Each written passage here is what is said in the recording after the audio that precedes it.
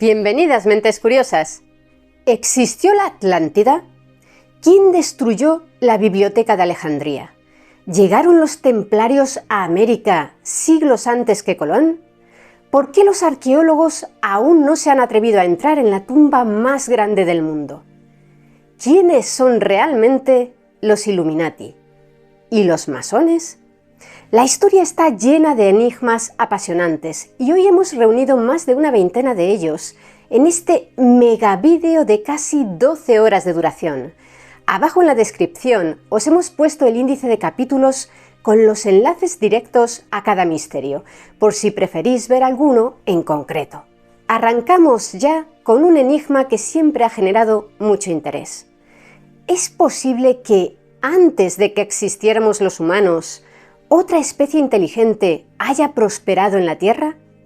Y de ser así, ¿seríamos capaces de descubrir las huellas de su paso por nuestro planeta?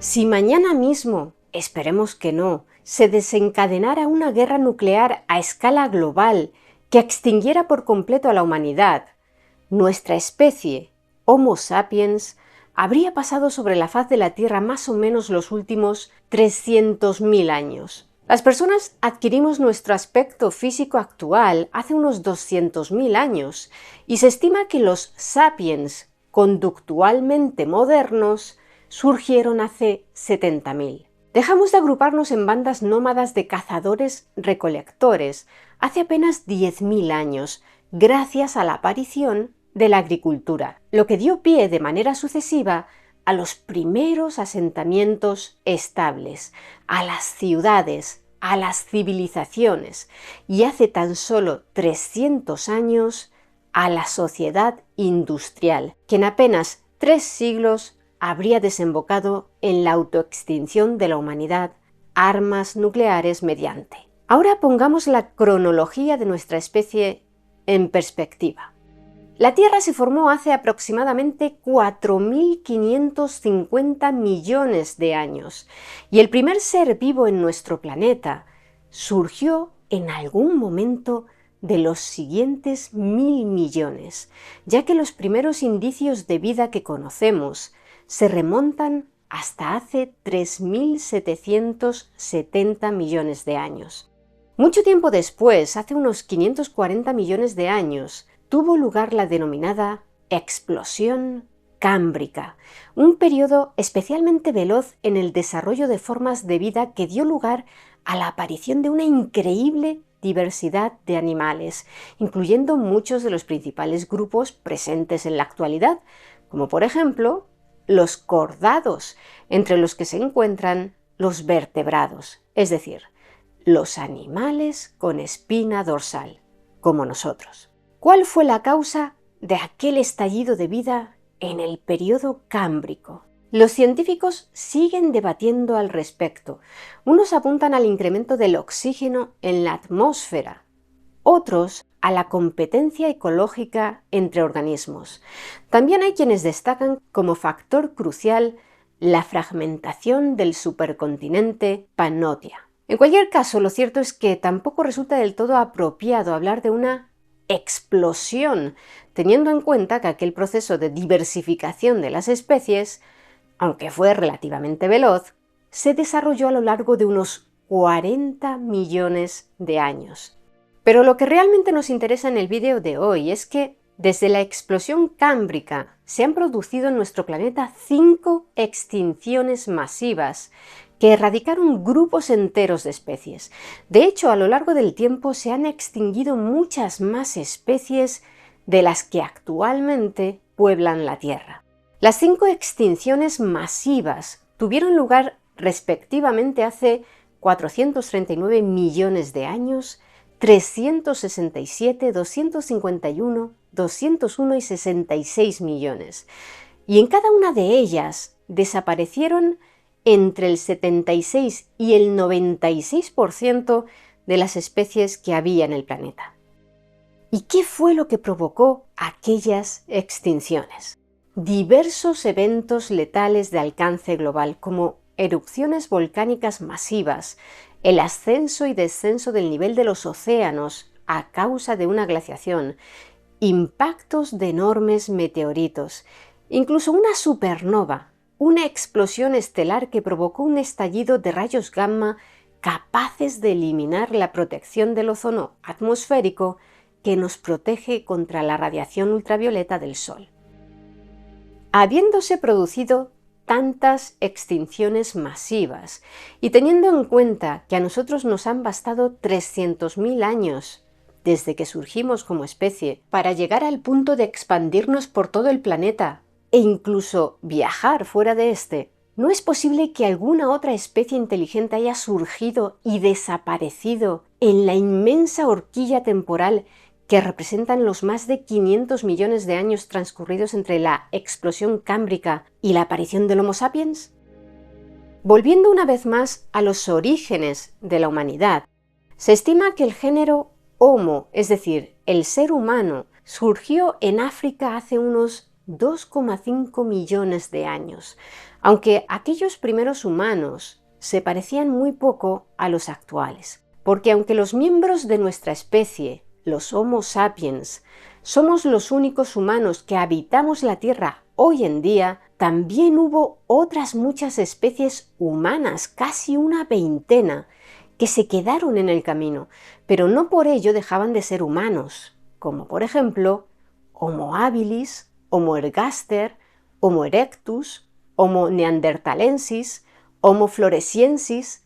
Dicho con otras palabras, pese a que desde nuestra perspectiva actual tendemos a pensar en la evolución del ser humano como un camino único, plagado de éxitos evolutivos, en realidad los caminos del ser humano han sido múltiples y todos han acabado en la aniquilación, a excepción del nuestro.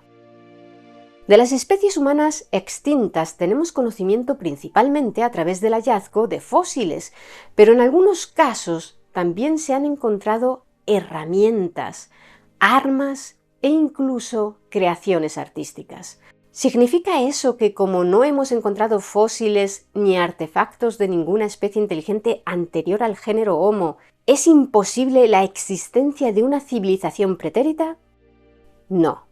Por un lado, no es nada fácil que tras fallecer los restos de un organismo acaben fosilizados, y es que apenas el 15% de las rocas cumplen con las condiciones adecuadas para conservar fósiles.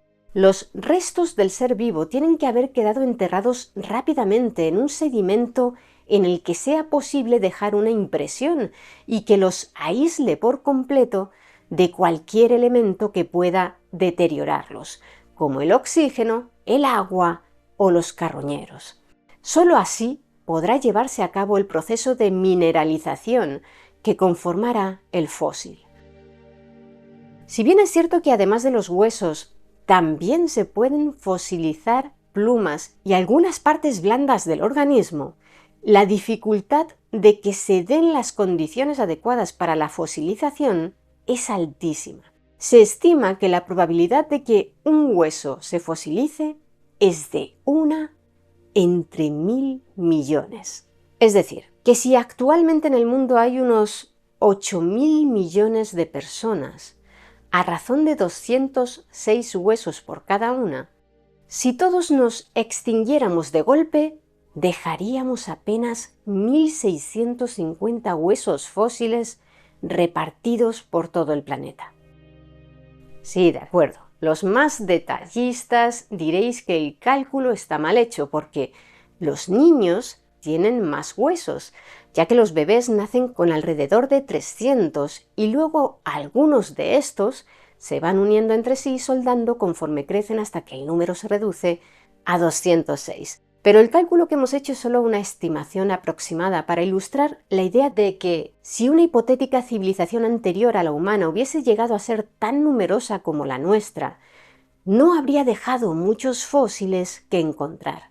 Por no hablar de que la actividad geológica de la Tierra hace que las capas más superficiales vayan quedando enterradas más y más profundo conforme pasa el tiempo. El desierto del Negev que cubre más de la mitad de Israel. Es la superficie inalterada más antigua de la Tierra y solo tiene 1,8 millones de años. Es decir, que si queremos encontrar los restos fósiles de una civilización anterior a la humana que haya existido en esa horquilla de 500 millones de años de la que hablamos antes, es muy probable que haga falta excavar, ya sea en tierra, en hielo o en el fondo de los océanos. Y podréis replicar, ya, pero hemos encontrado fósiles de dinosaurios, ¿no? Sí, es cierto. En los últimos 2 siglos, desde que se identificaron los primeros fósiles de dinosaurio en Inglaterra, se han desenterrado casi 11.000 en todo el mundo. E incluso tenemos fósiles de cianobacterias de hace 3.500 millones de años. No obstante, las condiciones especiales para el proceso de fosilización que ya hemos descrito genera grandes sesgos en el registro fósil. Por ejemplo, los seres que vivían en entornos montañosos o selváticos rara vez dejaban fósiles tras de sí. Los primeros a causa de los procesos geológicos de erosión, los segundos porque en las selvas hay abundancia de carroñeros. En contraposición, el 99% de todos los fósiles hallados pertenecen a criaturas acuáticas, dado que el fondo de los océanos, de los lagos y de los ríos, debido a la deposición continua de sedimentos, son más proclives a cubrir y proteger los restos orgánicos. En resumen, los científicos estiman que solo hemos hallado fósiles del 0,1% de las especies que en algún momento han habitado la Tierra. Y desde luego, aún no se han descubierto fósiles de ninguna especie no humana sospechosa de poseer una inteligencia superior a la de los animales. O al menos no se han identificado como tales. Porque, ¿cómo saber si una especie era inteligente o no? ¿Solo por el tamaño de su cráneo en relación con el cuerpo? Eso no basta. La verdadera señal de que una especie era inteligente hasta el punto de establecer una civilización sería hallar junto a los fósiles de sus cuerpos los restos de sus obras, herramientas, armas, construcciones, pinturas, esculturas, escritos, etc. Como hasta la fecha no se han encontrado restos de ningún artefacto que no sea obra del ser humano, solo podemos inferir que ninguna criatura prehistórica alcanzó un grado de desarrollo cognitivo equiparable al nuestro. Por cierto, como vamos a mencionar la palabra artefacto varias veces, conviene aclarar que la empleamos en su primera y más amplia acepción, objeto construido con una cierta técnica para un determinado fin. Por si os lo estáis preguntando, sí, todo lo que hemos mencionado hasta ahora se podría aplicar no solo a las especies autóctonas de nuestro planeta, sino también a una hipotética especie alienígena que se hubiera establecido en la Tierra hace millones de años y cuya civilización hubiese quedado extinta por alguna razón. O hubiera decidido abandonar este planeta, que es otra posibilidad. Presumiendo que hubiesen llegado hasta nuestro planeta por sus propios medios, sin duda partirían de un nivel tecnológico muy superior al de los humanos actuales. Por otro lado, en el caso de que una civilización prehumana hubiese sido lo suficientemente avanzada como para viajar al espacio, sería más fácil encontrar sus rastros en la Luna o en Marte que en la Tierra, donde es mucho más probable que la erosión y la actividad tectónica borren las evidencias. Volvamos al tema de los artefactos. Una especie inteligente prehumana que solo hubiese alcanzado el nivel de desarrollo de las sociedades nómadas de cazadores-recolectores apenas nos habría dejado evidencias directas de su existencia. Basta con pensar en todas las especies del género Homo que se han extinguido ya, como los neandertales, a pesar de que estos últimos desaparecieron hace tan solo 40.000 años aproximadamente, y de que por tanto coexistieron con el Homo sapiens. No son muchos los artefactos neandertales que se han encontrado. Las huellas de una especie de cazadores-recolectores que hubiese existido hace millones de años habrían quedado borradas por los procesos biológicos y geológicos. ¿Y si esa supuesta civilización hubiese llegado a descubrir la agricultura y se hubiera asentado en poblaciones estables? ¿No habría producido muchos más artefactos? Si tomamos como referencia al ser humano, la respuesta es que sí, sin duda. Cuando nuestras sociedades se volvieron agrícolas y sedentarias, desarrollamos herramientas más complejas hechas con materiales más resistentes, además de construir estructuras tanto para el alojamiento de las personas como para otros usos. La generación de excedentes alimentarios permitió el comercio y la especialización de tareas, lo que a su vez desembocó en el desarrollo de las artes, las ciencias y los sistemas políticos. El ser humano se organizó en ciudades, en reinos y en imperios, y creó monumentos tan duraderos como las pirámides de Egipto, Stonehenge o la Gran Muralla China, obras cuyos restos probablemente podrán ser detectados, aunque muy deteriorados, dentro de cientos de miles de años en el futuro. Extrapolando esas estimaciones, sería razonable descartar que haya existido una civilización prehumana con semejante grado de desarrollo en el último millón de años. Pero recordemos que la horquilla temporal que manejamos es de 500 millones de años. Por tanto, si hubiese existido una civilización hace, por ejemplo, 300 millones de años, no hallaríamos evidencias directas de ella.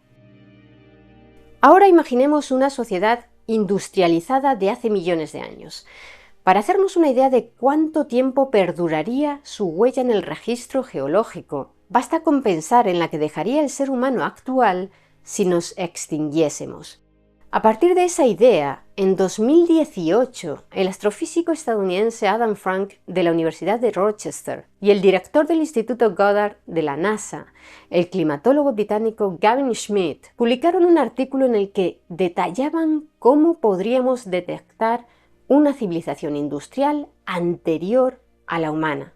Bautizaron su experimento mental como la hipótesis siluriana, pero no por el periodo silúrico, que pertenece a la era paleozoica, sino por los silurianos, también conocidos como reptiles terrestres, una especie tecnológicamente avanzada que pobló la Tierra antes que el ser humano, en la serie televisiva de ciencia ficción Doctor Who. En su artículo, Frank y Schmidt concluían que la probabilidad de encontrar evidencias directas, como fósiles o artefactos, de la existencia de civilizaciones industriales de hace más de 4 millones de años serían pequeñas. Y es que aunque podamos tener la impresión de que, por ejemplo, un gran núcleo urbano como Nueva York o Ciudad de México dejará siempre algún tipo de rastro, en realidad, una vez extinguida la especie humana, las ciudades tardarán pocas décadas en ser devoradas por la naturaleza y en 4 millones de años no quedarán evidencias físicas de que alguna vez hayan existido.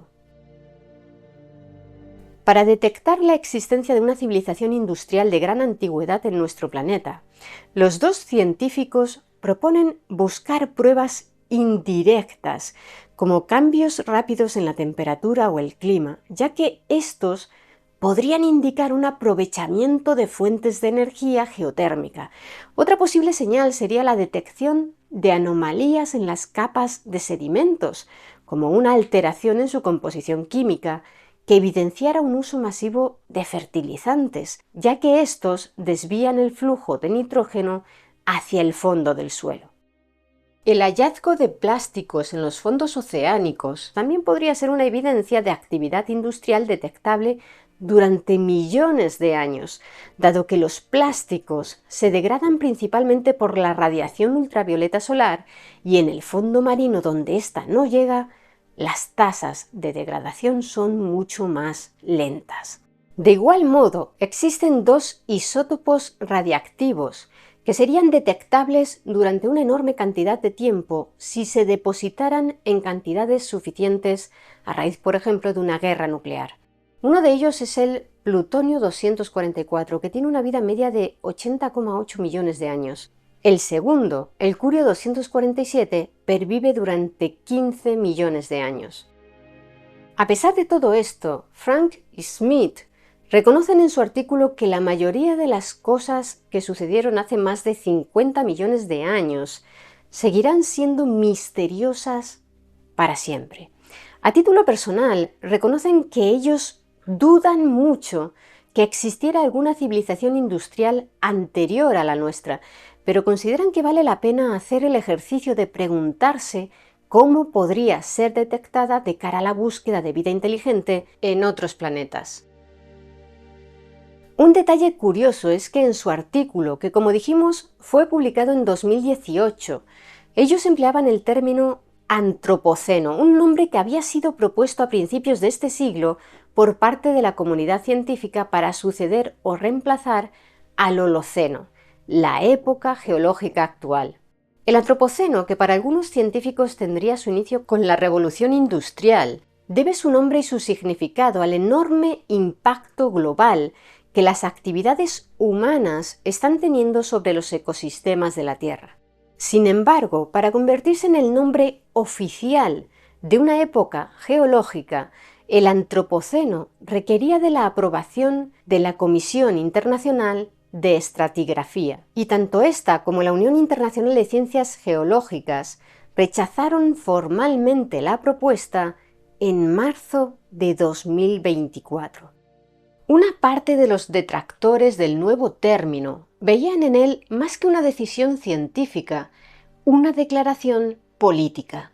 En la actualidad, el interés creciente por descubrir posibles formas de vida extraterrestres ha cristalizado en una disciplina científica, la exobiología. Los exobiólogos poseen conocimientos de biología, de astronomía, de física, de química y combinan todas esas ciencias para estudiar las posibilidades de que exista vida extraterrestre, así como los efectos que pueden ejercer sobre los seres vivos las diferentes condiciones ambientales que se dan en el universo. Seguramente habréis escuchado también el término astrobiología, pero hay una pequeña diferencia entre esta y la exobiología. Mientras que la astrobiología se dedica a investigar la vida en todo el universo, incluida también la Tierra, la exobiología solo estudia la vida fuera de nuestro planeta. O sea que la exobiología puede considerarse como una rama dentro de la astrobiología. La tarea concreta de buscar rastros arqueológicos de civilizaciones extraterrestres correspondería hipotéticamente a la exoarqueología, pero como bien supondréis, aún no se ha hallado ningún yacimiento, por lo que no hay arqueólogos que se dediquen a ella. De hecho, en el futuro lo más probable es que los exoarqueólogos se dediquen antes a estudiar los rastros que vayamos dejando los humanos a lo largo de nuestra expansión por el sistema solar conforme ésta se haga más compleja, que a investigar ruinas alienígenas.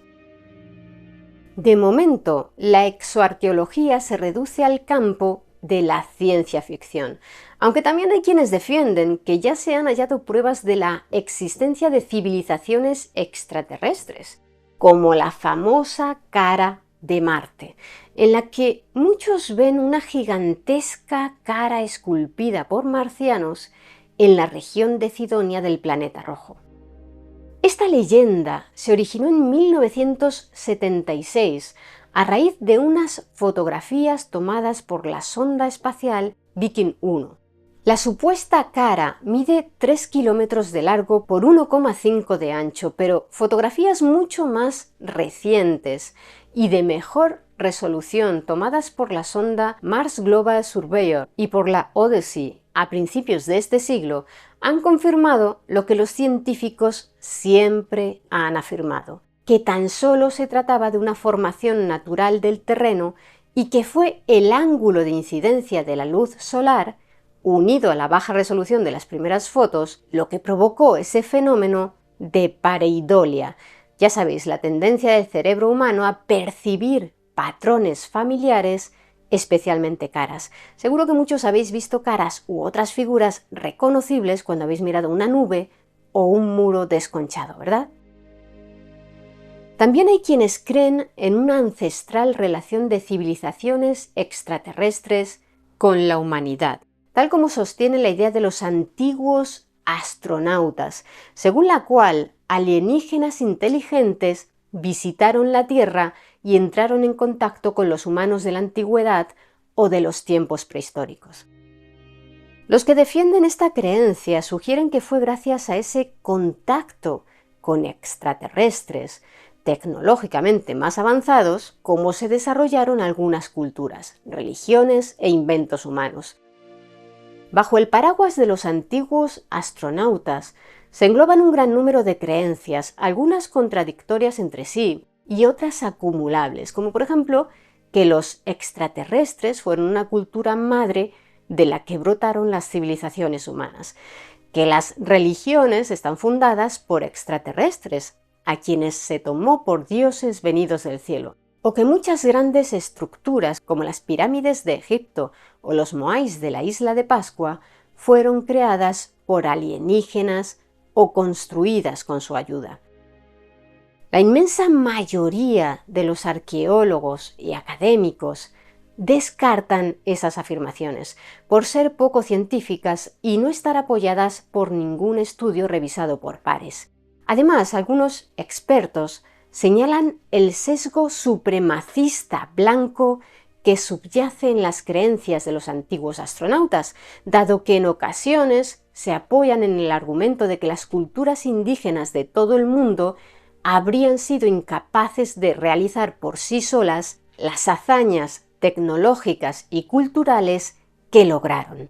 ¿Realmente necesitaban los mayas, los aztecas o los egipcios que un alienígena les enseñara a construir pirámides? Volviendo a Frank y Smith, en su artículo también mencionaban una interesante paradoja que nos hizo reflexionar. Y es que aunque la lógica nos induce a pensar que cuanto más tiempo perviva nuestra especie, mayor será el impacto de nuestras acciones sobre el planeta y dejaremos un mayor rastro en el registro geológico, en realidad, si los humanos llegamos a sobrevivir durante mucho tiempo, será porque habremos logrado desarrollar un estilo de vida mucho más sostenible y, por tanto, nuestra huella en el planeta será menor. Siguiendo esa línea de pensamiento, podría deducirse que el hecho de que no logremos encontrar ninguna evidencia, ni directa ni indirecta, de la existencia de una civilización prehumana, quizá no demuestre que nunca la hubo, sino todo lo contrario, que sobrevivió durante una enorme cantidad de tiempo y que fue capaz de hacerlo precisamente porque vivía en una armonía tan plena con el planeta que no dejó ninguna huella en él. En resumen, ¿existió una civilización terrestre anterior al ser humano? No hay ninguna prueba ni indicio de ello. ¿Es imposible que existiera? Pues tampoco se puede descartar por completo. ¿Quién sabe? Tal vez el día menos pensado nos llevemos todos una enorme sorpresa. De ser así, quizá analizar la trayectoria histórica de esa especie, incluidos los motivos de su extinción, podría ponernos en alerta ante algún riesgo potencialmente letal para la humanidad que todavía no alcanzamos a percibir. En la vida, al igual que en la carretera, para ser buen conductor es más que recomendable echar una ojeada al retrovisor de vez en cuando.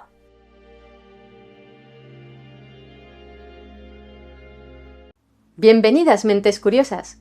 ¿Conocéis la historia del mito de la Atlántida? ¿Podría ser cierto que existió una gigantesca isla entre América y Europa, poblada por una civilización que acabó sumergida en el océano por un cataclismo?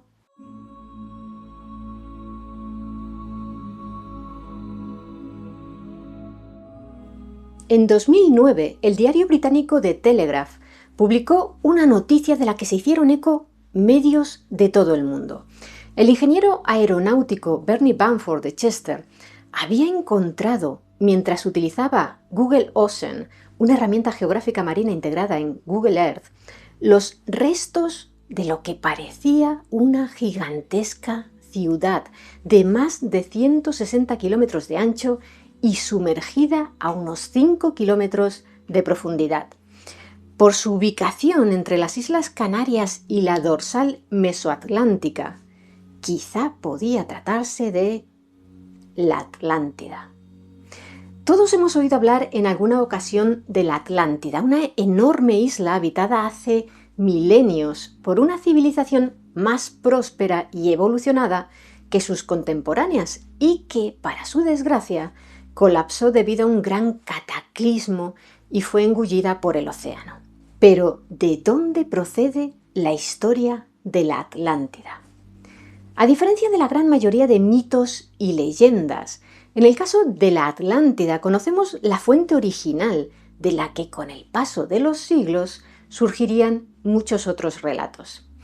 Y esa fuente no es otra que Platón, el famoso filósofo griego seguidor de Sócrates y maestro de Aristóteles. En torno al año 360 a.C., Platón escribió los diálogos Timeo y Critias, los dos únicos en los que se habla de la Atlántida.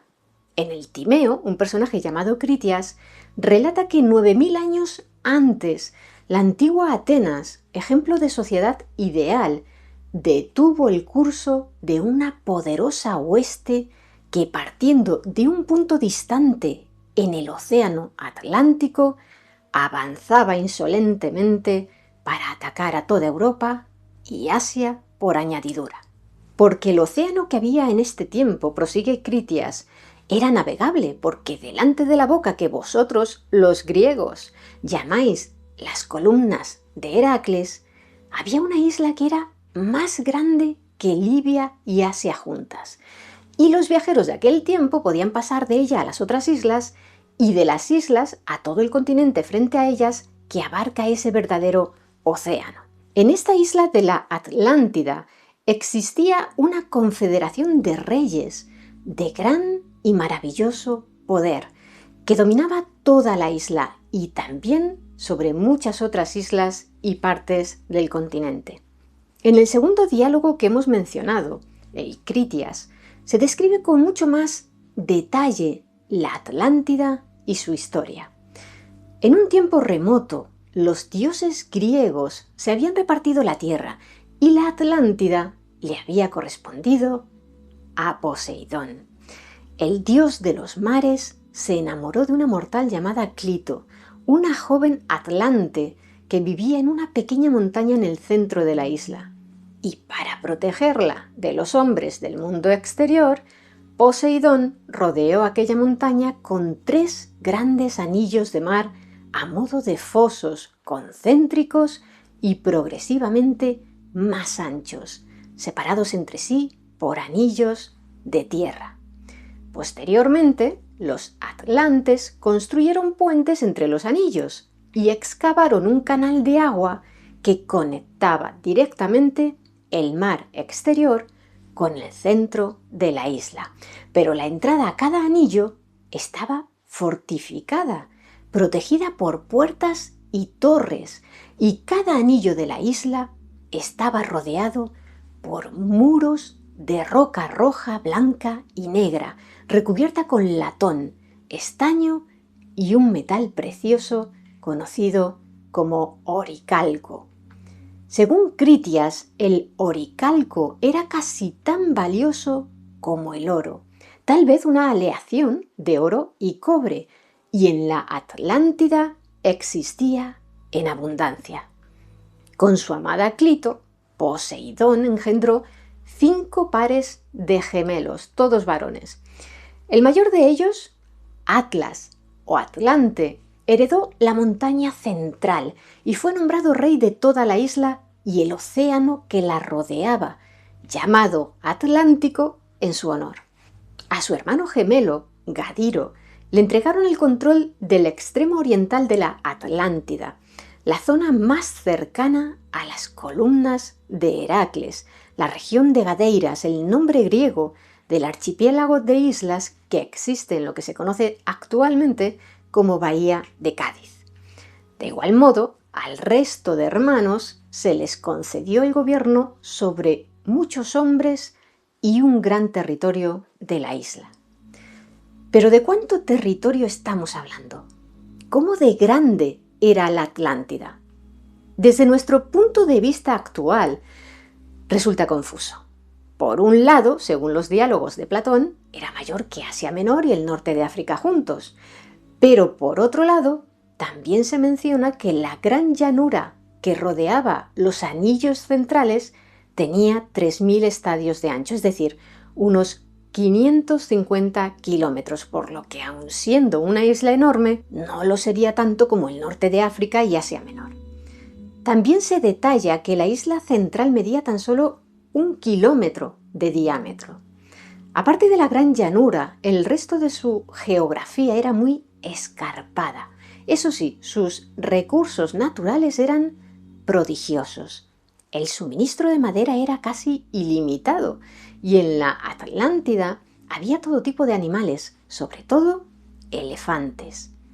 Las tierras eran tan fértiles que las cosechaban 2 veces al año y en general nadaban en la abundancia de todas las materias primas imaginables, lo que contribuyó al desarrollo y la prosperidad de la sociedad, regida por una confederación de reyes.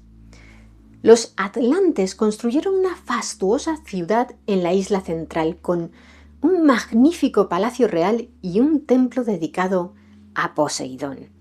En el interior de aquel templo, grabadas en una columna de oricalco, se encontraban las leyes que regían la convivencia en la Atlántida.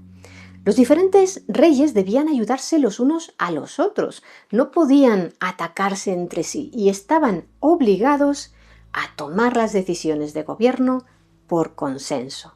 Cada 5 y 6 años de manera alterna, los reyes se reunían para llegar a acuerdos y castigar a los monarcas que se hubieran saltado las leyes.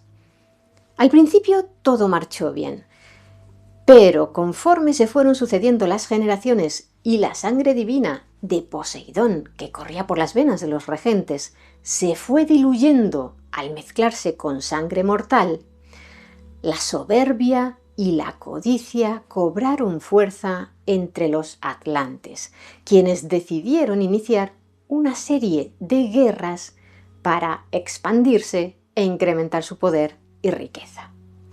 Así conquistaron el norte de África hasta Egipto y el sur de Europa hasta el centro de la península itálica. Sin embargo, cuando cometieron el error de invadir Grecia, fueron derrotados por los atenienses, los héroes de la verdadera sociedad ideal. Los dioses decidieron reunirse para decidir cómo castigar a los atlantes por su arrogancia. Os leo las palabras de Platón. El dios de dioses Zeus se dio cuenta de que una estirpe buena estaba dispuesta de manera indigna y decidió aplicarles un castigo para que se hicieran más ordenados y alcanzaran la prudencia.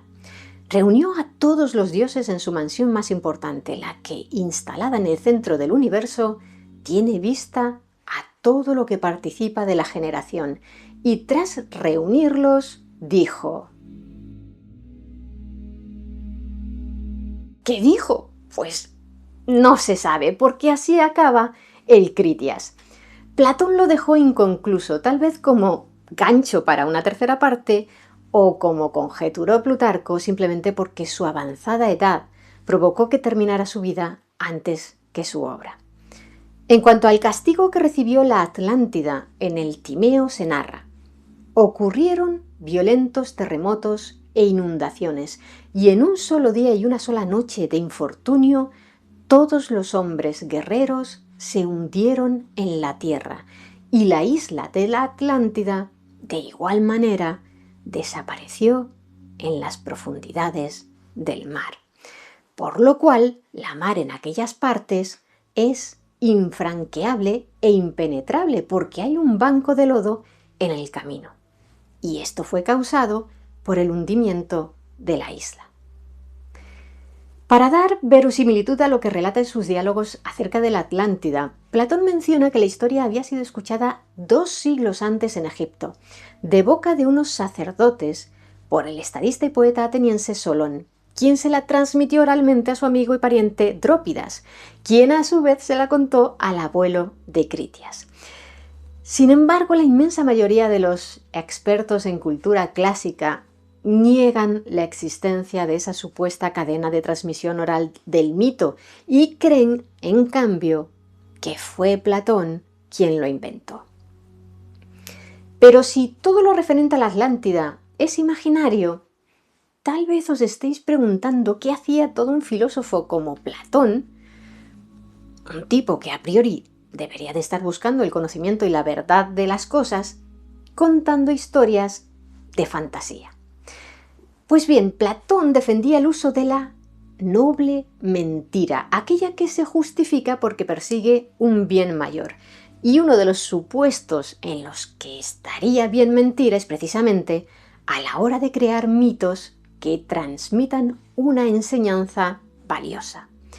Platón era consciente del importante papel educativo que los relatos de ficción desempeñan a la hora de formar a los ciudadanos y por eso, al inventarse el mito de la Atlántida, pretendía aleccionar acerca de los peligros de la soberbia, empleando a la Atlántida y a sus prósperos habitantes como una alegoría. Los atlantes eran la nación arrogante que amenazaba la Atenas antigua, la encarnación del estado ideal del que hablaba Platón en la República. Por supuesto, aunque esta explicación sobre el origen del mito sea quizá la más creíble, no deja de ser solo una de las posibles explicaciones. De hecho, el nivel de detalle con el que describe la Atlántida puede parecer excesivo, innecesario para el simple objetivo de transmitir una lección moral. Además, el propio Platón especifica que se trata de una historia verdadera. ¿Lo decía de manera irónica o realmente creía que todo aquello era cierto? Hay opiniones para todos los gustos. En la antigüedad, aunque el propio Aristóteles, discípulo de Platón, creía que su maestro se había inventado el mito de la Atlántida para enseñar filosofía, otros sabios como los geógrafos e historiadores Posidonio y Estrabón dieron crédito al relato de Platón. Y el historiador Diodoro de Sicilia mencionó la existencia de una isla en el Atlántico, habitada por hombres muy fieros, que había sido descubierta por los cartagineses, aunque no la llama Atlántida. Ya en el siglo II de nuestra era, Plutarco incluso enumeró los supuestos nombres de los sacerdotes egipcios que le habrían contado a Solón la historia de la Atlántida: Sonquis y Xenofis.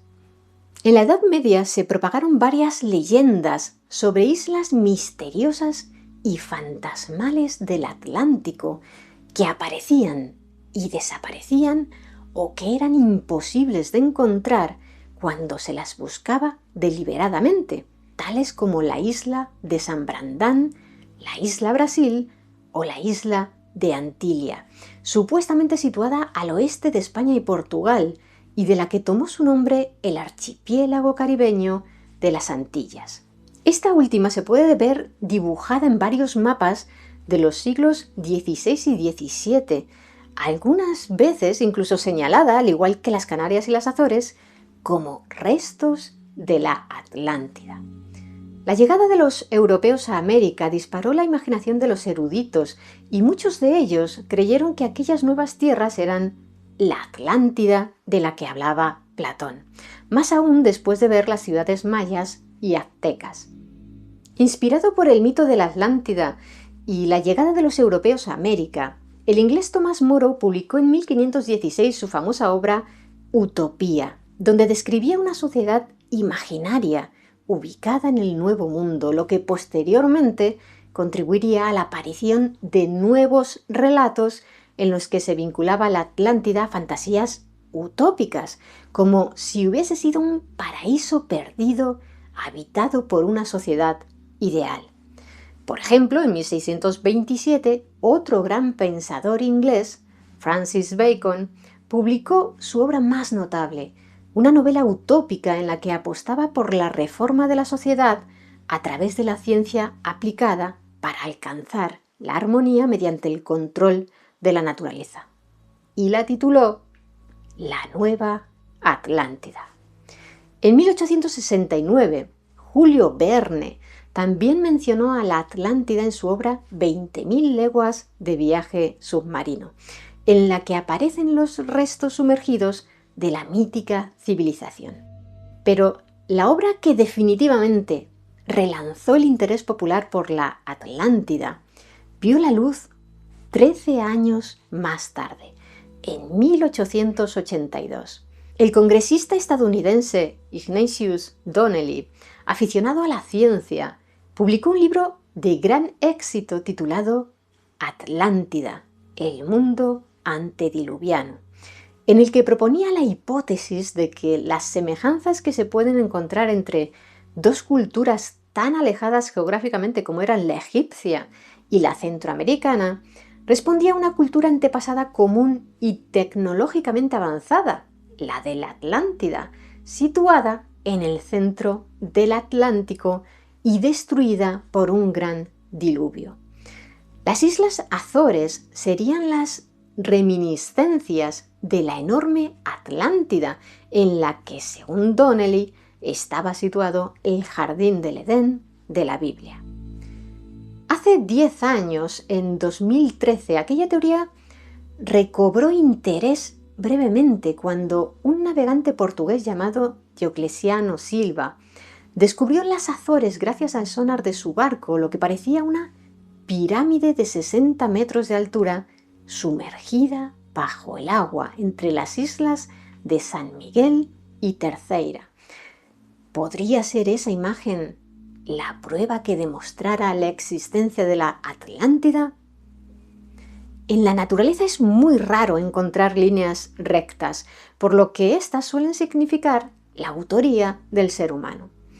Sin embargo, poco después de que Silva revelara su descubrimiento, la Marina portuguesa cotejó el hallazgo con sus mapas del fondo marino y concluyó que la supuesta pirámide no era más que una elevación submarina natural. El sonar de Silva era de baja resolución y representaba las zonas situadas a la misma altura, delimitadas con líneas rectas, cuando en realidad eran curvas. Por eso, la supuesta pirámide, al igual que las zonas cercanas, parecía poseer contornos rectilíneos. El libro de Donnelly dio inicio a una nueva manera de reinterpretar los mitos clásicos, aparcando los métodos científicos en favor de la imaginación para revelar supuestos mensajes ocultos que dieran pie a versiones alternativas de la historia de la humanidad, lo que alimentó diversas teorías posteriores acerca de la Atlántida. Una de las más difundidas fue la de la cofundadora de la Sociedad Teosófica, la rusa Helena Blavatsky, quien, retomando las interpretaciones de Donnelly, publicó en 1888 la obra esotérica titulada La Doctrina Secreta, compuesta de 2 volúmenes. En el segundo de ellos, dedicado a los orígenes de la humanidad, sostiene que los atlantes, que alcanzaron su apogeo hace entre 1.000.000 y 900.000 años más o menos, eran una raza humana anterior a la nuestra, que se destruyó a sí misma en una guerra interna provocada por el mal uso de sus poderes psíquicos y sobrenaturales. Otros ocultistas, como el austriaco Rudolf Steiner o la británica Dion Fortune, también incluyeron a la Atlántida entre los orígenes del ser humano actual. Y sí, algunos de los dirigentes nazis también creyeron en el mito de la Atlántida, hasta el punto de que en 1938 Heinrich Himmler envió una expedición científica al Tíbet en busca de los descendientes de los atlantes. Pero esa es otra historia bastante enrevesada que os contaremos con más detalle en un futuro vídeo. Aparte de los ocultistas y los pseudocientíficos, a raíz de la obra de Donnelly, también surgieron muchos arqueólogos e historiadores que, creyendo que el relato de Platón estaba inspirado en un lugar real, trataron de localizarlo. ¿Dónde? Platón se limitó a indicar que la Atlántida se encontraba delante de la boca que vosotros los griegos llamáis las columnas de Heracles, lo que generalmente se ha entendido como una referencia al estrecho de Gibraltar y por tanto situaría la Atlántida en el océano Atlántico. Sin embargo, algunos eruditos sostienen que hasta el siglo VI a.C., cuando los griegos hablaban de las columnas de Heracles, no se referían al estrecho de Gibraltar, sino a las montañas situadas a ambos lados del Golfo de Laconia, en el sur de Grecia, por lo que la Atlántida podría estar situada en el Mediterráneo. De forma que se buscó la Atlántida no solo en el Atlántico, sino también en el Mediterráneo, desde Israel hasta Cádiz, pasando por la mayoría de las islas del Mare Nostrum: Cerdeña, Santorini, Creta, Chipre, Malta. Entre las teorías mediterráneas, una de las más interesantes es la que propuso el profesor de historia británico Quinton T. Frost a principios del siglo XX, según la cual la Atlántida nunca existió, sino que el relato de Platón es tan solo el recuerdo deformado de la civilización minoica o cretense, que cumplía las premisas de ser poderosa, conocida por los egipcios y posiblemente una amenaza para la antigua Grecia. En esa línea, el arqueólogo griego Spyridon Marinatos planteó en 1938 la hipótesis de que el fin de la civilización cretense pudo deberse, al igual que en el caso de los atlantes, a un cataclismo. Hacia el año 1628 o 1627 a.C., el volcán de la isla Tera, hoy conocida como Santorini en Grecia, entró en erupción y provocó una descomunal explosión de caldera tan potente que la isla perdió gran parte de su superficie y un gigantesco maremoto asoló el Mediterráneo oriental. La emisión de polvo oscureció el cielo tanto que aquel fenómeno fue observado incluso en China. El famoso oceanógrafo francés Jacques Cousteau también creyó en esa teoría, pero si bien los expertos coinciden en que la explosión del volcán dañó seriamente a la civilización cretense, no existe consenso sobre si la hizo desaparecer. Por último, también queremos mencionar que aunque en las últimas décadas algunos investigadores han vinculado la Atlántida con la civilización histórica de Tartesos, que estuvo asentada en el suroeste de la península ibérica, o incluso han llegado a indicar que la Atlántida pudo estar situada en las marismas del Parque Nacional de Doñana, no hay pruebas arqueológicas que sostengan esas suposiciones. ¡Ah, casi me olvidaba! ¿Y qué hay de aquella imagen que os mostramos al principio del vídeo, la de la supuesta Atlántida encontrada en una imagen de Google Ocean? Como mencionábamos antes, en la naturaleza no hay líneas rectas, por lo que sin duda aquellos surcos en el fondo marino parecían hechos por el ser humano. Pero, en realidad, lo que se confundió con la ciudad descrita por Platón eran las líneas recorridas por las naves cuando usan el sonar para medir los fondos marinos y recoger datos batimétricos.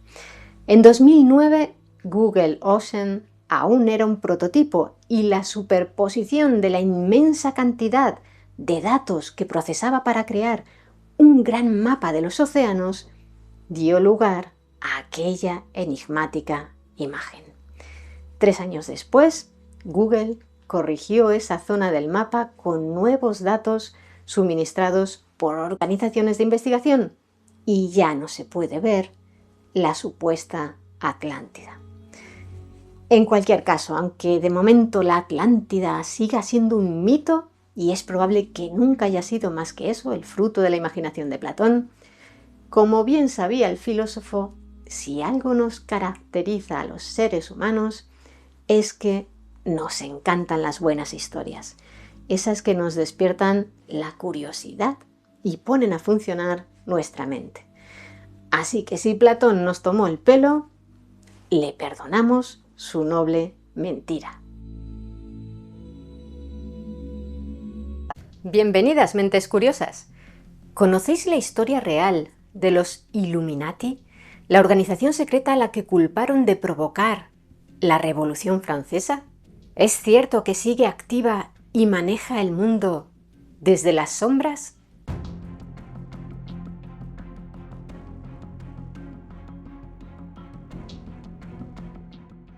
¿Quién no ha oído hablar alguna vez de los Illuminati, esa organización secreta que aparece con frecuencia en la cultura popular?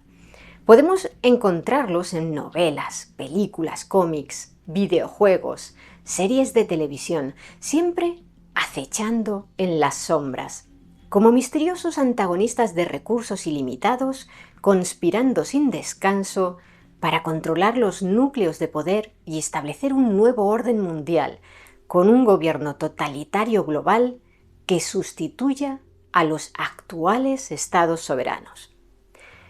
Pero, ¿son solo personajes de ficción? No son pocos quienes creen en su existencia real e incluso señalan a personajes públicos como posibles miembros de esa organización secreta. Hillary Clinton, Barack Obama, Jim Carrey, Lady Gaga, Beyoncé. Cualquier figura relevante es susceptible de pertenecer a los Illuminati. Ahora bien, al margen de las actuales teorías conspirativas, lo cierto es que los Illuminati sí existieron. Para contar su historia debemos remontarnos en el tiempo 2 siglos y medio, concretamente hasta el 1 de mayo de 1776. En la localidad alemana de Ingolstadt, que por aquel entonces pertenecía al electorado de Baviera, un filósofo de origen judío que impartía clases de derecho en la universidad local, fundó junto a 4 alumnos suyos la Bund der Perfektibilisten, que se podría traducir al español como Pacto de Perfectibilidad o Asociación de los Perfectibilistas. Sí, aquel nombre sonaba muy raro y tenía poco gancho, de modo que un par de años más tarde lo cambiarían por el de Illuminatenorden, es decir, Orden de los Illuminati. Pero quedémonos aún en aquel 1 de mayo de 1776. El profesor universitario que fundó aquella organización secreta se llamaba Adam Weishaupt. Había nacido allí mismo, en Ingolstadt, y tenía 28 años. Su padre, que ejercía como rabino, falleció cuando Adam era aún muy pequeño, de modo que se crió con su padrino, Johann Adam Freiherr von Eichstätt, un profesor de Derecho en la Universidad de Ingolstadt que defendía las ideas de la Ilustración. El pequeño Adam siguió los pasos de su padrino y estudió Derecho en su universidad, controlada por los jesuitas. Se doctoró con 20 años y en 1772, a los 24, comenzó a trabajar allí mismo como profesor de Derecho Civil. Un año más tarde, el Papa Clemente XIV suprimió la Compañía de Jesús y Weishaupt aprovechó para convertirse en profesor de Derecho Canónico, un puesto que hasta entonces había estado reservado en exclusiva a los jesuitas. Sin embargo, estos, aunque oficialmente habían sido disueltos, aún conservaban gran parte de su poder en aquella universidad, que consideraban suya, y continuamente trataron de desacreditar a los docentes que, como Weishaupt, osaran introducir en los temarios del curso cualquier enseñanza que ellos considerasen protestante o liberal.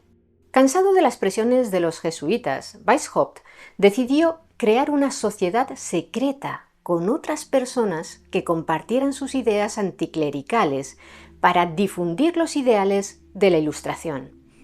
Como decíamos, inicialmente solo formaban el grupo él y 4 alumnos, apellidados Massenhausen, Bauhoff, Metz y Sutor. Decidieron que su símbolo sería el búho de Minerva, la diosa romana de la sabiduría, y para mantener sus identidades ocultas, emplearon nombres en clave. Así, Weishaupt pasó a ser Espartaco y sus 4 alumnos se convirtieron en Áyax, Agatón, Tiberio y Erasmo de Róterdam, aunque Espartaco no tardó en expulsar a Erasmo por perezoso. Y es que para que aquel pequeño grupo se expandiese, era necesario que todos sus miembros colaboraran activamente reclutando a nuevos estudiantes interesados en acceder a textos racionalistas y en propagar los ideales de igualdad y libertad. El más activo fue Ajax, es decir, Massenhausen, quien se marchó a estudiar a Múnich y allí reclutó a Xavier von Schwab, un antiguo alumno de Weishaupt que estaba al cargo de la Lotería Nacional de Baviera. Así, poco a poco, pasaron de 5 miembros a 12 y Weishaupt sugirió cambiar el nombre de la sociedad secreta por el de Orden de las Abejas. ¿Orden de las Abejas? Pues sí, porque él veía a los miembros como abejas obreras que, dirigidas por la abeja reina, que era él, se encargaban de reunir el néctar de la sabiduría.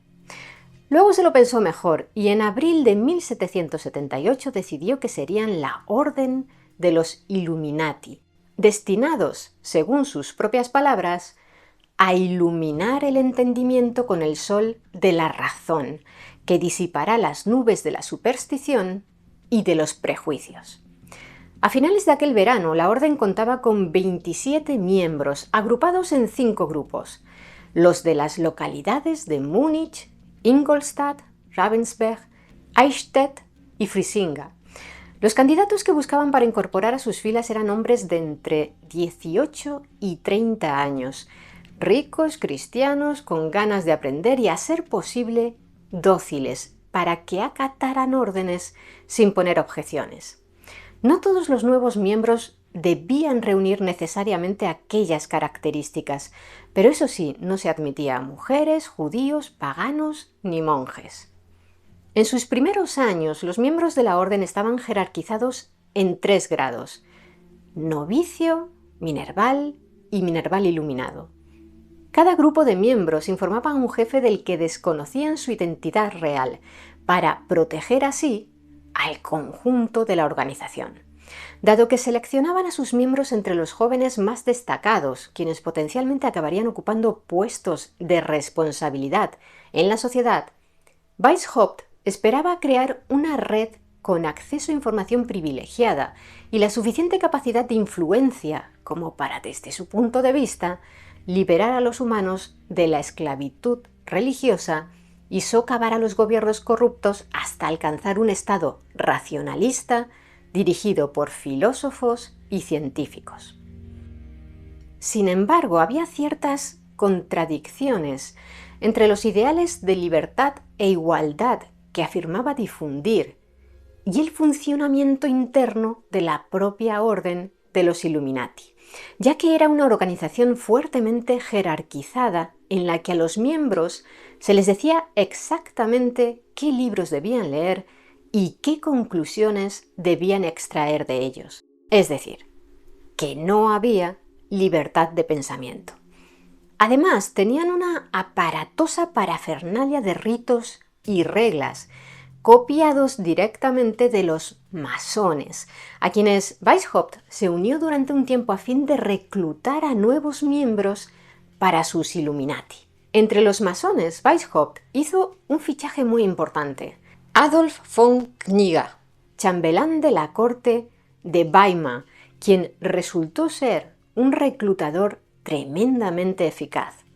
Apuntaba directamente a los maestros y guardianes de las logias masónicas, quienes a veces ponían a toda su logia a disposición de los Illuminati. De ese modo, los Illuminati se expandieron por el sur y el centro de Alemania, incluso por Austria, y llegaron a rondar los 2000 miembros. El problema era que muchos de los masones que se pasaban a los Illuminati lo hacían porque se les había prometido que podrían ascender a los misteriosos rangos superiores que había por encima de Weishaupt, ya que éste le había contado a Kniga que él servía a unos poderosos hombres a los que llamaba Serenísimos Superiores, porque la orden de los Illuminati era muy antigua. Conforme pasaba el tiempo, los nuevos Illuminati le preguntaban con mayor insistencia a Kniga sobre esos rangos superiores que se les habían prometido, y Kniga, a su vez, preguntaba a Weishaupt.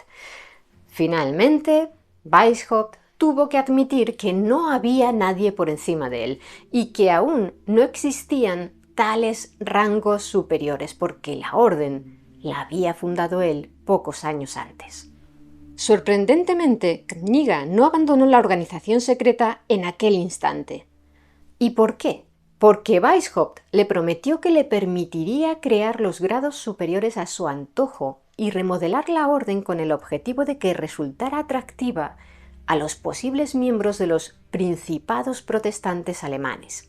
Y es que la posición ideológica inicial de los Illuminati en contra de los jesuitas se había transformado en un sentimiento antirreligioso en general, es decir, contra cualquier tipo de fe, tanto católica como protestante, lo que dificultaba mucho reclutar miembros entre las élites. Pese a las intenciones reformistas de Kniga, los Illuminati comenzaron su declive antes de lograr ningún impacto político o social real. Muy pronto empezaron a chocar los caracteres de Kniga y Weishaupt, a quien el primero acusaba de ser un pedante dominador e incluso de ser en realidad un jesuita disfrazado, algo que por supuesto ofendió mucho a Weishaupt. «Iba yo», escribió Kniga, «a trabajar bajo su estandarte por la humanidad, a conducir a los hombres bajo el yugo de un tipo tan obstinado? Nunca». Así que en julio de 1784, 4 años después de unirse a los Illuminati, Kniga abandonó la orden. Para entonces, los Illuminati ya habían cometido su mayor error: la indiscreción. En Baviera, algunos de los miembros de menor rango habían presumido en público del gran poder de los Illuminati, quienes, de hecho, habían comenzado a ocupar algunos puestos relevantes en órganos de gobierno cívicos y estatales. Aquellas fanfarronadas, acompañadas de críticas públicas a la monarquía y tratos de favor notorios entre Illuminatis importantes, dispararon el temor popular hacia esa organización secreta que ya no lo era. Si tenías una disputa legal con tu vecino y este resultaba ser un Illuminati, como te tocara un juez Illuminati, estabas apañado. Alarmado por la situación y los rumores crecientes, el príncipe elector del Palatinado y de Baviera, Carlos Teodoro, decidió prohibir la existencia de los Illuminati y, de paso, todas las sociedades secretas, en un edicto fechado el 2 de marzo de 1785. Adam Weishaupt huyó de Baviera y los Illuminati, apenas 9 años después de su creación, se dispersaron y desaparecieron de la historia. Al menos durante 12 años, porque en 1797 un sacerdote jesuita, el francés Augustin Barriel, publicó un libro titulado Memorias que ilustran la historia del jacobinismo, en el que afirmaba que los Illuminati de Baviera seguían en activo y, de hecho, formaban parte de los grupos responsables de promover la Revolución Francesa, que, como todos sabemos, había tenido lugar en 1789, 8 años antes. Según Barriel, la revuelta social había sido el resultado de un plan cuidadosamente orquestado durante años por agentes subversivos como los Illuminati. Aquella obra de Barriel podría haber pasado desapercibida, pero resulta que aquel mismo año, 1797, vio la luz una obra publicada por el físico y matemático británico John Robison, profesor de filosofía natural en la Universidad de Edimburgo, que se titulaba... Dejad que tome aire. pruebas de una conspiración contra todas las religiones y gobiernos de Europa llevada a cabo en las reuniones secretas de los francmasones, los Illuminati y las sociedades de lectura, recogidas de buenas autoridades. Aunque la gran mayoría de los historiadores que han investigado el tema consideran que los libros de Barruel y Robison no presentan bases sólidas, más allá de suposiciones y rumores, aquellas dos obras fueron ampliamente difundidas no solo por Europa, sino también por los jovencísimos Estados Unidos de América. De hecho, el reverendo G.W. Snyder envió un ejemplar del libro de Robison a George Washington, que era masón, para advertirle del riesgo de que los Illuminati se hubieran infiltrado entre las logias de los masones de Norteamérica. En la imaginación popular, los Illuminati se hicieron más poderosos e influyentes de lo que nunca habían sido en el mundo real. Durante varios años, sacerdotes de diferentes credos lanzaron sermones desde sus púlpitos contra los Illuminati y sus oscuros propósitos. Se escribió acerca de ellos en artículos periodísticos y los políticos solían mencionarlos cuando daban discursos antimasónicos. Incluso llegaron a acusar a quien se convertiría en el tercer presidente de Estados Unidos, Thomas Jefferson, de recibir el apoyo de los Illuminati durante las elecciones presidenciales del año 1800. A principios del siglo XIX, la preocupación por los Illuminati se apagó y aquella organización secreta de breve recorrido pasó a dormir el sueño de la historia. Hasta 1975, cuando regresó a la palestra de la cultura popular. ¿Y por qué volvieron a ponerse de moda entonces? Fue a causa de dos escritores estadounidenses, Robert Anton Wilson y Robert Say, quienes publicaron juntos una trilogía de ficción titulada Illuminatus, una sátira posmoderna en la que se habla de multitud de teorías de la conspiración, como los asesinatos de Martin Luther King y los hermanos Kennedy, y que tiene como trasfondo los tejemanejes de los Illuminati, una organización conspirativa que controla el mundo en secreto. En su obra se explica que el fundador de los Illuminati de Baviera, Adam Weishaupt, había asesinado a George Washington para hacerse pasar por él y se convirtió así en presidente de los Estados Unidos. Desde entonces, los Illuminati habían estado detrás de todos los eventos relevantes de la historia de aquel país. Los datos históricos, por si os lo estáis preguntando, indican que Weishaupt, tras exiliarse de Baviera, pasó el resto de su vida en la localidad de Gotha, en el actual estado alemán de Turingia, donde escribió numerosas obras acerca de la filosofía de los Illuminati y falleció en 1830. ¿Y cómo se le ocurrió a Say y Wilson recuperar la figura de los Illuminati en aquella trilogía de ficción? Se habían conocido trabajando en la revista Playboy. Allí Wilson se encargaba de responder a las cartas de los lectores y por eso leía una gran cantidad de teorías conspirativas de todo tipo. Como los dos se divertían mucho con aquellas historias, decidieron crear una obra literaria en la que todas las teorías conspirativas fuesen reales. Por otro lado, unos años antes, en 1957, había aparecido el discordianismo, una religión satírica creada en una bolera de California por Mala Eclipse el Joven y Omar Khayyam Ravenhurst, quienes en realidad se llamaban Craig Hill y Kerry Thornley. La idea principal del discordianismo es que en el universo todo es caos y que las religiones no son sino una invención del ser humano para engañarse a sí mismo tratando de fingir que existe un orden.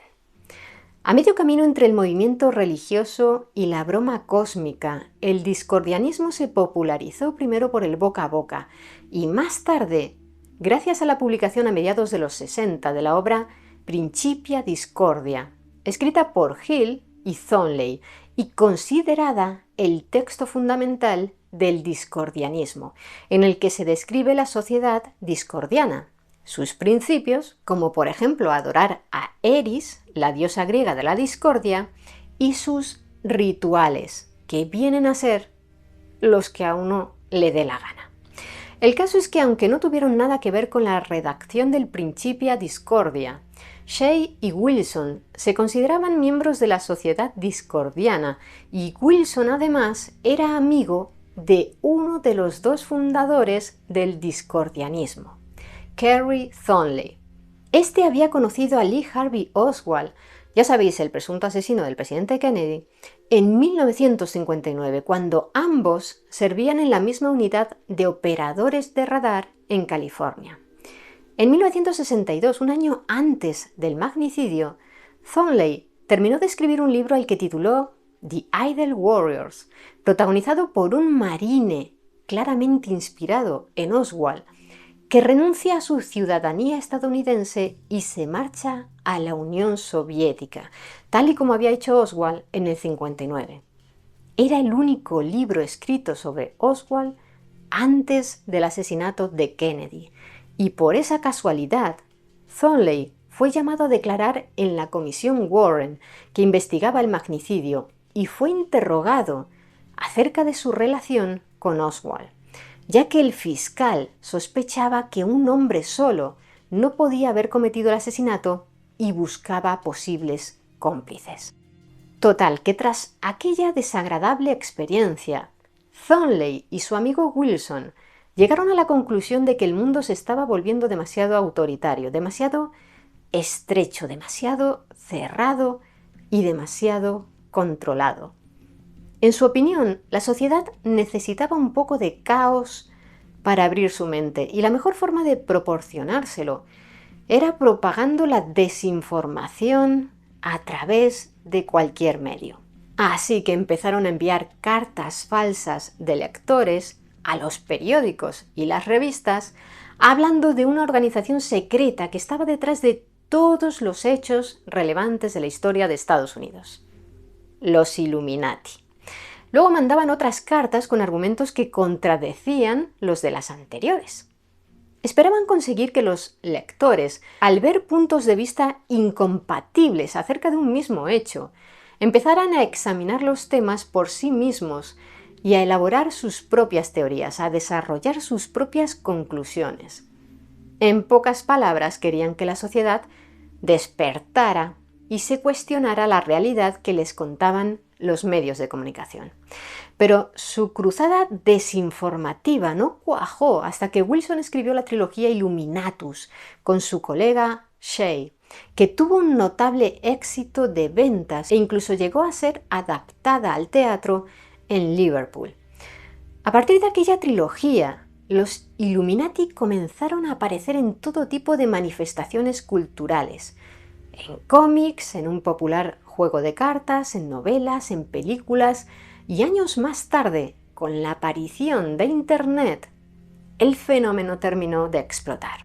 Los Illuminati se convirtieron en un elemento recurrente de las teorías de la conspiración, ya que podían encajar en cualquiera, desde provocar las dos guerras mundiales hasta financiar el rodaje del falso alunizaje del Apolo 11.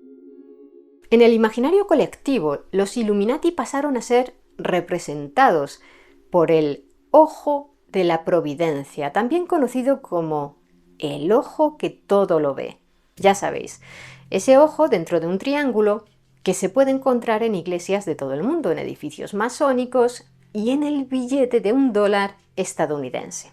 Aunque los masones sí usaban aquella imagen como símbolo de Dios, en realidad no existe ninguna prueba que lo vincule con los Illuminati de Baviera, cuyo símbolo, como dijimos antes, era el búho de Minerva. Entre las teorías más llamativas acerca de los Illuminati, destaca la difundida por el exfutbolista y locutor deportivo británico David Icke, según la cual los miembros de esa organización secreta no solo controlan el mundo, sino que en realidad son una raza interdimensional de seres reptilianos que cambian de forma y manipulan los acontecimientos para que los seres humanos vivan atemorizados y generen así una energía negativa de la que ellos puedan alimentarse. Actualmente diversas fraternidades se autoproclaman herederas de los Illuminati bávaros e incluso emplean la palabra Illuminati o alguna variación en sus propios nombres. Sin embargo, ninguna ha demostrado hasta el momento una conexión real con la orden original. Pero intentar vincularse con los Illuminati del siglo XVIII es una buena manera de generar interés y atraer a nuevos miembros. Ninguna de esas organizaciones es especialmente secreta ni poderosa y desde luego no parecen capaces de controlar el mundo.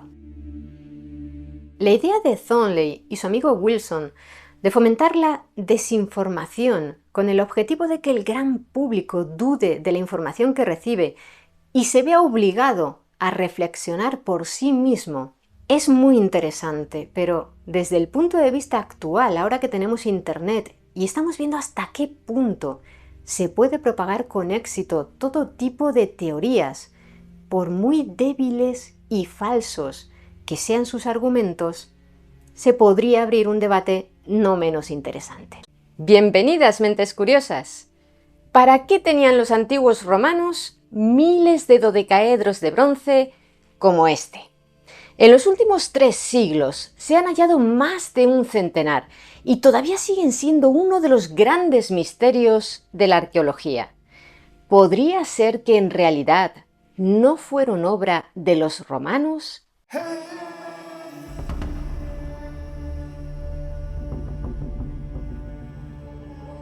Muchos de vosotros habréis oído hablar de los OPARTs, objetos antiguos que parecen fuera de lugar, como si por su tecnología no pertenecieran al contexto cultural o temporal en el que fueron hallados y desafiasen la cronología de la historia. Pero hoy no os vamos a hablar de OPARTs, sino de objetos históricos misteriosos que sí pudieron ser fabricados con la tecnología disponible en su época, pero cuya finalidad los arqueólogos e historiadores no han logrado averiguar aún. Como por ejemplo, este intrigante objeto que os ha impulsado a ver el vídeo, el conocido como dodecaedro romano. Se le llama así por la sencilla razón de que no se sabe qué era, más allá de que posee la forma de un poliedro con 12 caras pentagonales.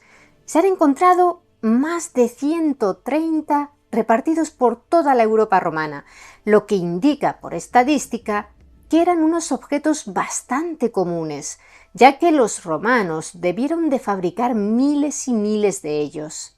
Pero, ¿para qué servían? Ni idea.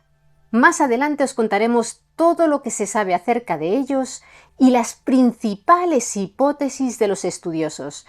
Pero primero queremos mostraros otros objetos fascinantes para cuya finalidad los arqueólogos aún no tienen explicación.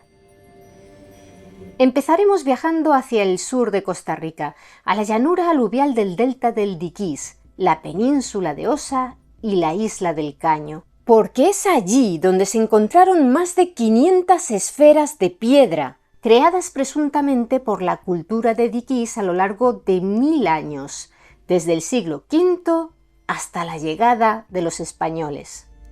Fueron descubiertas en 1939, cuando la empresa bananera estadounidense United Fruit Company comenzó a deforestar la zona para cultivar banano.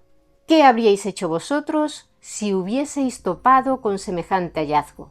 ¿Informar a las autoridades locales? Suena lógico, sí. Pero los estadounidenses optaron primero por dinamitar unas cuantas de aquellas esferas para ver si en su interior había oro. Quizá pensaron que se trataba de la versión precolombina de la caja fuerte. Pero no contenían oro ni otros metales o piedras preciosas. Eran macizas y estaban hechas de un único tipo de piedra dura, en la mayoría de casos granodiorita o gabros. Solo unas pocas son de piedra caliza. Lo que más llama la atención al contemplarlas es la aparente perfección de la forma esférica de algunas de ellas, con un acabado muy fino. Y las hay de todos los tamaños, desde las que miden unos pocos centímetros hasta las que rondan los 2,5 metros de diámetro. Algunas pesan más de 16 toneladas. Desde 1970, las esferas y sus emplazamientos están protegidos por las autoridades de Costa Rica. Incluso han reensamblado algunas de las que fueron dinamitadas por los estadounidenses. Sin embargo, para cuando se activó aquella protección legal, cientos de esferas ya habían ido a parar a manos privadas y se repartieron por colecciones y jardines de particulares, empresas y museos de todo el mundo. En junio de 2014, la UNESCO nombró Patrimonio de la Humanidad al conjunto de asentamientos precolombinos con esferas de piedra de Diquís. La gran pregunta es, ¿para qué? O al menos, ¿por qué? ¿Por qué tomarse la molestia de esculpir semejantes moles de piedra? ¿Tenían alguna finalidad o significado? Para los costarricenses actuales, esas esferas se han convertido ya en un símbolo de identidad nacional y numerosos edificios públicos las exhiben con orgullo, pero ¿qué representaban para quienes las crearon? El hecho de que muchas de las esferas fueran retiradas de su ubicación original durante las primeras décadas tras su descubrimiento dificulta saber si estaban colocadas de algún modo concreto, lo que tal vez habría arrojado luz sobre su propósito. Sin embargo, a partir del estudio de la ubicación de las esferas que permanecieron in situ en las diferentes zonas arqueológicas, como en la denominada Finca 6 en la región Brunca, los expertos han propuesto diversas hipótesis como la de que servían para identificar el rango social dentro de una tribu, la de que conformaban una especie de jardín astronómico a fin de calendarizar los ciclos agrícolas, o la de que son una representación artística y simbólica de la cosmovisión de la cultura indígena del Diquís. Según esta última hipótesis, la forma esférica representaría la geometría sagrada y perfecta del centro del mundo y estaría hecha de piedra porque, como eran animistas y creían que todas las cosas tenían alma, pensarían que ese material, la piedra, poseía un alma fuerte e inmortal. Pero hasta el momento, ninguna de las hipótesis propuestas ha podido ser demostrada. Si vosotros tenéis alguna, nos gustaría leerla abajo en los comentarios. Nosotros contemplando estas esferas, la verdad es que no podemos evitar acordarnos de las cabezas colosales esculpidas por los olmecas. ¿Guardarán algún tipo de relación en su significado? Saltemos ahora al otro lado del Océano Pacífico, hasta Japón. Allí se encontraron estas esculturas, las Shakokidogu, en las que muchos creen ver a seres extraterrestres. Fueron creadas durante el periodo Jomon de la historia japonesa, es decir, entre los años 14.500 y 300 a.C., y se han hallado en diferentes puntos de la isla Honshu, la más grande del archipiélago japonés. Estas figurillas de arcilla de ojos desorbitados son en realidad un subgrupo dentro de las dogu, pequeñas figuras de arcilla de aspecto humanoide de entre 10 y 30 centímetros de alto, cuyo propósito se desconoce y de las que se estima que existen entre 15.000 y 18.000 piezas. Al parecer, no estaban vinculadas a ritos funerarios y algunos eruditos teorizan acerca de que las Shakokidogu y las dogu en general eran efigies de personas reales, vinculadas a ellas para manifestar algún tipo de magia simpática, es decir, magia por imitación.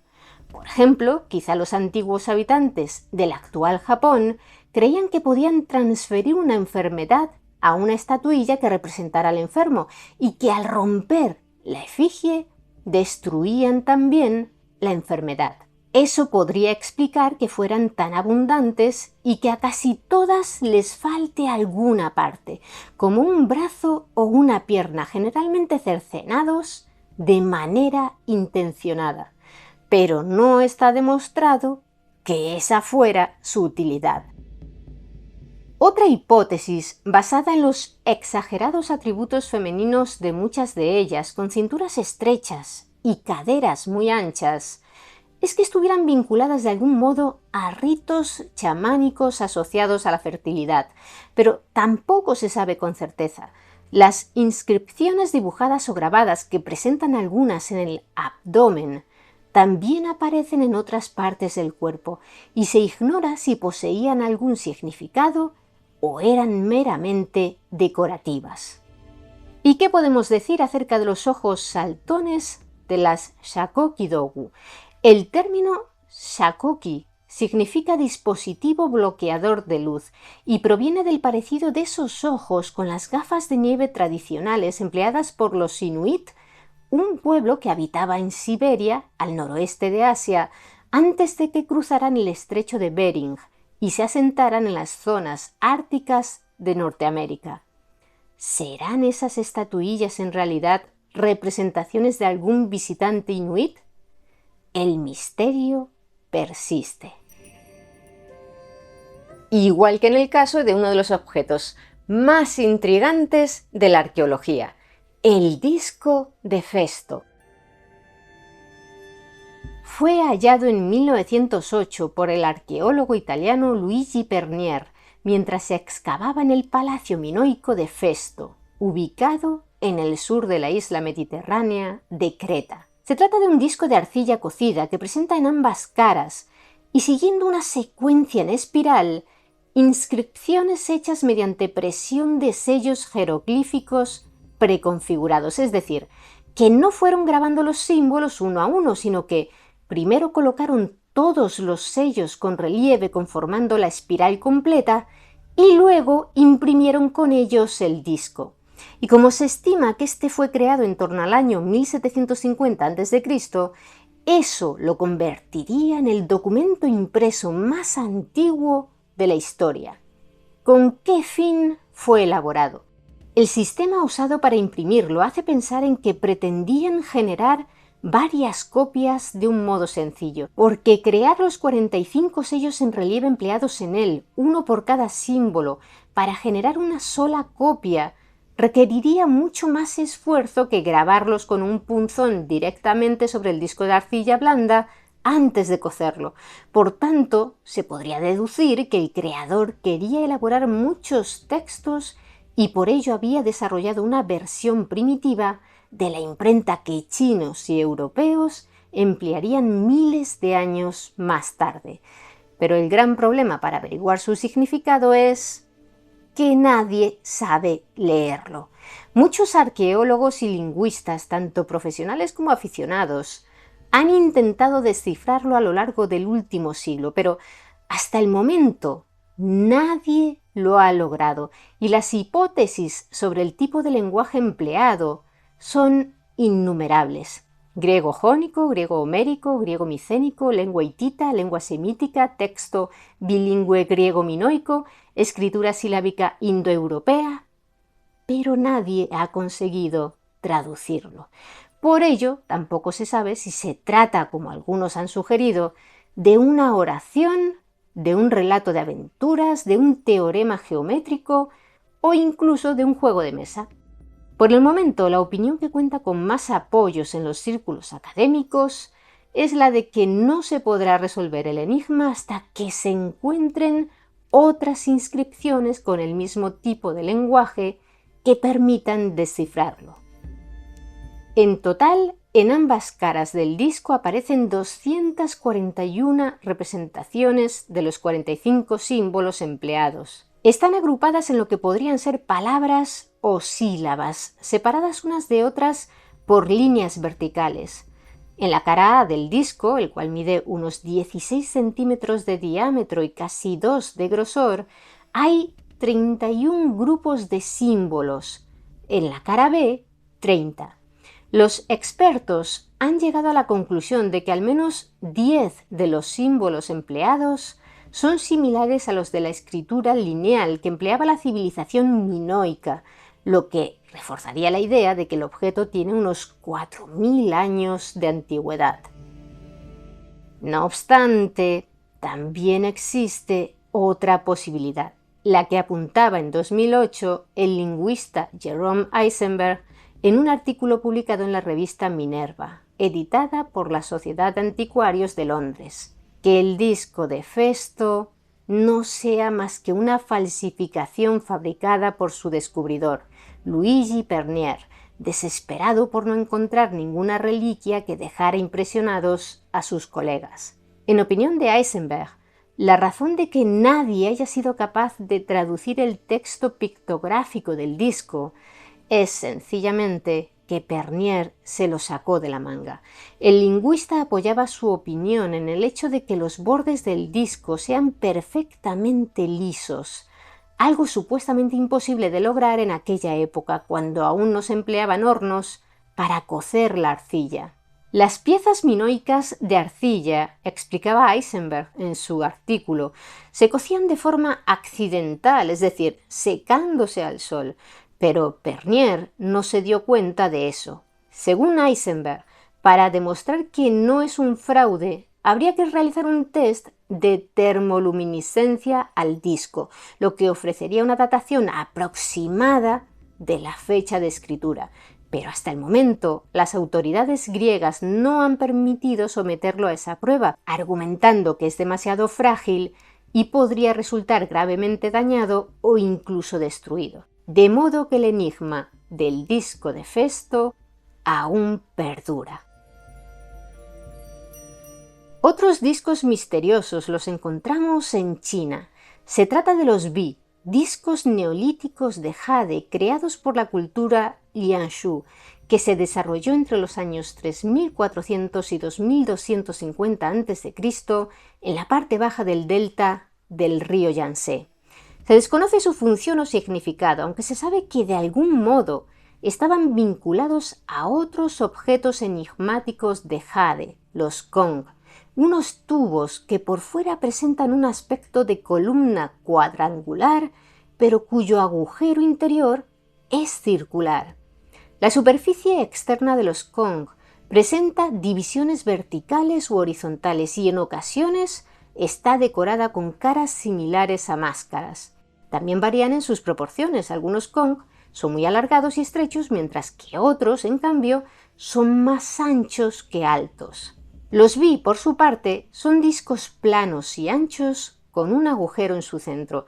Aunque la mayoría miden entre 25 y 30 centímetros de diámetro, los hay de tan solo 1 centímetro y también de 1 metro. Muchos siglos más tarde, otras culturas chinas comenzaron a adornarlos con grabados, pero originalmente, en el Neolítico, los Liangshu los creaban completamente lisos. En las tumbas de la élite de los Liangshu se han desenterrado miles de Bi y Gong. En una sola tumba se llegaron a encontrar 25 Bi y 33 Gong. En algunos casos, los discos se situaban sobre la cabeza, el pecho y el estómago de la persona fallecida. En otros, alineados a su alrededor. Se sospecha por ello que ambas tipologías de piezas de jade tenían alguna aplicación de carácter ritual, pero no está claro cuál. Eran piezas muy trabajosas de crear, de modo que es normal que estuvieran vinculadas a las élites, tal vez como un simple símbolo de estatus, pero solo se trata de una suposición. Lo que sí se sabe es que la presencia de los Bi y los Gong en las tumbas de la cultura Liangshu influyó en las prácticas mortuorias chinas posteriores, ya que se siguió enterrando a los difuntos con piezas de jade durante gran parte de la historia de aquella región. Una hipótesis acerca de su uso original en los enterramientos apunta a que creyeran que el jade prevenía la descomposición de la carne. Otra, que los Bi se empleaban para guiar el alma del difunto hacia el cielo. En esa línea, los discos representarían el cielo y los tubos cuadrangulares la tierra. Pero, ¿quién sabe? Volvamos ya con los dodecaedros romanos. Datan de los siglos II al IV de nuestra era y en su gran mayoría están hechos de bronce. En el centro de cada una de sus 12 caras pentagonales tienen un orificio circular de un diámetro variable que conecta con el interior hueco del objeto. Incluso entre las caras de un mismo dodecaedro, el tamaño de los agujeros puede ser distinto, lo que añade un extra de misterio a sus posibles aplicaciones. No tienen números ni letras inscritos que puedan aportar alguna pista sobre qué son, y de las decenas de dodecaedros que se han hallado hasta ahora, muy pocos muestran algún signo de desgaste, lo que indica que no soportaban fricciones, lo que a su vez parece descartar que estuviesen destinados a formar parte de los engranajes de algún tipo de mecanismo. Además, en cada uno de sus vértices poseen una pequeña bola metálica, unas protuberancias que les confieren ese curioso aspecto de coronavirus. Su tamaño oscila entre los 4 y los 11 centímetros, con caras de entre 6 y 40 milímetros de diámetro. El más pequeño encontrado hasta la fecha pesa tan solo 35 gramos. El más grande, 1 kilo. Los expertos indican que fueron fundidos empleando la técnica de la cera perdida, que permite generar copias a partir de un molde obtenido de una pieza original. Como decíamos antes, se estima que los romanos debieron de crear miles y miles de ellos, ya que se han encontrado alrededor de 130 en territorios de las actuales Austria, Francia, Alemania, Hungría, Suiza, Países Bajos y Bélgica. También se han hallado en el Reino Unido. Paradójicamente, donde no se han encontrado ha sido en el corazón de Roma, es decir, en la zona central de la actual Italia, ni en las orillas mediterráneas del imperio. El primero fue descubierto en 1739 en la localidad inglesa de Aston, y el hallazgo más reciente hasta el momento de elaborar este vídeo se produjo en 2023 en Norton Disney, también en Inglaterra, donde apareció un dodecaedro en excelentes condiciones de conservación. Una cuarta parte de todos los dodecaedros conocidos en la actualidad se han localizado en el territorio de la Britania romana, pero la mayoría estaban en las Galias. ¿Se puede deducir para qué se empleaban esos extraños objetos a partir del contexto en el que fueron hallados? Resulta complicado, porque han aparecido en todo tipo de lugares, en termas, en teatros, en el lecho de un río, entre tesoros de monedas, en entornos militares, en tumbas. En una de estas últimas se encontró un dodecaedro junto a un objeto óseo en forma de asa, pero estaba en tan mal estado que no se pudo conservar, por lo que no se sabe si ambos objetos guardaban algún tipo de relación. Hasta el momento, los arqueólogos y los historiadores han formulado medio centenar de hipótesis acerca de cuál podría ser el propósito de los dodecaedros, pero ninguna de ellas ha podido ser confirmada, ya que no se ha encontrado ninguna referencia a ellos en los textos de la época, ni aparecen representados gráficamente en ninguna obra de arte que pueda aportar pistas sobre su uso. Una de las hipótesis es la de que sirvieran como instrumento para medir grandes distancias, mirando a través de ellos, pero carecen de marcas que hagan pensar que tuviesen algún tipo de finalidad como utensilio de medición o matemático. También se ha propuesto que pudieran ser carretes de hilo para tejer, pero la referencia más antigua del tejido con carretes data del año 1535, es decir, más de un milenio después. Además, en aquella época el bronce era demasiado valioso para emplearlo como simple carrete. Como mencionábamos antes, algunos dodecaedros fueron hallados en tesoros de monedas, lo que parece indicar que sus dueños los consideraban valiosos o, como apuntan algunos expertos, también es posible que su uso estuviera relacionado con las monedas en sí mismas. Por ejemplo, como herramienta para medir que las monedas tuvieran el diámetro correcto y no hubiesen sido recortadas. Otros opinan que podrían ser juguetes infantiles o una especie de dados, pero esa hipótesis también parece chocar con el metal con el que estaban hechos y el gran peso de algunos de ellos. ¿Una prueba de habilidad para orfebres novatos? Es otra posibilidad. Quizá construir un dodecaedro fuese un requisito para acceder a un collegium, un gremio, porque la técnica de fundición de la cera perdida es muy compleja. Pero la gran dispersión geográfica de las ubicaciones donde han aparecido dodecaedros parece apuntar en contra de esa idea. En el siglo XIX, un grupo de anticuarios señaló que, dado el contexto militar en el que se habían encontrado algunos de estos objetos, podrían ser en realidad cabezas de mazas o incluso proyectiles de metal, pero otros eruditos rechazaron la idea por considerar que son demasiado livianos para resultar efectivos como arma contundente. De acuerdo.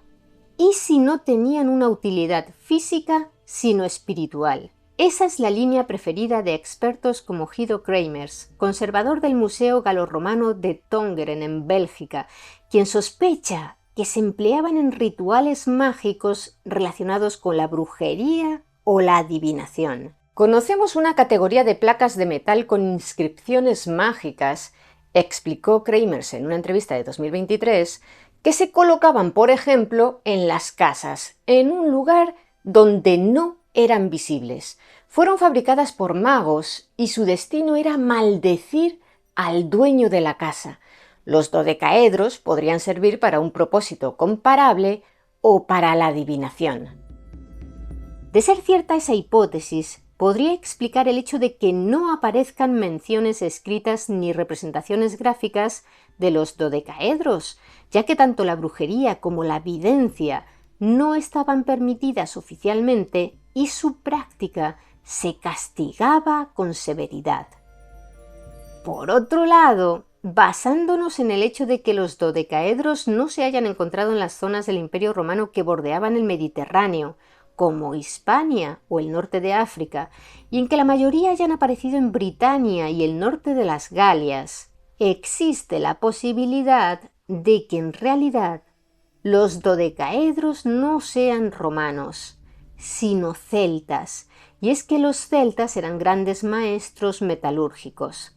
Pero en ese caso, también seguiríamos teniendo la incógnita de cuál era el propósito de aquellos objetos. ¿Una herramienta para planear la siembra? ¿Un amuleto de buena suerte? ¿Un peso para las redes de pesca? ¿Un candelabro donde insertar velas? ¿Un instrumento musical? ¿Un portaestandartes? ¿Una junta? ¿Un utensilio para calibrar tuberías? Si alguno de vosotros conoce la respuesta, por favor, no dudéis en compartirla, porque habréis resuelto un enigma que lleva siglos dando quebraderos de cabeza a los arqueólogos.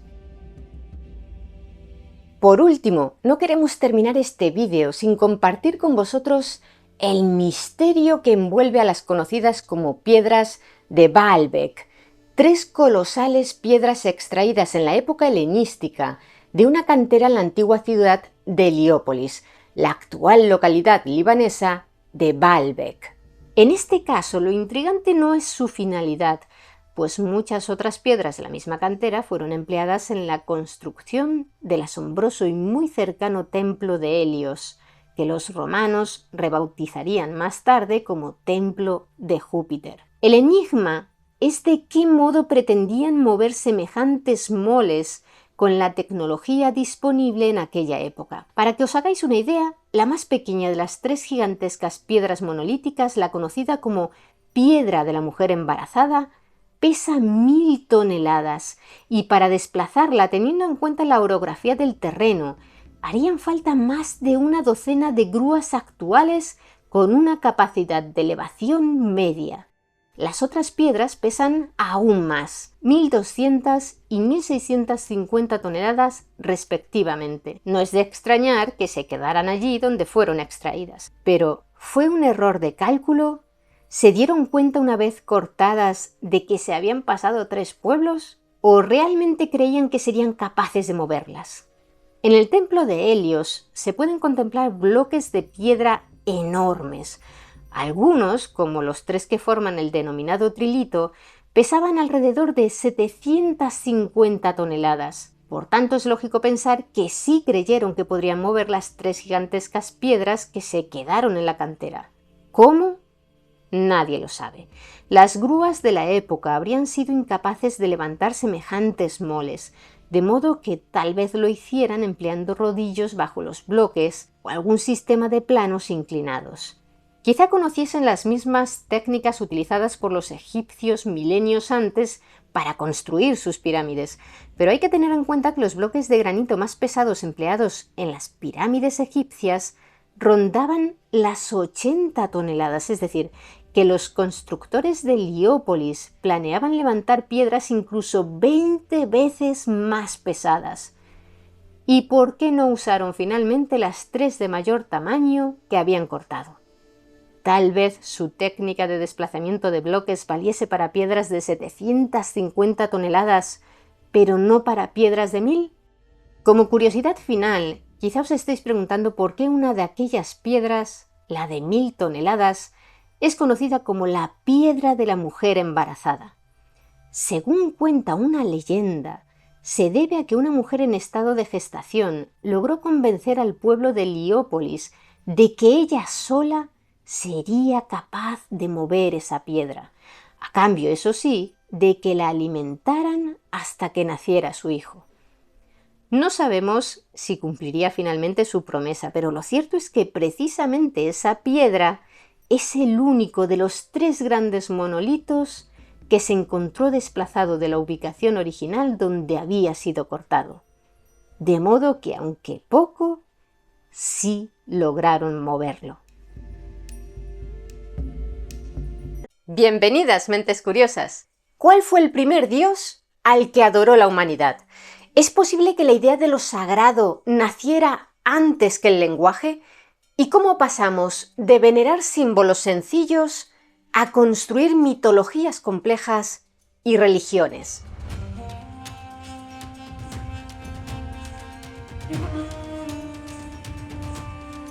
El 25 de agosto de 1939, apenas una semana antes de que estallara la Segunda Guerra Mundial, un equipo arqueológico alemán, liderado por el anatomista Robert Betze y el geólogo Otto Feldzin, se afanaba por completar su excavación en la cueva de Ollensteinstadel, en el estado de Baden-Württemberg.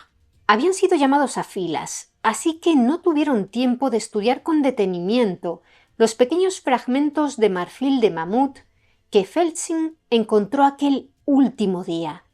Parecían haber sido tallados por humanos, sí, y probablemente pertenecían a una misma pieza destruida, pero con las prisas de tener que unirse al ejército, se limitaron a guardarlos en una caja que fue a parar al Museo de Ulm. Y allí fueron olvidados durante 30 años. Hasta 1969, cuando el arqueólogo alemán Joachim Hahn empezó a encajar las más de 200 piezas como si fuera un puzzle tridimensional. Lo que apareció fue una estatuilla de 31 centímetros que representaba a un ser con cuerpo de hombre y cabeza de león de las cavernas, una fiera que durante el Pleistoceno habitó en casi toda Europa. El arqueólogo estadounidense Nicholas Conard, profesor en la Universidad de Tubinga y una de las mayores autoridades en arte paleolítico, ha estudiado profundamente esa pieza y sostiene que no es la representación de un hombre disfrazado, sino de un ser espiritual, una deidad o un espíritu protector. En el mismo sentido, la experta en arte prehistórico Jill Cook, del Museo Británico, opina que no es un ser humano con máscara, sino una criatura, un ser que no existe. Y está atento, está escuchando, está mirando. La datación por radiocarbono indicó que el hombre león, como se conoce a esa estatuilla, tiene una edad de 40.000 años, es decir, que fue creada durante el último periodo glacial, en el Paleolítico Superior, cuando los Homo sapiens aún convivían con los neandertales y trataban de adaptarse a un clima severo. Se estima que la elaboración del hombre león requirió unas 400 horas de trabajo meticuloso. Pensad en lo que eso significaba en una sociedad de cazadores-recolectores. La comunidad tuvo que alimentar y proteger al artista durante semanas para que él pudiera dedicar todo su tiempo a tallar ese objeto. Esto nos indica que el hombre león no era un simple juguete o un objeto de decoración, sino un objeto relevante en su sistema de creencias. Para algunos estudiosos representa la teriantropía, es decir, la capacidad de una persona para transformarse parcial o totalmente en una bestia, y reflejaría por tanto la unión de lo humano y lo animal, una característica propia del chamanismo. El historiador de las religiones Mircea Eliade, autor rumano de una de las obras intelectuales más valoradas sobre el tema, el chamanismo y las técnicas arcaicas del éxtasis, explicaba que para los pueblos primitivos el mundo estaba habitado por señores de los animales. El hombre león podría ser ese primer dios, un mediador que permitía a los humanos conectar con la fuerza letal y la sabiduría del depredador más poderoso de su entorno. Eliade defendía que el Homo religiosus es una constante en la historia, es decir, que el ser humano tiene una predisposición intrínseca a sacralizar la naturaleza. Esta idea conecta con las investigaciones del arqueólogo sudafricano David Louis Williams, quien en su libro La mente en la caverna propone que el arte paleolítico y las primeras imágenes de dioses surgieron de visiones alucinatorias en estados de trance. Louis Williams argumenta que nuestro sistema nervioso es el mismo que el de aquellos artistas de la Edad de Hielo y que estamos cableados para generar imágenes mentales que luego proyectamos en el mundo físico. Según él, el primer dios no nació de una deducción lógica sobre el origen del universo, sino de una experiencia sensorial intensa, de un sueño o de un trance en la oscuridad de una cueva.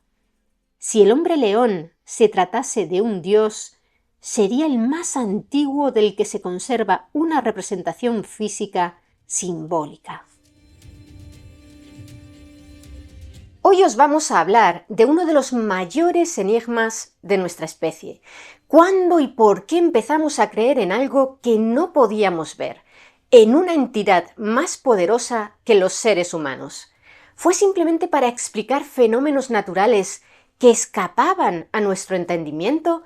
¿O fue tal vez por un anhelo más profundo, por una necesidad de significado y pertenencia inherente a la condición humana?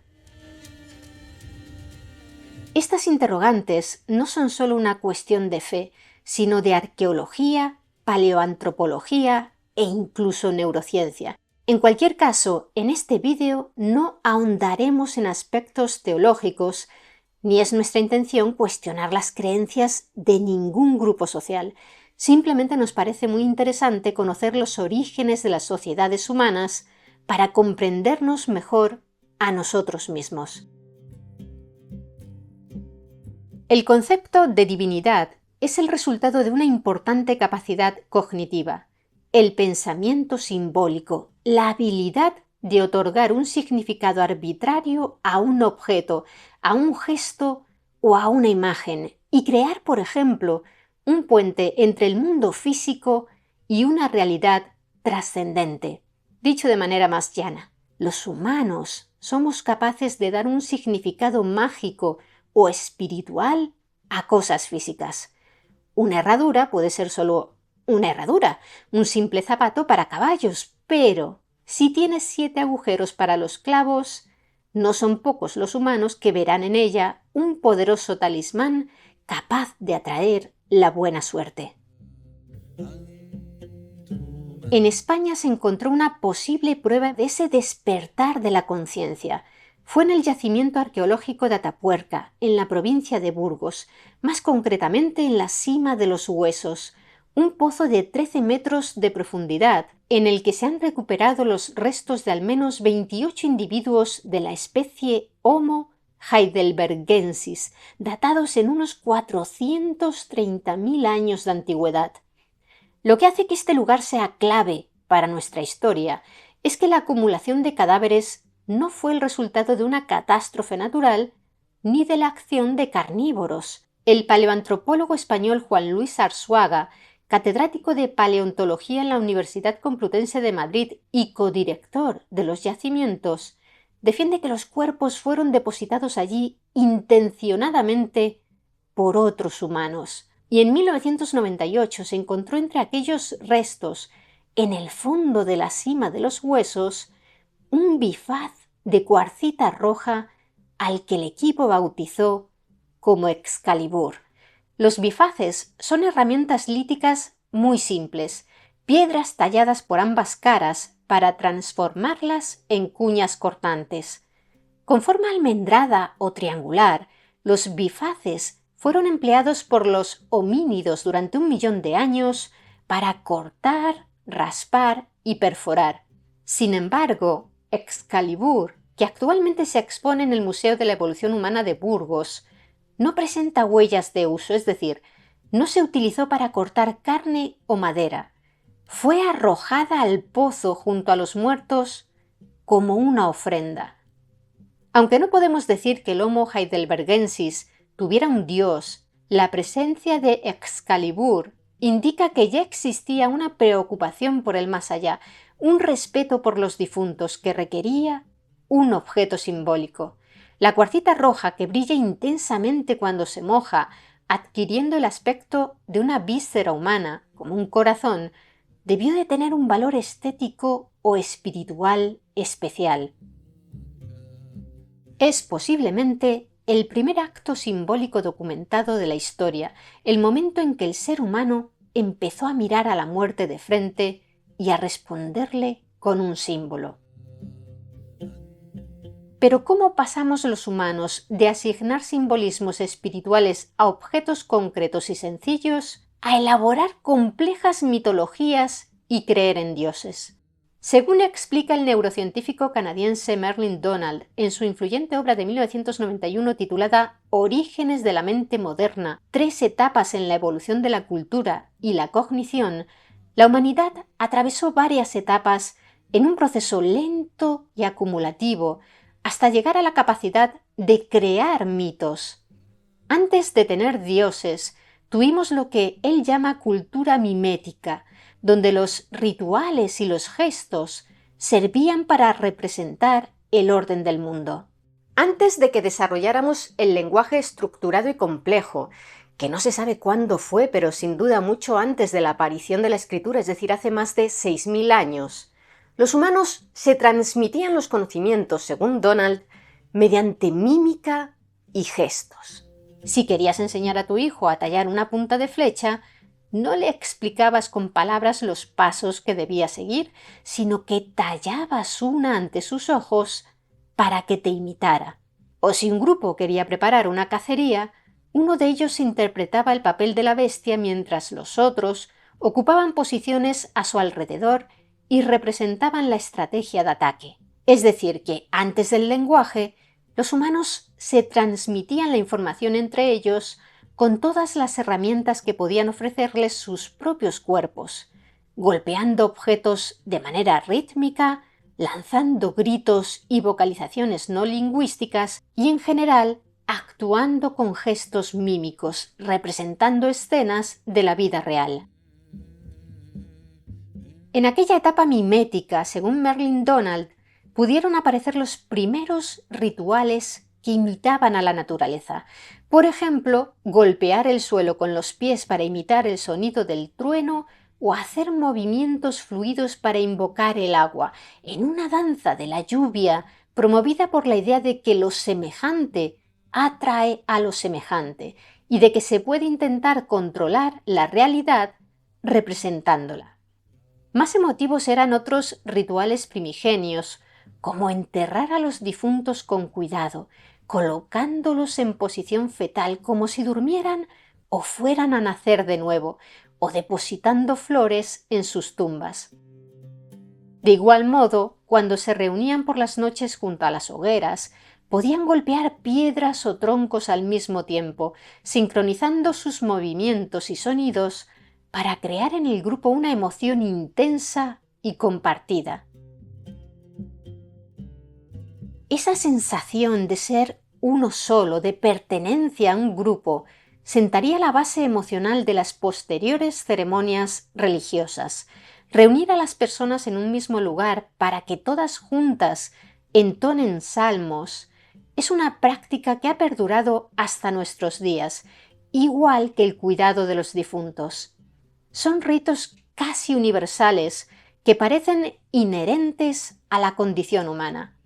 Desde sus inicios, siempre sirvieron para aportar consuelo emocional a las personas, sin necesidad de que hubiese un sistema religioso ni un relato complejo que los justificase. Cantar todos juntos aportaba la sensación de seguridad de pertenecer a un grupo que te apoyaría y defendería en un entorno natural hostil. Danzar para atraer a la lluvia en época de sequía te daba esperanzas. Enterrar a los difuntos con muestras de cariño ayudaba a sobrellevar el duelo. ¿Cuándo se pasó de la etapa de la mímica a la etapa del mito, a la narración en lugar de la representación? Como mencionábamos, es muy probable que esa evolución estuviese vinculada a la aparición del lenguaje complejo, cuya fecha se desconoce. El hombre león de Alemania pudo haber sido una deidad, pero no lo sabemos con seguridad. La humanidad no dejó constancia física de los nombres de sus dioses hasta el momento en que empezó a practicar la escritura. Por ello, el dios más antiguo del que tenemos mención escrita es Anu o An, el dios del cielo de los sumerios que vivían en el sur de Mesopotamia, en el actual Irak y parte de Kuwait. El nombre de Anu, padre de los demás dioses sumerios y rey de las constelaciones, aparece ya en algunos de los textos más antiguos conocidos, en tablillas de arcilla de en torno a los años 3100 y 2600 a.C. No podemos deciros con precisión en cuál de todas ellas aparece la mención más antigua al dios An o Anu, porque el signo cuneiforme An se utilizaba tanto para representar al dios del cielo como para indicar el concepto de cielo o de divinidad en general. Pero una de las referencias tempranas más sólidas se halla en el nombre del rey Mesanepada de Ur, quien gobernó hacia el siglo XXVII a.C. y se autodenominaba elegido por An. Este registro, inscrito de forma clara en una cuenta de lapislázuli descubierta en la ciudad de Mari, representa un punto de inflexión histórico fundamental. Es el momento en que la deidad deja de ser únicamente un símbolo abstracto o un concepto general de cielo para convertirse en la fuente de legitimidad divina de un monarca de carne y hueso. Al vincular su autoridad directamente con Anu, Mesanepada no solo estableció la importancia política de la primera dinastía de Ur, sino que también dejó constancia de una estructura religiosa totalmente consolidada, donde el nombre del dios ya formaba parte indisoluble de la identidad y el poder de los primeros grandes reyes de la humanidad. ¿Pero fueron los sumerios los primeros dioses de la humanidad? Es poco probable. Como os decíamos, son los primeros de los que tenemos registros escritos, pero sin duda por aquel entonces la humanidad ya llevaba milenios transmitiéndose mitos y creencias de manera oral, generación tras generación. En 1994, el arqueólogo alemán Klaus Schmidt descubrió en el sureste de Turquía, en un lugar llamado Göbekli Tepe, lo que podría ser el templo más antiguo del mundo. El complejo arquitectónico de Göbekli Tepe, al que ya dedicamos un vídeo completo en este canal, fue construido hace unos 11.600 años, es decir, más de 8 milenios antes de las tablillas de arcilla sumerias. Se trata de un conjunto arquitectónico asombroso, con piedras de hasta 16 toneladas que fueron transportadas desde centenares de metros de distancia en una época en la que aún no existían ni la rueda ni la domesticación de animales de carga. Debió de ser preciso congregar a una enorme cantidad de personas para trabajar de manera coordinada durante siglos y guiadas por una meta común.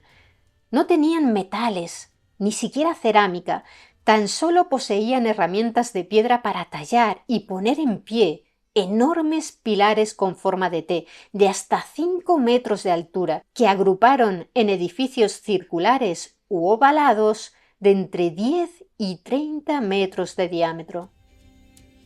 ¿Cómo pudieron grupos de cazadores-recolectores levantar semejantes estructuras? Es un misterio, pero también lo es su finalidad. En aquellos pilares se aprecian relieves de diversos animales como zorros, serpientes, escorpiones y leones. Como las especies representadas no coinciden con los restos de animales consumidos por el hombre en aquella zona, los investigadores creen que aquella fauna artística no obedece a rituales relacionados con la caza, sino a motivos mitológicos. Pero, aparte de los animales grabados en ellos, los pilares podrían representar figuras humanas estilizadas mirando hacia el centro de los círculos, con brazos esculpidos que parten desde los hombros hasta el vientre. ¿Dioses que vigilaban el mundo de los vivos, tal vez? Schmidt opinaba que evocaban una reunión o una danza. También se han hallado en Göbekli Tepe fragmentos de cráneos humanos con incisiones y perforaciones deliberadas, lo que sugiere que los cazadores-recolectores tal vez practicasen un culto a los antepasados, exponiendo los cuerpos para que las aves limpiaran los huesos a fin de poder luego recuperar el cráneo y venerarlo. Un aspecto curioso es que cada cierto tiempo, décadas posiblemente, todos los pilares que conformaban uno de aquellos círculos eran enterrados y se erigía un nuevo círculo de pilares más pequeño dentro del anterior. Más adelante, toda la estructura era rellenada con escombros y se construía un nuevo círculo sobre ella o en las proximidades. ¿Cuántas veces repitieron ese proceso a lo largo de los siglos y por qué lo hacían? No se sabe. Lo que sí han podido comprobar los arqueólogos es que los primeros círculos construidos, los más antiguos, no solo eran los más grandes, sino también los más elaborados, tanto en su construcción como en su decoración. El conjunto arquitectónico monumental dejó de utilizarse tras el primer cuarto del octavo milenio a.C., es decir, casi 2000 años después de su construcción. Los arqueólogos que trabajan en el sitio opinan que, cuando Göbekli Tepe fue abandonado, los lugareños sepultaron los monumentos de manera deliberada bajo montañas de tierra, trozos de piedra caliza y pedernales, y que fue precisamente ese relleno el que dio forma a la colina que contribuyó a la conservación de las ruinas. ¿Por qué lo abandonaron? Sigue siendo un enigma, uno más en la larga lista de todos los que nos presenta ese lugar.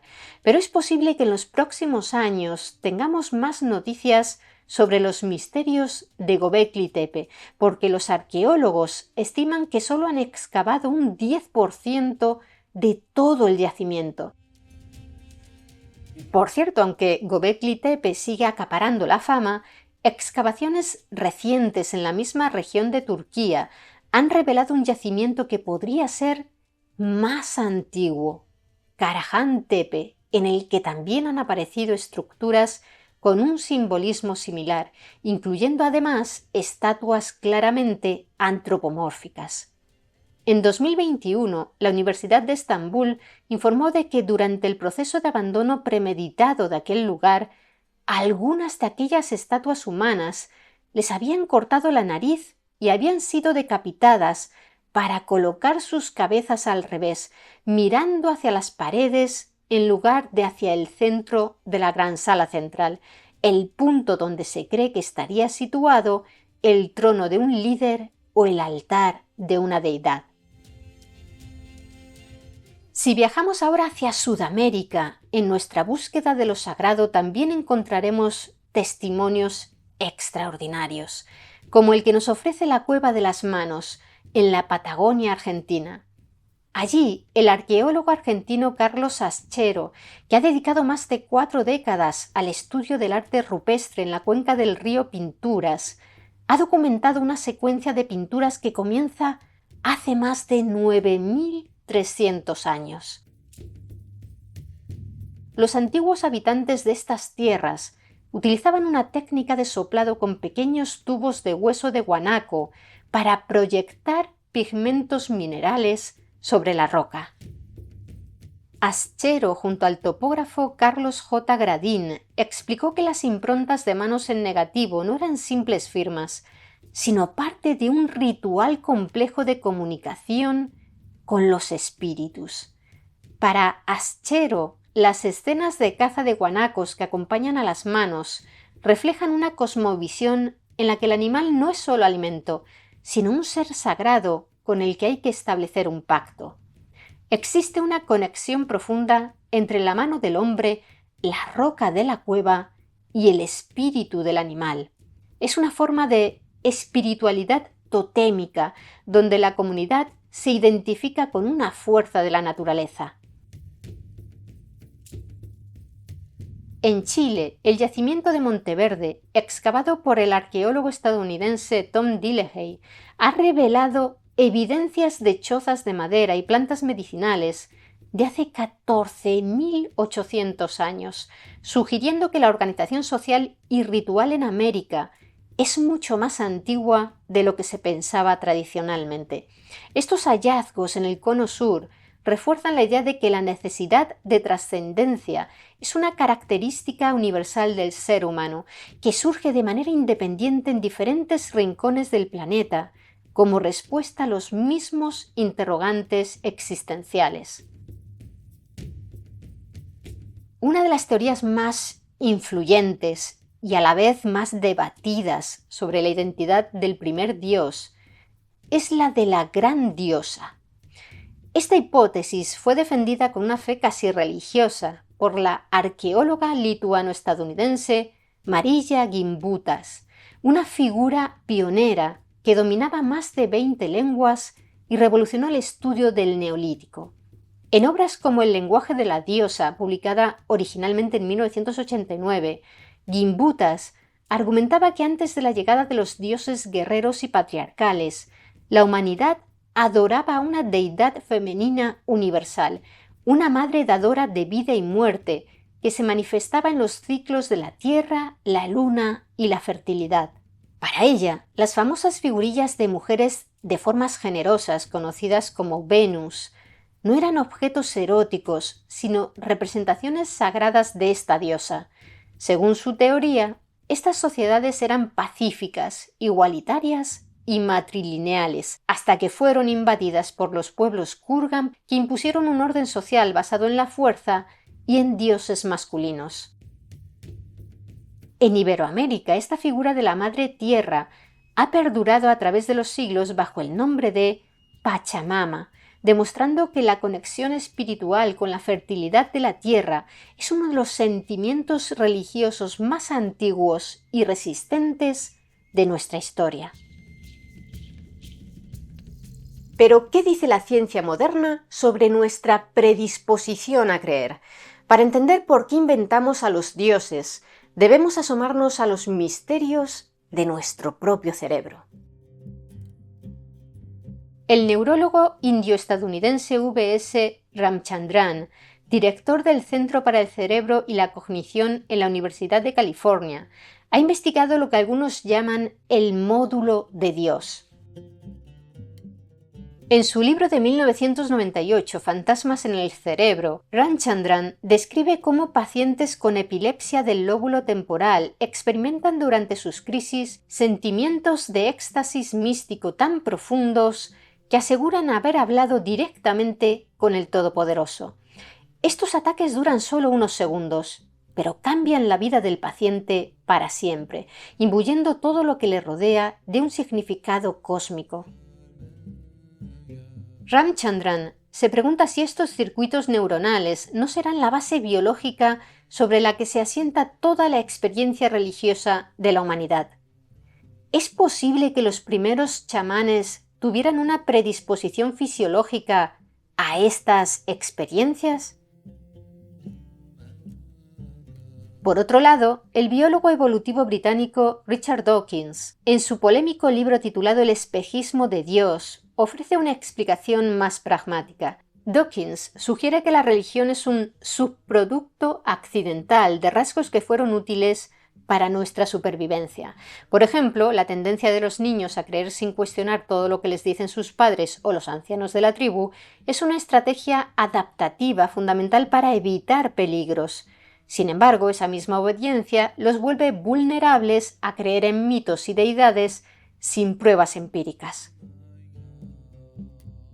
Existe también una teoría muy interesante propuesta por el antropólogo cognitivo francés Pascal Boyer en su obra de 2001 Religión explicada. Boyer sostiene que nuestros conceptos de dioses y espíritus tienen éxito porque son mínimamente contraintuitivos, es decir, se parecen mucho a los seres humanos, tienen deseos, intenciones, lenguaje, aunque posean un par de características que violen las leyes de la física, como ser inmortales, atravesar paredes o conocer el futuro.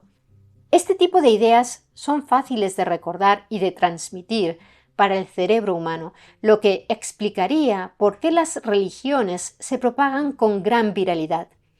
Esta capacidad de proyectar intencionalidad en el mundo natural es lo que nos permitió sobrevivir. Era mejor pensar que el crujido de una rama en la oscuridad era un depredador o un espíritu con malas intenciones y salir corriendo, que pensar que era solo el viento y acabar siendo devorado. Nuestra mente está diseñada para detectar agentes, para buscar un quién detrás de cada qué. Y de esa hiperactividad en la búsqueda de causas nacieron los primeros dioses. Para profundizar en cómo estas ideas se plasmaron en relatos complejos, es muy ilustrativo analizar textos que se quedaron en la periferia de las grandes religiones oficiales. Un caso excepcional es el del libro de Enoc, un antiguo texto religioso judío que no fue incluido en la Biblia canónica, pero que se conserva íntegro en la tradición de la Iglesia Ortodoxa de Etiopía. El libro de Enoc, al que también dedicamos un video entero en este canal, fue escrito probablemente entre los siglos III y I a.C. Según el texto, un grupo de 200 ángeles bajó a la tierra atraído por la belleza de las mujeres humanas y engendró con ellas a los Nefilim, unos gigantes que sembraron el caos. Pero lo más relevante para nuestro tema es que estos ángeles enseñaron a los humanos artes prohibidas. Azazel les enseñó la metalurgia y la fabricación de armas. Otros les instruyeron en la astrología, el conocimiento de las constelaciones y el curso de la luna. Aunque este texto es mucho más moderno que el hombre león o Gobekli Tepe, refleja una estructura mental muy antigua, la idea de que el conocimiento y la civilización son dones o maldiciones que proceden de seres superiores. Enoc, el bisabuelo de Noé, es descrito como un hombre que anduvo con Dios y que fue llevado al cielo sin morir para ser transformado en el ángel Metatrón, el escriba celestial. Este relato nos muestra cómo, una vez que el ser humano desarrolló el lenguaje completo, los antiguos espíritus de la naturaleza se transformaron en personajes con biografías, dramas y leyes morales.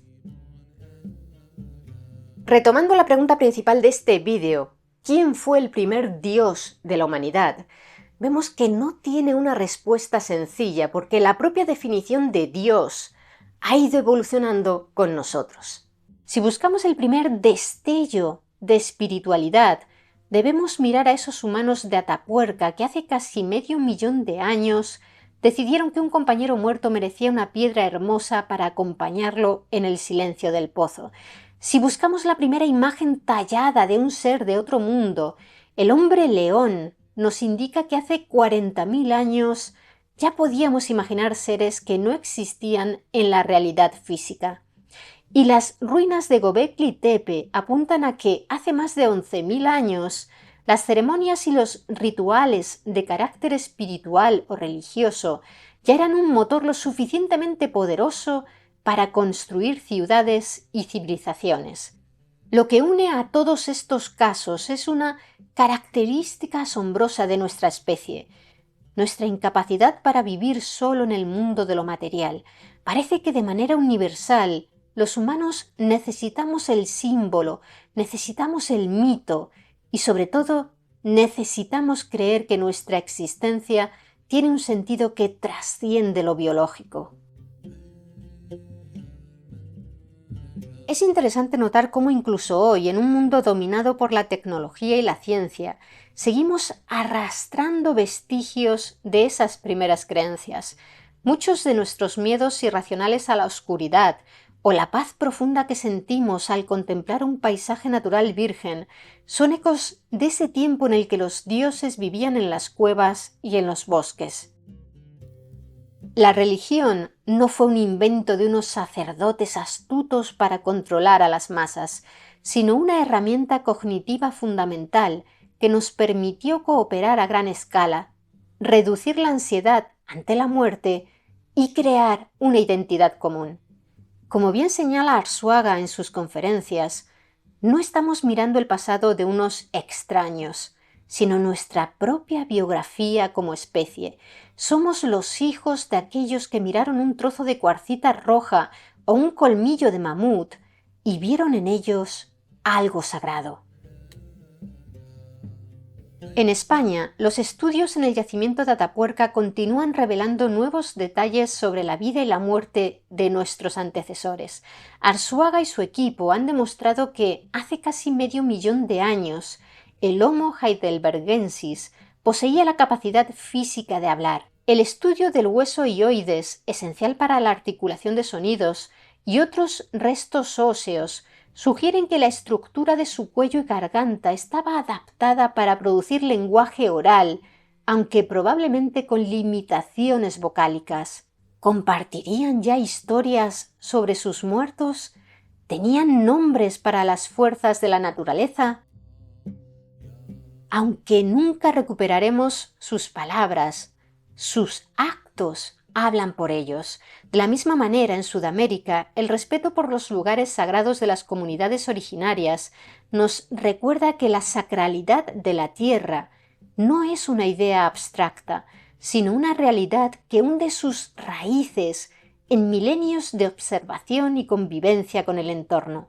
La Cueva de las Manos o Monteverde son archivos de la memoria espiritual de la humanidad.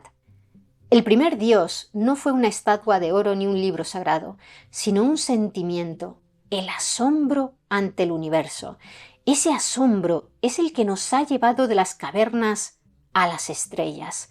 Y aunque los nombres de los dioses cambien y los templos terminen enterrados por el polvo de los siglos, esa chispa de curiosidad por lo invisible sigue viva en nosotros, los humanos, porque al fin y al cabo somos la única criatura en la Tierra que es capaz de enterrar a sus muertos con una flor o con un hacha de piedra roja, esperando que en algún lugar alguien entienda el mensaje.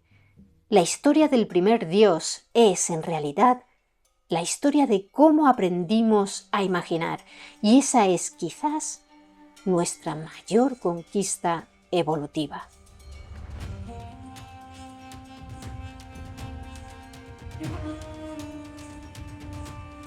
Bienvenidas, mentes curiosas. ¿Conocéis la historia de cómo los caballeros templarios se convirtieron en la organización más rica y poderosa de Europa? Es cierto que en 1307, poco antes de que su gran maestre fuera quemado en la hoguera, una flota templaria logró huir a través del Atlántico y se refugió en América.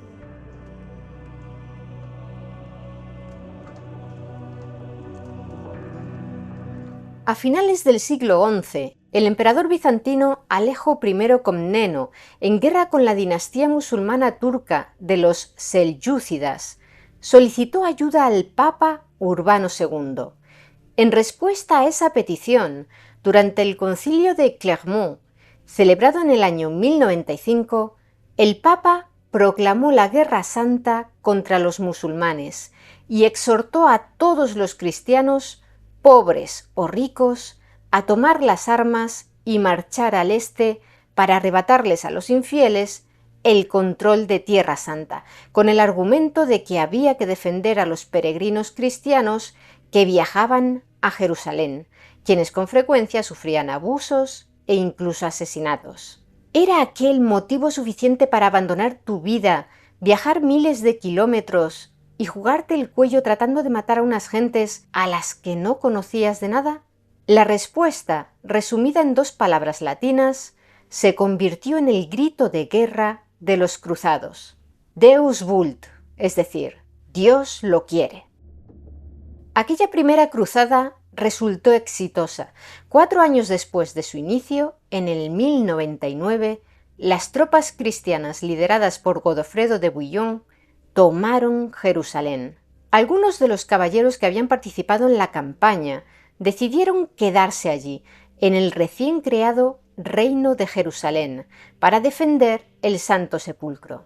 Con ellos, Godofredo de Bouillon estableció la orden canónica regular del Santo Sepulcro, a semejanza de los Caballeros de San Pedro, una institución similar que había sido creada en Occidente para proteger las abadías y las iglesias. Se cree que fue en 1115 cuando se unió a la Orden del Santo Sepulcro un caballero de la región franca de Champaña llamado Hugo de Pas.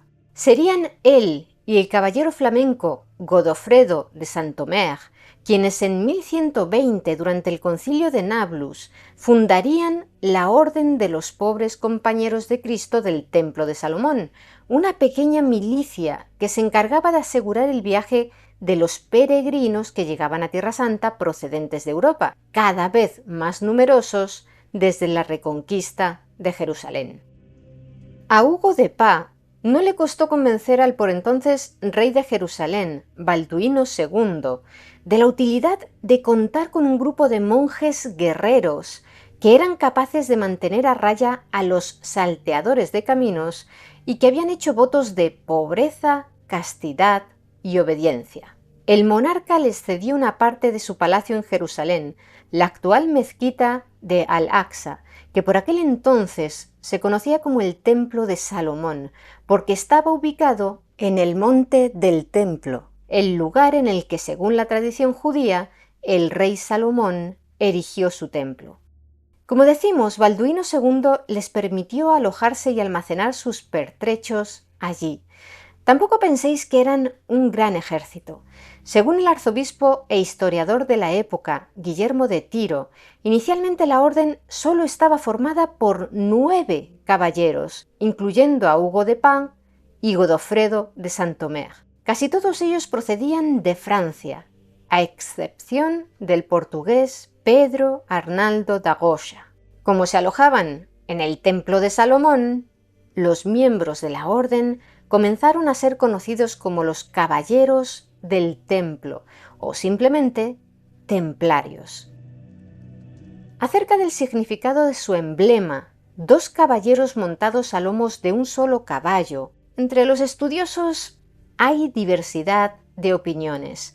Algunos creen que pretendía enfatizar la pobreza de la orden, pero por otro lado, cada uno de sus miembros recibía 3 caballos, así que tal vez fuera un símbolo de la dualidad de aquellos hombres, mitad monjes, mitad guerreros. O tal vez representara la vida en común y la unión entre compañeros. Incluso hay historiadores que apuestan porque simplemente se trata de un retrato de sus fundadores, Hugo de Pas y Godofredo de Saint-Omer. En el año 1127, a fin de buscar el reconocimiento de aquella milicia por parte de la Iglesia y dar legitimidad a sus acciones, Hugo de Pas, Godofredo de Saint-Omer y otros 4 caballeros de la orden embarcaron hacia Europa. Sabían que aquel novedoso concepto al que habían dado vida, el de monje soldado, parecía entrar en contradicción con las normas sociales y eclesiásticas de la época, y querían darlo a conocer de manera directa, al tiempo que trataban de recaudar donaciones y reclutar a nuevos miembros. Su gira de casi 2 años los llevó por Francia, Inglaterra y Flandes, y concluyó con un gran éxito. En enero de 1129, el Papa permitió a Hugo de Pá participar en el Concilio de Troyes. En él se fundó oficialmente la Orden del Temple. Poco después, la nueva orden recibió un apoyo crucial, el de Bernardo de Claraval, un monje cisterciense que se convirtió en una de las personas más influyentes en la vida política y religiosa de la Europa del siglo XII. Tan destacado fue su papel doctrinal que tras su muerte la Iglesia Católica lo declaró santo. Pues bien, en torno a 1130, Bernardo de Claraval escribió a petición de Hugo de Pá un texto titulado Liber ad milites templi de laude novae militiae, que podríamos traducir del latín como Libro para los caballeros templarios sobre los elogios a la nueva milicia. En él, el monje incluyó un pasaje en el que explicaba por qué los templarios, siendo monjes, tenían derecho a matar a un ser humano. Dice así: el caballero de Cristo da la muerte con total seguridad y la recibe con mayor seguridad. Cuando mata a un criminal, no es homicidio, sino malicidio. La muerte que da es beneficio de Jesucristo y la muerte que recibe es la suya. Asimismo, Bernardo de Claraval aprobaba la figura del monje guerrero con las siguientes palabras: no es tan raro ver a hombres luchando contra un enemigo físico solo con la fuerza de su cuerpo como para que me sorprenda. Por otro lado, hacer la guerra contra el vicio y el demonio solo con la fuerza del alma no es algo tan extraordinario como digno de elogio. El mundo está lleno de monjes que libran estas batallas, pero lo que para mí es tan admirable como evidentemente raro es ver las dos cosas juntas. Aquella alabanza de un teólogo tan destacado enfervorizó a los templarios y les otorgó el reconocimiento general de la sociedad. Esto, a su vez, disparó el número de caballeros que se unieron a sus filas, atraídos por la promesa de recibir el perdón de todos sus pecados si luchaban en una guerra santa o acceder al paraíso si perecían en ella. Era una oferta tentadora para quienes tenían fe y conocían el oficio de las armas. Y para el campesino en general, la perspectiva de contar con alojamiento y comida garantizados también podían ser suficientes. Quienes ingresaban en la Orden del Temple lo hacían de manera libre y voluntaria. ¿Os estáis preguntando si vosotros habríais sido aceptados como templarios? Vamos a ver cuáles eran los requisitos que exigían. Solo aceptaban hombres mayores de 18 años. Podías ser noble o campesino, pero no siervo de nadie. Aparte de eso, no importaba el linaje ni el hecho de ser pobre o rico. Eso sí, no podías tener deudas. Además, era necesario poseer una perfecta salud física y mental y no formar parte de ninguna otra orden. Por supuesto, te rechazaban si intentabas sobornar a alguien para ingresar en los templarios. Y una vez dentro, si te pillaban diciendo una mentira, te expulsaban de inmediato. Como veis, los requisitos no eran demasiado exigentes. Les convenía que el reclutamiento fuera lo más amplio posible para que la orden creciera. Eso sí, aunque podías ser templario sin importar si eras noble o campesino, solo los primeros podían ser caballeros templarios y lucir la bata blanca, símbolo de pureza y castidad corporal. Los campesinos que ingresaban eran denominados hermanos sargentos y constituían el grueso de las fuerzas de la Orden del Temple. Se estima que en su periodo de mayor prominencia no hubo más de 2000 caballeros templarios, pero encabezaban un ejército 10 veces más numeroso, compuesto por los sargentos, los reclutas de las tierras vasallas del Temple y los mercenarios que solían contratar, especialmente arqueros, por no hablar de un largo séquito de escuderos, porteadores, artesanos, sirvientes y sacerdotes. En las décadas posteriores al Concilio de Troyes, los sucesivos papas fueron emitiendo bulas en las que los privilegios de la Orden del Temple se expandían más y más.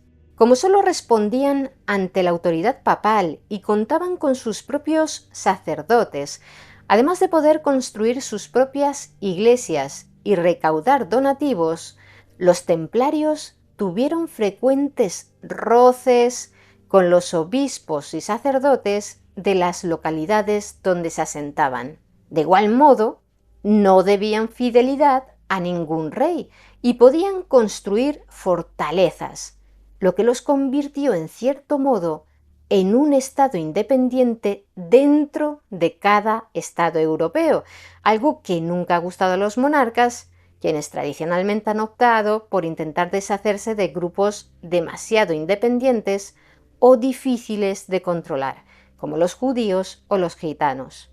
Entonces, ¿por qué toleraban su existencia? Principalmente por dos razones. La primera y fundamental era que la Orden del Temple contaba con la protección papal, y la segunda era porque los templarios resultaban útiles, y no solo en el plano militar, como fuerza de élite en las cruzadas o defensores de los reinos cristianos del Levante mediterráneo, también sirvieron a los reyes como banqueros en una época en la que aún no existían los bancos. ¿Banqueros? ¿Pero no eran los pobres compañeros de Cristo?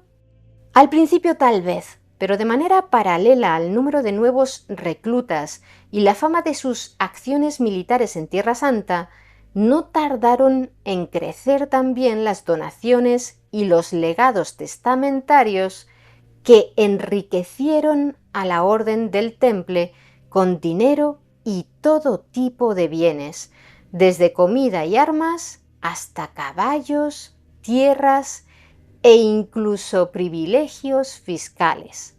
Como es lógico, todas esas tierras y propiedades donadas por simpatizantes y nuevos miembros estaban muy dispersas, de modo que la Orden del Temple, a fin de estructurar y racionalizar todo aquel patrimonio, vendió muchos de los bienes donados, intercambió algunas tierras por otras de mayor valor estratégico para ellos y adquirió propiedades que generaban ingresos, como viñedos, molinos y granjas, además de iglesias e incluso pueblos enteros. Como podéis apreciar en este mapa, hacia el año 1300, las propiedades de los templarios eran muy numerosas. Además, como muchos lugares gozaban de privilegios y exenciones fiscales, su fortuna y poder no dejaban de crecer. El caso es que como en aquella época aún no existían las sucursales bancarias, si viajabas de una ciudad a otra, tenías que llevar contigo desde el inicio todo el dinero para el viaje, lo cual resultaba incómodo y sobre todo peligroso. Quienes peregrinaban a Tierra Santa, Roma o Santiago de Compostela lo sabían bien.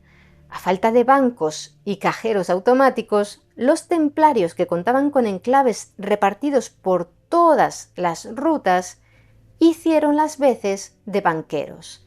El peregrino depositaba su dinero o sus bienes en la sede que los templarios tuvieran en su ciudad de origen, y el hermano tesorero le entregaba una carta manuscrita y marcada con el sello de los templarios en la que se indicaba la suma depositada. Con ella, el peregrino podía retirar dinero en moneda local de la casa templaria de la ciudad de destino.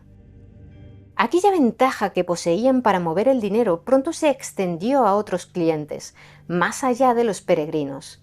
Además, como la fortuna de la Orden del Temple era considerable, nobles, comerciantes e incluso reyes empezaron a pedirles dinero prestado. Algunos monarcas incluso entregaron a los templarios sus tesoros reales para que los custodiaran.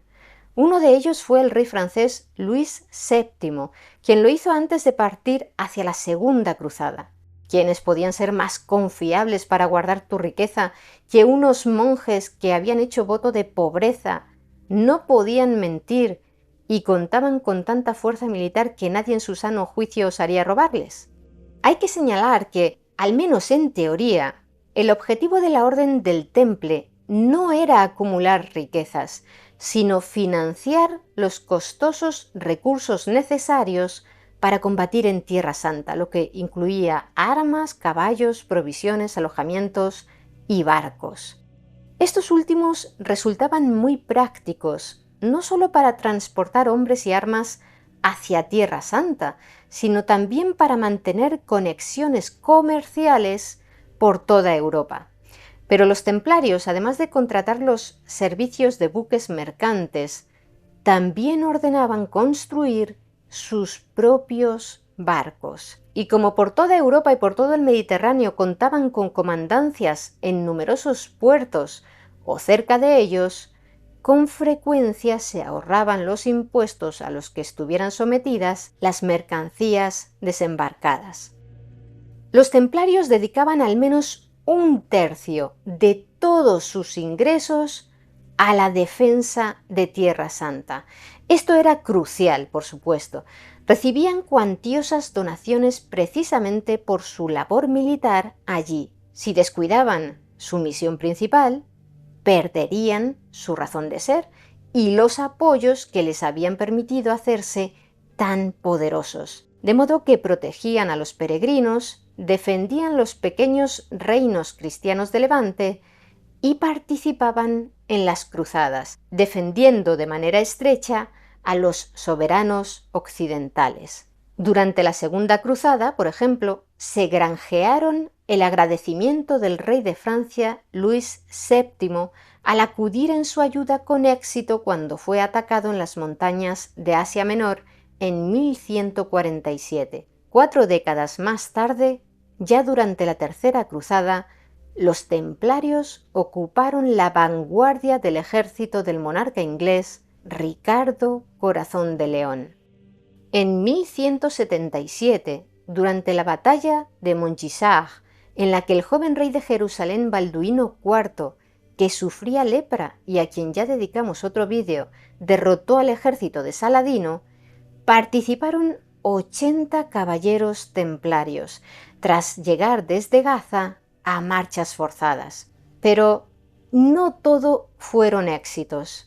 También sufrieron sonoras derrotas, como el asalto contra Ascalón del 16 de agosto de 1153, en el que más de 40 templarios, dirigidos por el gran maestre Bernardo de Tramelé, perdieron la vida tras lanzarse al ataque en solitario sin avisar al rey de Jerusalén, Balduino III, según las malas lenguas, para apropiarse de los tesoros de la ciudad.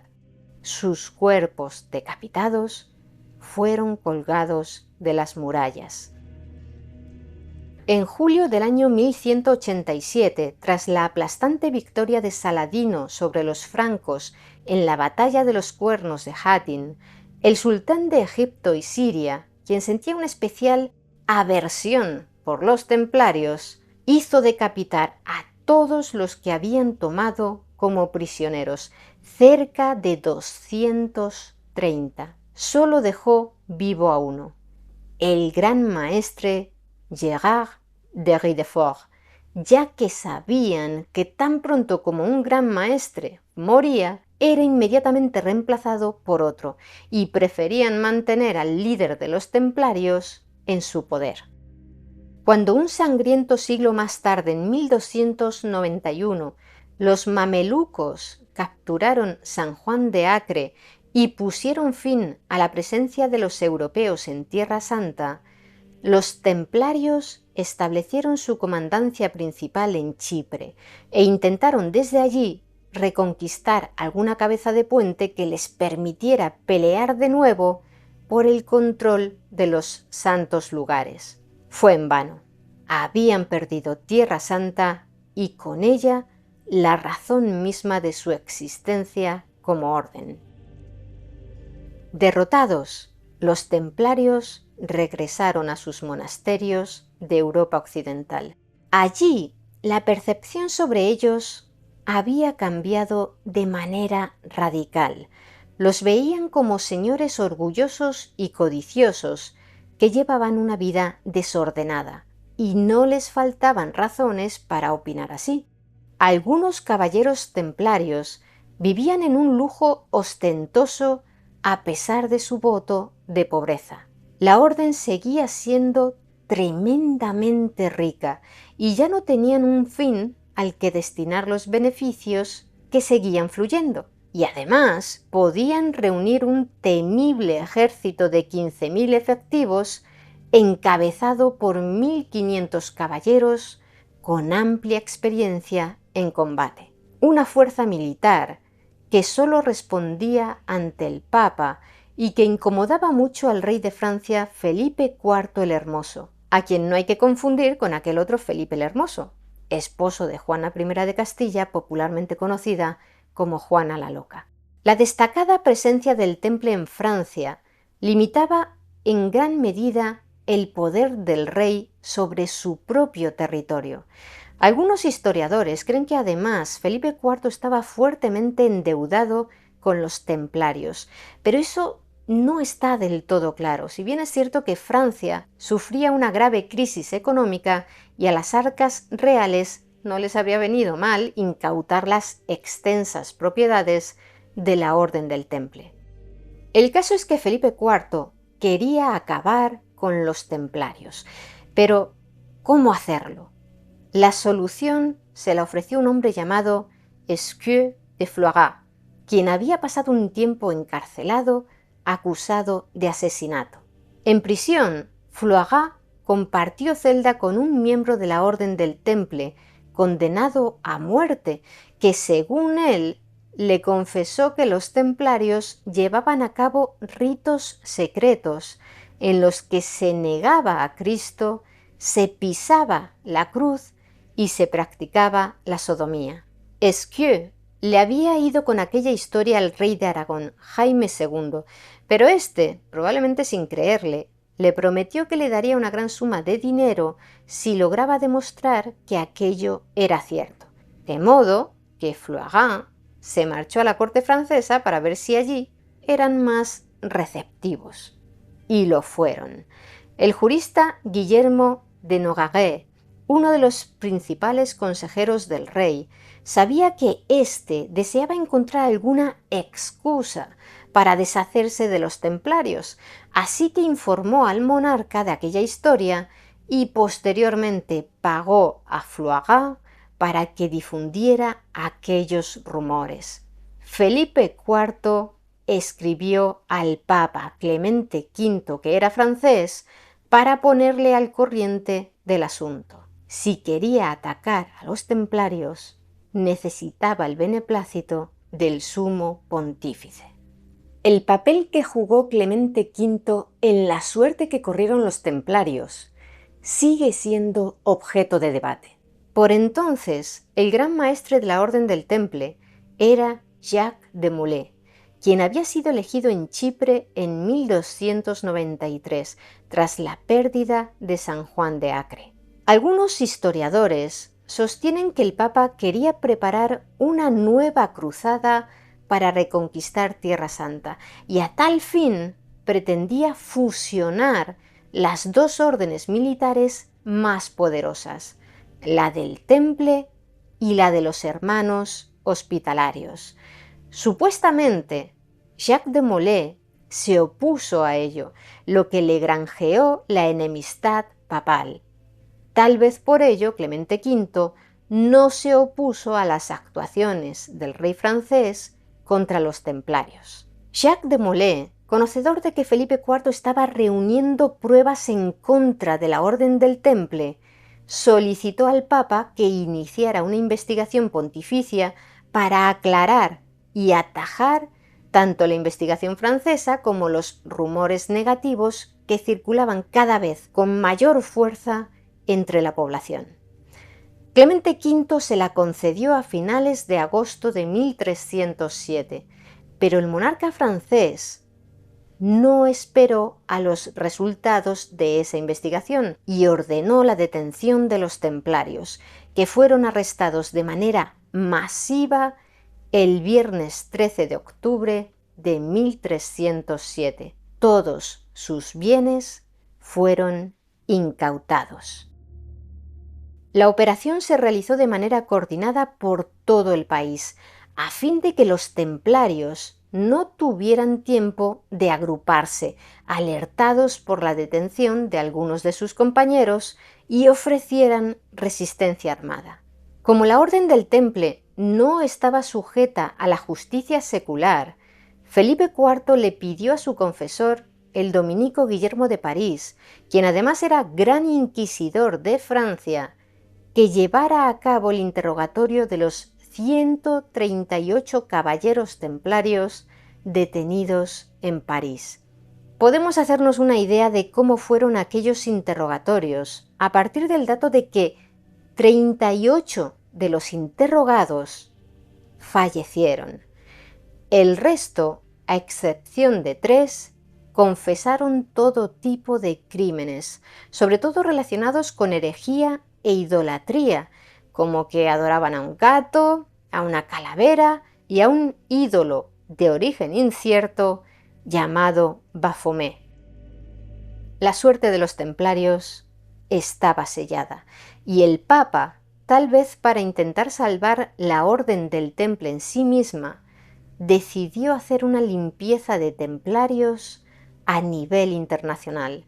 El 22 de noviembre de 1307, apenas un mes después de la detención de los templarios en Francia, emitió la bula Pastoralis Praeminentiae, dirigida a todos los monarcas cristianos, a quienes ordenaba el arresto de los caballeros templarios y la incautación de sus bienes, que debían ser puestos a nombre de la Iglesia. Aunque no todos los reyes obedecieron de inmediato, en especial Eduardo II de Inglaterra, donde los templarios eran muy influyentes, al final acabaron obedeciendo. A juzgar por el conocido como Pergamino de Chinon, un documento publicado en el siglo XVII que contiene una absolución impartida en secreto por el Papa Clemente V a Jacques de Molay y los demás jefes de la orden, el pontífice no creía que las acusaciones de herejía e idolatría fueran ciertas, si bien había confirmado por diversas fuentes que su conducta había ido degenerando. De ahí que pretendiera fusionar la Orden del Temple con la de los Hospitalarios. Pero la posición del Papa era de temor frente al agresivo rey francés.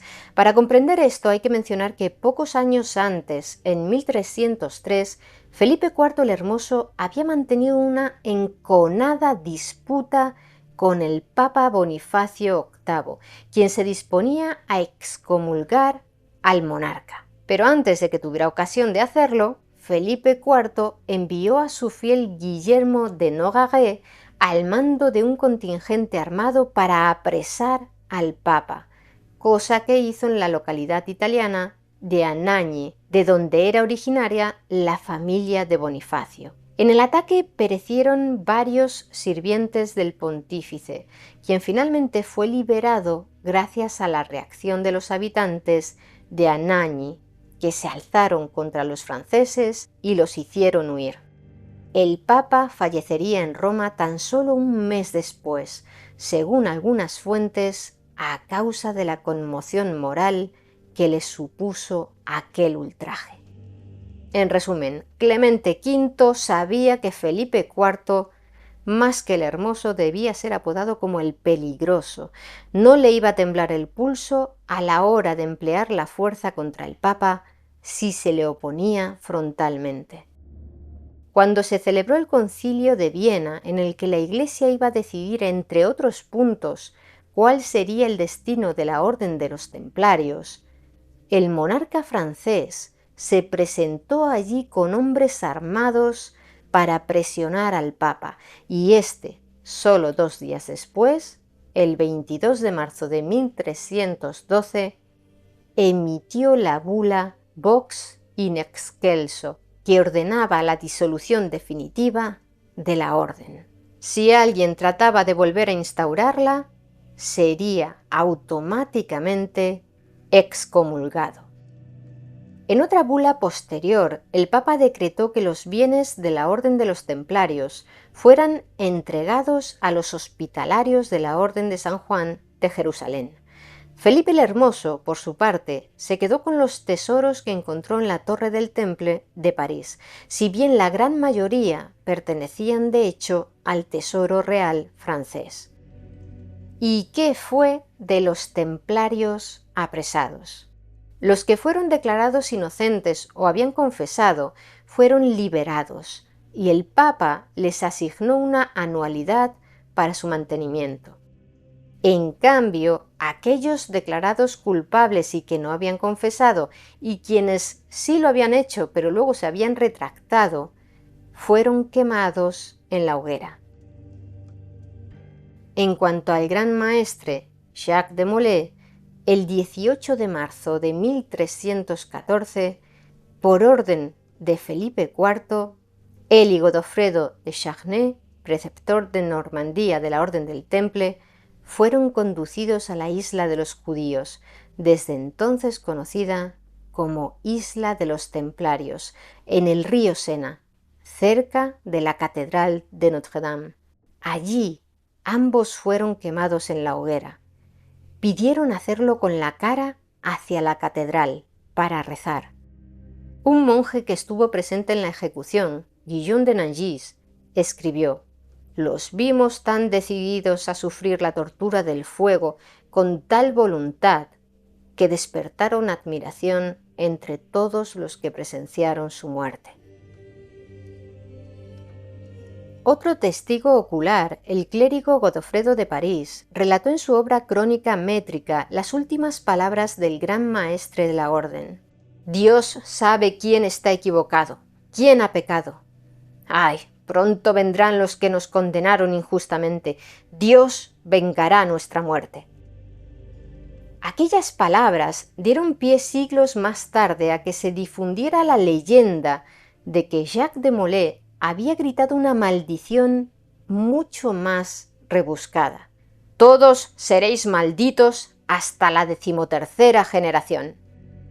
No hay registros de la época que respalden la creencia de que dijera eso, pero la leyenda de la maldición de los templarios se apoya en que tan solo un mes después de la ejecución de Jacques de Molay falleció el Papa Clemente V, probablemente de cáncer intestinal.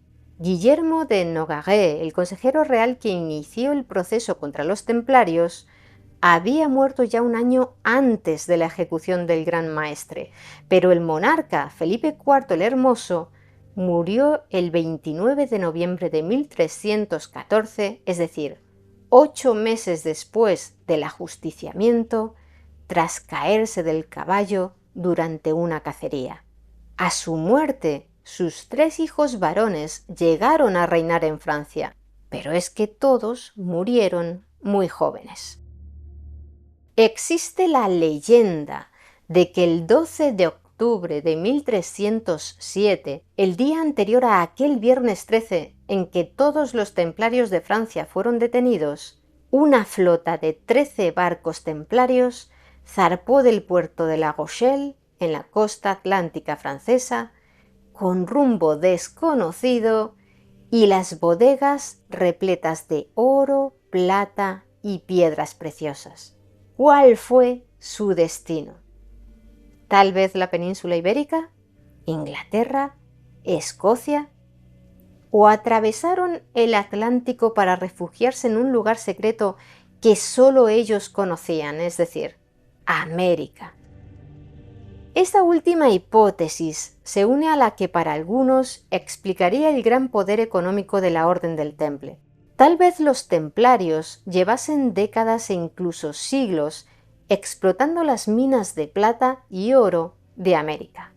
¿Por qué no? Quizá fuesen ellos, los blancos con barba, que los pueblos nativos parecían haber visto ya con anterioridad a la llegada de Colón. Además, eso explicaría la aparición de algunas piedras y objetos marcados con cruces templarias en diversas localidades del Nuevo Mundo. Explicado así, todo parece encajar, pero no hay evidencias que lo respalden. Por ejemplo, no se han hallado registros históricos acerca de que realmente partiera una flota templaria aquel día desde La Rochelle. Lo único que sustenta esa leyenda son datos sueltos que permitieron a algunos investigadores y novelistas del siglo XX conjeturarla. Por un lado, es cierto que no existe constancia de que se capturaran o destruyeran los barcos templarios, que como ya hemos comentado no eran pocos. Por otra parte, también es cierto que La Rochelle era un puerto controlado por el Temple y uno de los más importantes. Y aunque tampoco hay evidencias de que embarcaran ningún tesoro, si diésemos por buena la hipótesis de la existencia de aquella flota de escape y teniendo en cuenta que el poderío económico de los templarios sí era real, sería lógico que intentaran llevar consigo todas las riquezas posibles para que no fueran confiscadas por el monarca de un país al que probablemente no podrían regresar jamás. Ahora bien, el origen de la riqueza templaria, como ya hemos explicado, procedía de las donaciones y de los beneficios que obtenían por sus actividades bancarias, como reinvertir las riquezas que nobles y comerciantes les entregaban en depósito. No necesitaban traer oro de América, algo que por otro lado no habría sido tan sencillo.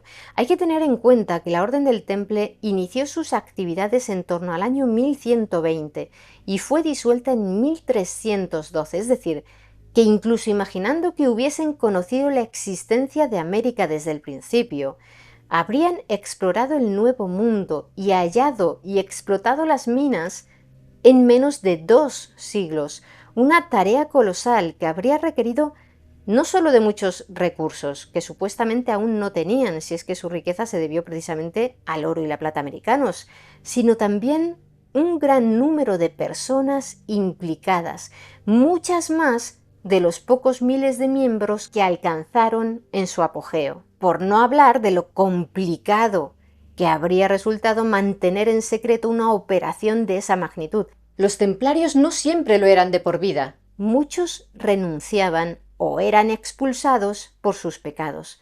¿Cuánto habría tardado uno de aquellos renegados en acudir a la corte del rey más cercano para contarle que existía una tierra llena de tesoros a cambio de una recompensa? Por cierto, ¿os acordáis de Esquieu de Floirat? Aquel que había intentado venderle al rey de Aragón, Jaime II, el chismorreo acerca de los ritos secretos de los templarios.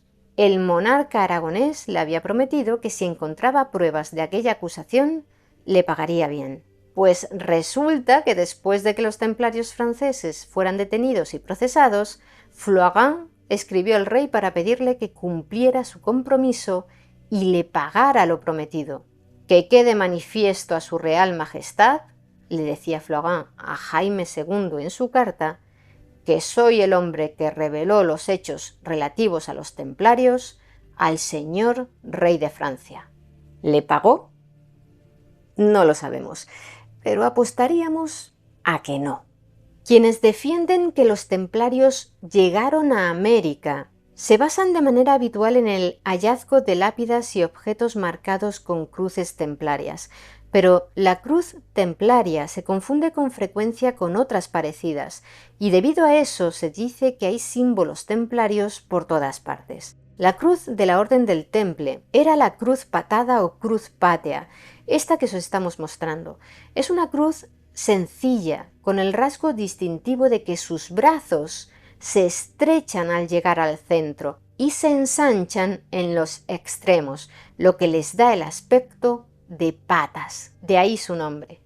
Fue el Papa Eugenio III en el año 1147 quien concedió a los templarios el derecho a llevar permanentemente esa cruz, que simbolizaba el martirio de Cristo y era de color rojo por la sangre de Cristo vertida. Normalmente la llevaban en su manto sobre el hombro izquierdo, encima del corazón. Posteriormente, esa misma cruz, pero de color negro, fue empleada por los caballeros de la Orden Teutónica, de quienes la tomarían los prusianos y ya a finales del siglo XIX se convirtió en un símbolo del Imperio alemán y su ejército, que siguió usándola hasta el final de la Segunda Guerra Mundial. En las obras artísticas donde se representa la llegada de Cristóbal Colón al Nuevo Mundo, se suele dibujar la cruz templaria en las velas de sus 3 carabelas, lo que ha alimentado diversas hipótesis que vinculan a Colón con los templarios, como si el marino hubiese decidido colocar aquel símbolo en sus velas a modo de tarjeta de visita, para que los nativos de América los acogieran con simpatía, ya que llevarían siglos tratando con los templarios. Por cierto, algunos estaréis a punto de dejarnos un comentario acerca de que no eran 3 carabelas, sino 2, porque la Santa María era una nao. Pero no está nada claro ese punto y existe mucho debate aún entre los historiadores.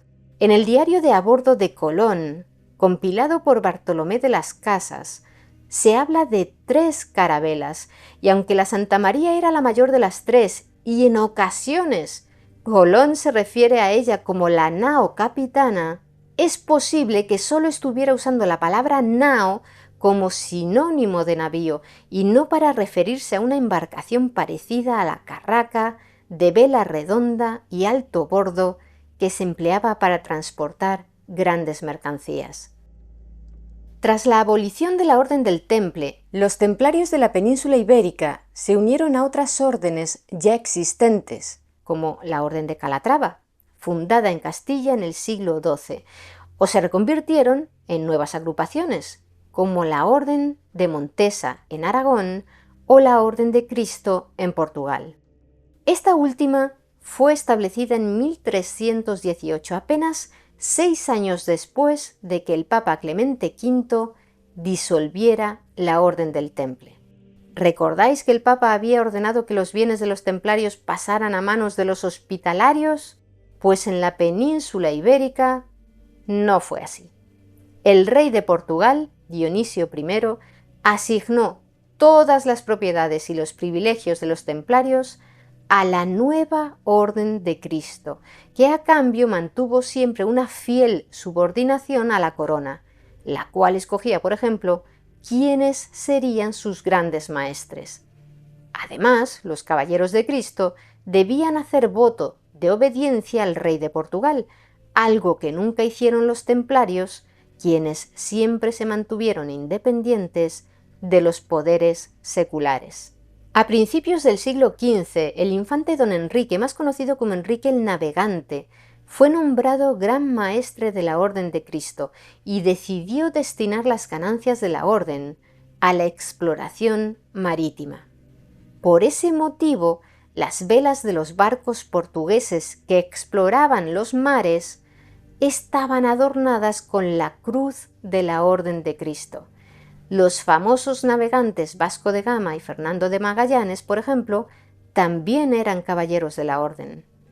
En 1551, cuando el creciente poder de la Orden comenzó a intranquilizar a la corona, ésta decidió que el título de Gran Maestre recayera siempre en el rey de Portugal, y la Orden de Cristo, que sería secularizada en 1780, acabó convirtiéndose en una orden honorífica, la mayor distinción del Reino de Portugal. Por todo esto, es común encontrar la cruz de la Orden de Cristo en Brasil como símbolo en las banderas y escudos de numerosas localidades, asociaciones y equipos deportivos, ya sea en su versión original o con un diseño más estilizado. Volviendo a Cristóbal Colón, ¿era la cruz templaria la que estaba pintada en las velas de sus carabelas? En realidad, no sabemos ni siquiera si tenían cruz alguna, y es que se desconoce casi todo sobre el aspecto que presentaban aquellos barcos. No hay ningún cuadro contemporáneo de las carabelas de Colón. Entonces, ¿por qué las carabelas aparecen con grandes cruces rojas en las velas? Es probable que algunos de los artistas que abordaron el tema, a la hora de afrontar el reto de pintar 3 carabelas, tomasen como modelo representaciones antiguas de carabelas, pero quienes más usaban ese tipo de embarcación eran los portugueses. Y esos, como hemos explicado, sí lucían grandes cruces en las velas, pero se trataba de la cruz de la Orden de Cristo, no la de los templarios. En resumen, no existe una vinculación directa demostrada entre Cristóbal Colón y los templarios. Ahora bien, ¿qué hay de los barcos templarios? Si poseían una gran flota y no hay constancia de que sus barcos fuesen apresados ni destruidos en Francia ni en ningún otro país europeo, ¿a dónde fueron a parar? Aparte de la hipótesis de que pusieran rumbo a América, otras más factibles apuntan a que escaparon de manera clandestina a territorios más seguros para los templarios, como Inglaterra o Escocia, o a Portugal, donde pudieron ser reconvertidos en naves de la Orden de Cristo. Pero hay otra teoría más interesante, aunque carente de base histórica, la de que la flota de la Orden del Temple alzó la bandera pirata y se convirtió en una fuerza naval que buscaba venganza contra los barcos papales y de los países que apoyaron el arresto de los templarios. Según esta hipótesis, la bandera pirata que todos conocemos no sería sino una variación de la cruz templaria, en la que los palos de la cruz se convirtieron en las famosas tibias cruzadas. Bienvenidas, mentes curiosas. ¿Conocéis la misteriosa civilización olmeca, la más antigua de Mesoamérica? ¿Realmente procedían de África, como algunos piensan?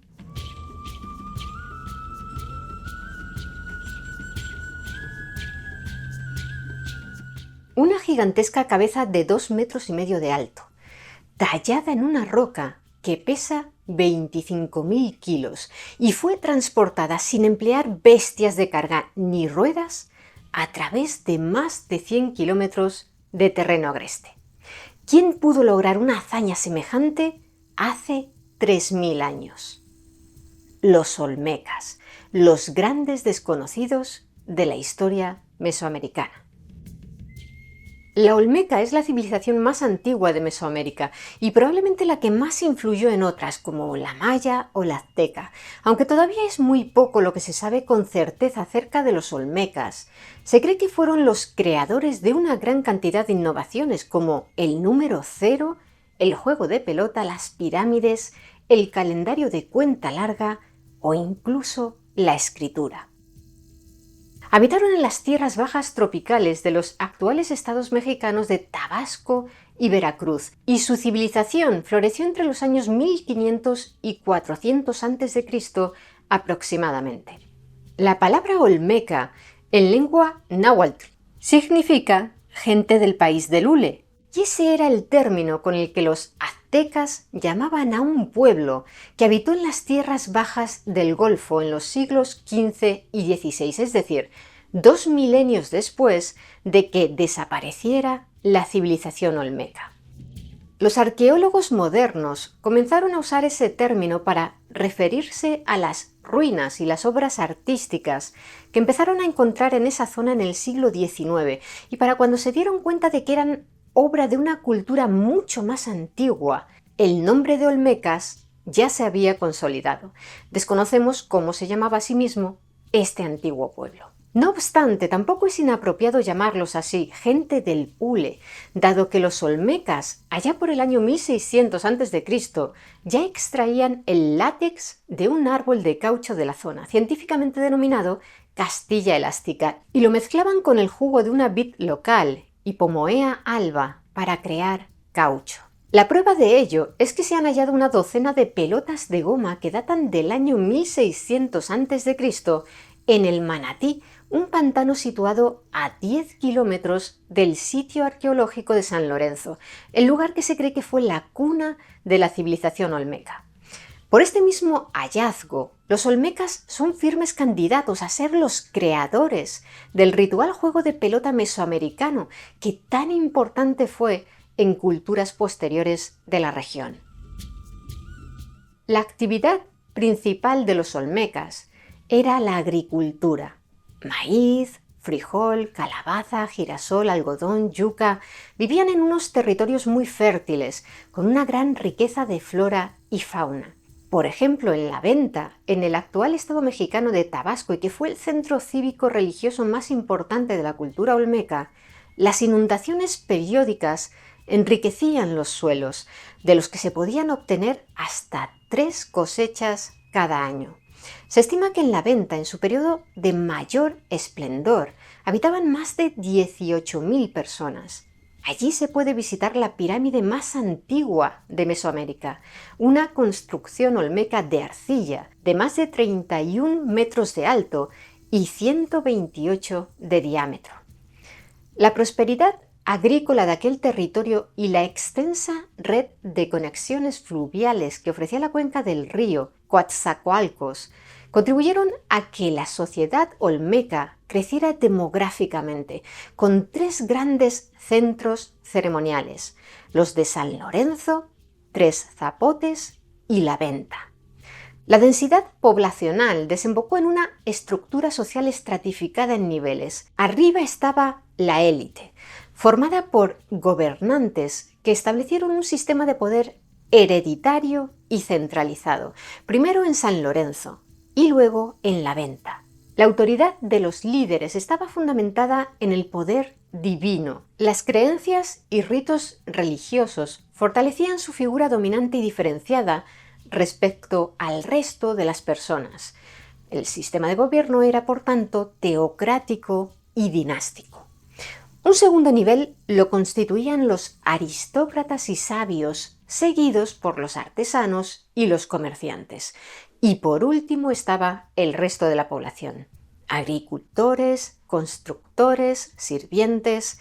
Se cree que los olmecas carecían de un ejército permanente, así como de una casta sacerdotal, pero no dejan de ser conjeturas que pueden seguir variando conforme se realizan nuevos hallazgos arqueológicos. Al parecer, los olmecas se distribuían territorialmente según su clase social. Las clases consideradas inferiores, como los campesinos, habitaban las pequeñas aldeas, mientras que las élites supervisaban y organizaban desde los centros ceremoniales. Aunque es muy poco lo que se sabe acerca del sistema de creencias de los olmecas, dada la carencia de documentos comparables al Popol Vuh de los mayas, en sus obras de arte aparecen ya algunas figuras presentes también en otras civilizaciones mesoamericanas, como la serpiente emplumada, a quienes los aztecas llamarían Quetzalcóatl y los mayas Kukulcán. Los artesanos elaboraban para la élite artefactos de lujo hechos con materiales como el jade, la obsidiana o la magnetita, objetos que ayudaban a los gobernantes divinos a afianzar su poder. Algunas de esas codiciadas materias primas, como el jade del valle del río Motagua, provenían de lugares situados a más de 200 kilómetros de distancia, lo que indica que los olmecas tenían acceso a una red comercial extensa en Mesoamérica, lo que sin duda contribuyó a la influencia que su cultura ejerció en civilizaciones posteriores. El arte olmeca, del que hablaremos un poco más adelante, era muy apreciado en toda Mesoamérica. De hecho, se han hallado piezas olmecas desde Guatemala hasta la zona central y occidental de México. Aparte de por la extensa red comercial de los olmecas, Se cree que esto es debido a que los líderes de otros pueblos de la región querían poseer aquellos artefactos olmecas tan hermosos para reforzar su propio estatus, del mismo modo que en Europa, durante siglos, se consideró una muestra de poder entre los nobles poseer obras de arte griegas y romanas. Uno de los debates en torno a los olmecas es si llegaron a desarrollar un sistema de escritura.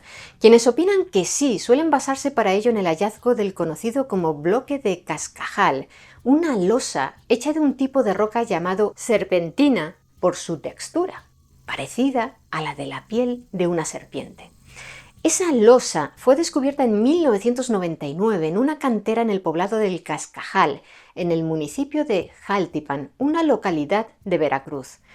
Junto a él se encontraron restos de estatuillas de arcilla y fragmentos de cerámicas que databan del 900 a.C. aproximadamente. En la piedra de Cascajal, que mide 36 centímetros de alto y pesa 11 kilos y medio, hay 62 glifos, algunos de los cuales recuerdan a frutas y cultivos como la piña o el maíz, o a animales como los peces. Estos símbolos no se parecen a los de ninguno de los demás sistemas de escritura de Mesoamérica, en los que, además, los símbolos suelen estar alineados en filas verticales. Por ello, algunos expertos opinan que no se trata de un lenguaje escrito, sino, por ejemplo, un esquema de la colocación de algunos objetos para la realización de algún tipo de ritual con fines mágicos. Otros, como William Saturno, antropólogo de la Universidad de New Hampshire, en Estados Unidos, opinan que se trata de un texto legítimo y en toda regla, símbolos escritos que reemplazan las palabras habladas. Por su parte, el antropólogo y arqueólogo estadounidense Stephen Houston, experto en la cultura maya, afirmó que la secuencia lineal, la regularidad de los signos y los patrones claros de ordenación dicen que esto es una escritura, pero no sabemos qué dice, añade Houston. En 2007, las arqueólogas Karen Brun y Nancy Kelka publicaron en la revista Science una serie de preocupaciones acerca de la autenticidad de la piedra. Una de ellas era que se había encontrado entre una pila de escombros, por lo que no se ha podido fechar de manera fehaciente, sino tan solo por los demás restos hallados junto a ella. Además, no se conoce ningún otro ejemplo de dibujo olmeca y menos de escritura sobre una losa de serpentina. Y aunque algunos de los glifos de la piedra de Cascajal se han hallado dibujados en otros artefactos olmecas, nunca han sido identificados como escritura, sino tan solo como motivos decorativos.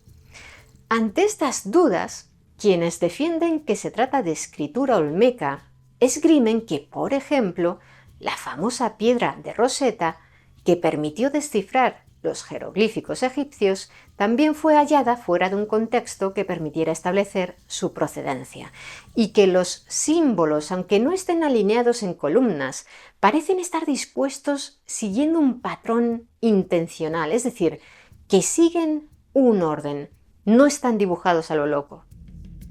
En 2019, un estudio mediante técnicas arqueométricas, como un mapeo de textura polinomial o espectrometría de fluorescencia de rayos X, respaldó la autenticidad del bloque como artefacto de la época olmeca. Ahora bien, ¿sus glifos son un ejemplo de escritura? Aún no se sabe. De confirmarse, el de los olmecas sería el sistema de escritura más antiguo de América. También podría ser de origen olmeca el calendario de cuenta larga, empleado por varias culturas mesoamericanas, así como el concepto de cero. ¿Y por qué se piensa eso? Porque 6 de los artefactos con las fechas más antiguas del calendario de cuenta larga se encontraron fuera del territorio principal de los mayas, y de esos 6, 3 fueron hallados en el corazón del territorio olmeca, si bien es cierto que los olmecas habían desaparecido varios siglos antes de la fecha de calendario más antigua descubierta hasta el momento. Si realmente fueron los olmecas quienes lo inventaron, sin duda debían conocer el concepto del número 0, puesto que es necesario su uso para el funcionamiento de ese calendario. Pero si por algo son reconocidos los olmecas, es sin duda por su arte, por sus habilidades artesanales. Suyas son las estatuas de madera más antiguas encontradas en Mesoamérica, que datan del año 1200 a.C., así como una gran variedad de piezas de jade, arcilla o basalto, entre otros muchos materiales. El estilo olmeca, como se puede apreciar en esta escultura de basalto llamada El Luchador, casi de tamaño natural, es bastante realista, además de contar con innegables cualidades estéticas. Uno de los motivos más comunes es el del hombre jaguar, una criatura que se caracteriza por tener los ojos almendrados y la boca abierta y curvada hacia abajo. Aunque antiguamente se creía que el hombre jaguar era la deidad principal de la cultura olmeca, en la actualidad está considerado tan solo como una deidad más entre muchas. Un ejemplo llamativo de representación artística del hombre jaguar puede verse en el sitio arqueológico de La Venta. Allí se encuentra este altar, el número 5, en el que un hombre jaguar bebé en posición inerte es sostenido por la figura central, lo que para algunos expertos es indicativo de la práctica de sacrificio de niños por parte de los olmecas. No obstante, aunque se han hallado en territorio olmeca diversos artefactos vinculados con el derramamiento de sangre como ofrenda a los dioses, la afirmación de que realizaran sacrificios humanos es meramente especulativa. Ninguna obra de arte olmeca muestra escenas de sacrificios humanos o imágenes de víctimas. De hecho, en los laterales del propio altar 5 puede verse a otros bebés jaguar claramente vivos. Otros artefactos mucho más pequeños pero no menos impresionantes son las máscaras de jade, un material que solo estaba al alcance de los más poderosos. Aunque hasta el momento no se ha recuperado ninguna máscara en un contexto olmeca controlado arqueológicamente, se han encontrado varias máscaras de estilo olmeca en ubicaciones de otras culturas, presumiblemente debido a que, como comentamos antes, las obras de arte olmecas eran muy codiciadas como símbolo de estatus en Mesoamérica. Ahora hablemos de las obras más famosas del arte olmeca, las cabezas colosales que mencionamos al principio del vídeo. Hasta el momento se han encontrado 17 de estas piezas confirmadas, todas ellas en los actuales estados mexicanos de Veracruz y Tabasco. 10 en San Lorenzo, 4 en La Venta, 2 en Tres Zapotes y 1 en La Cobata. Las 10 cabezas de San Lorenzo estaban colocadas originalmente en 2 hileras paralelas que recorrían el sitio arqueológico de norte a sur, tal vez a modo de ruta procesional que mostrara la historia dinástica de los gobernantes del lugar. Pero no está claro quiénes son los personajes retratados o representados en ellas. Gobernantes, jugadores de pelota, guerreros. A juzgar por los tocados que lucen, que recuerdan a cascos defensivos, la mayoría de expertos descartan que las cabezas representen a dioses. Miden entre 1,2 y 3,4 metros de alto. Las más pequeñas pesan unas 6 toneladas, mientras que la más grande ronda las 40 toneladas y el peso promedio es aproximadamente de 20 toneladas. Los rostros tienen las mejillas carnosas, con labios gruesos, narices anchas y ojos ligeramente bizcos y almendrados. Debido a estas características faciales, durante muchos años, prácticamente desde que se encontró la primera cabeza allá por 1896, diversos estudiosos del tema han defendido la hipótesis de que los ancestros de los olmecas podrían proceder de África y que el mestizaje con pueblos nativos mesoamericanos habría dado lugar a esos rasgos. Sin embargo, a principios de 2020, la investigadora Anne Seifer académica del Instituto de Investigaciones Antropológicas de la Universidad Nacional Autónoma de México, anunció que según los resultados de un estudio de ADN mitocondrial de restos óseos hallados en enterramientos olmecas, los miembros de esta civilización no poseían ancestros africanos. Pertenecían a uno de los grupos genéticos más abundantes entre las poblaciones nativas de América. Además, en los sitios arqueológicos olmecas no se han hallado artefactos de ningún tipo que guarden similitudes con la artesanía africana. De acuerdo, no eran africanos, sino descendientes de los pobladores fundacionales del continente americano. Pero, ¿qué más se sabe acerca de los orígenes de los olmecas? Aunque hay diversidad de opiniones, muchos indicios apuntan a que sus raíces se encuentran en las primeras culturas agrícolas de Tabasco, que surgieron entre los años 5100 y 4600 a.C. Y es que estos, por ejemplo, compartían las mismas tecnologías y cultivaban los mismos alimentos básicos que los olmecas. Aunque se han hallado algunos utensilios aparentemente olmecas que datan como muy temprano del año 1600 a.C., se considera que la cultura olmeca se inició como tal a partir del 1500 o 1400 a.C., en San Lorenzo, Tenochtitlan. Pero la historia de los olmecas sigue plagada de misterios. Uno de los más grandes en todos los sentidos es sin duda el de las cabezas gigantes olmecas, y es que las enormes y pesadas rocas en las que están esculpidas proceden de la sierra de los Tuxtlas, a más de 100 kilómetros de San Lorenzo, donde fueron halladas la mayoría de las cabezas.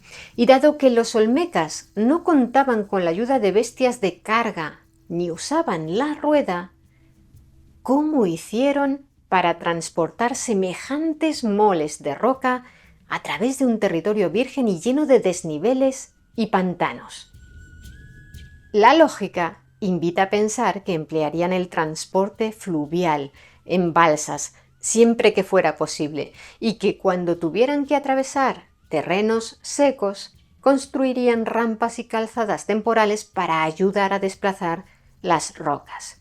Los investigadores opinan que los olmecas no tuvieron necesidad de extraer las rocas de las montañas porque, al parecer, en la zona de la que proceden suelen producirse deslizamientos de tierra que arrastran grandes bloques de piedra volcánica ladera abajo, por lo que los olmecas solo tendrían que seleccionarlas y, eso sí, transportarlas.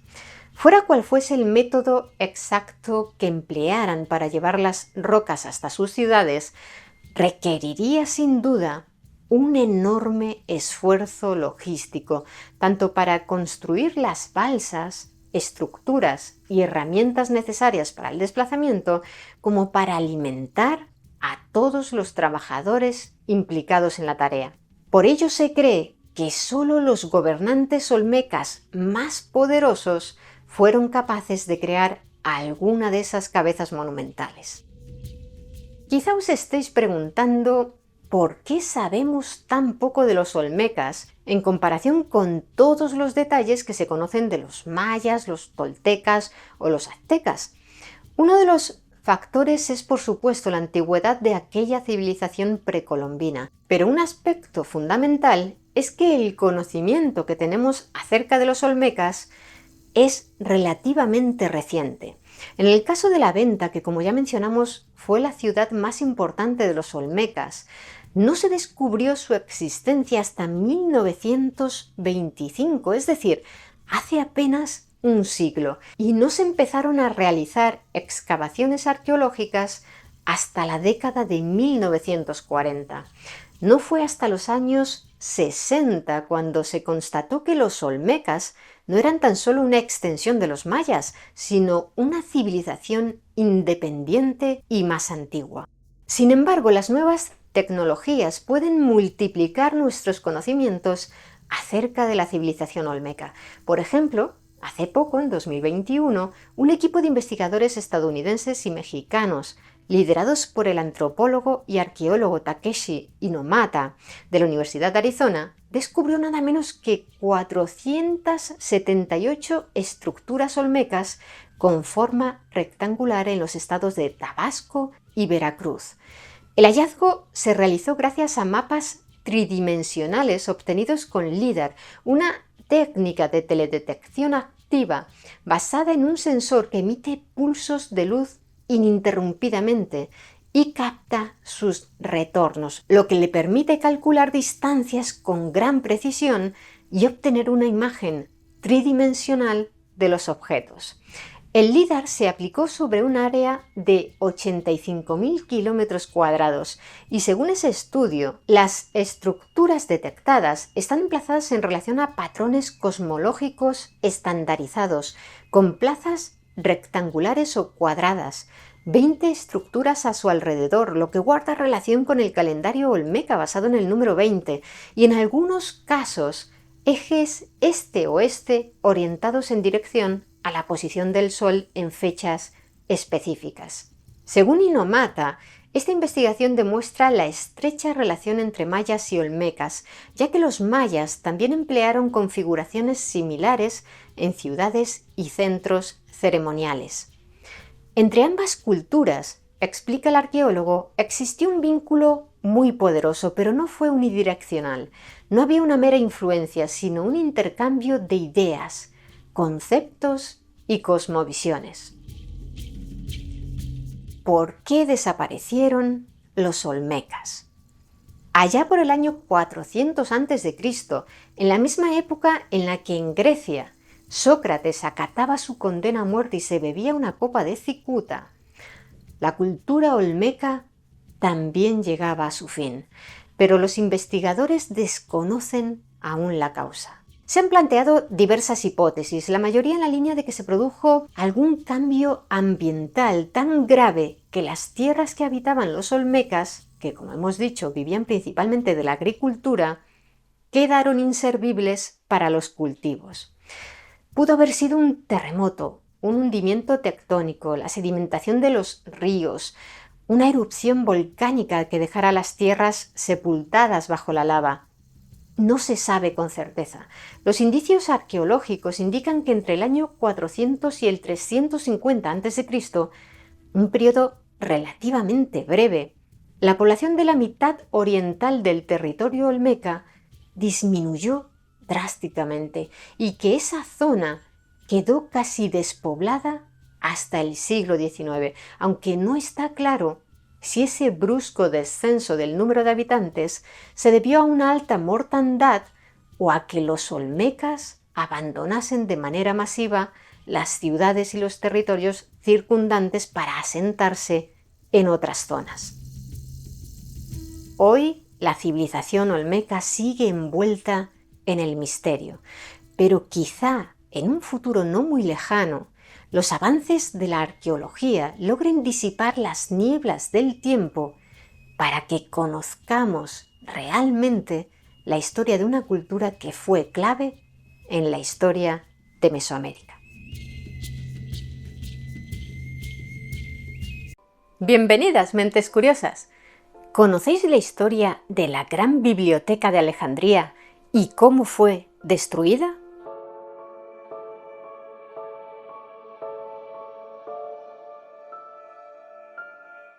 Cuando hablamos de la gran biblioteca de Alejandría, es difícil escapar de los mitos que se han forjado en torno a ella a lo largo de los siglos. Y es que pese a que fue uno de los mayores puntos de actividad cultural y difusión de conocimiento del mundo antiguo, es muy poco lo que se sabe con exactitud hoy en día. Ignoramos, por ejemplo, qué aspecto tenía o en qué año fue construida. Ni siquiera sabemos cuántas obras albergaba. Las fuentes históricas que hablan de ella no son numerosas y en algunos aspectos se contradicen unas a otras.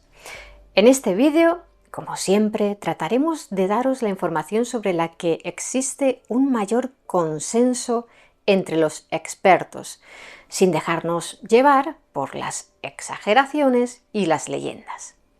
Empecemos. Como todos sabemos, cuando murió Alejandro Magno en el 323 a.C., algunos de sus generales se repartieron su enorme imperio. Uno de ellos, Ptolomeo, quien gobernaba Egipto, se proclamó faraón e inició así la dinastía tolemaica, que durante 3 siglos reinó en aquel territorio. Ptolomeo I compartía la visión de Alejandro Magno de que la cultura helenística era admirable y que para asentar su propio poder en los territorios conquistados le convenía propagar dicha cultura. Al mismo tiempo, tanto Alejandro como Ptolomeo sabían que comprender la cultura y la lengua de los pueblos sometidos era crucial para lograr su integración en una estructura sociopolítica de mayor entidad. Por ello, en las principales ciudades del imperio de Alejandro Magno se habían construido bibliotecas reales y Ptolomeo I, quien convirtió a Alejandría en la capital de su reino, decidió impulsar la creación de la biblioteca más importante del mundo, la Gran Biblioteca de Alejandría. Ahora bien, aunque se cree que la idea fue de Ptolomeo I, la mayoría de historiadores opinan que fue durante el reinado de su hijo, Ptolomeo II, cuando se construyó físicamente. A diferencia de su padre, Ptolomeo II no era hábil en la guerra, pero amaba la ciencia y el arte y coleccionaba manuscritos, pinturas y animales. Si la biblioteca fue construida durante su reinado, eso significaría que se fundó entre los años 285 y 246 a.C. ¿Y qué aspecto tenía? Nadie lo sabe. Pese a que las fuentes históricas indican que estaba situada en el barrio Real o Basileia, también llamado Burchion, se desconoce cuál era su emplazamiento exacto dentro de la zona palaciega. Por ello, los arqueólogos aún no han hallado ningún vestigio de la biblioteca. Gracias a los cronistas de la época, sabemos que la Gran Biblioteca tenía numerosas salas llenas de estantes donde se almacenaban los volúmenes y diversas estancias donde trabajaban los copistas, de cuya importante labor hablaremos más adelante. Al parecer, en la Gran Biblioteca también había jardines, atrios, un gran comedor común, salas de lectura, salas de reuniones y varias fuentes con espacios al aire libre y columnatas por las que pasear. Asimismo, sabemos que estaba construida de manera contigua a otra importante institución real, el Templo de las Musas o Museion, donde vivían y estudiaban los sabios, entre 30 y 50 procedentes de todas partes y especialistas en ramas muy diversas del conocimiento, desde poetas a investigadores científicos, pasando por filósofos. Aquellos sabios recibían un salario muy alto y no tenían que pagar por su alojamiento ni por su comida. Tampoco pagaban impuestos.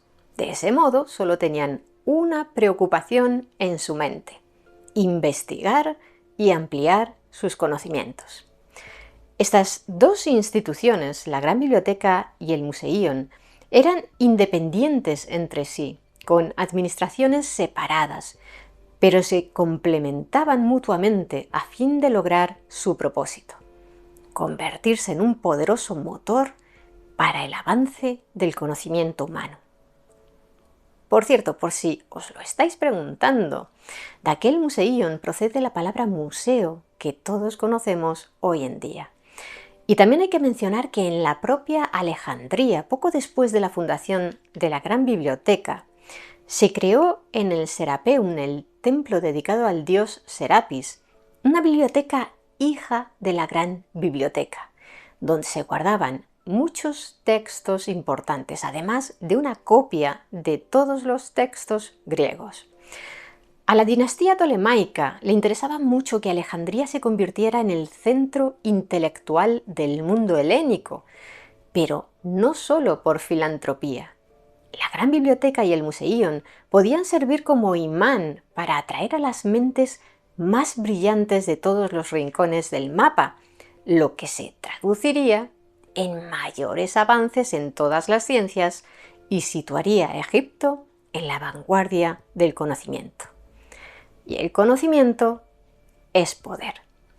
Por ello, no dudaron en invertir cuantiosas sumas de dinero en adquirir textos para la biblioteca. Enviaron a agentes a todas las grandes ciudades conocidas, especialmente Rodas y Atenas, para que adquirieran el mayor número de textos posibles, fuera cual fuese el tema del que trataran. Y cuanto más antiguos, mejor. Un texto original era mucho más valioso que la copia de una copia, porque como se copiaban a mano, era frecuente que se cometieran errores en cada nueva versión del texto y cada vez difería más del original. Se dice que por las obras originales de Esquilo, Sófocles y Eurípides llegaron a pagar a los atenienses el equivalente a varios millones de dólares actuales. Como mencionábamos antes, quienes también contribuían a enriquecer los fondos bibliográficos de la gran biblioteca fueron los copistas, quienes cobraban por línea copiada. Por decreto de Ptolomeo II, cada volumen que se encontraba en un navío que hubiera atracado en el puerto de Alejandría era requisado y llevado a la gran biblioteca. Allí era copiado y al dueño del libro se le entregaba la copia, mientras que la biblioteca se quedaba con el original. También los traductores realizaban una importante labor, ya que traducían al griego todas las obras llegadas en lenguas extranjeras, que eran muchas, aunque la gran biblioteca estaba especializada sobre todo en el mundo griego. ¿Y cuántos libros almacenaba? Las cifras oscilan mucho entre las diversas fuentes, pero se cree que en su época de mayor esplendor pudo albergar entre 200.000 y 500.000 volúmenes. Cuando hablamos de volúmenes, nos referimos principalmente a rollos de papiro. Los libros, como los conocemos hoy en día, en formato códice, no se emplearon de manera generalizada hasta la Edad Media, aunque los romanos ya comenzaron a usarlos entre los siglos I y IV después de Cristo. En la ciudad de Alejandría se fabricaba muchísimo papiro, que se elaboraba a partir de una planta acuática llamada Cyperus papyrus, la cual crecía en las orillas del Nilo. La fabricación de papiro era un monopolio real y durante siglos otros pueblos de la cuenca mediterránea se lo compraban a los egipcios a un alto precio, ya que era muy útil para escribir en él. El tamaño de los rollos solía ser de unos 5 metros, aunque en el siglo XIX se encontró uno, conocido como el Gran Papiro Harris, que medía más de 41 metros. Lentamente, con el paso de los siglos, el pergamino fue desplazando al papiro como soporte para los manuscritos, ya que al estar fabricado a partir de pieles de animales, era más resistente y duradero. Existe constancia de que en la Gran Biblioteca de Alejandría, siglos después de su fundación, también había códices, pero ninguna fuente menciona que hubiera rollos de pergamino, tal vez por la importancia que tenía el negocio del papiro para los monarcas egipcios. Como decíamos, en la Gran Biblioteca se almacenaron entre 200.000 y 500.000 volúmenes y para que os hagáis una idea aproximada, se estima que esos textos equivaldrían a los contenidos en 15.000 o 40.000 libros actuales. Ya, sé que no parecen muchos desde nuestro punto de vista industrializado, pero hay que comprender el inmenso valor cultural de aquellas obras artesanas que conformaban la literatura arcaica y clásica de la antigua Grecia y lo difícil y costoso que en aquella época debió de ser reunir semejante colección. Aunque en la Gran Biblioteca y el Museion los eruditos gozaban de una gran libertad de pensamiento, los soberanos ptolemaicos ejercían su poder sobre los textos censurando aquellas partes que no convenían a sus intereses políticos e incluso modificando los escritos. Un relato antiguo cuenta que a un poeta llamado Sótades, que escribía allí en Alejandría, se le ocurrió burlarse en un poema de que Ptolomeo II se hubiera casado con su hermana, Arsínoe II. El rey lo hizo arrestar y lo arrojó al mar dentro de un ataúd de plomo. Poca broma con los Ptolomeos. Si no te metías en política, sin embargo, en aquella época Alejandría debía de ser un lugar maravilloso para los eruditos. Algunos de los más relevantes fueron nombrados bibliotecarios de la gran biblioteca, como Eratóstenes de Cirene, quien calculó cuánto medía la circunferencia de la Tierra y solo se equivocó en unos cientos de kilómetros. También destacó el trabajo del poeta Calímaco. Aunque nunca llegó a ser nombrado bibliotecario, se le considera el padre de la biblioteconomía por su obra más famosa, Los Pinaques, más de 120 tablas que contenían el catálogo completo de la gran biblioteca. Por desgracia, no se conserva ninguna de esas tablas, por lo que solo las conocemos a través de fuentes antiguas que las mencionan. Al parecer, en Los Pinaques, las obras se dividían en 6 géneros diferentes y 5 tipos de prosa, es decir, 11 categorías: legal, épica, retórica, tragedia, comedia, poesía lírica, historia, medicina, matemáticas, ciencia natural y miscelánea, es decir, una mezcla de géneros. Dentro de cada categoría, las obras estaban apuntadas por orden alfabético. Los pinaques fueron una herramienta muy útil para los bibliotecarios de Alejandría durante siglos, y aquel sistema ha sido copiado a lo largo de la historia por infinidad de bibliotecas.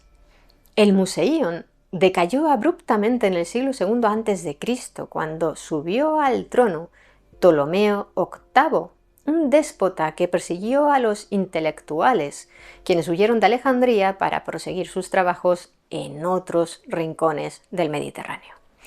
Fue una manera torpe y rápida de empobrecerse culturalmente y al mismo tiempo de expandir el conocimiento generado en Alejandría por el resto del mundo.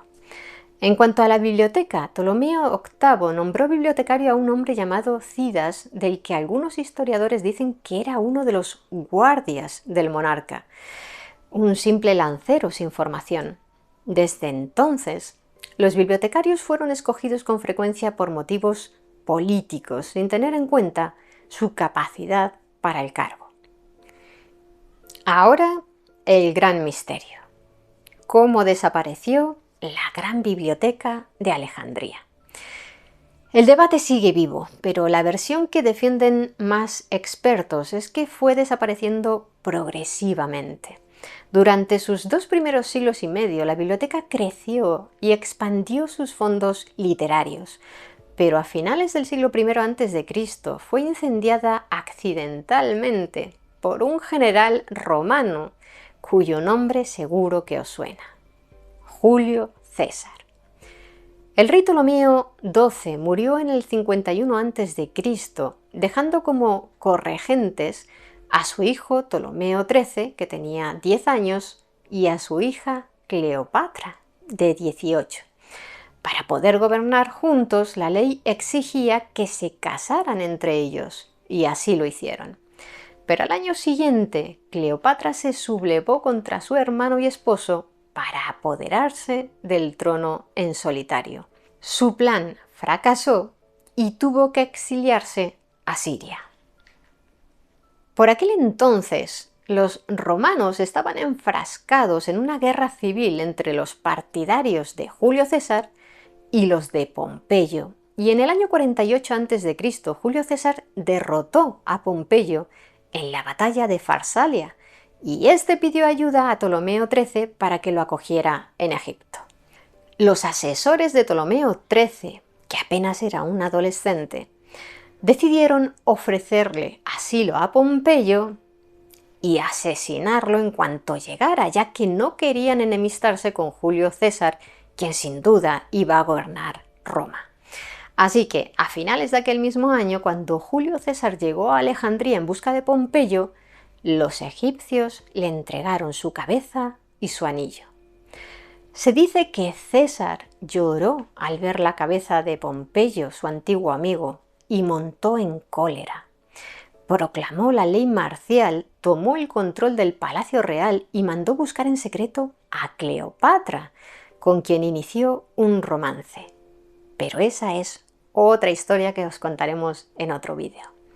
Lo que nos importa ahora es que los asesores de Ptolomeo XIII, viendo que Julio César tomaba partido por Cleopatra, hicieron que el ejército egipcio, mucho más numeroso que las tropas romanas en la ciudad, se dirigiera a Alejandría.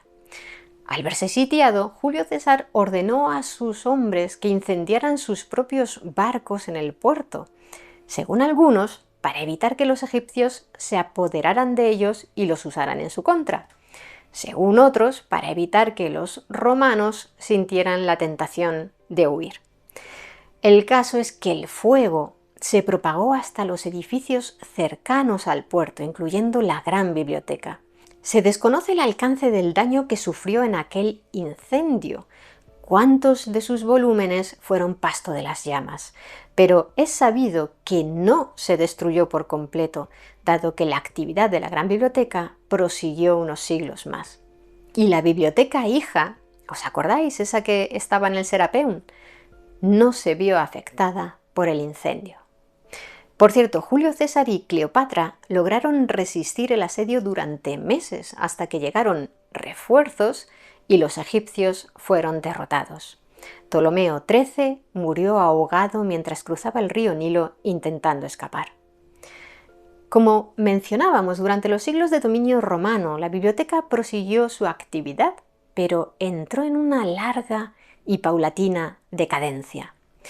Los romanos comenzaron a abrir nuevas bibliotecas por todo su imperio y a ellas enviaron parte de los pergaminos de Alejandría.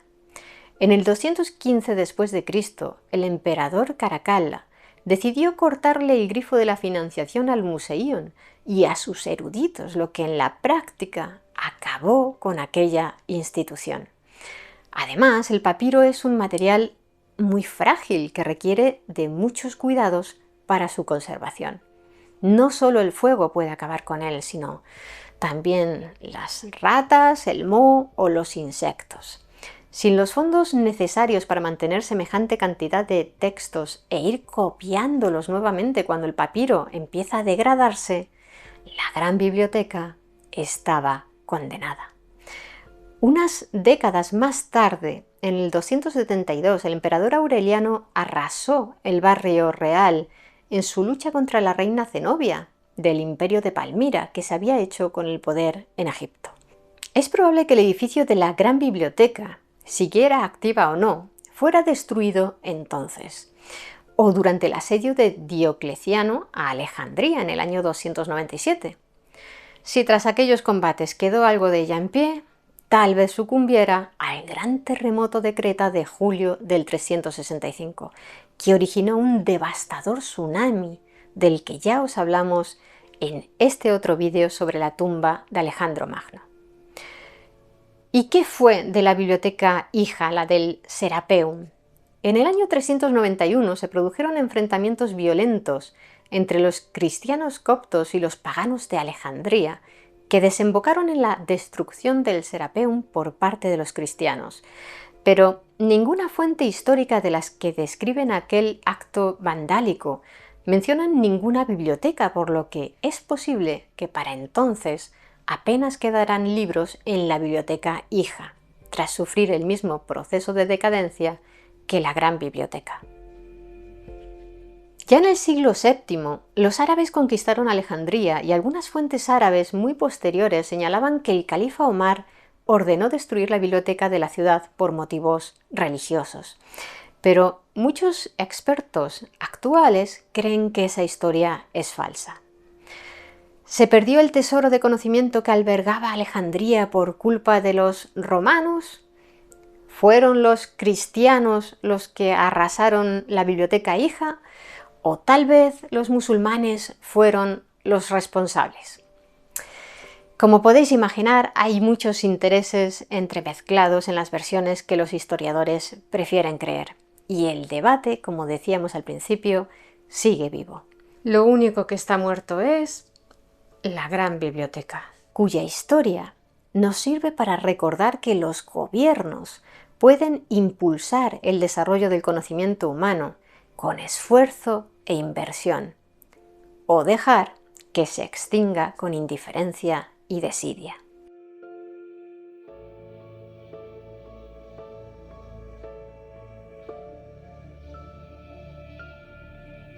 Bienvenidas, mentes curiosas. ¿Qué tienen en común Simón Bolívar, Mozart, Oscar Wilde, George Washington, Winston Churchill, John Wayne, Mark Twain, Rubén Darío y Cantinflas? Exacto, todos ellos fueron masones. Pero, ¿cuál es el origen de los masones y qué papel han jugado en el transcurso de la historia? ¿Son tan poderosos como se cuenta?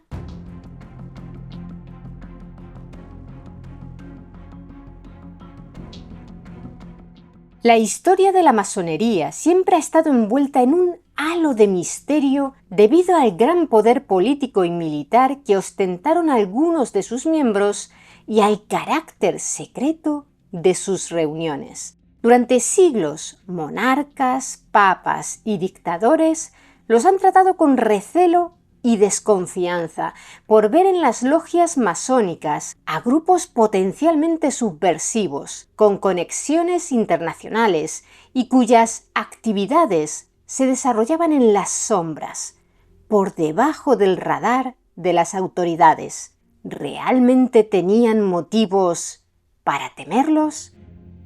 La palabra masón proviene del francés maçon, que significa albañil. Y como a los miembros de los gremios de albañiles medievales también se les denominaba franc-maçons, es decir, albañiles libres, en el sentido de que no estaban sujetos a un feudo ni vinculados a un único señor por contrato, actualmente se usa de manera indistinta el término francmasonería o masonería.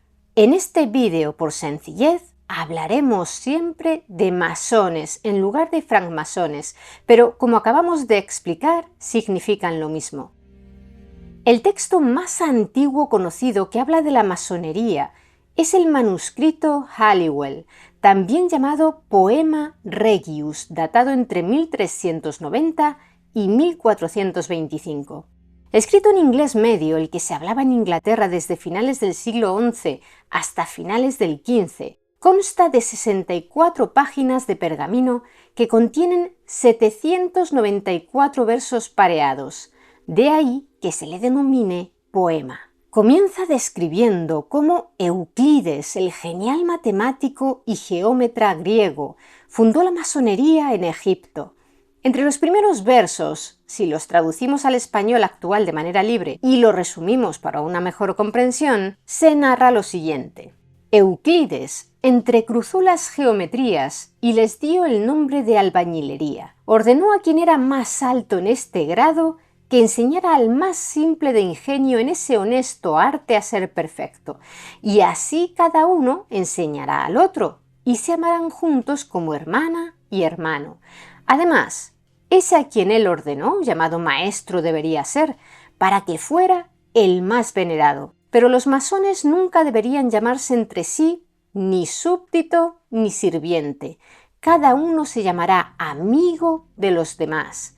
De esta manera, gracias a su ingenio para la geometría, comenzó el oficio de albañilería. Euclides lo descubrió así, este oficio de geometría en Egipto, donde lo enseñó ampliamente, y también en diversas tierras por doquier, antes de que el oficio llegara a esta tierra, a Inglaterra, en tiempos del buen rey Athelstan. Aquel monarca fue rey de Inglaterra entre los años 927 y 939. Hagamos una pausa para aclarar que, según la mayoría de los estudiosos de este texto, su autor pudo haber sido algún clérigo que, además de su vida religiosa, estuviera vinculado de algún modo a la masonería de Inglaterra, dado el profundo conocimiento que parecía tener sobre sus reglas y que en una parte del texto menciona que ya entonces había masones ajenos al oficio de constructor.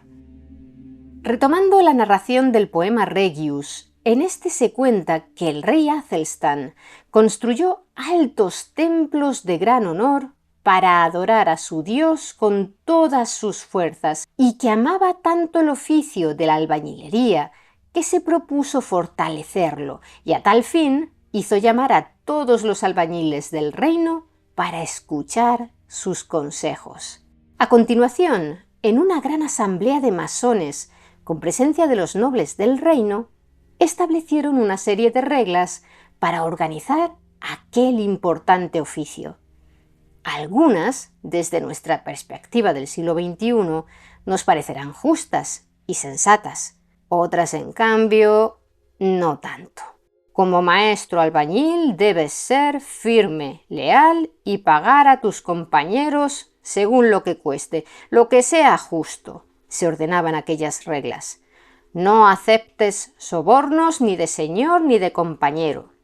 No hagas esclavo a tu aprendiz, ni hagas aprendiz a ningún deforme, pues para el oficio sería una gran vergüenza tener un hombre cojo, y hombre tan imperfecto debería ser de poco beneficio para el oficio. Tampoco acogerás a ningún ladrón o asesino, o al que tenga un nombre débil, es decir, mala reputación, para que no avergüence su oficio.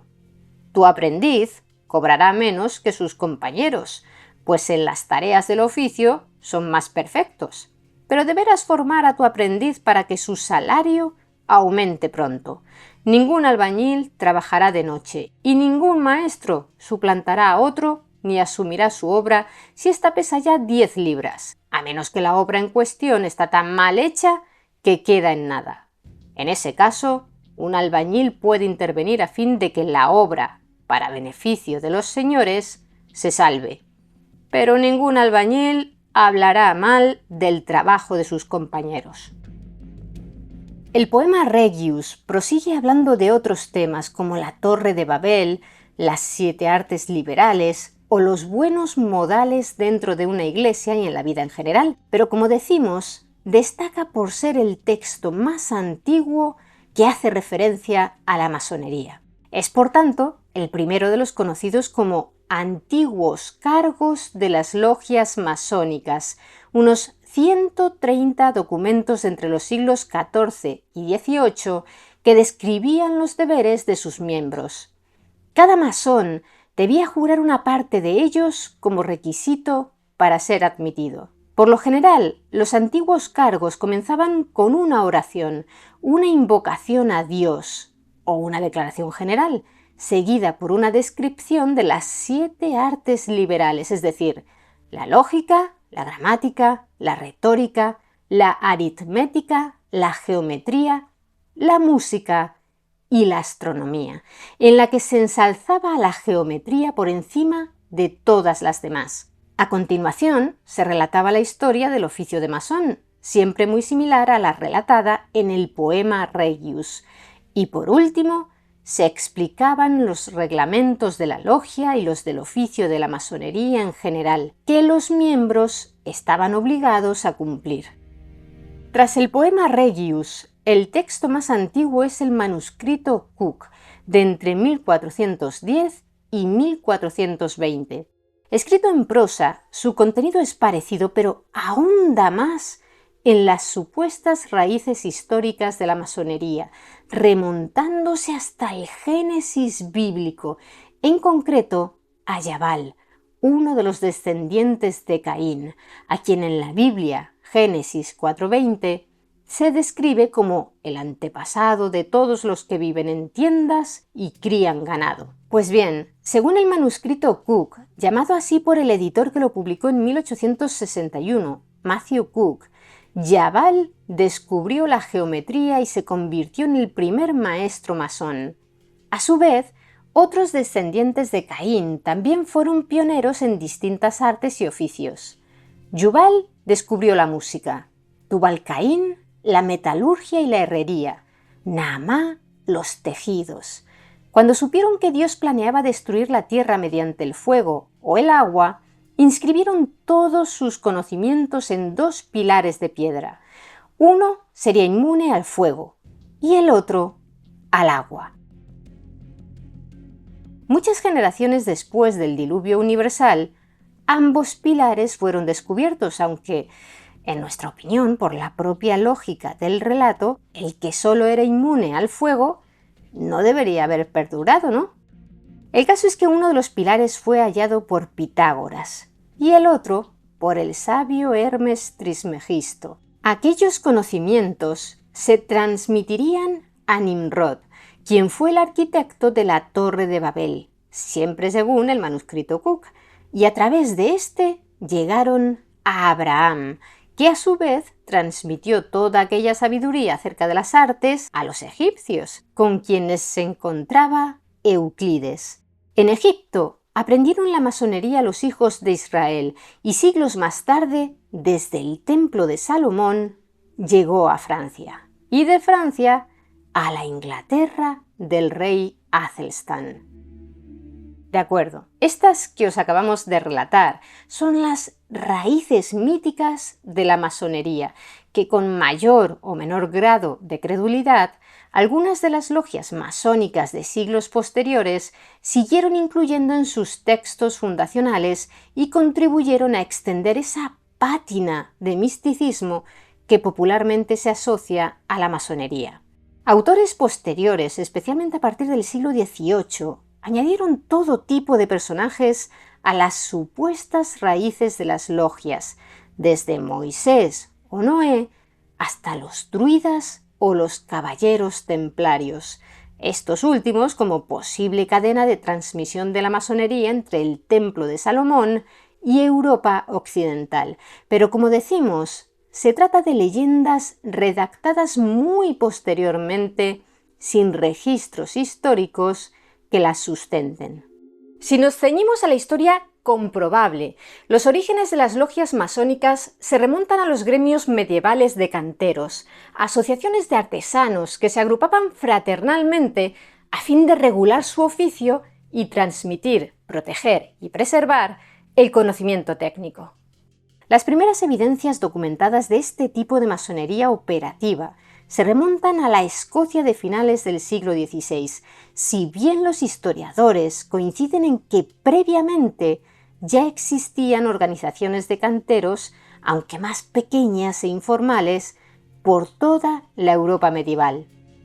Un hecho que diferenciaba a los canteros de otros gremios artesanales era que ellos con frecuencia debían viajar de una región a otra, en función de que tal o cual monarca o noble decidiese emprender y financiar un proyecto de construcción de cierta envergadura.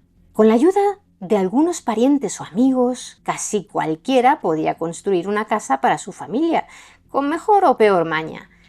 Pero para erigir un puente, una iglesia o incluso una catedral, hacían falta sólidos conocimientos técnicos, matemáticos y geométricos que solo poseían los maestros albañiles. Esa movilidad condujo al desarrollo de la conocida como palabra masónica o palabra del masón, un sistema secreto para reconocer a los artesanos de distintas regiones que estuvieran realmente cualificados. A falta de credenciales académicas como las actuales, aquellos constructores primitivos conocían una serie de signos, señales, apretones de manos especiales y palabras confidenciales que servían para demostrar su grado como masón y, por tanto, sus capacitaciones técnicas. Para que estos signos y contraseñas resultasen útiles,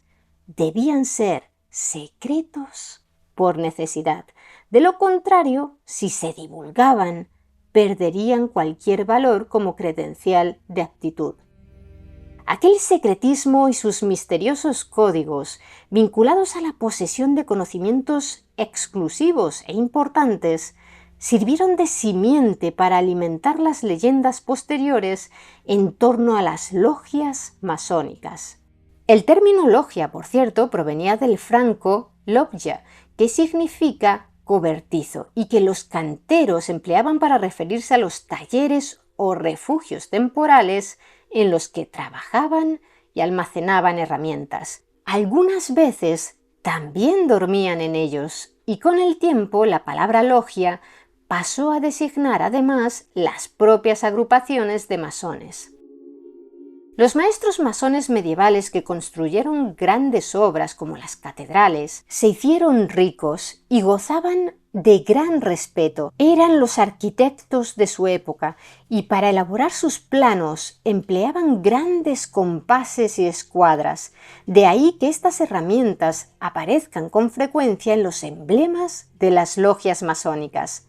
Por cierto, quizá os estéis preguntando ¿qué significa esa letra G que también aparece en muchas insignias masónicas? Representa la ciencia más importante, la geometría, y se cree que también simboliza a Dios, como el gran geómetra creador de todo, aunque en la tradición anglosajona también se suele señalar que sería la inicial de la palabra God, es decir, Dios. No está claro cómo se produjo el paso de la masonería operativa, o sea, las organizaciones de albañiles dedicadas a la aplicación práctica de su oficio, a la masonería especulativa moderna, en la que sus miembros ya no se centran en la construcción física, sino en la construcción espiritual y ética del individuo, buscando el perfeccionamiento moral y cultural de sus miembros. Una de las hipótesis más factibles, apoyada por registros históricos hallados en Escocia, señalan que a mediados del siglo XVII, conforme la construcción de grandes templos decayó y con ella la importancia de los canteros, las logias de masones empezaron a aceptar como miembros a personas de distintos oficios, a los que denominaban aceptados o caballeros, quienes se interesaban más por los aspectos filosóficos e intelectuales y la confraternización que por la transmisión y la aplicación práctica de conocimientos técnicos. La primera admisión registrada de aceptados ajenos al oficio de la albañilería data del 3 de julio de 1634, en la Logia de Edimburgo número 1. Se considera que la masonería, tal como la entendemos hoy en día, apareció en 1717 en Londres, con la creación de la Gran Logia de Inglaterra. Su texto fundador, Las Constituciones de Anderson, fue redactado en 1723. En él se resalta sobre todo la tolerancia en materia religiosa y política, pero se afirma textualmente que el masón nunca será un estúpido ateo ni un libertino sin religión. Es decir, que podías pensar lo que quisieras acerca de la religión mientras creyeras en Dios. Por ello, las logias masónicas, en cierto modo, fueron percibidas por la Iglesia como una segunda religión, una con sus propios rituales y misterios. Y eso, sumado a la notoriedad de algunos de sus miembros, suponía un riesgo incierto pero latente para la Iglesia. De ahí que en 1738 el Papa Clemente XII emitiera contra la masonería la bula In eminentia postulatus specula, en la que condenaba a las logias masónicas por sus pactos impenetrables y juramentos peligrosos, y prohibía a los católicos afiliarse a ese tipo de sociedades bajo pena de excomunión. Un siglo y medio más tarde, otro papa, León XIII, en su encíclica Humanum Genus, condenaría también la masonería por sus principios filosóficos, especialmente por el naturalismo y la separación entre Iglesia y Estado. En opinión de León XIII, la masonería promovía un orden social contrario a los principios cristianos. Durante la Ilustración, el movimiento intelectual y filosófico que surgió en Europa a finales del siglo XVII y prosiguió hasta bien entrado el XIX, Muchos de los pensadores que estaban a favor del conocimiento adquirido a través del racionalismo y el empirismo, y cuyas ideas chocaban con el absolutismo y el poder de la Iglesia sobre el Estado, formaron nuevas logias masónicas o se unieron a ellas. En ellas podían reunirse de manera secreta, o al menos discreta, con gente afín a las nuevas ideas que compartían sus intereses. Los masones celebraban rituales, sí, y tenían jerarquías incluso bastante rocambolescas en algunos casos, pero en las logias se defendía la libertad de pensamiento y se convirtieron en espacios donde podían fluir los debates políticos y las ideas ilustradas sin temor a represalias.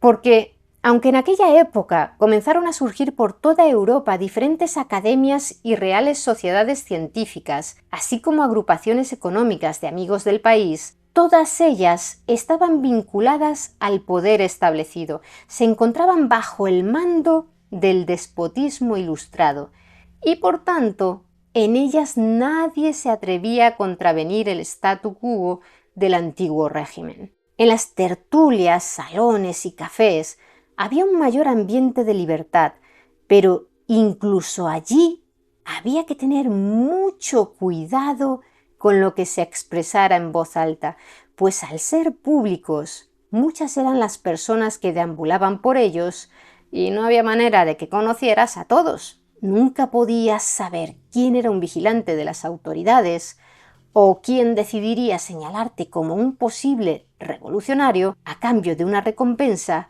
o simplemente para perjudicarte.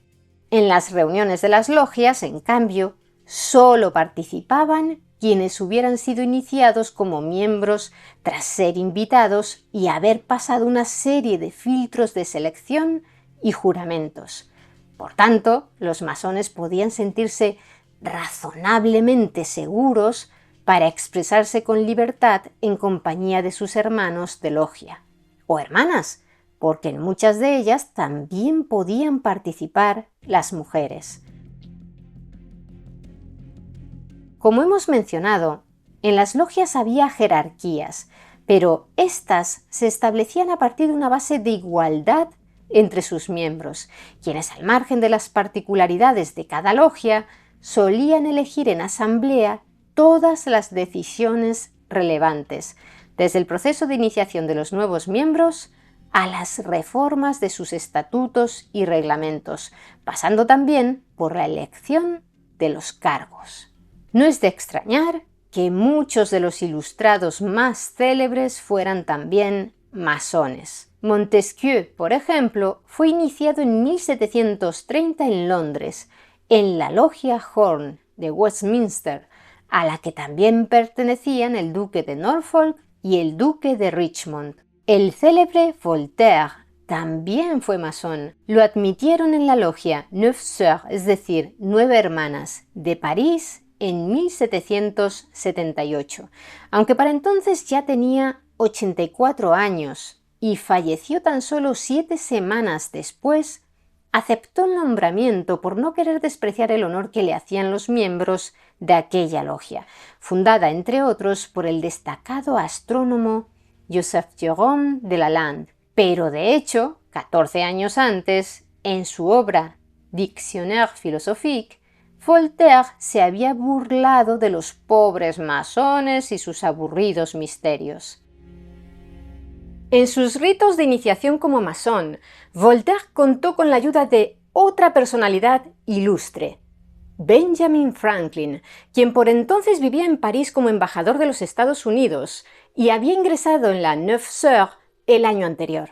El caso de Franklin, quien llegaría a ser nombrado venerable maestro de aquella logia, es especialmente relevante porque fue uno de los personajes célebres más activos en el terreno de la masonería.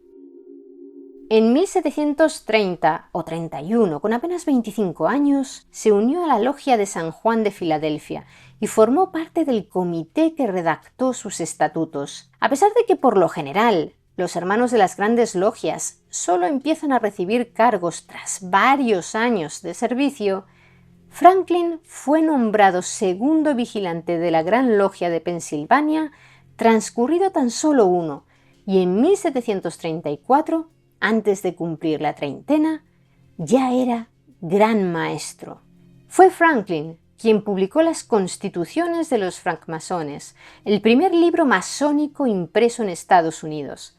En realidad, se trataba de una reimpresión de las Constituciones de Anderson.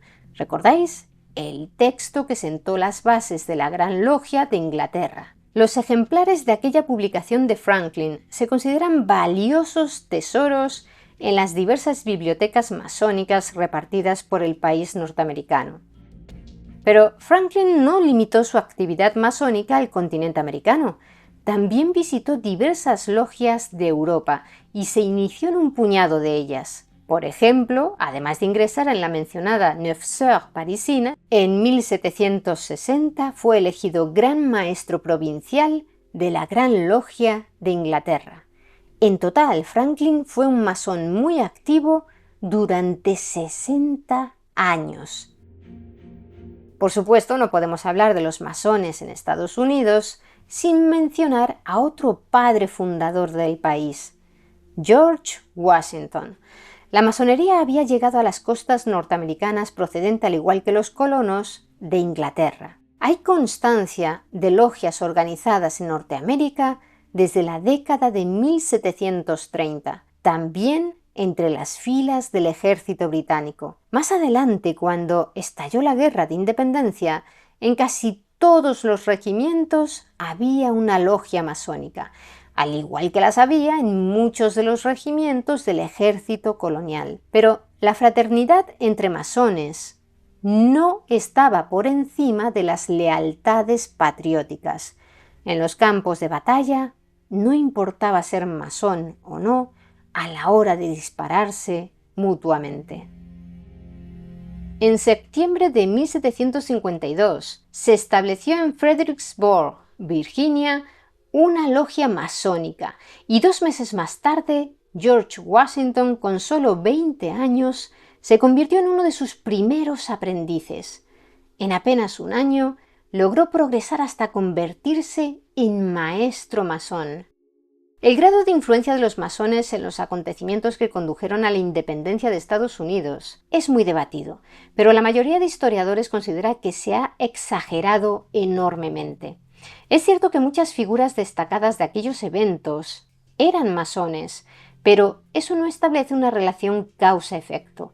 Las motivaciones políticas y económicas impulsaron por igual a los independentistas, sin necesidad de pertenecer a ninguna logia, y los ideales revolucionarios de igualdad y fraternidad bebían de la Ilustración y, en última instancia, del cristianismo.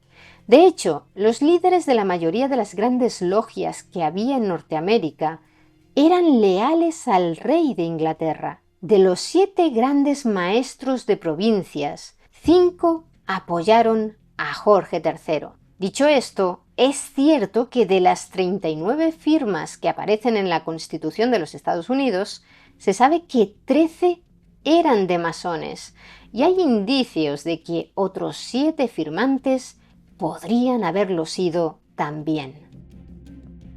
Uno de los grandes héroes de la Guerra de Independencia para los estadounidenses, el francés Marqués de Lafayette, quien fue nombrado general de división en el ejército continental y desempeñó un papel clave en batallas tan importantes como la de Yorktown, era masón. ¿Adivináis en qué logia se había iniciado? Sí, justo, en la Neuf Sœurs de París. Pero, como ya hemos mencionado, ser masón no era sinónimo de ser antirreligioso ni revolucionario, ni mucho menos, ni siquiera ilustrado. De hecho, en Francia, algunos de quienes se oponían con mayor vehemencia a los filósofos de la Ilustración y a los enciclopedistas, como el dramaturgo Charles Palissot de Montenoy, autor de la comedia Los filósofos, o el político y periodista Louis Fréron, también eran masones. El objetivo de las logias no era subvertir el orden establecido, sino favorecer el desarrollo personal de sus miembros. Muchos de quienes se unían a ellas lo hacían impulsados por un espíritu inquieto y curioso, pero no menos lo hacían por moda y por obtener contactos, del mismo modo que se pueden buscar hoy en día en los clubes sociales o las universidades privadas elitistas. De todos es sabido que codearse con personas de cierto poder y compartir con ellas rituales y secretos puede ofrecer interesantes oportunidades para prosperar más allá de las reuniones, en el mundo real.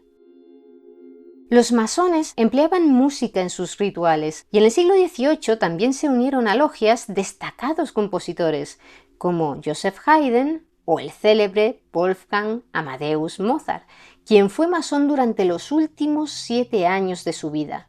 Fue admitido como aprendiz en la logia de Viena llamada Sua Wohltätigkeit, que significa beneficencia, el 14 de diciembre de 1784, y se convirtió en maestro masón en un plazo increíblemente breve, porque apenas 4 meses más tarde, el 22 de abril del 85, ya figuraba con ese grado en los archivos de la logia. Se sabe que asistió a reuniones de otras logias austriacas y que en todas ellas era bienvenido, dada su gran reputación como músico. No obstante, su vinculación con la masonería le costó que tras el fallecimiento del emperador José II, la corte del nuevo monarca austriaco, Leopoldo II, le hiciera el vacío. Y es que se relacionaba a los masones con los jacobinos de Francia, donde acababa de iniciarse la revolución, y los monarcas europeos temían que aquel fuego pudiera extenderse a sus territorios. A Mozart aquello le afectó anímicamente, pero igual que un enfermo terminal parece recuperar las fuerzas en sus últimos momentos, Wolfgang recuperó su fuerza creativa en sus últimos 13 meses de vida y escribió La flauta mágica, una de sus mejores obras, en la que ensalzaba a la masonería. Paradójicamente, también hay historiadores que creen que fueron los masones quienes acabaron con su vida envenenándolo. ¿El motivo? Supuestamente lo habrían asesinado precisamente por revelar en aquella ópera La flauta mágica, que se estrenó el mismo año de su muerte en 1791, secretos y rituales masónicos. En España, la primera logia fue fundada en 1728 en Madrid por 6 ingleses y fue conocida como la Matritense. Estaba adscrita a la Gran Logia de Inglaterra, pero durante el siglo XVIII fueron muy pocas las logias que se fundaron en España y casi siempre fueron creadas por comerciantes o militares extranjeros. Y es que la Inquisición española se encargó de perseguirlas en cuanto surgían, haciendo cumplir la bula del Papa Clemente XII y una real cédula promulgada por el rey Fernando VI en 1751 que prohibió la masonería. No fue hasta el siglo XIX, con la invasión de las tropas napoleónicas, cuando en España comenzaron a surgir un número significativo de logias masónicas, pero en realidad eran un instrumento político de Napoleón, de quien no hay pruebas de que fuera un masón formalmente iniciado, pero sí mantuvo una relación estrecha con la masonería. De hecho, su hermano José Bonaparte, a quien colocó como rey de España, sí había sido iniciado como masón en una logia de Marsella en 1793.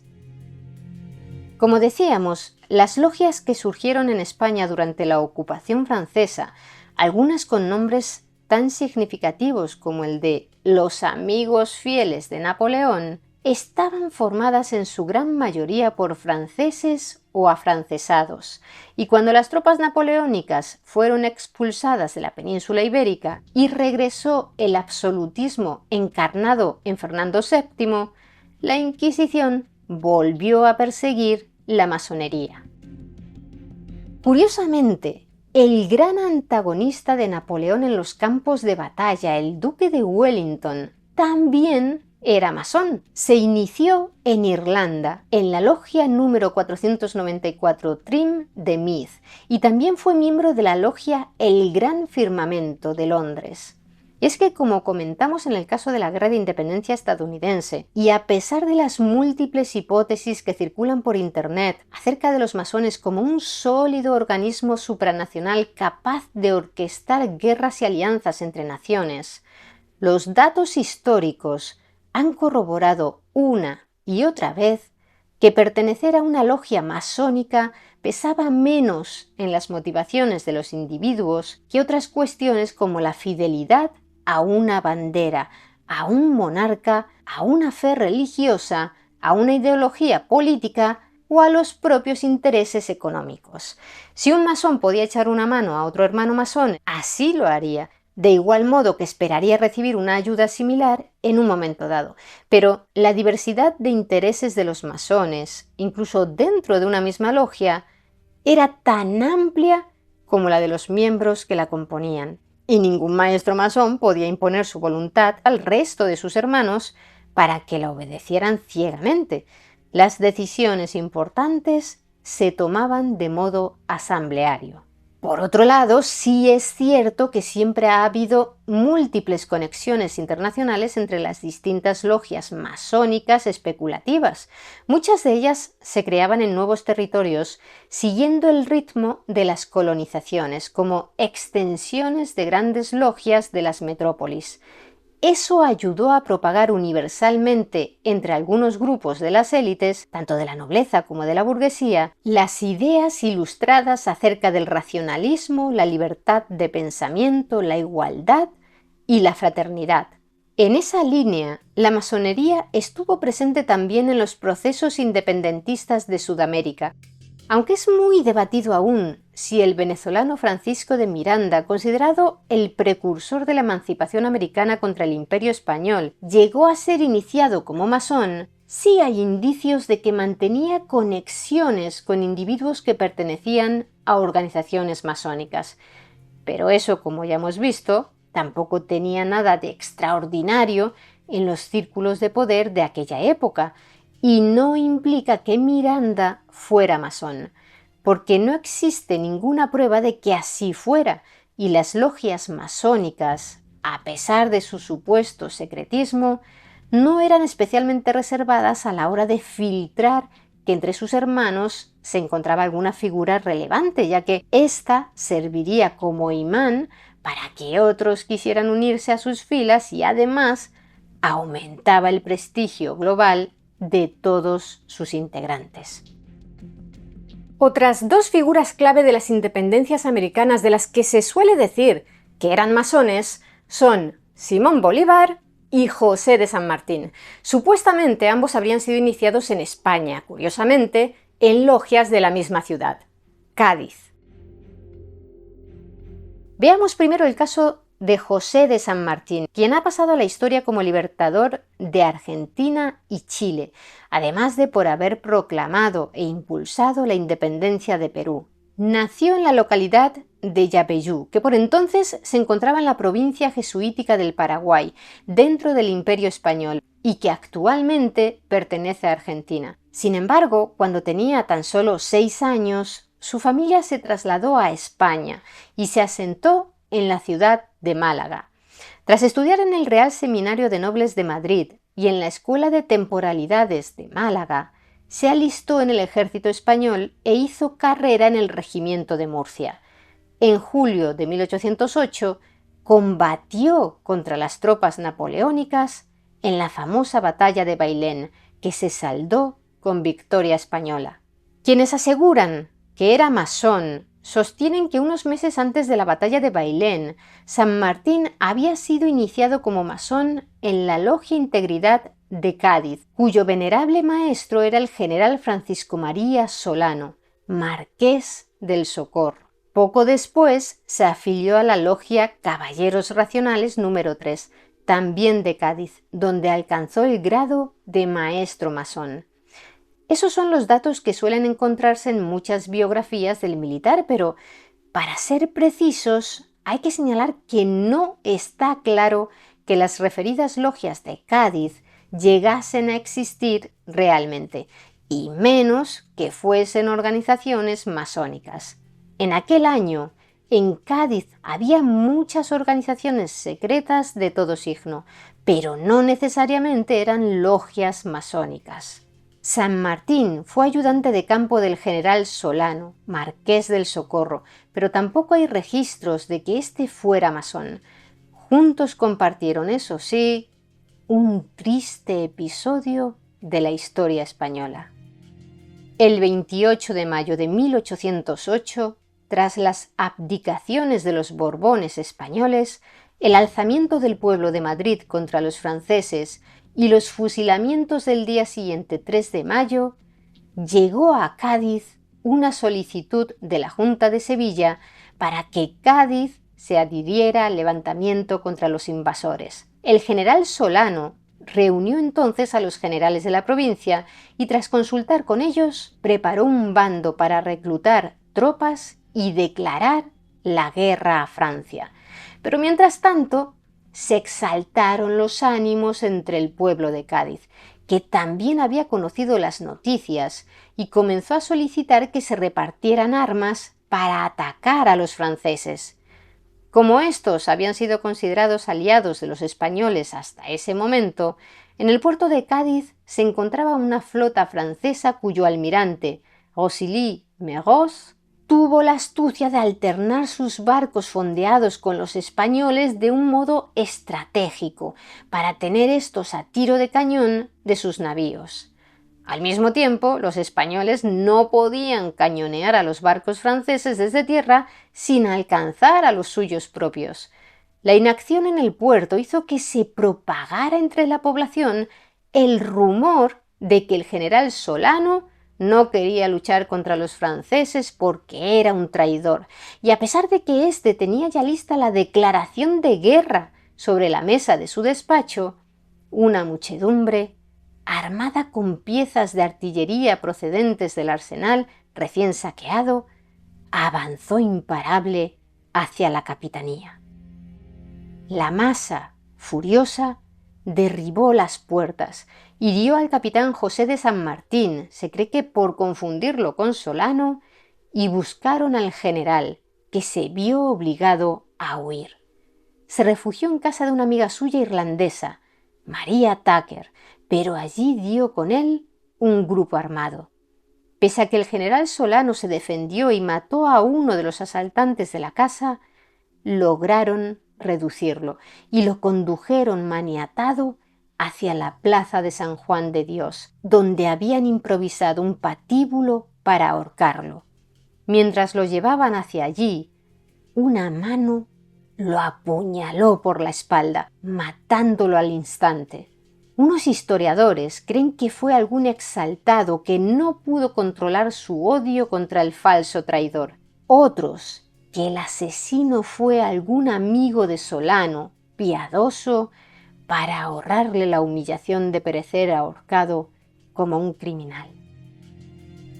Volviendo al asunto de los masones, de San Martín se suele afirmar que lo fue porque unos años después, ya en América, participó en la fundación de la Logia Lautaro, una organización con diferentes filiales fundada en 1812 por revolucionarios hispanoamericanos con el objetivo de coordinar acciones en favor de la independencia de los territorios americanos bajo control español. Sin embargo, a pesar de que su nombre parezca indicar lo contrario, la Logia Lautaro no era una organización masónica, sino, como hemos dicho, una sociedad secreta de carácter político con un objetivo concreto. ¿Y qué hay de Simón Bolívar? De él también se cuenta que fue masón, iniciado en Cádiz, pero en su caso ni siquiera se indica en qué logia entró como aprendiz. El problema es que actualmente se sabe que la primera logia masónica que hubo en Cádiz se constituyó en 1807 y para entonces Bolívar, quien al igual que San Martín se educó en la España peninsular, ya había regresado al otro lado del Atlántico. También se dice que fue iniciado en la Logia Lautaro, pero aunque así fuese, eso no significaba ser masón, como acabamos de explicar. Lo mismo sucede con una larga lista de organizaciones más o menos secretas con las que se vincula su nombre. Reunión de Americanos, Conjuración de Patriotas, Unión Americana, Caballeros Racionales, Supremo Consejo de América, no tenían relación con la masonería. No obstante, Bolívar sí fue masón, al menos brevemente, durante su estancia en París entre los años 1804 y 1806. Eso es lo que demuestra un acta masónica que da fe de que recibió el grado de compañero masón, el segundo grado tras el de aprendiz. No se sabe dónde fue iniciado, pues en el documento, una hoja del libro de actas de la Logia San Alejandro de Escocia, ubicada en la capital francesa, no se indica, pero en él se puede leer: el venerable ha propuesto elevar al grado de compañero al hermano Bolívar, recientemente iniciado, a causa de un próximo viaje que está en vísperas de emprender. Habiendo sido unánime la opinión de los hermanos para su admisión y el escrutinio favorable, el hermano Bolívar ha sido introducido en el templo y, tras las formalidades de rigor, ha prestado al pie del trono la obligación acostumbrada, situado entre los dos vigilantes, y ha sido proclamado caballero compañero masón de la Logia Madre Escocesa de San Alejandro de Escocia. Por último, no podemos cerrar el tema de los libertadores sudamericanos sin responder a la pregunta que las mentes curiosas chilenas nos estáis enviando telepáticamente. ¿Bernardo O'Higgins fue masón? No hay prueba de ello.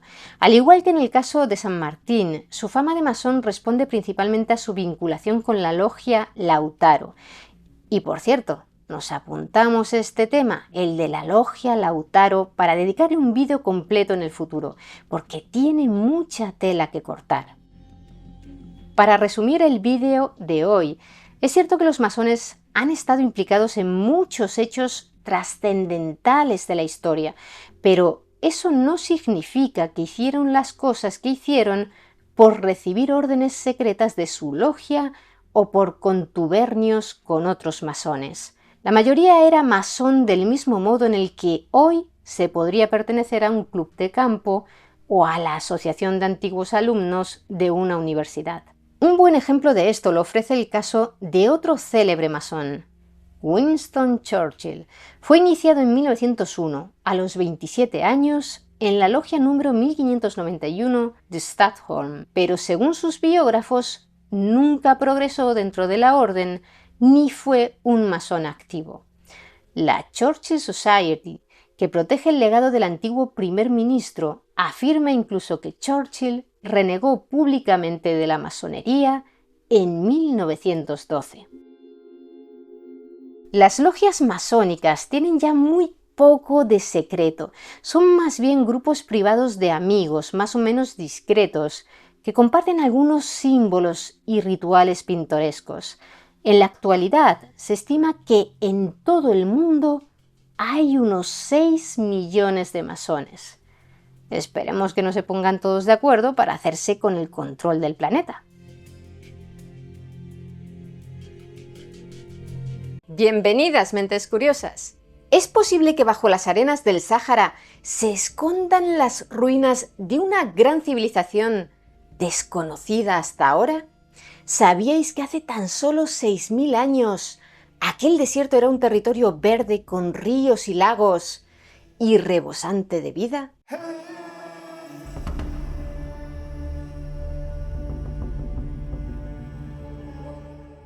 Si contemplamos un mapamundi, en el norte de África podremos localizar rápidamente el desierto cálido más grande del mundo, con casi 9,5 millones de kilómetros cuadrados de superficie. Se trata, por supuesto, del Sáhara, uno de los entornos más hostiles para la vida. En su corazón, en la meseta argelina de Tassili, está situado el parque nacional más grande de toda África, el Tassili Nager. Aunque es poco conocido por el gran público debido a su remota ubicación, se podría considerar el museo de arte más grande del mundo. Y es que Hace poco más de un siglo, en 1910, se descubrió que en su formación rocosa, un asombroso yacimiento arqueológico, había más de 15.000 obras de arte rupestre, entre pinturas y grabados, algunas con incluso 11.000 años de antigüedad. En ningún otro lugar del mundo tenemos una ventana semejante para asomarnos a cómo era la vida en el Neolítico e incluso en las postrimerías del Paleolítico superior. Los artistas prehistóricos, como es lógico, representaban en sus obras aquello que los rodeaba, y lo que resultó asombroso para quienes descubrieron las pinturas de Tassili a principios del siglo XX fue que en muchas de ellas no se representaba el paraje árido y desolado que hoy rodea aquel lugar en miles de kilómetros a la redonda, sino una sabana llena de vida, con jirafas, elefantes, rinocerontes, antílopes e incluso hipopótamos. ¿Cómo era posible? Quizá los artistas habían plasmado allí, siendo ancianos, las criaturas que habían visto en tierras lejanas del sur o del este cuando eran más jóvenes. No sería lógico. ¿Qué sentido tendría abandonar un lugar lleno de vegetación y animales para emigrar una distancia enorme hasta alcanzar el centro de un desierto inhóspito?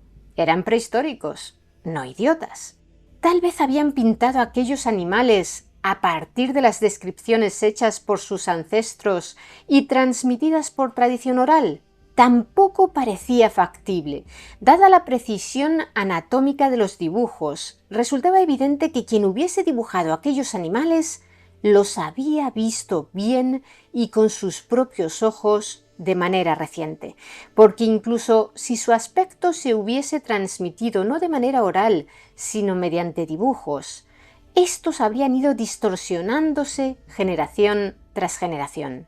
En la actualidad, la ciencia ya ha encontrado la explicación a aquel misterio.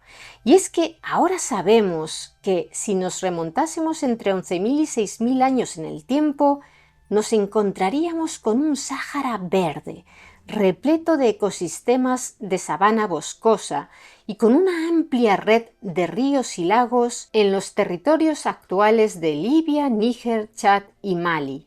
Los científicos han hallado evidencias en sedimentos marinos y lacustres de que durante el transcurso de los últimos 8 millones de años, en el norte de África se han sucedido más de 230 procesos de desertificación y reverdecimiento. Sucede de manera cíclica, cada 21.000 años aproximadamente. ¿Cómo es posible? A finales de 2023, un equipo de investigadores encabezado por el climatólogo de la Universidad de Helsinki, Edward Armstrong, publicó en la revista científica Nature una posible explicación.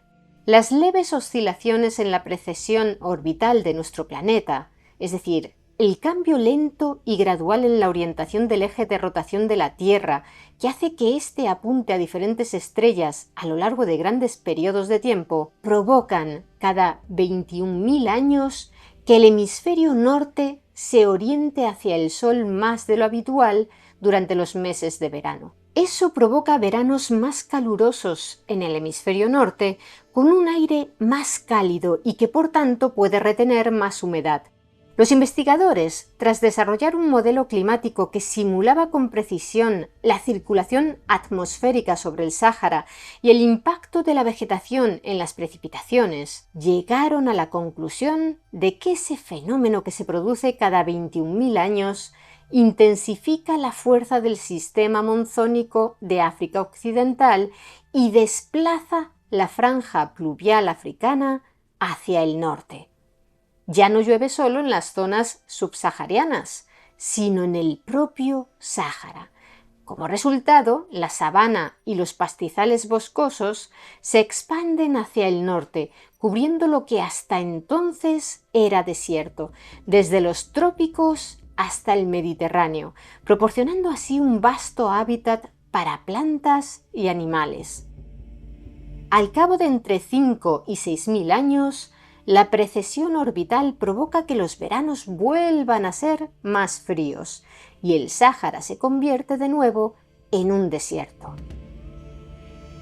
No se sabe con exactitud cuándo se inició el último proceso de desertificación en el Sáhara, pero debió de ser un evento bastante rápido, incluso brusco hablando en tiempos geológicos, porque hay evidencias de que poco antes del 4000 a.C. aún había amplias zonas verdes en el Sáhara y en cambio hacia el año 3000 a.C. ya era tan seco como hoy en día. El caso es que si el Sáhara periódicamente se convertía en un entorno muy favorable para la vida, ¿no es posible que durante su último periodo verde albergara alguna gran civilización cuyos restos hayan quedado sepultados por completo bajo las arenas actuales? Puede sonar como una idea descabellada, en este mundo de avanzada tecnología en el que la geografía parece incapaz de esconder nada a nuestros satélites, pero recordad que, como hemos comentado, el Sáhara ocupa casi 9,5 millones de kilómetros cuadrados y, según diversas estimaciones, menos del 1% de toda esa superficie ha sido explorada con técnicas arqueológicas modernas. Hay que tener en cuenta que históricamente los gobiernos locales de la región no han gozado de grandes recursos económicos y las investigaciones arqueológicas ocupan un puesto muy rezagado en la lista de prioridades para el gasto estatal, aunque en realidad el gasto en arqueología también podría considerarse una inversión. Tradicionalmente, la mayoría de excavaciones en el norte de África han sido organizadas y financiadas por gobiernos e instituciones extranjeras, y estas, como es normal, se han concentrado allí donde se sabía, con un alto nivel de probabilidad, que se podrían obtener resultados. ¿Y dónde era eso? Habéis acertado, en Egipto.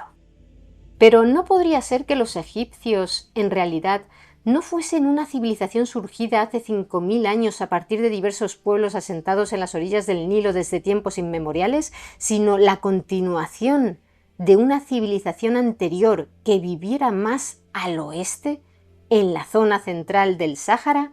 Según la cronología egipcia convencional, se considera que la civilización del Antiguo Egipto surgió con la unificación de los reinos del Alto Egipto y el Bajo Egipto, allá por el 3150 a.C., cuando el faraón Menes, quien según la mayoría de los egiptólogos era la misma persona que el faraón Narmer, fundó la primera dinastía. Por cierto, cuando se habla de Alto y Bajo Egipto, en realidad se hace referencia al curso del río Nilo, por lo que el Alto Egipto se corresponde con la parte sur y el Bajo Egipto con la zona norte, la más cercana a la desembocadura del Nilo. El caso es que, aunque no está claramente documentado cómo se produjo la unificación, las listas de reyes que se han encontrado señalan a Menes o Narmer como el primer rey del Alto y el Bajo Egipto. Todo el periodo anterior, el llamado Egipto predinástico, está repleto de lagunas. La mayoría de los listados de reyes elaborados en la antigüedad fueron creados siglos después de los reinados que describen, y además suelen estar dañados o ser selectivos con los faraones que deciden incluir o dejar fuera, por ser considerados usurpadores o de menor importancia, por lo que resultan inconsistentes entre sí. Las pocas referencias en registros egipcios antiguos referentes a monarcas predinásticos parecen hablar de monarcas míticos, como dioses, semidioses o espíritus.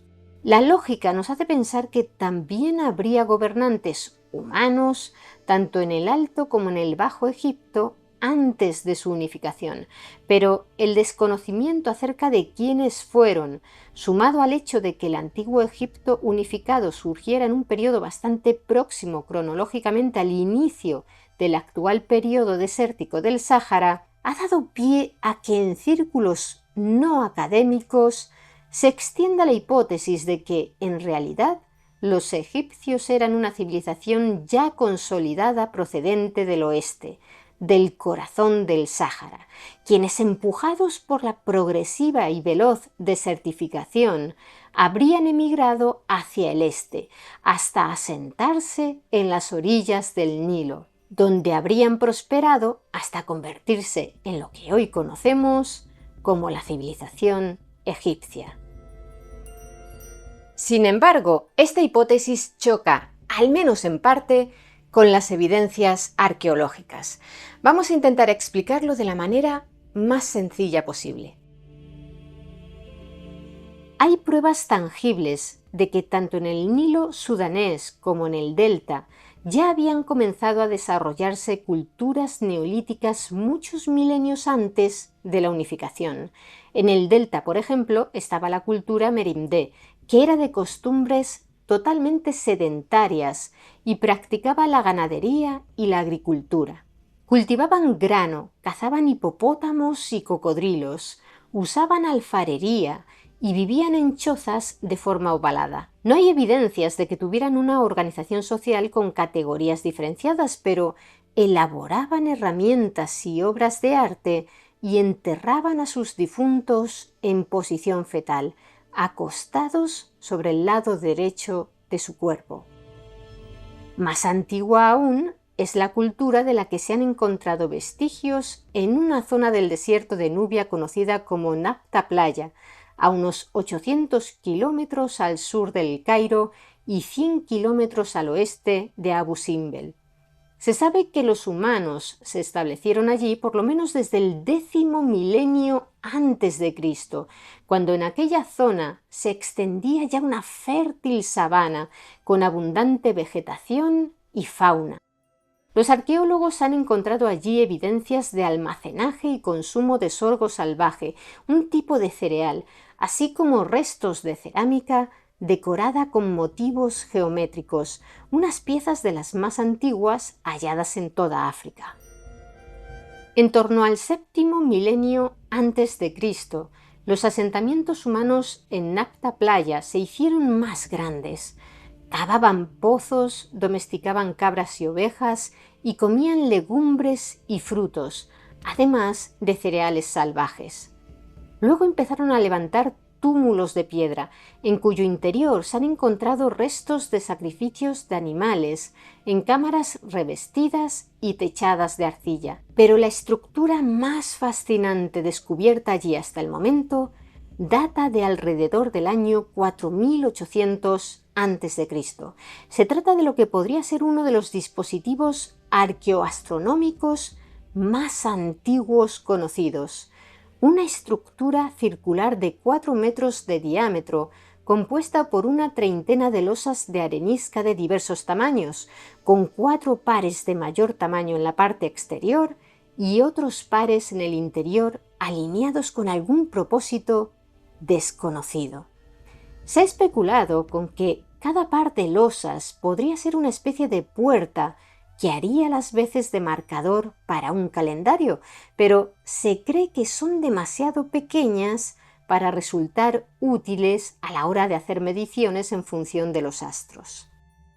Mediciones realizadas con GPS en 2007 por un equipo de investigadores de la Universidad de Colorado apuntan a que posiblemente en su época las piedras estaban alineadas con las estrellas de Sirio, Arturo, Alfa Centauri y el cinturón de Orión.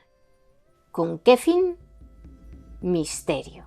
Lo único en lo que los especialistas parecen estar de acuerdo es en que aquel lugar se utilizaba como punto de reunión para llevar a cabo algún tipo de ceremonia durante el solsticio de verano. El hecho de que los hallazgos arqueológicos predinásticos más antiguos descubiertos hasta ahora se hayan realizado en el Alto Egipto, es decir, en el sur, ¿significa que el norte se pobló más tarde? No necesariamente. También puede deberse simplemente a que el limo del río se depositaba con mayor abundancia en la región del delta, enterrando allí por completo y más hondo la mayoría de los asentamientos, y por eso aún no hayamos encontrado allí restos de culturas previas a la Merimdé. Volviendo a la hipótesis de la civilización antecesora de la egipcia llegada desde el oeste, por un lado, sí es posible que todas aquellas culturas prehistóricas, aquellos primeros pobladores de Egipto, llegasen a las riberas del río Nilo procedentes de las tierras de Poniente, pero de ser así, lo habrían hecho de manera escalonada a lo largo de amplios periodos y cuando la mayor parte del Sáhara aún era verde. No parece, por tanto, que estuvieran huyendo de una rápida desertificación, al menos no todos. Desde luego, de lo que no hay ninguna evidencia es de que una civilización ya consolidada llegase al Nilo para dar lugar a la civilización egipcia, unificando bajo su dominio a los pueblos que ya vivían allí. Pero eso, por supuesto, no descarta que hubiese habido una o incluso varias civilizaciones saharianas más antiguas que la egipcia y aún desconocidas por nosotros. En las pinturas y grabados rupestres de Tassili N'Ajjer, que os hemos mostrado al principio del vídeo, se puede ver a grupos de humanos pastoreando ganado, amasando alimentos y danzando. Una pintura especialmente llamativa es esta que os mostramos ahora en pantalla, conocida como la diosa con cuernos o la mujer con cuernos corriendo. Ya representase a una deidad o a una figura humana, el símbolo de los cuernos, presente en otras muchas pinturas de la zona, hace pensar en la importancia del ganado para aquella sociedad.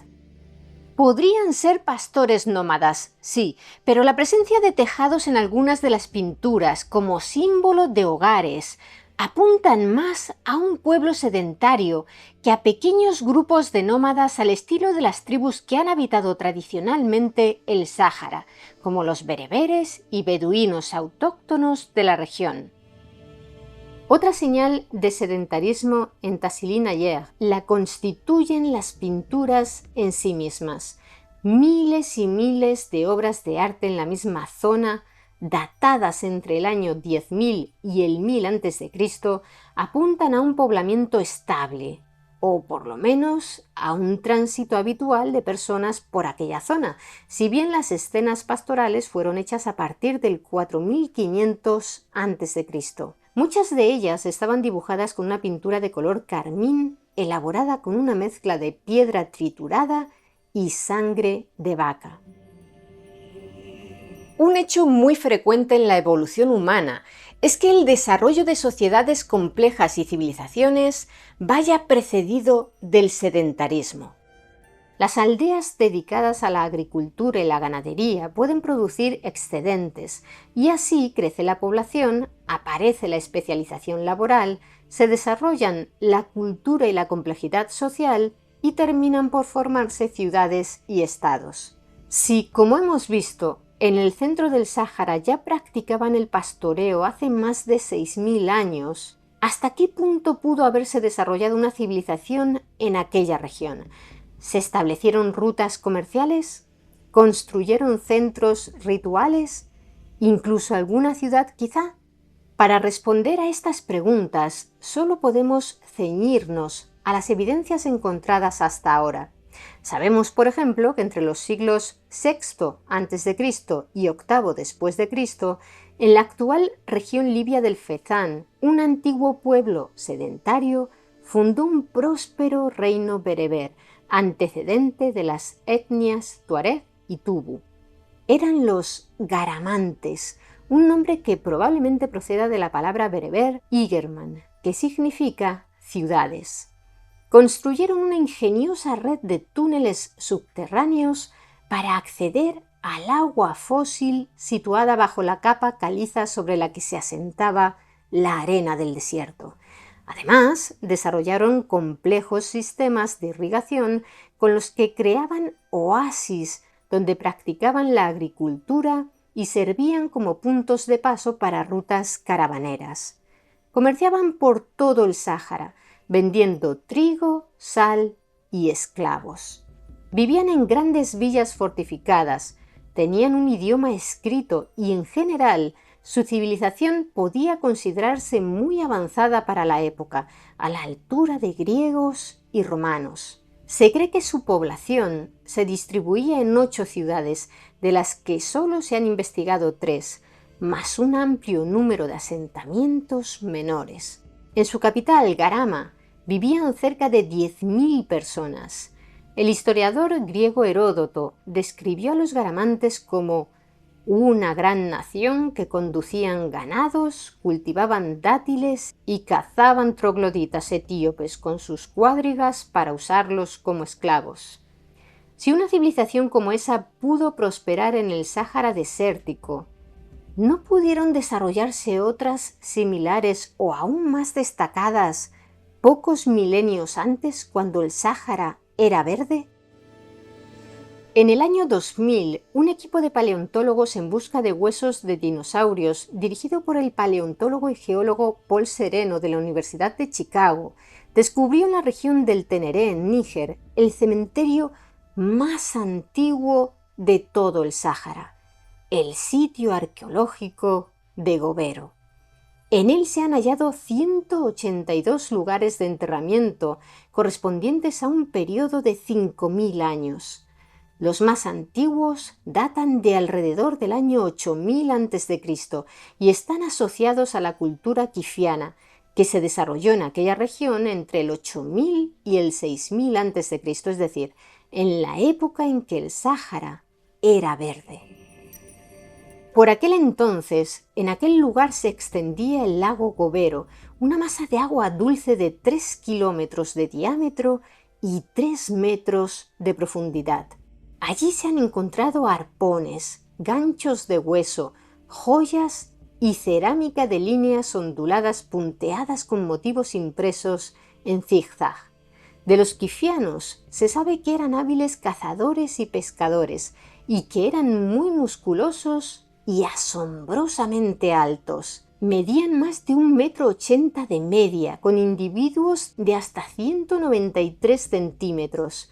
Basándose en estudios dentales, el bioarqueólogo Joel de Iris, de la Universidad John Moores de Liverpool, propuso en 2016 la hipótesis de que los bantúes que habitan en diversas partes de África Occidental, como Camerún, Benín, Nigeria o Togo, son descendientes de los quifianos del lago Gobero, quienes se vieron obligados a emigrar hacia el sur por culpa de la progresiva desertificación del Sáhara en torno al año 6000 a.C. Viajemos ahora más al norte, hasta Marruecos.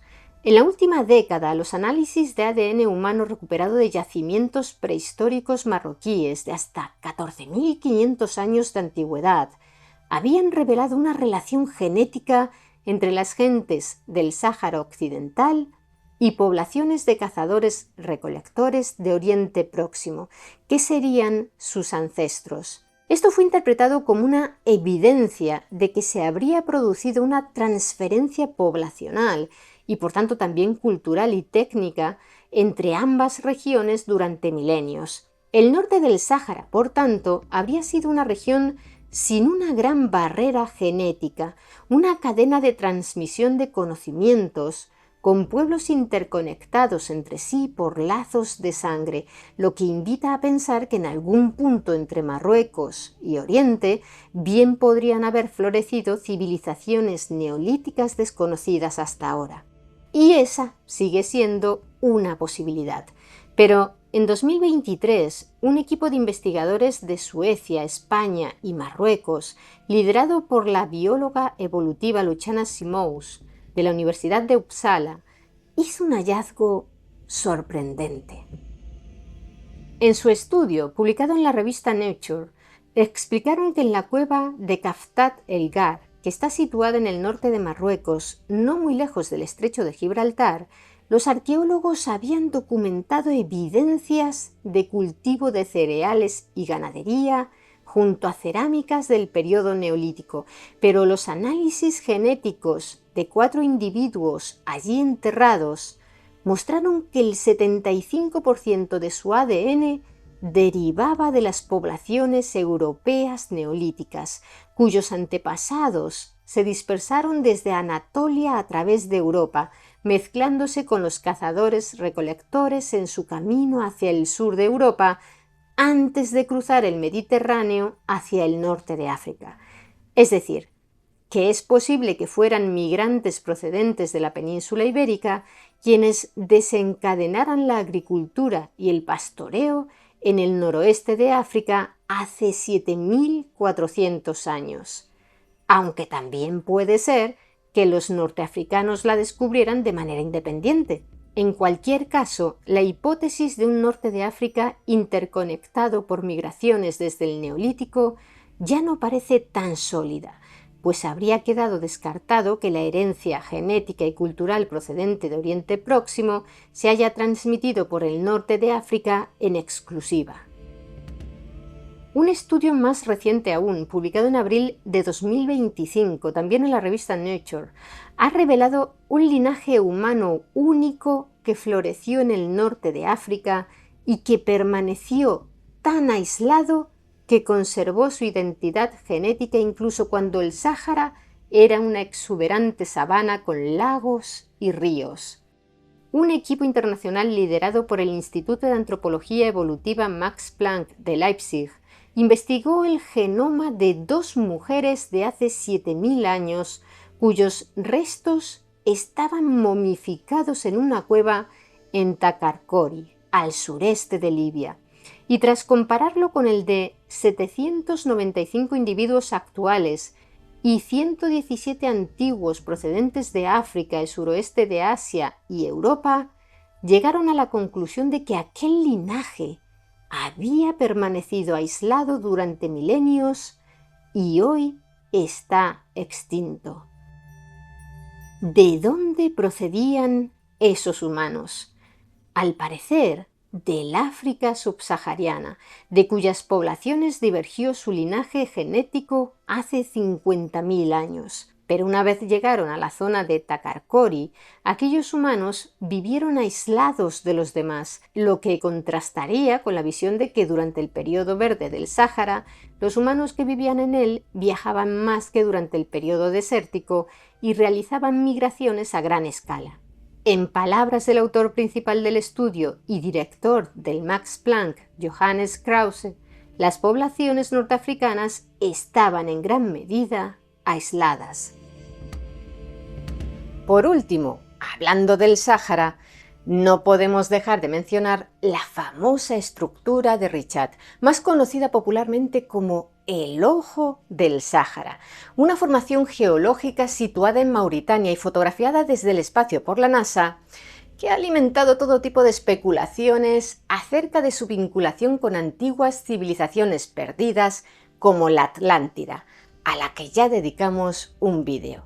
Según narraba Platón en su diálogo Critias, en un tiempo remoto, los dioses griegos se habían repartido la tierra y la isla de la Atlántida le había correspondido a Poseidón. El dios de los mares se enamoró de una mortal llamada Clito, una joven atlante que vivía en una pequeña montaña en el centro de la isla, y para protegerla de los hombres del mundo exterior, Poseidón rodeó aquella montaña con 3 grandes anillos de mar a modo de fosos, concéntricos y progresivamente más anchos, separados entre sí por anillos de tierra. Posteriormente, los atlantes construyeron puentes entre los anillos y excavaron un canal de agua que conectaba directamente el mar exterior con el centro de la isla. Si observamos esta foto cenital del Ojo del Sáhara, la descripción de Platón parece encajar bastante bien. Incluso podría intuirse en la parte inferior aquel canal de agua que conectaría el mar exterior con la isla central. Pero, en realidad, no hay ninguna prueba arqueológica que vincule el Ojo del Sáhara con culturas antiguas ni presencia humana de ningún tipo.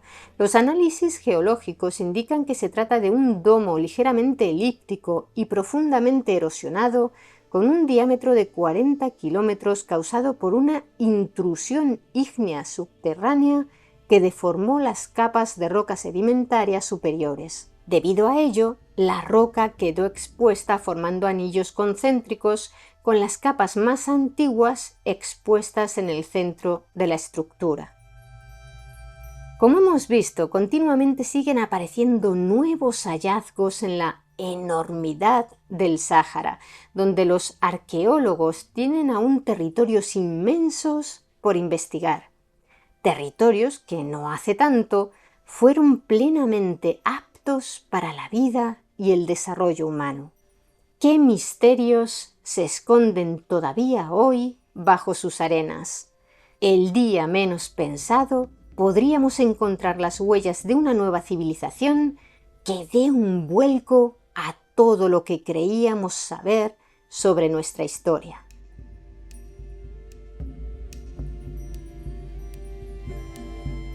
Bienvenidas, mentes curiosas.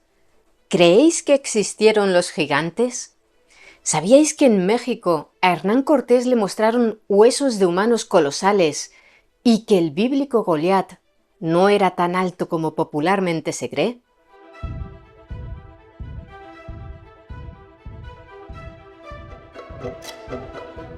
Allá por el año 1519, cuando Hernán Cortés se encontraba en el territorio de los tlaxcaltecas, con quienes estableció una alianza, estos le contaron que en tiempos remotos sus antepasados habían combatido contra gigantes, una raza de hombres y mujeres muy altos y de grandes huesos, a quienes, por ser malvados, habían dado muerte.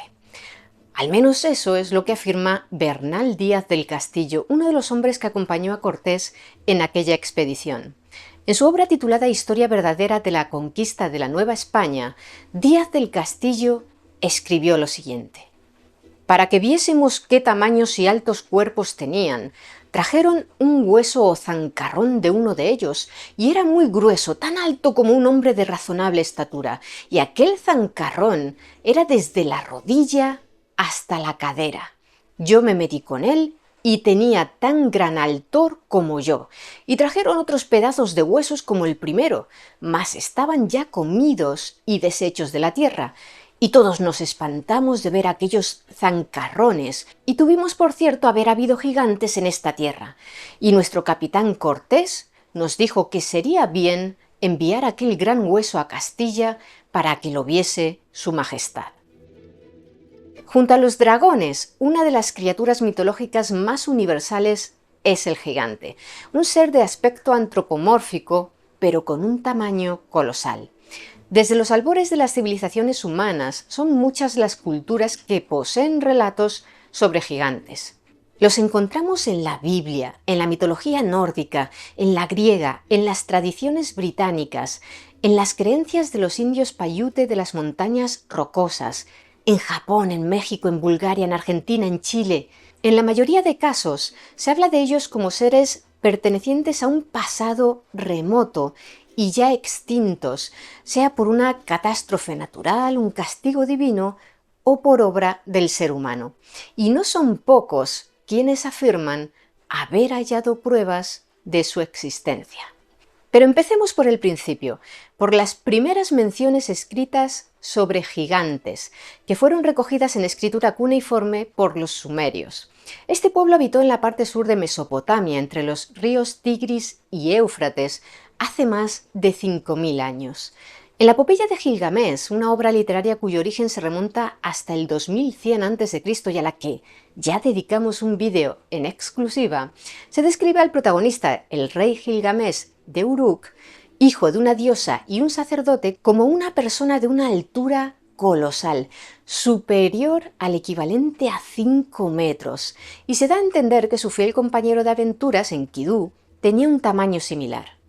Es posible que la descripción de Gilgamés fuera tan solo una forma literaria de ensalzar la relevancia de su figura como héroe o de justificar su capacidad para acometer grandes empresas, como la construcción de las enormes murallas de la ciudad de Uruk.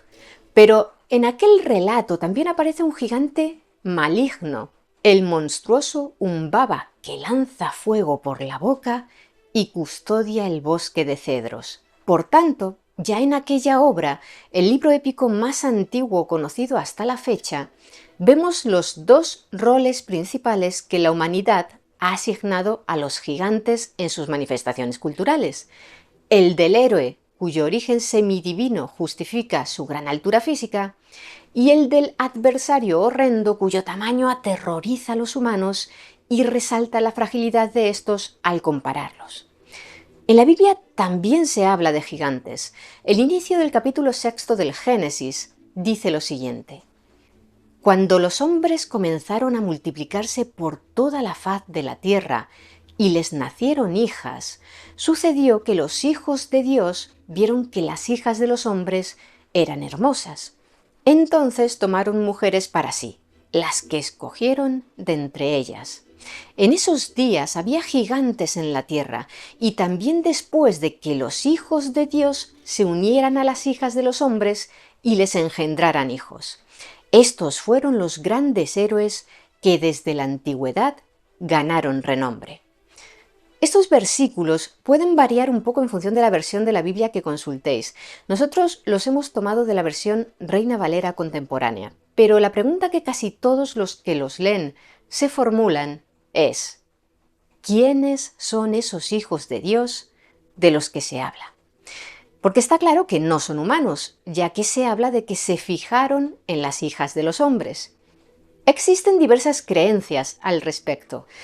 Ángeles que se rebelaron contra Dios y abandonaron el cielo para vivir en la tierra, demonios, espíritus caídos en desgracia. Por lo general se considera que eran seres malignos, aunque se debate acerca de su naturaleza concreta. En cualquier caso, lo que nos interesa en el vídeo de hoy son sus descendientes, esos gigantes que concibieron con las mujeres humanas. Originalmente, la mayor parte del Antiguo Testamento fue escrita en hebreo, y en ese idioma, en el fragmento que os hemos leído, se usaba una palabra transliterada al español como Nefilim. Seguro que os suena porque últimamente se habla mucho del libro de Enoc, un tema que tal vez tratemos en profundidad en un futuro vídeo. El caso es que en las traducciones del original hebreo más populares, como la Vulgata, esa palabra se tradujo como gigantes, es decir, que donde hemos dicho gigantes, originalmente ponía Nefilim, pero muchos eruditos opinan que la traducción correcta de Nefilim no sería gigantes, sino los que hacen caer o los caídos. En cualquiera de ambos casos, la palabra Nefilim no estaría aportando ningún dato acerca del tamaño de esos seres, como sí lo hace la palabra gigantes. Por lo tanto, tal vez la Biblia no hablase de gigantes en el Génesis. No obstante, en otras partes de la Biblia sí se hace referencia a gigantes, como en el caso del archifamoso Goliat, aunque solo medía entre 216 y 258 centímetros, si nos guiamos por el tamaño de 4 codos y un palmo que indica la Septuaginta, la traducción griega más antigua que se conserva de la Biblia hebrea. El historiador judío-romano del siglo I, Flavio Josefo, también indicó que esa era la altura de Goliat, al igual que los rollos del Mar Muerto. Por cierto, por si os lo estáis preguntando, el hombre más alto de la historia, según el libro Guinness de los Récords, fue el estadounidense Robert Wadlow, nacido en 1918. Medía 2 metros y 72 centímetros y pesaba 222 kilos. Su extraordinario tamaño se debía a una hipertrofia de la glándula pituitaria y su crecimiento nunca se detuvo. Es probable que de haber vivido más tiempo hubiese alcanzado una altura aún mayor, pero con tan solo 22 años, un mal paso le provocó una ampolla en el tobillo que se infectó y acabó con su vida por una septicemia. Volviendo a las leyendas, un caso llamativo de gigante positivo nos lo contó el historiador armenio del siglo V, Movses Horenatsi, españolizado como Moisés de Corene, en su obra Historia de los Armenios, donde recogió diversas leyendas populares acerca de los orígenes de la nación armenia. Una de ellas habla de Haik, un hombre de estatura gigante al que se describe como apuesto y amigable, con cabello rizado, ojos brillantes y brazos fuertes, poderoso arquero y guerrero intrépido. Pues bien, Haik y su pueblo, los armenios, descendientes de Noé, emigraron hacia las tierras cálidas de Babilonia, donde gobernaba un gigante malvado llamado Bel, quien intentó tiranizar al pueblo de Haik. Pero este condujo a los suyos hasta la tierra cercana al monte Ararat y fundó allí un pueblo que se convertiría en el centro del antiguo reino de Armenia. Luego, en una batalla cercana al lago Van, el ejército de Bel se enfrentó al pueblo de Haik en una gran batalla, durante la cual Haik logró acabar con la vida del gigante malvado con una flecha lanzada desde una gran distancia. De ese modo, los armenios pudieron prosperar y Haik pasó al recuerdo como el legendario patriarca y fundador de la nación armenia. Hablemos ahora de los gigantes de quienes hemos heredado la palabra gigante, los de la mitología griega. En los mitos primordiales, recogidos por Hesíodo en su Teogonía, los gigantes eran los hijos de Urano y Gaia, las personificaciones del cielo y de la tierra. Su madre, Gaia, les hizo atacar el monte Olimpo y enfrentarse a los dioses que allí moraban para conseguir la supremacía del cosmos. Aquella batalla, conocida como la Gigantomaquia, se decantó a favor de los olímpicos cuando Heracles, también conocido como Hércules por los romanos, se unió al bando de los dioses. Derrotados, los gigantes fueron encerrados bajo tierra y allí tiemblan de vez en cuando, provocando los terremotos y las erupciones volcánicas. Sin embargo, los gigantes, no eran los únicos gigantes, porque antes había habido otros gigantes que, pese a no llamarse gigantes, también eran seres antropomórficos enormes. Hablamos de los primeros hijos de Urano y Gaia, los titanes, los cíclopes y los hecatónquiros. Al igual que los gigantes en su gigantomaquia, los titanes también batallaron contra los dioses del Olimpo, en la titanomaquia. Y al igual que sus hermanos menores, los titanes fueron derrotados y encadenados en las entrañas de la tierra, en el Tártaro. Las similitudes entre ambas historias hace que muchos, incluidos algunos poetas griegos antiguos, mezclen o confundan a los gigantes con los titanes. Menos conocidos son los enormes hecatónquiros, también nombrados como centimanos porque tenían 100 brazos además de 50 cabezas. Según Hesíodo eran 3 y se llamaban Coto, Briareo y Giges. Ellos también combatieron en la titanomaquia, pero lo hicieron en el bando de Zeus y los olímpicos. Su participación fue crucial para la derrota de sus hermanos mayores, los titanes, y tras la batalla se convirtieron en sus carceleros, como guardianes de las puertas del Tártaro. Los cíclopes, por su parte, eran fácilmente reconocibles por poseer un único ojo situado en mitad de la frente. Aunque diversos autores como Estrabón, Hesíodo u Homero relataron la existencia de diferentes cíclopes, sin duda el más conocido hoy en día es Polifemo, gracias a la Odisea. En ella, Homero contaba el periplo de Odiseo, también conocido como Ulises en latín, para regresar a su hogar tras la guerra de Troya. En el canto 9, él y sus hombres llegan a la isla de los cíclopes y se adentran en una enorme cueva, donde encuentran comida en abundancia y se dan un banquete. Por supuesto, se trataba de la morada de Polifemo, que había salido con sus ovejas para llevarlas a pastar. Cuando regresó a la cueva, bloqueó la entrada con una gran piedra y se comió a media docena de los hombres de Odiseo, hasta que a éste se le ocurrió emborracharlo, ofreciéndole un vino muy fuerte que le habían entregado al inicio de su viaje. Embriagado por el alcohol, Polifemo le pregunta a Odiseo su nombre para comérselo el último de todos, en agradecimiento por el vino. Odiseo le responde que se llama Utis, que puede traducirse como nadie o ningún hombre. Cuando el cíclope cae dormido por la borrachera, el héroe griego endurece al fuego una gran estaca y se la clava a Polifemo en su único ojo, dejándolo ciego. Polifemo despierta gritando de dolor y llama a los demás cíclopes de la isla dando voces para que acudan en su ayuda. Algunos se aproximan a la entrada de la cueva y le preguntan: ¿por qué tan enojado, Polifemo? ¿Acaso algún hombre se lleva tus ovejas mal de tu grado? ¿O por ventura te matan con engaño o con fuerza? A lo que el cíclope ciego responde: ¡oh, amigos! Nadie me mata con engaño, no con fuerza. De modo que los demás cíclopes le aconsejan rezar a Neptuno para aliviar sus dolores y se marchan. A la mañana siguiente, Polifemo aparta la roca que bloquea la cueva para que sus ovejas puedan ir a pastar y las va palpando una a una para asegurarse de que solo salen las ovejas y no sus prisioneros. Sin embargo, Ulises hace que sus hombres se oculten bajo grandes carneros atados de 3 en 3 y así todos consiguen escapar. Los especialistas en folclore han identificado más de 200 versiones distintas del cuento de Polifemo repartidas por 25 países de todo el mundo: Inglaterra, Portugal, Arabia Saudí, Turquía, Islandia, Rusia, Corea. ¿Cómo es posible? Quizá la Odisea de Homero sea una obra tan universal que ha influido en los cuentos populares de lugares tan alejados unos de otros.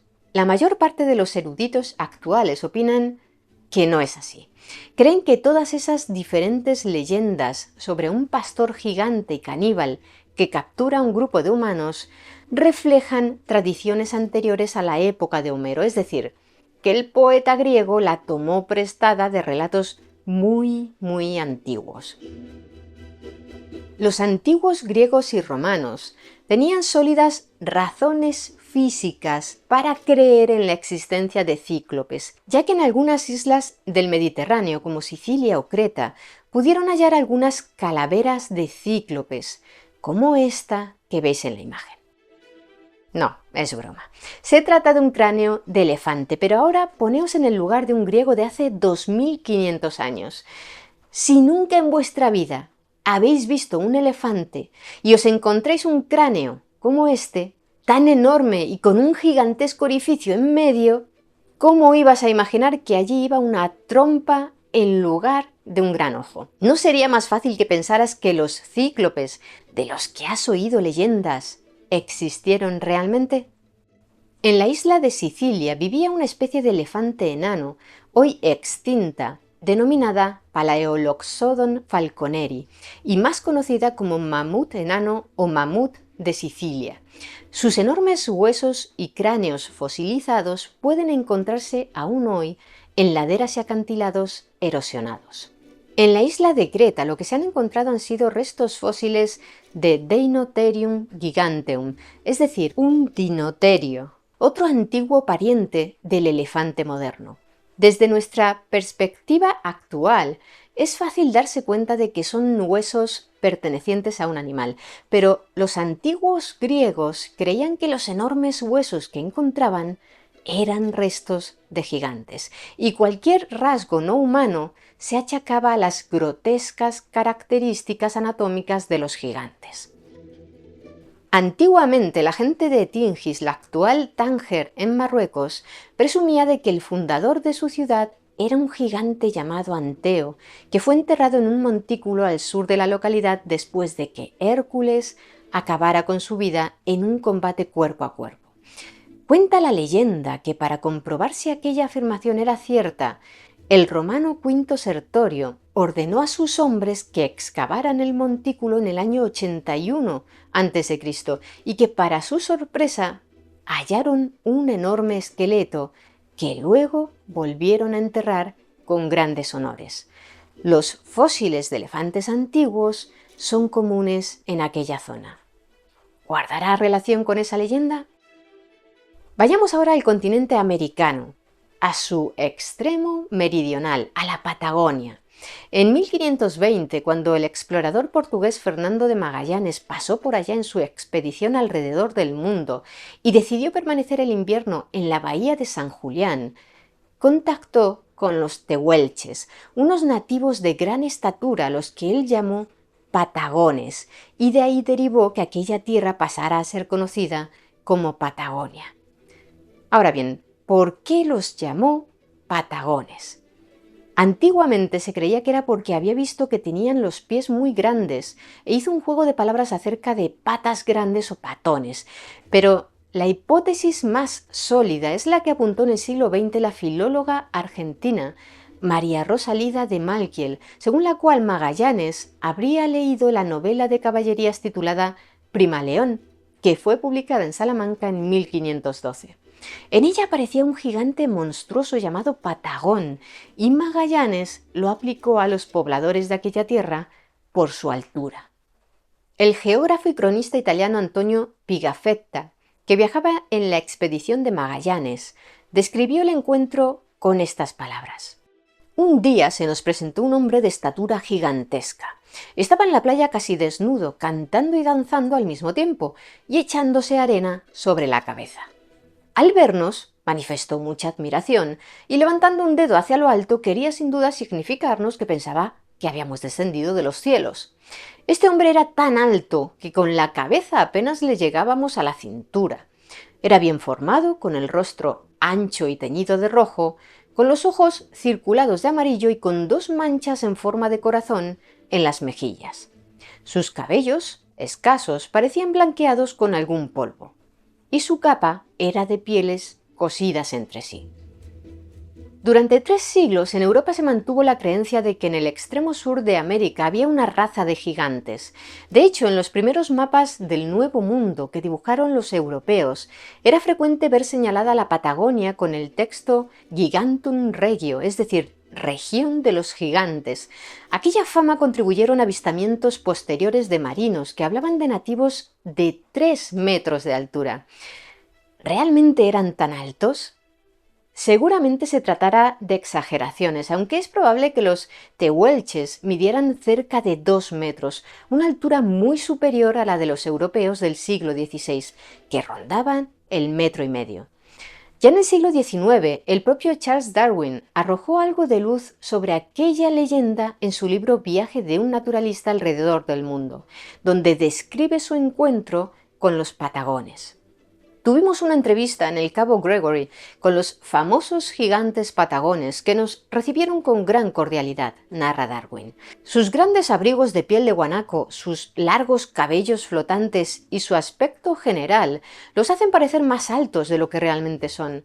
Por término medio vienen a tener 6 pies, 1,83 metros, aunque algunos son más altos. Los más pequeños son pocos. Las mujeres son también muy altas. En suma, esta es la raza más corpulenta que en mi vida he visto. Sin abandonar el continente sudamericano, podemos encontrar leyendas acerca de gigantes en diversos rincones. Uno de ellos es la ciudad portuaria de Caldera, en el norte de Chile, donde los cuentos hablan de gigantes que juegan con los barcos y los trasladan de un puerto a otro. Un poco más al sur, en el Valle del Huasco, se cuenta la leyenda de la mítica ciudad encantada de Tololopampa, que aparece y desaparece en mitad de la noche en el camino que une la Ruta 5 Panamericana con la localidad de Carrizal Bajo o en el tramo entre Copiapó y Vallenar. Se dice que en aquella ciudad, muy luminosa, todo son fiestas y alegría, y que hay incluso un castillo habitado por una princesa y que un gigante minero llamado Patas Largas excava en busca de tesoros para regalárselos a la princesa. Si algún viajero es capaz de observar al gigante mientras trabaja, tendrá buena suerte el resto de su vida. En la mitología nórdica se habla de una raza de gigantes que rivalizaba continuamente con los dioses. Eran los Jotun, representantes del caos primitivo, de la fuerza indómita de la naturaleza. Cada vez que los dioses los derrotaban, simbolizaban el triunfo de la cultura humana sobre lo salvaje. Eso sí, aquellos gigantes tenían su propio mundo, Jotunheim, mientras que los humanos habitaban en Midgard. También existían los gigantes de fuego, que a su vez vivían en el mundo llamado Muspelheim. Por tanto, aunque de vez en cuando los gigantes visitaran otros mundos y contaran con una larga y detallada genealogía, no se aprecia en la mitología nórdica más antigua la afirmación de que los gigantes poblaran la Tierra en un tiempo remoto previo a la humanidad. Gigantes, dioses y humanos tenían cada cual su propio hábitat, aunque interactuaran algunas veces. Otra cosa distinta son los troles, que en el folclore escandinavo posterior a la mitología nórdica son descritos como gigantes que viven en medio de la naturaleza, en lugares remotos, alejados de los humanos, para quienes suponen una amenaza. Especialmente para los cristianos, ya que según algunas versiones pueden oler la sangre de quienes han sido bautizados para devorarlos. Las características de los troles varían mucho de unos relatos a otros, aunque con frecuencia son descritos como viejos seres gigantescos, muy fuertes pero lentos y tontos, que se pueden convertir en piedra si entran en contacto con la luz del sol. El ruido de las campanas de las iglesias les resulta insoportable, de ahí que se alejen de las poblaciones humanas y que en ocasiones lancen grandes piedras para destruir las nuevas iglesias en construcción. Otra región europea rica en leyendas de gigantes precristianos es el País Vasco. Los Gentilhac, por ejemplo, eran unos seres de fuerza sobrehumana que vivían en las montañas y lanzaban enormes pedruscos a grandes distancias. A ellos se les atribuye la construcción de dólmenes y otras estructuras megalíticas en la zona. Cuenta una antigua historia que en una ocasión los Gentilhac divisaron en el cielo una luz extraña y acudieron al más anciano de ellos para preguntarle qué podría ser aquello. El anciano, que tenía fama de sabio, les respondió: «Es la luz que anuncia que ha nacido Kishmi», término con el que los Gentilhac se referían a Cristo. «Y ha llegado el fin de nuestra raza. Arrojadme por ese precipicio de ahí». Los demás Gentilhac lo despeñaron tal como había solicitado y corrieron a esconderse bajo tierra. En la mitología vasca, además, encontramos a Tártalo, un cíclope caníbal muy agresivo que vive en las montañas y se alimenta de ovejas y humanos. ¿No os recuerda a cierto personaje del que ya hemos hablado? También existían gigantes en los mitos fundacionales búlgaros, en concreto unos seres a los que allí denominan Ispolini. La leyenda dice que las primeras personas creadas por Dios para habitar la tierra fueron los enanos, pero debido a su baja estatura, no fueron capaces de defenderse de los animales salvajes y desaparecieron. De modo que Dios creó a los Ispolini, a los que hizo de 3 metros de altura, con cabezas enormes y con un solo ojo del tamaño de un huevo en la frente. Sí, aquí hallamos de nuevo a una especie de cíclope. Los Ispolini vivían en cuevas situadas en antiguas montañas y eran carnívoros. Luchaban con frecuencia contra los dragones, que eran enemigos acérrimos, pero en realidad tenían un rival mucho más temible: las zarzamoras. Como eran muy altos, un poco torpes y su único ojo no les ofrecía una correcta percepción de profundidad, solían tropezar con las zarzamoras, caían sobre ellas, quedaban atrapados entre sus espinas y perecían. Por eso Dios, viendo que aquella nueva criatura tampoco tenía el tamaño adecuado para sobrevivir en la tierra, decidió exterminarlos y creó al ser humano. Mucho más al este, en Japón, existe la figura del Daidara Bochi, un yokai, un ser sobrenatural de tamaño gigantesco capaz de mover montañas. Y en Norteamérica, la tradición oral de la tribu de los Paiute del norte, originaria de la región de la Gran Cuenca, en los Estados Unidos, habla de los Siteká, una tribu legendaria de gigantes caníbales pelirrojos a los que los Paiute se enfrentaron y lograron exterminar. Como veis, hay leyendas acerca de gigantes en todos los rincones del planeta y nos hemos dejado muchas en el tintero para no hacer este vídeo demasiado extenso. Pero ahora, la pregunta crucial. ¿Realmente existieron gigantes en algún momento del pasado? Hace unos años, en la región etíope de Harla, se hallaron los restos de una ciudad del siglo X a.C., construida con enormes bloques de piedra. Los lugareños opinaban que aquella ciudad era obra de gigantes, aunque los arqueólogos no hallaron allí más que esqueletos de humanos de tamaño estándar. Eso sí, encontraron artefactos de la India, Egipto y China, lo que demostró que se trataba de un centro de comercio de notable importancia. Ese es uno de los motivos más frecuentes por los que las personas podemos llegar a pensar que existieron gigantes. Contemplamos monumentos colosales creados por civilizaciones antiguas y al desconocer el modo en que fueron construidos, imaginamos a colosales seres inteligentes capaces de apilar enormes rocas con sus manos como si fueran piezas de Lego. La espectacular calzada del gigante en la costa nordeste de Irlanda consta de unas 40.000 columnas entrelazadas de roca basáltica. Según el mito gaélico, el gigante irlandés Finn McCool construyó la calzada para poder caminar desde su isla hasta Escocia y luchar allí contra el gigante escocés Binadona. Pero cuando McCool vio de lejos lo enorme que era Binadona, se acobardó y regresó a Irlanda.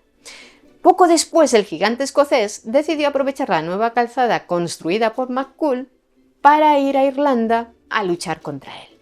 La esposa de McCool, para proteger a su esposo, lo disfrazó de bebé y le dijo a Binadona que ese niño era el hijo de McCool, que se encontraba ausente. ¿Y qué ocurrió entonces? Que Binadona, aterrorizado al imaginar el tamaño del padre que había engendrado a un bebé tan grande, regresó a Escocia y destrozó la calzada de los gigantes a su paso para evitar que McCool lo siguiera hasta su tierra. De ahí que la calzada ya no conecte Irlanda con Escocia y presente su aspecto actual. En realidad, formaciones como esta suelen ser el resultado de la actividad volcánica. Hace unos 65 millones de años la lava fluyó sobre la zona. A medida que la lava se enfrió, se contrajo y se fracturó en las columnas que se ven hoy. Pero hay que admitir que la versión de los gigantes que querían pelearse es mucho más entretenida. En México, el misterio que rodea la construcción de la ciudad de Teotihuacán está relacionado con el mito de los Quinametzin, una raza de humanos gigantes que supuestamente fueron los constructores de la ciudad de Teotihuacán, sobre cuyos orígenes aún debaten los especialistas, aunque se estima que las primeras edificaciones de gran tamaño que se pueden encontrar allí datan del siglo II a.C. aproximadamente, por lo que no serían tan antiguas como para sospechar un origen prehumano. Según la mitología mexica, los Quinametzin vivieron durante la tercera era cosmogónica y perecieron cuando el dios Quetzalcóatl hizo que lloviera fuego sobre la tierra. Los únicos humanos que se salvaron quedaron convertidos en pájaros. ¿Y qué decir de las pirámides egipcias? Todavía hoy son muchos quienes creen que no fueron obra de seres humanos y circulan rumores variopintos acerca de una raza de gigantes constructores o de que los antiguos faraones eran gigantes, pero hasta el momento no se han hallado evidencias que sustenten semejantes leyendas. El faraón más alto conocido hasta la fecha es Sanacht, que medía 1,87 metros de altura. Era muy alto para la época, sin duda, pero desde luego no sobrepasaba los estándares humanos. Otro de los motivos principales por los que el ser humano ha creído en gigantes son los hallazgos de restos fósiles de la megafauna prehistórica. Como mencionamos al hablar de los cíclopes, desde la antigüedad se han encontrado restos de grandes bestias que, por simple desconocimiento, se asociaron a gigantes. El escritor romano Plinio, por ejemplo, describió el esqueleto de un gigante hallado en Creta después de un terremoto. Quizá fuesen los restos de un dinoterio, pero Plinio dedujo que con el paso del tiempo seres gigantes como aquel habían ido adquiriendo el tamaño humano, es decir, que podría tratarse de un antepasado nuestro. Otro animal prehistórico cuyos huesos han podido dar lugar a antiguos mitos sobre gigantes es el Gigantopithecus blacki, el primate homoneideo más grande que ha existido. Podía medir más de 3 metros de altura y pesar media tonelada. Ya habitaba las selvas de China, India y Vietnam hace más de 2 millones de años y es posible que llegara a convivir con el Homo erectus en el sudeste asiático. Se desconocen las causas de su extinción, pero sus huesos pudieron ser fácilmente confundidos con los de una raza humana de un tamaño extraordinario.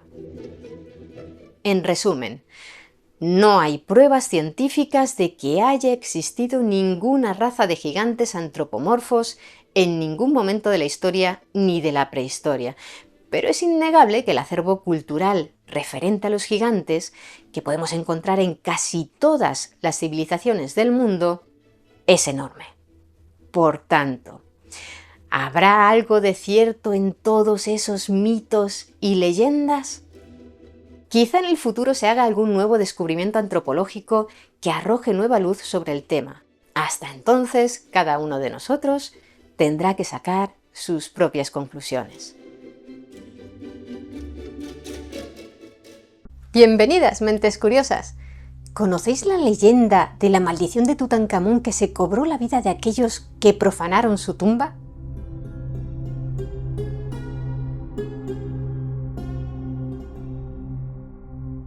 Noviembre de 1922.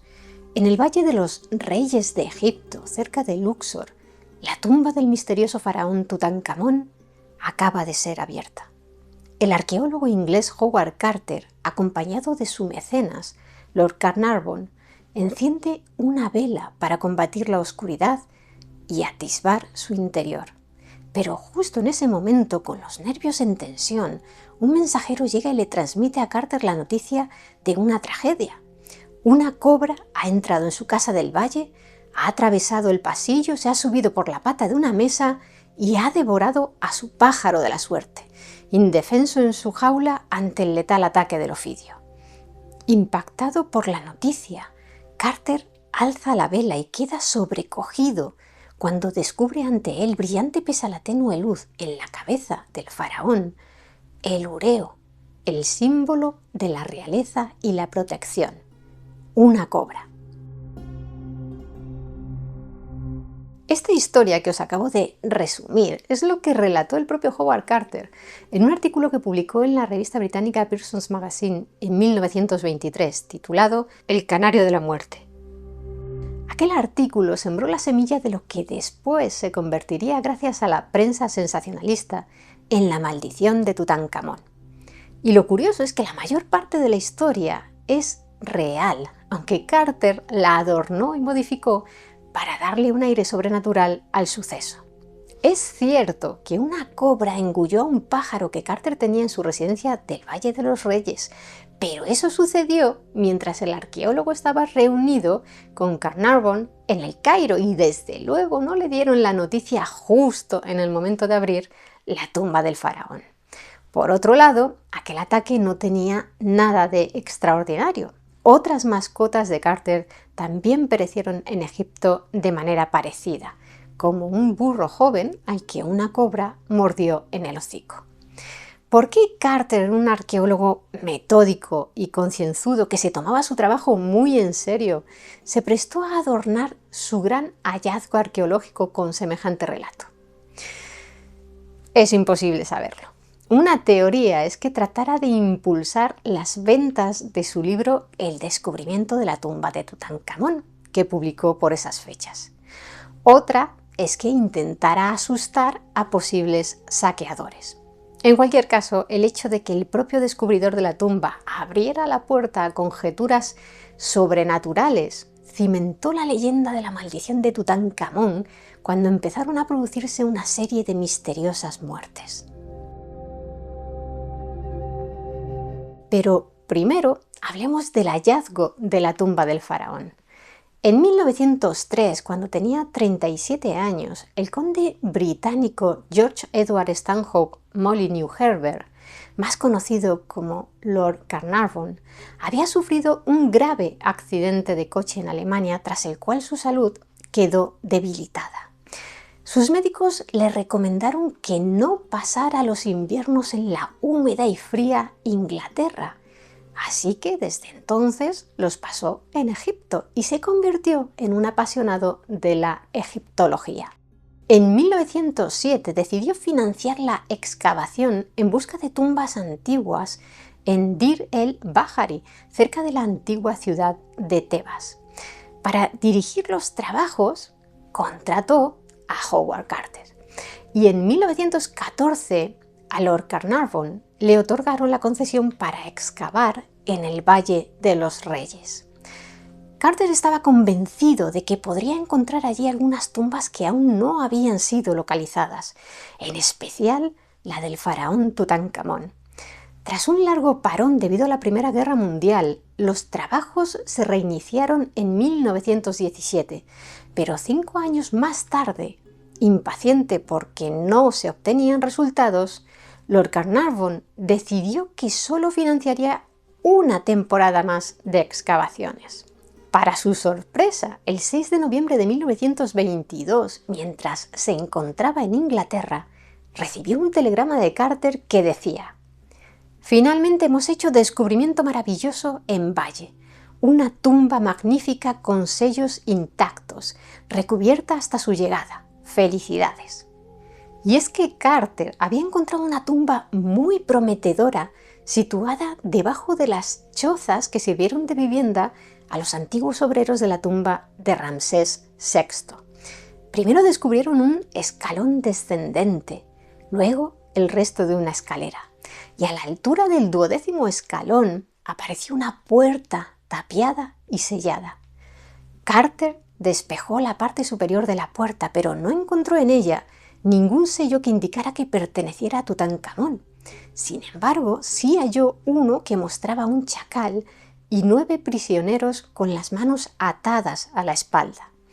Ese era el sello de la necrópolis real, lo que indicaba que si no se trataba de la tumba de un faraón, desde luego era la de algún personaje de muy alto rango.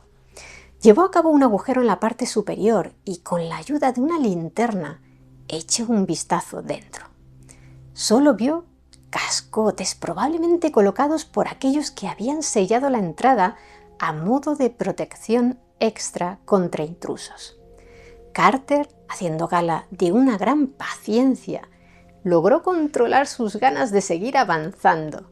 Rellenó de nuevo de tierra toda la escalera y aguardó a que su mecenas viajara hasta Egipto desde Inglaterra antes de proseguir. Lord Carnarvon, acompañado de su hija, Lady Evelyn Herbert, llegó a Luxor 3 semanas después, el 23 de noviembre. Al día siguiente, por fin comenzó la exploración de la tumba, y la primera alegría se la llevaron muy pronto. Cuando despejaron por completo la puerta en cuya parte superior Carter había hallado el sello de la necrópolis real, pudieron examinar su parte inferior, y allí estaba el sello de Tutankamón. Tras aquella primera puerta había un pasadizo descendente. Comenzaron a despejarlo y el 26 de noviembre hallaron una segunda puerta 10 metros más adelante, con los mismos sellos que habían visto en la puerta exterior. Carter, con manos temblorosas según sus propias palabras, abrió una pequeña brecha en la esquina superior izquierda de aquella segunda puerta.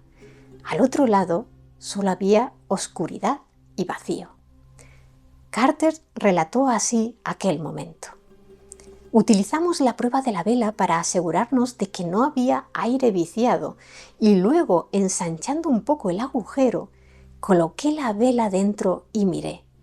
Al principio no pude ver nada, dado que el aire caliente que salía de la cámara hacía titilar la llama de la vela, pero luego, cuando mis ojos se acostumbraron a la luz, los detalles del interior de la habitación emergieron lentamente de las tinieblas. Estatuas y oro, por todas partes el brillo del oro. Cuando Lord Carnarvon, incapaz de soportar la incertidumbre por más tiempo, preguntó ansiosamente: ¿puede usted ver algo? Todo lo que pude responder fue: sí, cosas maravillosas. Aquella sala, conocida como la antecámara, contenía cientos y cientos de objetos valiosos de todo tipo, y al fondo había 2 estatuas antropomórficas de madera negra que lucían el emblema real de la cobra en sus cabezas. Parecían proteger algo. Una tercera puerta sellada, pero antes de que pudieran abrirla, debían retirar muchos de los objetos que llenaban la antecámara, y esa tarea debía hacerse con muchísimo cuidado para no dañarlos, dado lo frágil que casi todo se vuelve después de 3000 años. Así que no abrieron la tercera puerta hasta el 17 de febrero de 1923, casi 3 meses después de haber accedido a la antecámara. ¿Y qué encontraron tras ella? Una sala ocupada casi por completo por una enorme capilla rectangular de madera chapada en oro. Pero los sellos de esa capilla se hallaban rotos, señal de que había sido profanada en la antigüedad. Y es que la tumba de Tutankamón fue saqueada al menos 2 veces en la época antigua, pero se cree que los ladrones solo se llevaron objetos pequeños. En el segundo asalto es posible que los saqueadores fueran sorprendidos infraganti, porque en la antecámara Carter y su equipo encontraron cajas abiertas, algunos objetos desperdigados por el suelo y muchos otros mal colocados, como si los guardias los hubieran amontonado sin mucho esmero antes de volver a sellar la entrada. Para alivio de los arqueólogos, en el interior de aquella gran capilla había una segunda capilla decorada con escenas de divinidades y jeroglíficos, y ésta conservaba intactos sus sellos. Dentro de ella encontraron una tercera capilla intacta y en su interior otra capilla más.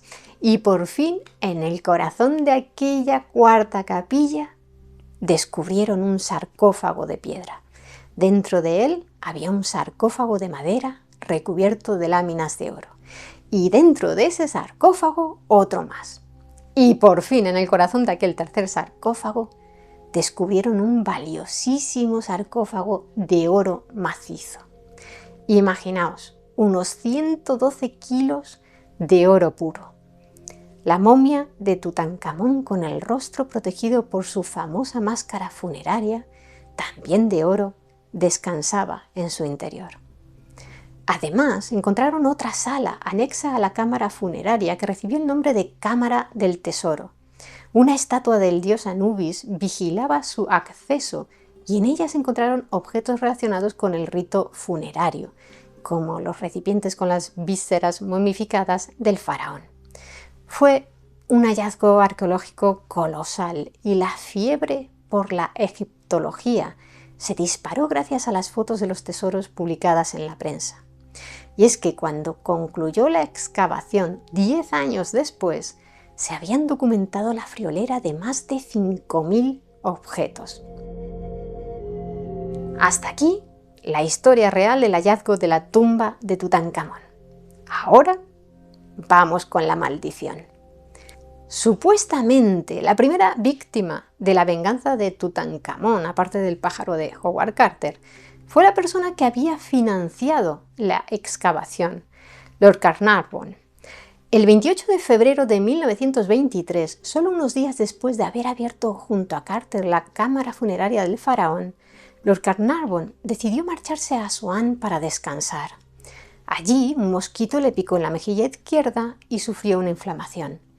Mientras se afeitaba, se cortó en la zona inflamada. Esta se infectó con estreptococos y como en aquella época no existía aún la penicilina, se intentó curar con yodo, pero la infección progresó y terminó provocándole una grave neumonía. Lord Carnarvon murió el 5 de abril en una habitación de hotel en El Cairo, delirando por la fiebre. Tenía 56 años. 2 semanas antes, la novelista británica Mary Corrally, que vendía muchísimos libros en la época, al enterarse de la enfermedad que padecía Lord Carnarvon, publicó una carta en la prensa en la que decía: «No puedo dejar de pensar que se corren algunos riesgos al interrumpir el último reposo de un rey de Egipto cuya tumba está especial y solemnemente guardada y robarle sus posesiones. Según un libro raro que poseo titulado La historia egipcia de las pirámides, un texto árabe antiguo, el castigo más terrible persigue a cualquier intruso temerario que irrumpe en una tumba sellada. El libro nombra venenos secretos guardados en cajas de tal manera que quienes los toquen no sabrán qué los ha conducido a su sufrimiento. Es por eso que pregunto, ¿fue la picadura de un mosquito lo que infectó tan gravemente a Lord Carnarvon?» Cuando Lord Carnarvon falleció, las palabras de Corrally se consideraron proféticas.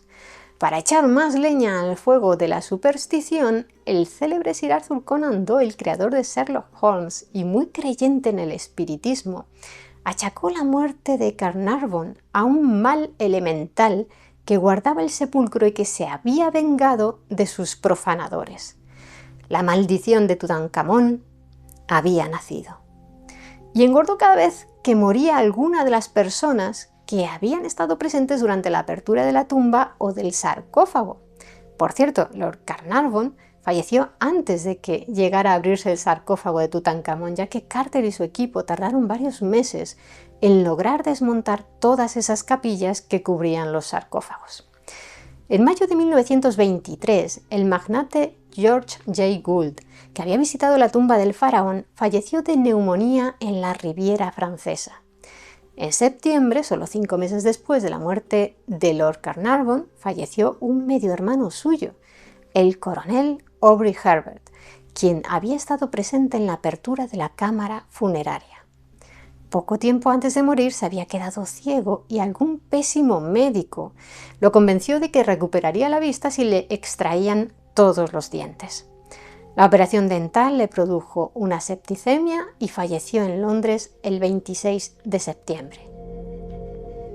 A principios de 1924, también murió el encargado de radiografiar la momia de Tutankamón, Archibald Douglas Reed, cuya salud se había deteriorado en sus últimos años y sucumbió tras someterse a una cirugía abdominal en Suiza. El siguiente en perecer fue el arqueólogo Arthur Mace, uno de los hombres de mayor confianza de Carter y la persona que dio el último golpe al muro de la cámara sepulcral. Se vio obligado a abandonar Egipto tras sufrir una pleuresía que acabaría derivando en una neumonía letal 4 años más tarde. En 1929, el secretario de Carter, Richard Bethel, se suicidó. En 1934, murió el arqueólogo Alby Lithgow. Aunque enumerados así pueden parecer muchos fallecidos, se estima que 58 personas estuvieron presentes en las aperturas de las puertas y los sarcófagos de la tumba, y solo murieron una decena de ellos en los 12 años siguientes, una cifra que no difiere de la media de mortandad que se podría esperar en cualquier grupo similar de personas de la época. Existe la leyenda de que en la tumba se encontró una tablilla con una maldición escrita en ella, pero jamás se ha demostrado su existencia y en ninguno de los sellos de las puertas que Carter y su equipo fueron abriendo se encontraron tampoco frases amenazadoras. Pero ¿es posible que la maldición no fuera de tipo sobrenatural sino química? Estudios recientes han confirmado la presencia de hongos tóxicos como los Aspergillus sobre momias de diversas partes del mundo, ya que sus esporas son capaces de permanecer viables durante muchos siglos. Tal vez Lord Carnarvon inhaló esporas de algún hongo tóxico que habitaba en el interior de la tumba.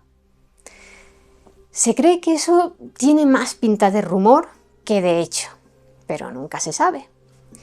A pesar de sus relatos sobre la cobra y el pájaro con el que comenzamos este vídeo, Howard Carter siempre se mostró completamente escéptico ante la teoría de la maldición, a la que tachaba de superstición y tontería.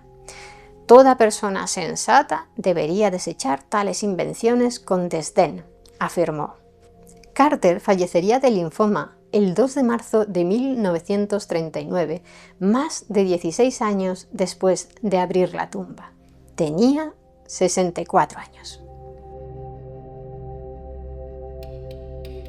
Bienvenidas, mentes curiosas. ¿Conocéis las similitudes entre la civilización maya y la del antiguo Egipto, más allá de que ambas construyesen pirámides? ¿Es posible que hubiese algún tipo de conexión entre las dos?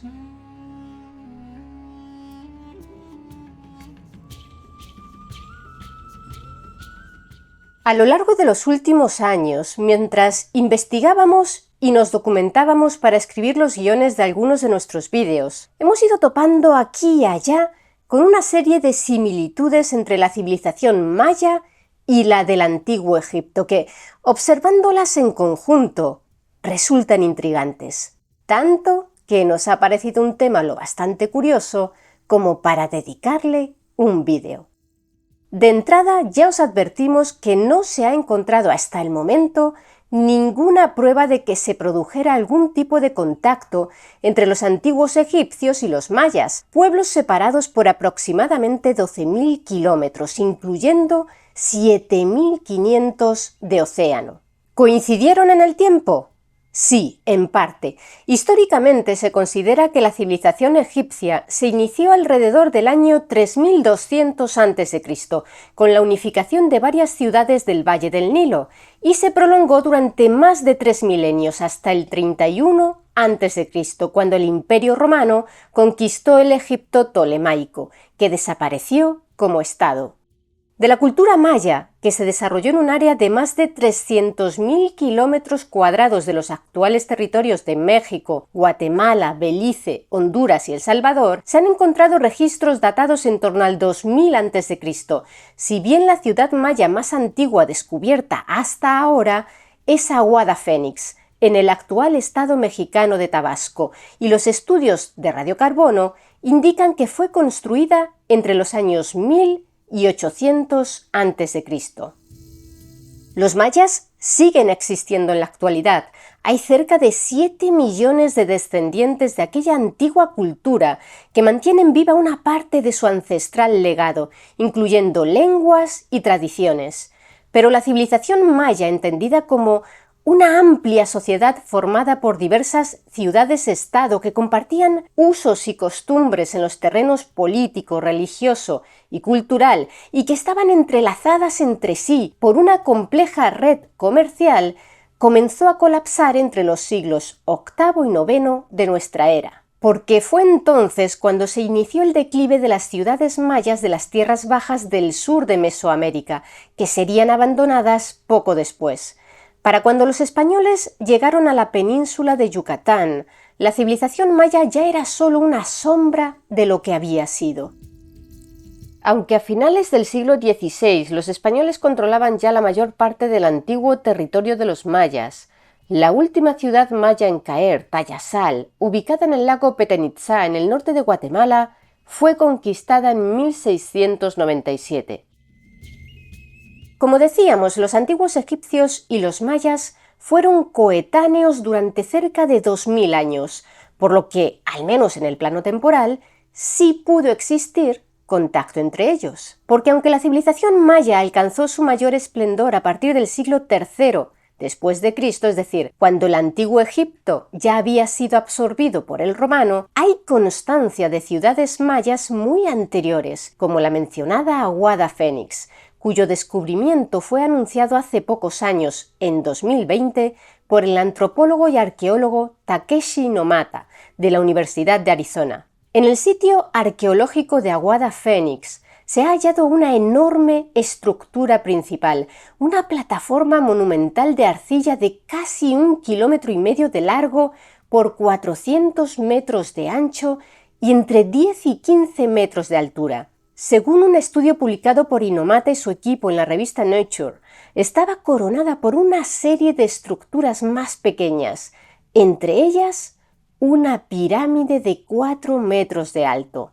Aquel hallazgo, logrado mediante reconocimiento aéreo por LIDAR, un sistema que permite determinar distancias a objetos y superficies utilizando un escáner láser, demostró que las construcciones mayas no se reducían solo al denominado periodo clásico, es decir, el periodo de mayor esplendor de la cultura maya, entre los siglos III y IX de nuestra era. Ya creaban grandes estructuras muchos siglos antes.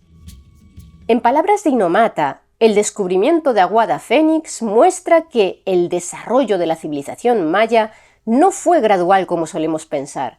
Hubo un desarrollo significativo al principio, pero la desigualdad social aún era limitada. La gente, añade el antropólogo, probablemente se unió de manera voluntaria para construir esa enorme estructura.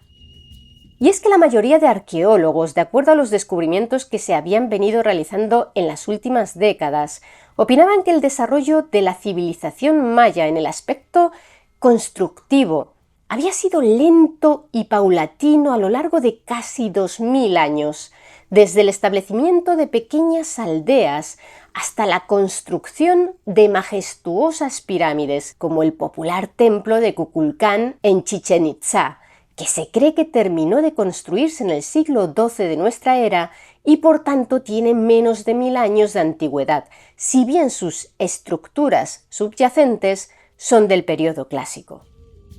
Eso sí, aunque los mayas empezaron a crear grandes estructuras hacia el 1000 a.C., los egipcios construyeron la Gran Pirámide de Giza alrededor del 2600 a.C., por lo que, de haber habido una transferencia de conocimiento constructivo entre ambos pueblos, lo lógico sería pensar que fueron los africanos quienes enseñaron a los americanos. Ahora bien, ¿realmente son similares las pirámides mayas y las egipcias?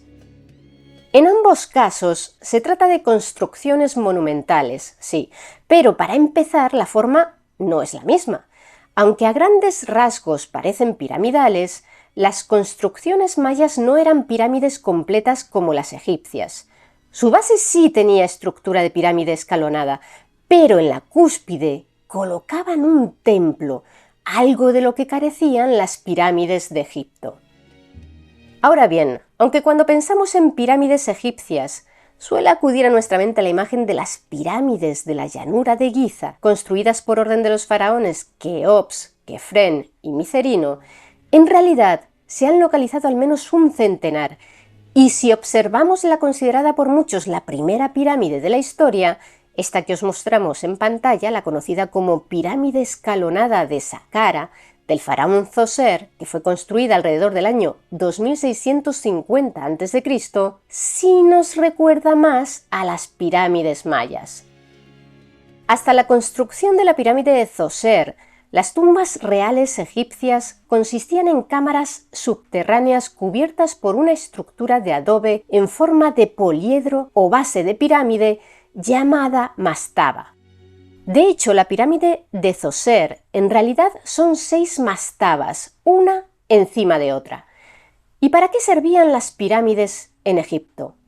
La gran mayoría eran criptas reales para los faraones y sus familiares, cuyas momias se colocaban junto a enseres que les podrían resultar de utilidad en el más allá. A juzgar por los conocidos como textos de las pirámides, un repertorio de súplicas, encantamientos y conjuros de protección grabados en las paredes de las cámaras funerarias, antecámaras y pasajes, el objetivo de aquellas enormes construcciones podría ser el de contener la esencia del rey, que tras resucitar ascendería al cielo para vivir eternamente entre los dioses, convertido en una estrella. Hay quienes opinan que en realidad las pirámides egipcias no eran tumbas, argumentando que en muchas no se han encontrado momias, pero eso es debido a que es poco corriente encontrar una intacta. La mayoría han sido saqueadas una o varias veces a lo largo de los siglos. A pesar de ello, los mencionados textos de las pirámides, con miles de líneas de hechizos y conjuros de protección para los difuntos que iban a ser alojados en ellas, demuestran que su finalidad era funeraria, y no, por ejemplo, enormes silos de grano o simples señales para el aterrizaje de naves espaciales, entre otras hipótesis que circulan por las redes. Además, todas las pirámides se encuentran en la orilla oeste del Nilo, es decir, la orilla por donde se pone el sol, ya que en la mitología egipcia, Poniente estaba asociado con el reino de los muertos. En el caso de los mayas, aunque algunas pirámides eran utilizadas como tumbas para los líderes mayas, como el Templo de las Inscripciones en Palenque, en el estado mexicano de Chiapas, las construcciones piramidales eran mucho más comunes que en Egipto y se empleaban para alzar y acercar a los dioses que estaban en los cielos los templos y altares en los que se realizaban infinidad de rituales. Porque la sociedad maya era muy supersticiosa y ritualista, y en las pirámides como centros ceremoniales se concentraban los símbolos de poder de las élites. La élite sacerdotal era la encargada de llevar a cabo los rituales en las alturas, mientras el pueblo llano permanecía abajo. Ese carácter escénico de las pirámides mayas no estaba presente en el antiguo Egipto. También se habla mucho de que tanto los mayas como los egipcios construyeron algunas de sus pirámides tomando como referencia el cinturón de Orión, en la constelación homónima, lo que ha servido de sustento para alimentar la hipótesis de una conexión entre egipcios y mayas. ¿Qué hay de cierto en ello? Por un lado, es cierto que ambas culturas poseían grandes conocimientos astronómicos, como demuestran sus respectivos calendarios, herramientas muy precisas y complejas, y a la hora de construir sus pirámides, sin duda, no dejaron nada al azar. Los egipcios, por ejemplo, orientaban los 4 lados de sus pirámides hacia los 4 puntos cardinales, si bien es cierto que no en todas fueron tan precisos como en el caso de las pirámides de Keops y Kefren, cuya orientación es casi perfecta. En cuanto a la teoría propuesta en 1989 por el ingeniero anglo-egipcio Robert Bauval, acerca de que las 3 grandes pirámides de Giza vistas sobre el plano están situadas en correlación con la posición de las 3 brillantes estrellas del cinturón de Orión, tiene diversos argumentos en contra. El primero es que la posición de esas estrellas vistas desde la Tierra, en realidad, solo podría coincidir con la de las pirámides en un mapa si le diésemos la vuelta a este. El segundo es que en realidad la posición de las estrellas no coincide del todo, ya que la pirámide más pequeña, la de Micerino, estaría desviada unos cuantos grados. Y un tercero sería que las 3 pirámides no se construyeron a la vez, sino en 3 fases, a lo largo de 60 años aproximadamente, ya que Micerino era el hijo de Kefren y este a su vez el hijo de Keops. Tal vez los constructores egipcios siguieron un plan maestro pensando desde el inicio en levantar 3 pirámides que coincidieran con las estrellas del cinturón de Orión. Frente a los 2 primeros argumentos mencionados, el astrofísico italiano Vincenzo Orofino, profesor de astronomía de la Universidad de Salento, contraargumentaba en 2011 que los antiguos egipcios pudieron dibujar sus planos con el sur en la parte superior, al contrario de la costumbre actual de colocar el norte arriba, la cual no se universalizó hasta el siglo XVII. En cuanto a la desviación en la posición de Micerino, las estrellas hace 4.500 años no se veían igual que ahora y además, siempre según Orofino, el margen de error entra dentro de lo esperable si hubiesen utilizado tan solo el ojo humano para medir la posición de las estrellas. Por otro lado, son muchos los egiptólogos y astrónomos que rechazan la teoría de la correlación de Orión y la consideran una simple especulación que se basa en un parecido aproximado y forzado para establecer un sencillo paralelismo de 3 puntos que también se podría establecer, por ejemplo, con construcciones significativas de ciudades modernas. Los mayas, por su parte, eran grandes astrónomos y conocían no solo los movimientos del Sol y las fases de la Luna, sino también las órbitas de planetas como Mercurio, Venus, Marte, Júpiter y Saturno. ¿Y cómo adquirieron esos conocimientos? Observando.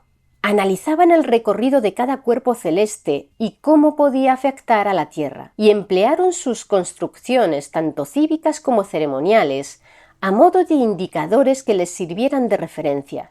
Ya que ibas a construir algo grande, ¿por qué no hacerlo en una posición que resultara útil? Aunque lo más común es encontrar edificios mayas emplazados en relación a la salida y puesta de sol en determinadas fechas, como los solsticios o los equinoccios, para facilitar la programación de las actividades agrícolas y rituales, algunos de ellos estaban alineados con el movimiento de Venus o de la Luna, o incluso con el de algunas estrellas. En la cosmovisión maya, Orión era Ak-Ek, la estrella tortuga. Resulta difícil encontrar un vínculo que una a mayas y egipcios usando Orión como conexión, más allá del que podría establecerse con cualquier otro pueblo de la antigüedad. Y es que la constelación de Orión es probablemente la más conocida en todo el mundo, no solo porque sus estrellas son muy brillantes, sino porque resulta visible desde ambos hemisferios.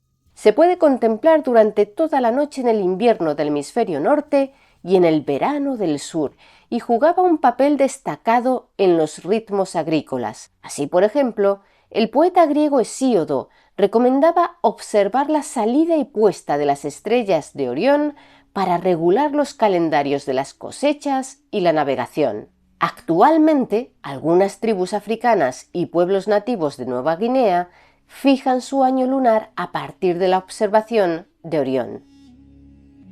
Retomando el tema de las pirámides, el hecho de que distintas civilizaciones del mundo escogiesen la forma piramidal para construir grandes estructuras no implica necesariamente una transferencia de conocimientos entre ellas. Si quieres erigir una estructura alta y estable, la manera más sencilla de abordar la tarea es la misma que emplearía un niño de manera intuitiva. Hacer una montaña apilando materiales en una base ancha e ir añadiendo niveles más pequeños gradualmente, conforme vas subiendo, para que siempre estén sostenidos los de arriba por los de abajo, sin problemas de equilibrio.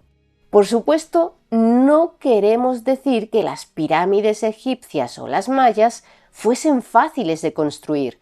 Nada más lejos, pues está demostrado que requirieron cálculos matemáticos complejos y técnicas de construcción que siguen despertando admiración y generando debates hoy en día. Simplemente queremos destacar que no resulta sorprendente que dos grupos humanos independientes opten por levantar estructuras piramidales. ¿Y qué hay de la escritura? ¿Acaso no empleaban jeroglíficos ambas culturas? Esa podría parecer otra clara semejanza entre mayas y egipcios, ¿verdad? Sí, pero no. Se estima que los egipcios desarrollaron su escritura jeroglífica en el 3300 a.C., aproximadamente la misma época en la que surgió la escritura cuneiforme en Mesopotamia. Los mayas, por su parte, utilizaban su escritura con glifos desde el siglo III a.C. En ambos casos, se trataba de sistemas de escritura eminentemente pictóricos, en los que los mensajes se transmiten con símbolos y figuras. No obstante, ni la gramática, ni los símbolos, ni tampoco el modo de representar los conceptos de egipcios y mayas eran parecidos. Si se hubiesen transmitido entre ellos el conocimiento de un lenguaje, debería haber abundantes similitudes, y tanto los expertos en jeroglíficos egipcios como los estudiosos de los creados por los mayas coinciden en que no tienen nada que ver unos con otros. Otro de los temas populares que suelen surgir al hablar de similitudes entre los antiguos egipcios y los pueblos americanos precolombinos es el de las momias. En este caso, por antigüedad, ganan los americanos. Las momias más antiguas que se conocen fueron descubiertas en el norte de Chile, en el desierto de Atacama. Fueron creadas intencionadamente por la cultura chinchorro alrededor del año 5050 a.C., por lo que son las más antiguas de todo el mundo, adelantándose en 2 milenios y medio a las momias egipcias más antiguas. Es difícil saber las razones exactas por las que los chinchorro momificaban a sus muertos.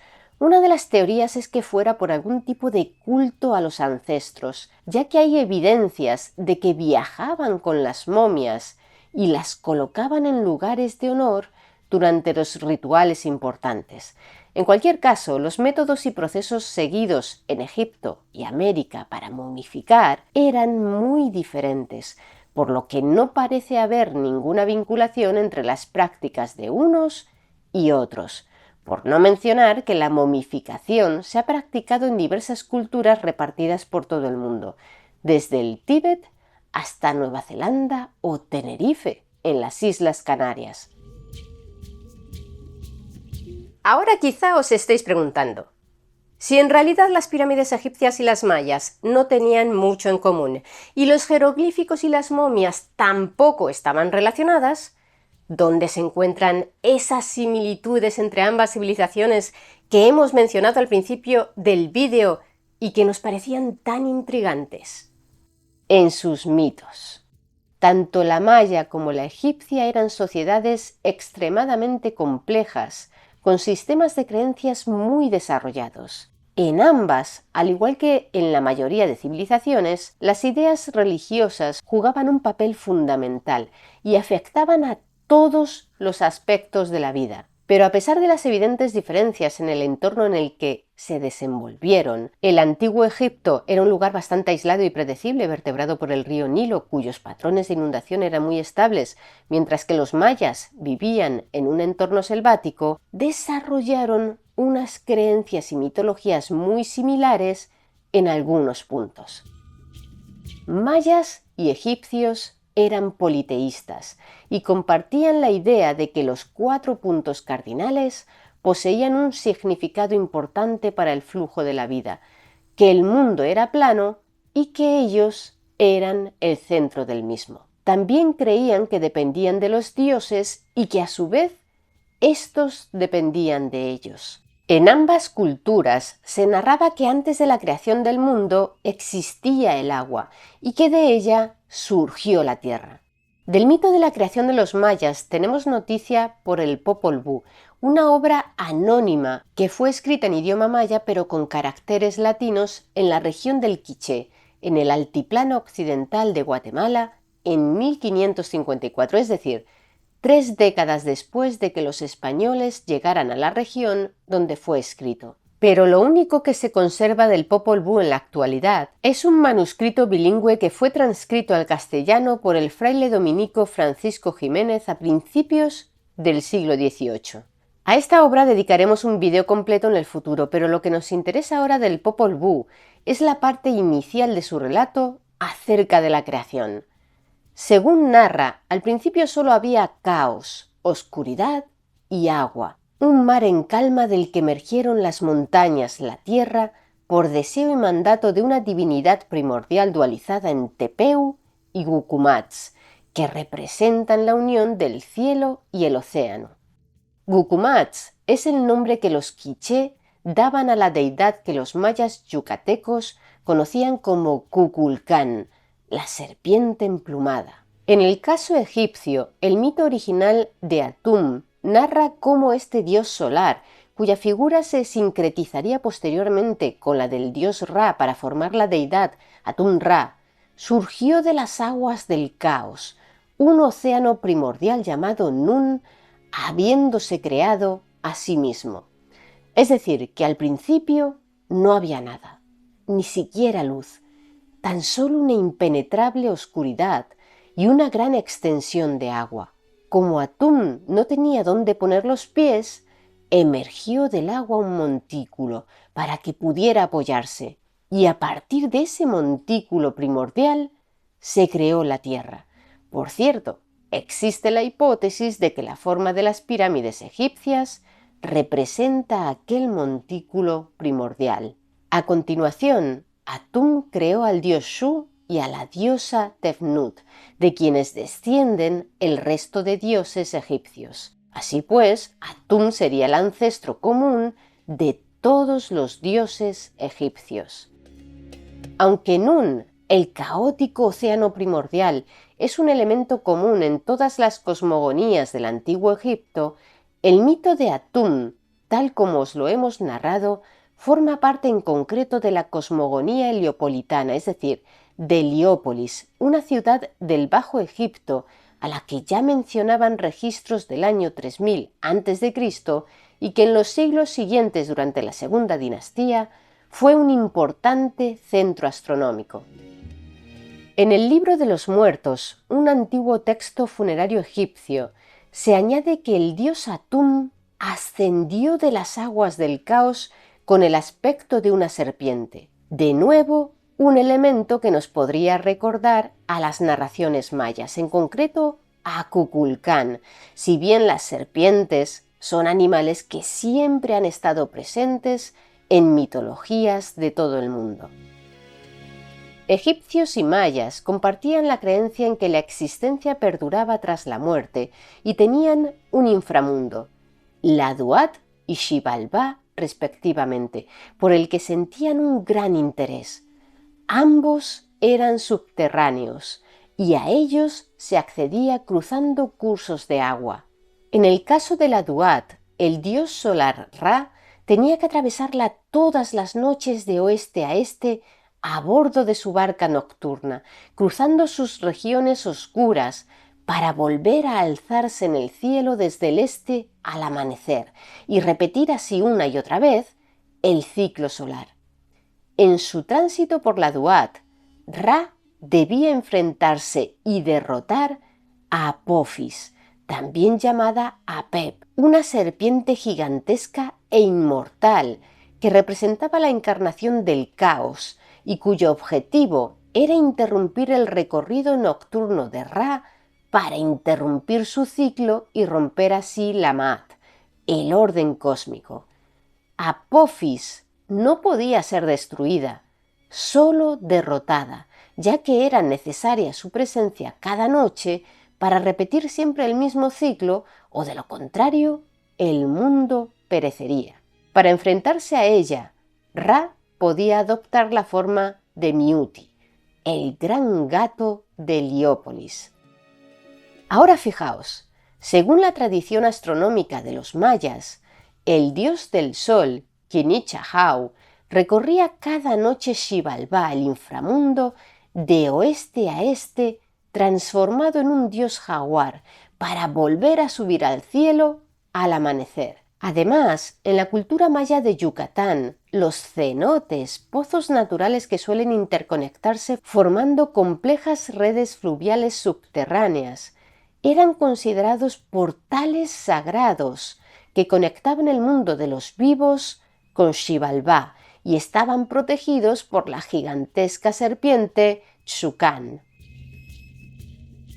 En la cultura egipcia, los espíritus de los difuntos iban a parar a la Duat. Allí, si lograban superar el juicio de Osiris por la moralidad de sus actos terrenales, se les permitía iniciar el largo y peligroso viaje hacia el Aru, la fértil campiña paradisiaca donde podrían disfrutar placenteramente por toda la eternidad. Pero antes de llegar a él, debían atravesar una serie de puertas, entre 7 y 21 dependiendo de las fuentes, que estaban custodiadas por deidades y demonios malignos y que por lo general solo podían cruzar aquellos que conocieran el nombre secreto del respectivo dios o demonio.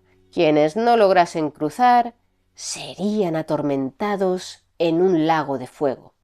Para ayudarlos en su tránsito a través de la peliaguda travesía por la Duat, podían contar con la ayuda de los sortilegios mágicos del Libro de los Muertos, un texto funerario que empezó a utilizarse hacia el 1500 a.C. La gente les encargaba a los escribas que prepararan un papiro del Libro de los Muertos para su propio funeral o para algún familiar recién fallecido, y cada uno era único, no solo porque incluyera el nombre concreto del difunto, sino porque se elaboraba incluyendo una serie de conjuros escogidos de entre un repertorio muy amplio. Un rollo del Libro de los Muertos era un artículo de lujo, ya que costaba más o menos el equivalente al salario anual de un trabajador. De hecho, inicialmente estaban reservados para los miembros de la familia real, aunque posteriormente también dispusieron de él sacerdotes y funcionarios. Como no eran rápidos de elaborar y muchas veces se requerían con urgencia por un fallecimiento repentino, normalmente los talleres funerarios tenían varios hechos y simplemente les añadían el nombre del difunto en los espacios en blanco reservados para ello. Pues bien, si en la Duat los egipcios debían cruzar puertas, en Xibalbá los mayas pasaban por casas, lugares de tormento controlados por los señores de Xibalbá, deidades malignas dirigidas por Uncamé y Bukup-Kamé, las divinidades de la enfermedad y de la muerte. Según el Popol Vuh, eran 6 las casas de castigo: la casa oscura, en cuyo interior solo había tiniebla; la casa del frío, donde soplaba un viento helado insoportable; la casa de los jaguares, que estaba llena de... Sí, exacto. La casa de los murciélagos, la casa de los cuchillos y, por último, la casa del calor, donde solo había brasas y llamas. A pesar de lo terrorífico que suena todo, los mayas no creían que Xibalbá fuese un lugar de castigo por los pecados cometidos en vida, ya que no manejaban ese concepto en el sentido cristiano, sino tan solo el mundo al que se iba tras la muerte. Pero el viaje a Xibalbá, que era enorme, con tanta diversidad de paisajes como el mundo terrenal, y estaba estructurado en 9 niveles, no era el final, sino un viaje de transformación. Después de Xibalbá, el alma podía regresar a la tierra o partir hacia otros planos espirituales. Antes hemos mencionado que los antiguos egipcios y los mayas convivieron en el planeta durante cerca de 2000 años.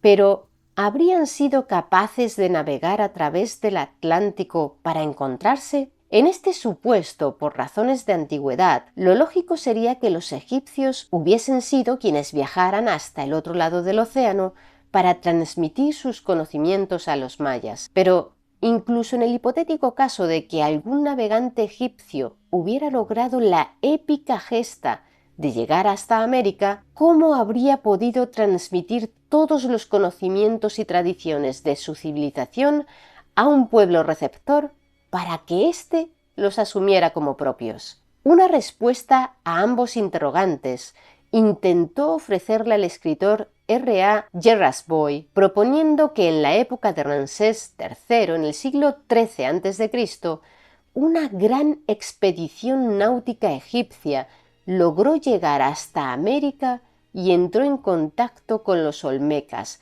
a través de los cuales parte de sus creencias, mitologías, expresiones artísticas y tecnologías habrían sido transmitidas a los mayas. Según Gerasboy, el actual territorio de México sería Punt, una misteriosa y lejana tierra a la que sí está demostrado por registros históricos que los egipcios enviaron varias expediciones marítimas a lo largo de 13 siglos, a partir del 2500 a.C. No obstante, los textos jeroglíficos que dan testimonio de la existencia de Punt también la llamaban Ta-Netjer, que significa tierra del dios, en referencia al dios solar Ra, lo que apuntaría al lugar por el que sale el sol, es decir, al este, al Mar Rojo, Además, la expedición egipcia rumbo a Punt más célebre fue la que partió por orden de la reina Hatshepsut hacia el 1500 a.C., un acontecimiento que fue grabado en su templo de Der el-Bahari, donde se puede leer una larga lista de los productos que trajeron de aquella tierra. Todas las buenas maderas aromáticas de la tierra del dios, montones de resina de mirra, ébano, marfil puro, oro verde de Amu, madera de cinamomo, incienso, pintura de ojos, monos, babuinos, perros, pieles de pantera del sur y ciervos y sus hijos. Todo apunta a la costa norte de la actual Somalia o de Eritrea. Esto cuadraría con lo que conocemos acerca de la tecnología náutica de los antiguos egipcios, ya que estos dominaban la navegación, pero principalmente en el río Nilo, el mar Mediterráneo y el mar Rojo. En los mares practicaban navegación de cabotaje, esto es, sin alejarse de la costa. Estudios de ADN mitocondrial realizados a partir de muestras tomadas de los restos de individuos mayas precolombinos hallados en diferentes sitios arqueológicos como Chichén Itzá o Xcaret demuestran que los antiguos mayas tenían una gran interrelación con otros grupos étnicos de los alrededores y que todos ellos, en última instancia, descendían de asiáticos, en una migración que se fue extendiendo por América desde el norte hacia el sur.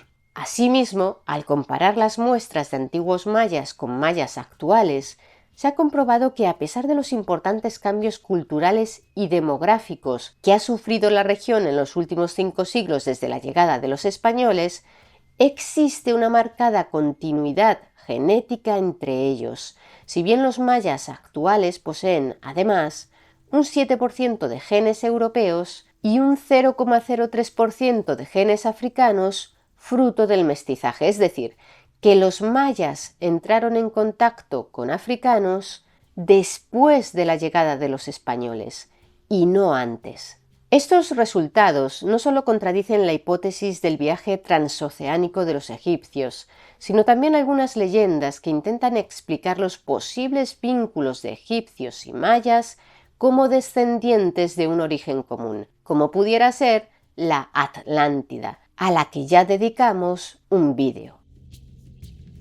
A principios del siglo XX surgió el concepto de difusionismo cultural, la idea de que las invenciones humanas solo se dan una vez en algún lugar y después, tarde o temprano, son propagadas al resto del mundo, ya sea de manera directa, mediante movimientos migratorios de quienes conocen esa invención, incluso atravesando océanos, o de manera indirecta, mediante relaciones de intercambio económico y cultural entre poblaciones vecinas. Entre 1920 y 1960, esta idea, el difusionismo cultural, fue dominante en la arqueología, especialmente en la prehistórica y protohistórica, pero luego cobraron fuerza otras corrientes de pensamiento más abiertas a contemplar la posibilidad de que distintos grupos, sociedades sin contacto entre ellas,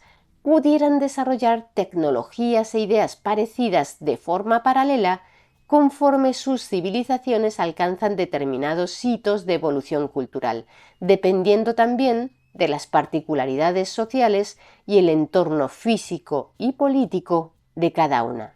¿Habrá sido ese el caso de los mayas y los antiguos egipcios? Sobre estas dos civilizaciones todavía quedan muchísimos misterios por resolver, mucha historia sobre la que arrojar luz, y los antropólogos y arqueólogos siguen investigando con ahínco para ofrecer al mundo respuestas fiables.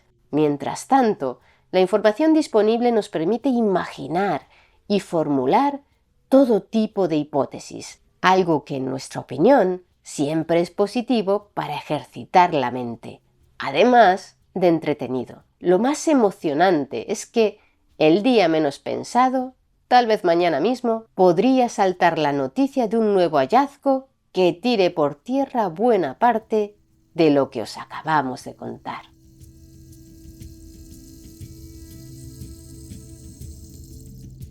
Bienvenidas, mentes curiosas. ¿Conocéis el misterioso yacimiento arqueológico de Göbekli Tepe? ¿Sabíais que posiblemente sea el santuario humano más antiguo que se conoce y que hay quienes lo vinculan con el jardín del Edén bíblico?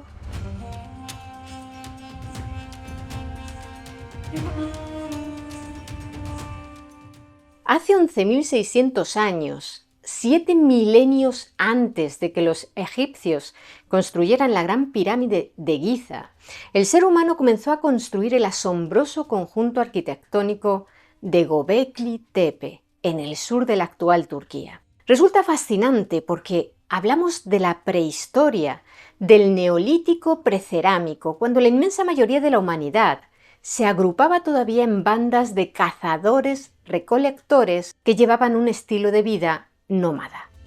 Y para erigir semejante conjunto de estructuras, con piedras de hasta 16 toneladas, que fueron transportadas desde centenares de metros de distancia en una época en la que aún no existían ni la rueda ni la domesticación de animales de carga, debió de ser preciso congregar a una enorme cantidad de personas para trabajar de manera coordinada durante siglos y guiadas por una meta común. No tenían metales, ni siquiera cerámica, tan solo poseían herramientas de piedra para tallar y poner en pie los grandes pilares de piedra caliza con forma de T de hasta 5 metros de altura, que agruparon en edificios circulares u ovalados de entre 10 y 30 metros de diámetro. Los estudios geofísicos realizados en la colina indican que bajo tierra, alrededor del yacimiento principal, se esconden muchos más megalitos de los que se han desenterrado hasta ahora, lo que apunta a la existencia de otros complejos monumentales aún por descubrir. Los arqueólogos estiman que solo han excavado alrededor de un 10% de todo el yacimiento. Según las prospecciones geomagnéticas, en Göbekli Tepe hay al menos 2 decenas de estructuras de planta circular u ovalada, de las que se han desenterrado solo un puñado. Este tipo de estructuras son las más antiguas y las más importantes por su tamaño, por la riqueza de sus decoraciones y por su carácter ritual, pero hay varios niveles estratigráficos con otras construcciones de planta rectangular ubicadas alrededor de la parte central del sitio, que fueron construidas muchos siglos después de las estructuras redondas y ovaladas. Las construcciones rectangulares tal vez tuvieran un uso doméstico en lugar de ceremonial, dado que a pesar de que presentan una iconografía muy rica en significado simbólico, en ellas se han hallado restos de herramientas para la caza y para la molienda de cereales, y podrían haber servido como alojamiento. En cualquier caso, la construcción de aquel gran complejo debió de requerir el esfuerzo conjunto de por lo menos cientos de personas desde su primera fase. Sin embargo, en la zona más antigua no se ha hallado ni el menor rastro de construcciones destinadas al alojamiento de quienes erigieron las primeras estructuras, las más monumentales, como si de un remoto lugar de peregrinaje se tratara. Tampoco hay señal de actividad agrícola y la corriente de agua más próxima estaba situada a 5 kilómetros de allí. Entonces, ¿de qué vivía esa multitud de humanos prehistóricos que construyeron inicialmente aquel enigmático lugar? Más adelante hablaremos de ello.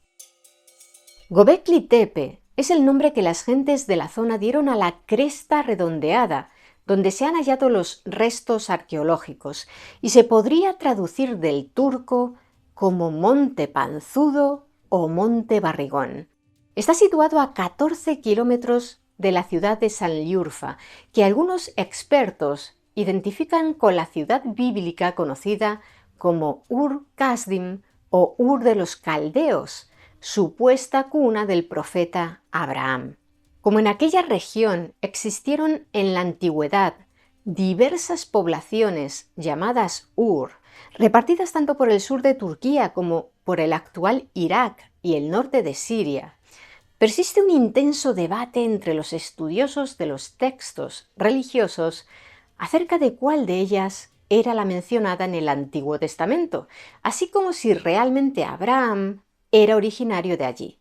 En cualquier caso, este punto es interesante porque si el de Göbekli Tepe es el conjunto arquitectónico monumental más antiguo construido por el hombre del que tenemos noticia, y todo apunta a que poseía una función de tipo espiritual, resulta llamativa la posibilidad de que se encuentre a pocos kilómetros del lugar de origen de Abraham, cuya historia, como ya sabéis, se narra en los textos sagrados del judaísmo, el cristianismo y el islam, y juega un papel importante como ejemplo de fe en todas ellas. Por algo se las denomina también religiones abrahámicas. Hasta hace 4 décadas, Sanliurfa se llamaba simplemente Urfa, pero en 1984 el gobierno turco decidió cambiarle el nombre añadiéndole delante el término Sanli, que significa grande, glorioso, como reconocimiento por la resistencia de la ciudad durante la Guerra de Independencia turca. Por eso, en función de la fecha de los libros o documentos que consultéis sobre este tema, tal vez os encontréis con que hablan de Urfa o de Sanliurfa, pero se trata de la misma localidad. En 1965, en el marco de una investigación llevada a cabo de manera conjunta por la Universidad de Estambul y la Universidad de Chicago para realizar un inventario de potenciales yacimientos neolíticos, un equipo de arqueólogos estadounidenses descubrió en las colinas de Göbekli Tepe miles de pedernales rotos, una clara señal de que allí había habido actividad humana durante el Neolítico precerámico. Sin embargo, como los estudios de los arqueólogos se limitaron a la superficie, no descubrieron la arquitectura monumental que se escondía bajo sus pies. Lo que sí encontraron fueron algunos fragmentos de piedra caliza dispersos que confundieron con lápidas de tumbas de algún puesto fronterizo de la época bizantina. En su informe para el inventario de yacimientos, los estadounidenses tan solo indicaron que en Göbekli Tepe había un montículo natural y pequeños cementerios. Aquella escueta descripción desmotivó que se llevaran a cabo excavaciones arqueológicas en el lugar, no solo por su escaso interés aparente, sino también porque la ley islámica prohíbe la destrucción de cementerios. De ese modo, Göbekli Tepe pasó 3 décadas completamente desapercibido, hasta que en 1994 el arqueólogo alemán Klaus Schmidt, que estaba visitando los alrededores de Sanliurfa mientras preparaba su tesis de habilitación universitaria, leyó la breve descripción que los arqueólogos estadounidenses habían aportado al inventario de yacimientos y decidió ir en persona a examinar el lugar. Él y su equipo comprendieron enseguida que aquel montículo no era natural, sino que parecía moldeado por humanos. Encontraron una gran piedra rectangular que los estadounidenses bien podían haber tomado por una lápida, pero que a Schmidt le recordó mucho a la parte superior de los pilares hallados en un yacimiento neolítico de la región.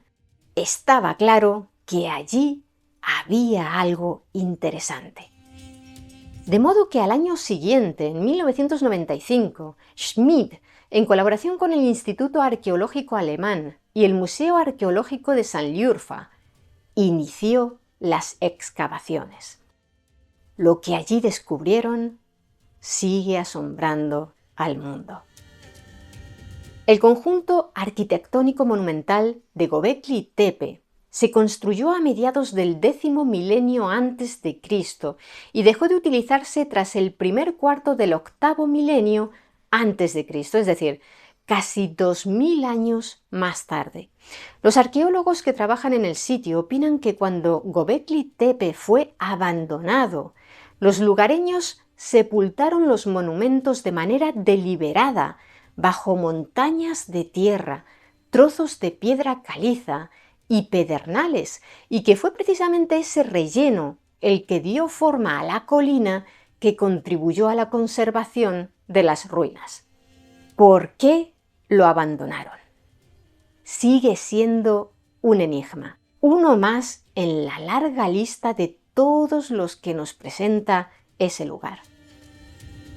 El primero lo plantean las propias estructuras circulares y ovaladas, que cuentan con un diseño común. Todas están construidas con pilares de piedra caliza en forma de T mayúscula, que se yerguen a poca distancia unos de otros, interconectados por unos muros bajos. Es posible que sostuvieran un techo sobre ellos. En el centro de cada círculo, otros dos pilares, más altos que los demás, se hincan en unas ranuras poco profundas practicadas en el suelo.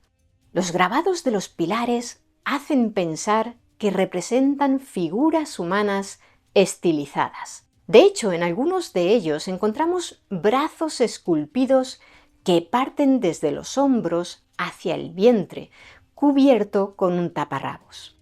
Schmidt opinaba que evocaban una reunión o una danza con todas aquellas figuras mirando hacia el centro. Un aspecto curioso es que cada cierto tiempo, décadas posiblemente, todos los pilares que conformaban uno de aquellos círculos eran enterrados y se erigía un nuevo círculo de pilares más pequeño dentro del anterior.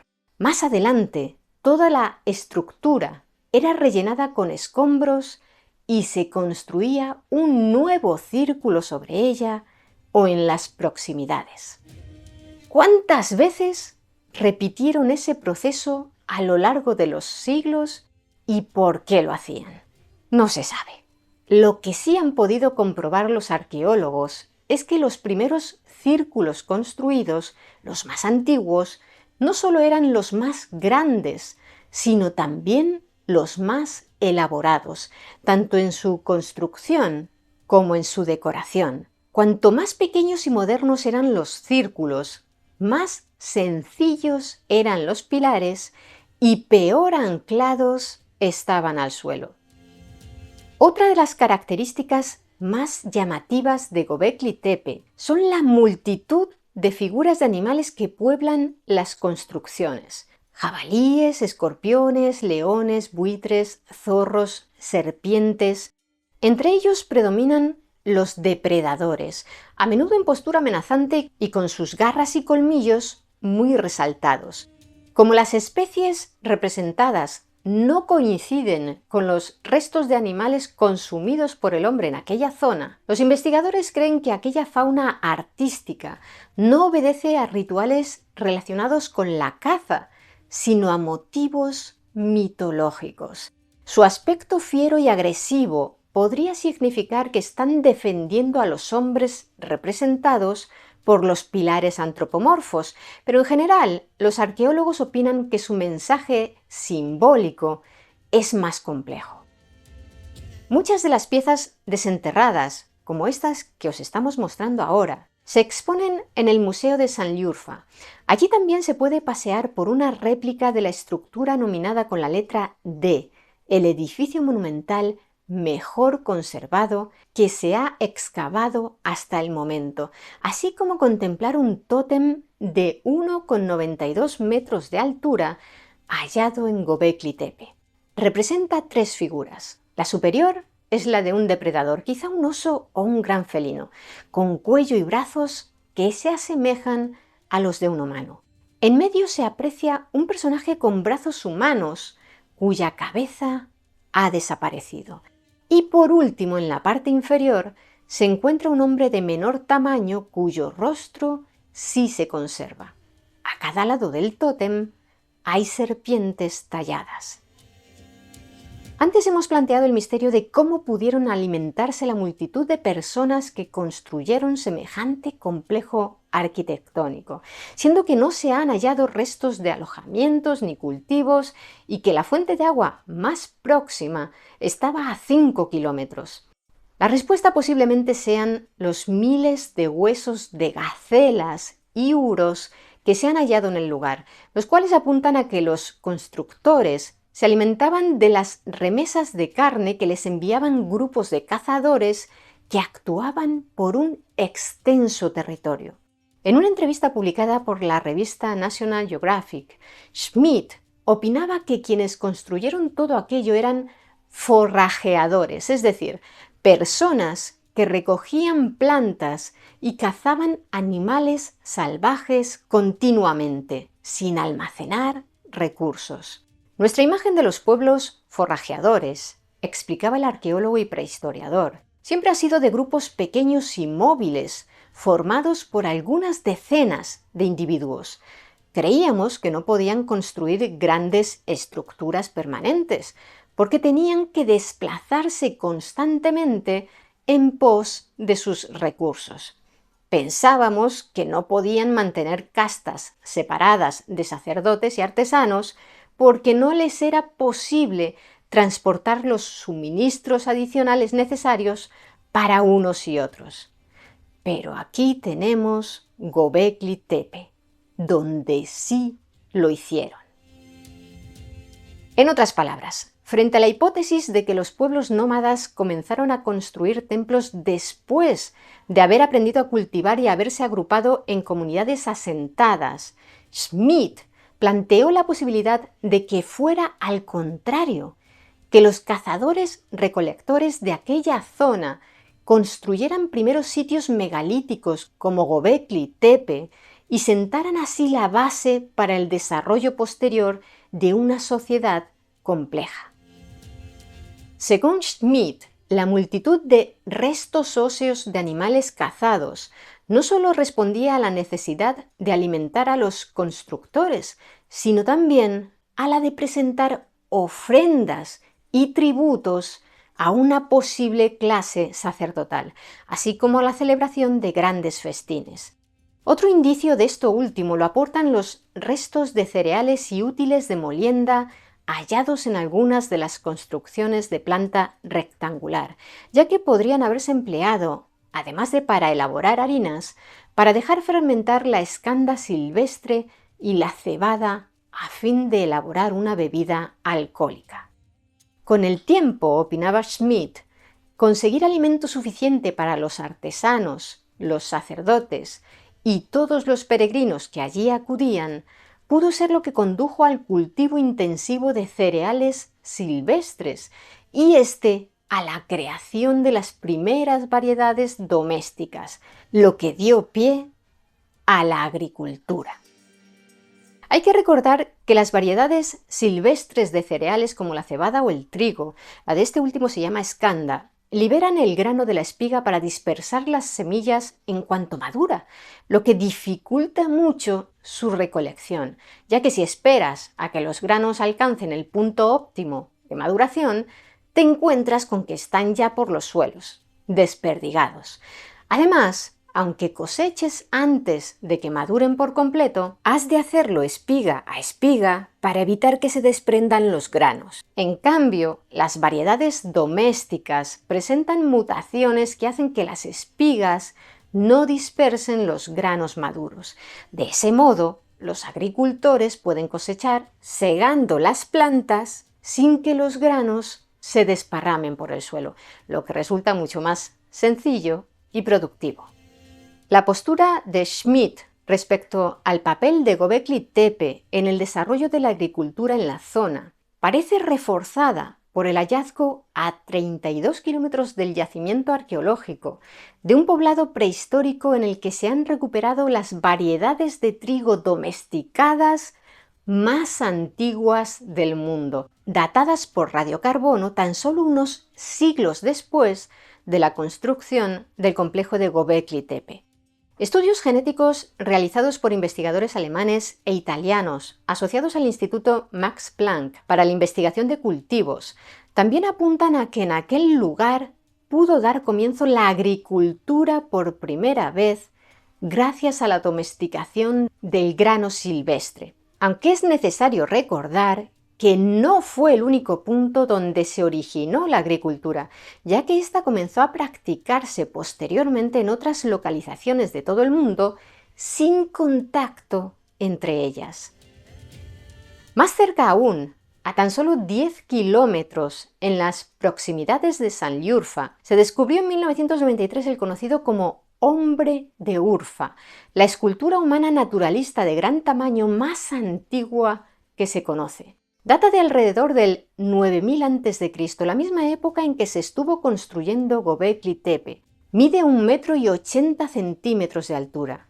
Sus ojos están representados por un par de profundos agujeros en los que incrustaron fragmentos de obsidiana negra, y aunque parece que no tiene boca, si se ilumina de la manera adecuada, se puede apreciar el rastro de una boca abierta con dientes afilados. Al igual que Göbekli Tepe desafía el paradigma de que la agricultura precedió a las construcciones monumentales, también pone en duda el de que las religiones organizadas comenzaron a surgir como respuesta a la necesidad de aliviar las tensiones entre los miembros de las cada vez mayores sociedades agrícolas sedentarias y de cohesionar a la población para acometer juntos desafíos más complejos que la mera supervivencia diaria, tales como el almacenamiento de recursos o la construcción de estructuras permanentes. El gran enigma, por supuesto, es el que casi todos nos planteamos cuando observamos semejante labor arquitectónica. ¿Para qué? ¿Para qué uno o varios grupos de cazadores-recolectores se tomarían la molestia de dedicar tanto tiempo, trabajo y recursos a levantar monumentos tan elaborados? Smith, quien dirigió las excavaciones hasta su fallecimiento en 2014 con 60 años por un ataque al corazón mientras nadaba en Alemania, opinaba que dada la ausencia de edificios domésticos en la zona, Göbekli Tepe podría ser un destino de peregrinación al que acudían personas desde distancias de hasta 160 kilómetros. Sería por tanto algún tipo de santuario o templo de un culto compartido por grupos de cazadores-recolectores a escala suprarregional. A pesar de que no se han encontrado todavía tumbas en el yacimiento, Smith creía que aquel lugar era un centro importante para el culto a los muertos y que en el futuro aparecerían enterramientos bajo los monumentos circulares. A pesar de que estos, en el caso de haberlos, aún no se han encontrado, en 2017 se catalogaron 691 fragmentos humanos procedentes de las excavaciones de Göbekli Tepe. No proceden de enterramientos, como acabamos de explicar, sino que han sido hallados principalmente en los edificios circulares, lo que indica que fueron trasladados allí desde otros lugares. La manipulación de los cuerpos de los difuntos era una práctica común en aquella época. Por ejemplo, se practicaban perforaciones o marcas de carácter ritual en el cráneo, o se separaba este del resto del cuerpo para enterrarlo de manera independiente o realizar alguna ceremonia con él. Entre los restos humanos catalogados en Göbekli Tepe en 2017 había 3 fragmentos de cráneo a los que habían realizado con herramientas de piedra unas hendiduras profundas, así como un agujero en su parte superior. Aquellas marcas fueron realizadas poco después de la muerte y los investigadores creen que servían para pasar cuerdas alrededor de ellas y sacar uno de los extremos por el orificio para poder colgar el cráneo a modo de decoración ritual. En otros yacimientos neolíticos se han encontrado restos de prácticas parecidas, donde se exhibían los restos de personas prominentes o de enemigos poderosos. Los antropólogos lo denominan culto de la calavera. En palabras del actual coordinador de las excavaciones, Lee Clare, del Instituto Arqueológico Alemán, el culto en Göbekli Tepe no era una religión propiamente dicha, porque éstas requieren una estructura y una sociedad con clases que aún no existía en aquel momento. También es posible que la presencia de buitres entre las representaciones artísticas guarde relación con un ritual por el que se dejaba que éstos despojaran a los huesos de los difuntos de toda su carne. En la península ibérica, por ejemplo, los celtíberos dejaban que estas aves carroñeras devoraran a los muertos para que así, al echar a volar, acercasen las almas de los difuntos a los dioses del cielo. Por otro lado, los expertos turcos Selahattin Gulaş, Cihat Kurkçuoğlu y Mehmet Özbek sugirieron en un artículo la posibilidad de que cada uno de los recintos albergara durante un periodo determinado a los representantes de diversos clanes, reunidos allí para intercambiar información, bienes, personas o recursos con otros grupos nómadas, o para establecer con estos alianzas a fin de cazar de manera conjunta o compartir áreas de recolección. Según esa hipótesis, los animales hallados en cada recinto tendrían un carácter totémico, identitario de cada clan. Es decir, que Göbekli Tepe sería algo así como la versión primitiva de un palacio de congresos. Clare, el coordinador de las excavaciones, también respalda en parte esa línea de pensamiento. Construir este lugar, declaró en 2017, requirió un importante trabajo comunal y después sirvió como un punto de encuentro donde posiblemente la gente intercambiaba información, conocimiento o incluso resolvía sus conflictos de forma pacífica. Probablemente, añadió Clare, no estamos solo ante el primer templo del mundo, sino también ante el primer lugar social. Más aventurada y polémica es la hipótesis de que la presencia de tantas figuras de animales y de especies tan diversas pueda obedecer a que cerca de Göbekli Tepe estuvo situado el Jardín del Edén, el paraíso bíblico en el que vivían Adán y Eva. Esta conjetura la formuló hace ya un par de décadas el egiptólogo británico David Rohl, quien defendía que el Jardín del Edén estuvo situado a orillas del lago Urmía, cerca de la ciudad de Tabriz, en la frontera entre Turquía e Irán, y no demasiado lejos de Göbekli Tepe. En el Génesis se indica que el paraíso se hallaba entre 4 ríos y rodeado de montañas. Göbekli Tepe se encuentra emplazado entre los ríos Tigris y Éufrates, en la región histórica conocida como Creciente Fértil o Medialuna Fértil, y también lo rodean montañas, si bien esto último no es un dato llamativo. Además, en el Génesis no se menciona que hubiese ninguna construcción en el Edén. Otros investigadores que apoyan la vinculación de Göbekli Tepe con el paraíso la establecen partiendo de la base de que allí se originó la agricultura y que la expulsión de Adán y Eva del Jardín del Edén, que se cuenta en la Biblia, no era sino una alegoría de la transición de la humanidad desde el supuestamente despreocupado estilo de vida de los cazadores-recolectores, quienes se limitaban a recoger cada día los frutos que la naturaleza les ofrecía, al sufrido trabajo de los agricultores que se tenían que ganar el pan con el sudor de su frente.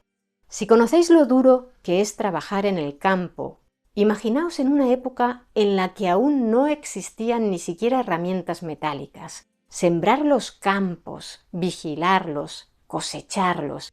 Desde cierto punto de vista se podría afirmar que con la agricultura no fue el ser humano el que domesticó a las plantas, sino más bien al contrario. Estas lograron que las personas se dedicaran a cuidar de ellas, así como a garantizar su desarrollo y reproducción. La humanidad quedó de ese modo atada al trabajo. Dejando a un lado las narrativas e interpretaciones bíblicas, Klaus Schmidt opinaba que fue precisamente esa conversión de los forrajeadores en agricultores lo que desencadenó la decadencia de Göbekli Tepe. Si una sociedad agrícola quiere prosperar, debe dedicar una gran cantidad de trabajo y recursos a los cultivos, lo que habría dejado escaso margen para sostener a los artesanos y sacerdotes de un gran centro de peregrinación. También es posible que el abandono de la caza produjera cambios en las creencias y prácticas de carácter espiritual. En cualquier caso, lo que indican los estudios es que en los alrededores de Göbekli Tepe se talaron todos los árboles, los suelos se agotaron y lo que una vez fue un territorio lleno de vida silvestre acabó transformado en el árido paisaje semidesértico que es en la actualidad. Las excavaciones en Göbekli Tepe, declarado Patrimonio de la Humanidad por la UNESCO en 2018, prosiguen y nuevos hallazgos van saliendo a la luz, como este jabalí de tamaño natural hallado en 2023 en la estructura D. La estatua de piedra caliza tiene más de 10.200 años de antigüedad y fue encontrada sobre un banco de piedra rodeado por varios pilares. Según los arqueólogos que trabajan en el yacimiento, dada su ubicación, este jabalí era el centro evidente de la estructura y debió de ser de gran importancia para la comunidad prehistórica que lo esculpió.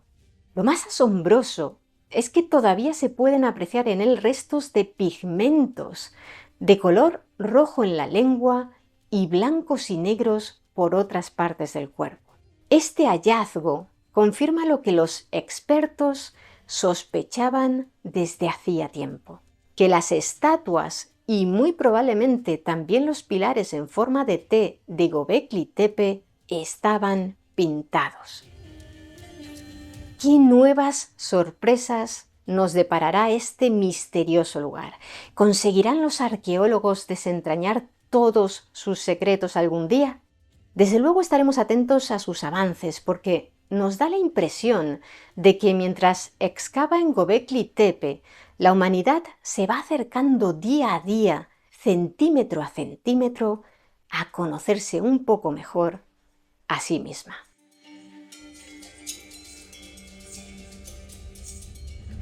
Bienvenidas, mentes curiosas.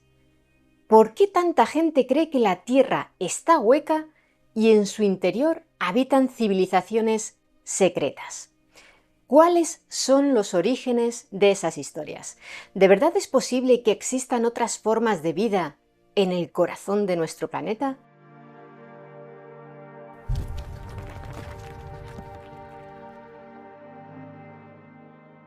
En 1665, el jesuita alemán Athanasius Kircher, uno de los eruditos más destacados de la época barroca, políglota y estudioso de una enorme variedad de disciplinas académicas, publicó su obra ilustrada Mundus Subterraneus, una fascinante mezcla de conocimientos científicos y fantasía acerca de nuestro planeta.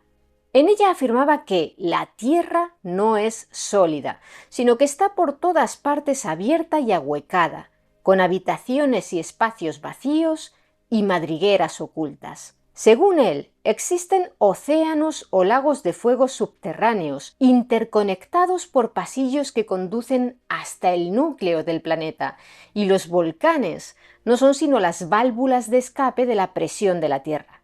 Asimismo, los terremotos son provocados por las combustiones subterráneas. En su obra, Kircher explicaba también que las fuentes termales y los géiseres que vemos en la superficie son el resultado de la interacción entre canales subterráneos de fuego y de agua. Sus hipótesis sobre la estructura interna de la Tierra y los procesos geofísicos eran más que razonables teniendo en cuenta los conocimientos de la época, si bien el libro también incluía la ubicación de la legendaria Atlántida, así como descripciones de los gigantes y las insólitas especies de animales que habitan en las cavidades subterráneas, como el dragón alado. ¿Cómo se le ocurrió todo aquello? En 1631, el monte Vesubio, el famoso volcán cercano a Nápoles, entró en erupción y mató a más de 3.000 personas. 7 años más tarde, en 1638, Kircher viajó al lugar y subió hasta la boca del volcán, que todavía humeaba para mirar directamente hacia las profundidades de la Tierra. Creí contemplar la morada del infierno, escribió más tarde, donde parecía que no había nada más que los horribles fantasmas y apariciones de los demonios.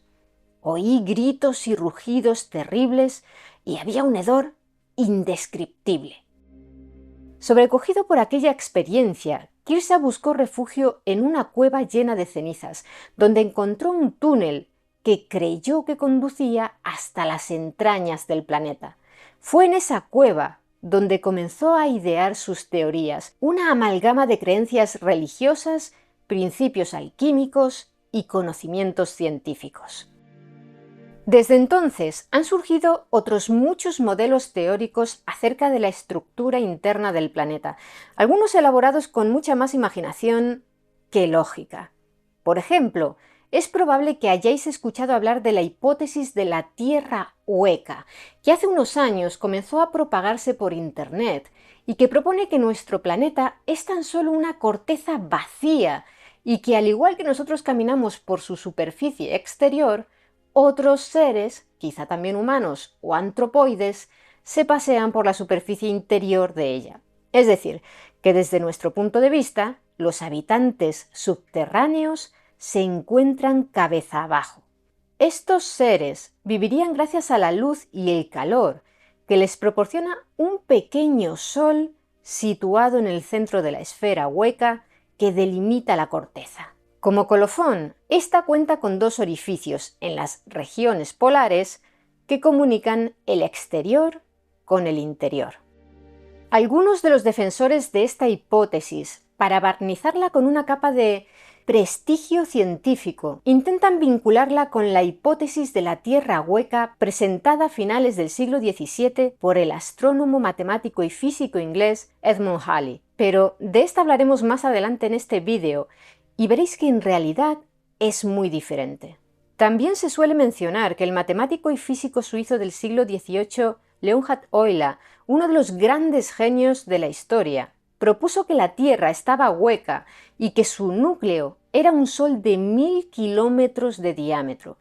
Pero eso simplemente es falso. Euler jamás dijo eso. Hay múltiples argumentos científicos que desmontan la hipótesis de la Tierra hueca. Por ejemplo, si realmente existiera un Sol en el corazón de la Tierra, la gravedad de esa microestrella atraería cualquier cosa que hubiese en el interior de la corteza hasta abrasarla, de modo que sería un lugar inhabitable. Por no hablar del enigma de cómo se podría haber formado una corteza flotante alrededor de esa estrella diminuta, ni de la imposibilidad gravitatoria de que ese supuesto Sol interior mantuviera una posición central dentro de una esfera hueca. Además, mediante el estudio de las ondas sísmicas, del tiempo que éstas tardan en atravesar y rodear el planeta, los científicos han podido determinar que la Tierra no está hueca. Los datos indican que está formada principalmente por roca sólida en la corteza y el manto, y que en su corazón contiene un núcleo externo de ferro-níquel, una aleación de hierro y níquel en estado líquido, así como un núcleo interno de ferro-níquel sólido. Se podría contraargumentar que nadie sabe con certeza cómo es el interior de la Tierra, porque hasta el momento el ser humano solo ha conseguido perforar hasta 12 kilómetros de profundidad, exactamente 12.262 metros, en un pozo perforado hace décadas por los soviéticos en la península de Kola, cerca de Noruega y Finlandia. Y 12 kilómetros es apenas un arañazo en comparación con los más de 6.000 kilómetros que hay hasta el centro de nuestro planeta. No obstante, si bien es cierto que no tenemos confirmación por observación directa de cuál es la estructura interna de la Tierra, la que hemos mencionado concuerda con todos los datos que la ciencia ha obtenido por muy diversos métodos. Observaciones de topografía, de batimetría y de rocas en afloramientos, mediciones de campos magnéticos y gravitacionales, experimentos con sólidos cristalinos a presiones y temperaturas propias de las profundidades terrestres, las ya citadas ondas sísmicas. Desde un punto de vista científico, la hipótesis de la Tierra hueca tiene tan poco sustento como la de la Tierra plana. Hipótesis que, por cierto, son incompatibles entre sí, por motivos evidentes. Más interesantes resultan las hipótesis acerca de misteriosas civilizaciones que puedan habitar bajo nuestros pies, en niveles inferiores no explorados hasta la fecha, pero sin abandonar el mismo marco geofísico que propone y sustenta la ciencia. Porque más allá de los debates científicos sobre argumentos pseudocientíficos de escaso recorrido, lo cierto es que indagar acerca de los orígenes de las creencias sobre supuestas civilizaciones subterráneas ofrece un buen punto de partida para iniciar un apasionante viaje cultural e histórico que, en nuestra opinión, resultará enriquecedor para cualquier mente curiosa. ¿Nos acompañáis? Desde tiempos inmemoriales, la humanidad ha alzado la vista hacia los cielos preguntándose qué hay allá arriba. Pero al mismo tiempo, también ha bajado su mirada hacia el suelo y formulado todo tipo de ideas míticas acerca de inframundos habitados en el interior de la Tierra. No es posible encontrar un único origen común al conjunto de creencias sobre formas de vida intraterrestres que las diferentes civilizaciones han elaborado a lo largo de los milenios. Sin embargo, ya desde la prehistoria, los humanos hemos enterrado a nuestros difuntos de manera ritual, lo que condujo a la asociación de ideas de renacimiento y posvida con el simbolismo de la tierra como madre fecunda. De ella brotaban las plantas y a ella entregábamos los restos de nuestros seres queridos para que siguieran formando parte del eterno ciclo vital.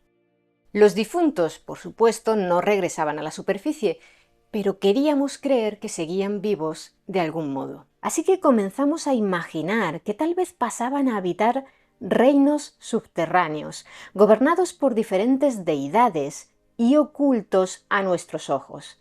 Aunque ya no pudiéramos verlos, nuestros seres queridos, o al menos su espíritu, seguían existiendo allí. Se trata de una idea prácticamente universal.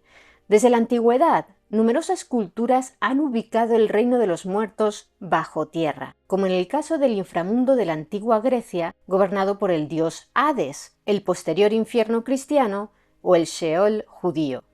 En el Egipto de los faraones, durante el Imperio Antiguo, el lugar al que iban a parar los espíritus de los difuntos, denominado Dat, era un reino celestial regido por Horus y situado sobre la tierra. Sin embargo, con la evolución de las creencias, el Dat pasó a ser la Duat, un inframundo situado bajo la tierra y gobernado por Osiris. Ya en el Imperio Nuevo se describen de manera pormenorizada la estructura de la Duat y los peligros que amenazan a los espíritus de los difuntos en textos como el famoso Libro de los Muertos o el Libro de las Puertas. Según la mitología egipcia, el dios Sol Ra atravesaba todas las noches en su barca nocturna las oscuras regiones de la Duat, donde debía derrotar una y otra vez a Apophis, la encarnación del caos, para poder volver a surcar el cielo cada día. 12.000 kilómetros al oeste de Egipto, los mayas tenían su propio inframundo, Xibalbá, donde, según se narra en el Popol Vuh, una recopilación de narraciones míticas e históricas del pueblo maya, reinaban Uncamé y Bucupcamé, divinidades de la enfermedad y la muerte. Los mexicas, por su parte, también contaban con un inframundo, el Mictlán. Aquellos que perecían de muerte natural se encaminaban allí tras ser devorados por Tlaltecutli, deidad de la tierra. Una vez en los infiernos, debían atravesar sus 9 regiones y si conseguían superar todos sus peligros, se encontrarían ante el señor del inframundo, Mictlantecutli, y su señora, Mictecacihuatl. Recordarían toda su vida y pasarían a formar parte del universo, con lo que al fin hallarían descanso. Más al sur, en el imperio incaico, aquellos que no habían llevado una vida lo suficientemente buena para ascender al Hanan Pacha el reino de los dioses, acababan en el Ukku-Pacha, el mundo subterráneo, gobernado por Supai, el dios incaico de la muerte y líder de una raza de demonios. Todos estos inframundos que hemos mencionado pertenecen al terreno de los mitos, pero ¿y si realmente hubo comunidades viviendo en el interior de la Tierra? ¿Es posible que más allá de algunas tribus cavernícolas existieran auténticas ciudades subterráneas en la antigüedad? No solo es posible, sino que de hecho aún existen. Uno de los ejemplos más fascinantes se puede visitar en la región turca de Capadocia. Allí se encuentra la colosal ciudad subterránea de Derinkuyu, con 18 niveles de túneles que alcanzan una profundidad de más de 85 metros bajo la superficie. En la misma región se encuentran cientos de asentamientos subterráneos abandonados, pero Derinkuyu destaca entre todos por su profundidad, complejidad y tamaño. Se estima que tenía capacidad para alojar a cerca de 20.000 personas, junto con el ganado y las provisiones necesarias para alimentarlos a todos durante meses. Algunos arqueólogos opinan que su primer nivel pudo ser excavado por los hititas alrededor del año 1400 a.C., es decir, hace más de 3 milenios, pero la mayoría opinan que fueron los frigios quienes construyeron las primeras cuevas de la región entre los siglos VIII y VII a.C. Posteriormente, durante la época romana, cuando el idioma griego se expandió en aquella zona, los habitantes de la ciudad, que eran cristianos, ampliaron sus cavernas. Pero fue en la Edad Media, en la época bizantina, cuando Derinkuyu alcanzó su profundidad máxima. Durante las guerras entre árabes y bizantinos, que se prolongaron 4 siglos, desde el año 780 al 1180, la ciudad subterránea se convirtió en un lugar de refugio para los cristianos de la región frente a los invasores. En algunos de los estrechos pasillos que unen las diferentes cámaras pueden verse todavía hoy grandes rocas circulares de media tonelada, listas para bloquear los accesos a cada uno de los 18 niveles en caso de ataque. Además, disponían de un túnel de 8 kilómetros que comunicaba Derinkuyu con otra población subterránea vecina, Kaimakle. De ese modo, si los enemigos encontraban la laberíntica ciudad y penetraban en ella, sus habitantes podrían escapar, bloqueando su ruta tras ellos para refugiarse a kilómetros de distancia. Tal vez os estéis preguntando cómo pudieron excavar tanto aquellos pueblos antiguos. La clave está en la composición del suelo. Aunque la capa exterior de la toba volcánica puede parecer muy resistente porque se endurece al contacto con el aire, una vez atravesada esta, las capas interiores son mucho más maleables y resultan fáciles de excavar con herramientas básicas como palas y picos. En Derinkuyu no solo había espacios habitacionales y almacenes de provisiones, sino también escuelas, establos, bodegas y capillas. Eso sí, dado lo angosto de los pasillos y la necesidad de permanecer allí en tinieblas durante largos periodos de tiempo, alumbrados tan solo por velas y antorchas, no debía de resultar una experiencia apta para claustrofóbicos. Los nativos cristianos siguieron empleando Derinkuyu como protección en el siglo XIV, ahora frente a las incursiones mongolas del conquistador Tamerlán, y continuaron sirviéndoles de refugio contra los gobernantes musulmanes turcos cuando la región pasó a ser controlada por los otomanos. Incluso en pleno siglo XX cumplieron su función protectora, esta vez para los armenios de Capadocia, quienes también sufrían persecuciones. Finalmente, los cristianos ortodoxos de aquella región fueron expulsados del país en el famoso intercambio de población entre Grecia y Turquía que tuvo lugar en 1923, por el que más de 1,5 millones de personas, entre ortodoxos que vivían en Turquía y musulmanes residentes en Grecia, cruzaron las fronteras. Derinkuyu y otras muchas ciudades subterráneas fueron definitivamente abandonadas y cayeron en el olvido. Hasta que 4 décadas más tarde, en 1963, un habitante de la zona inició la remodelación de su casa.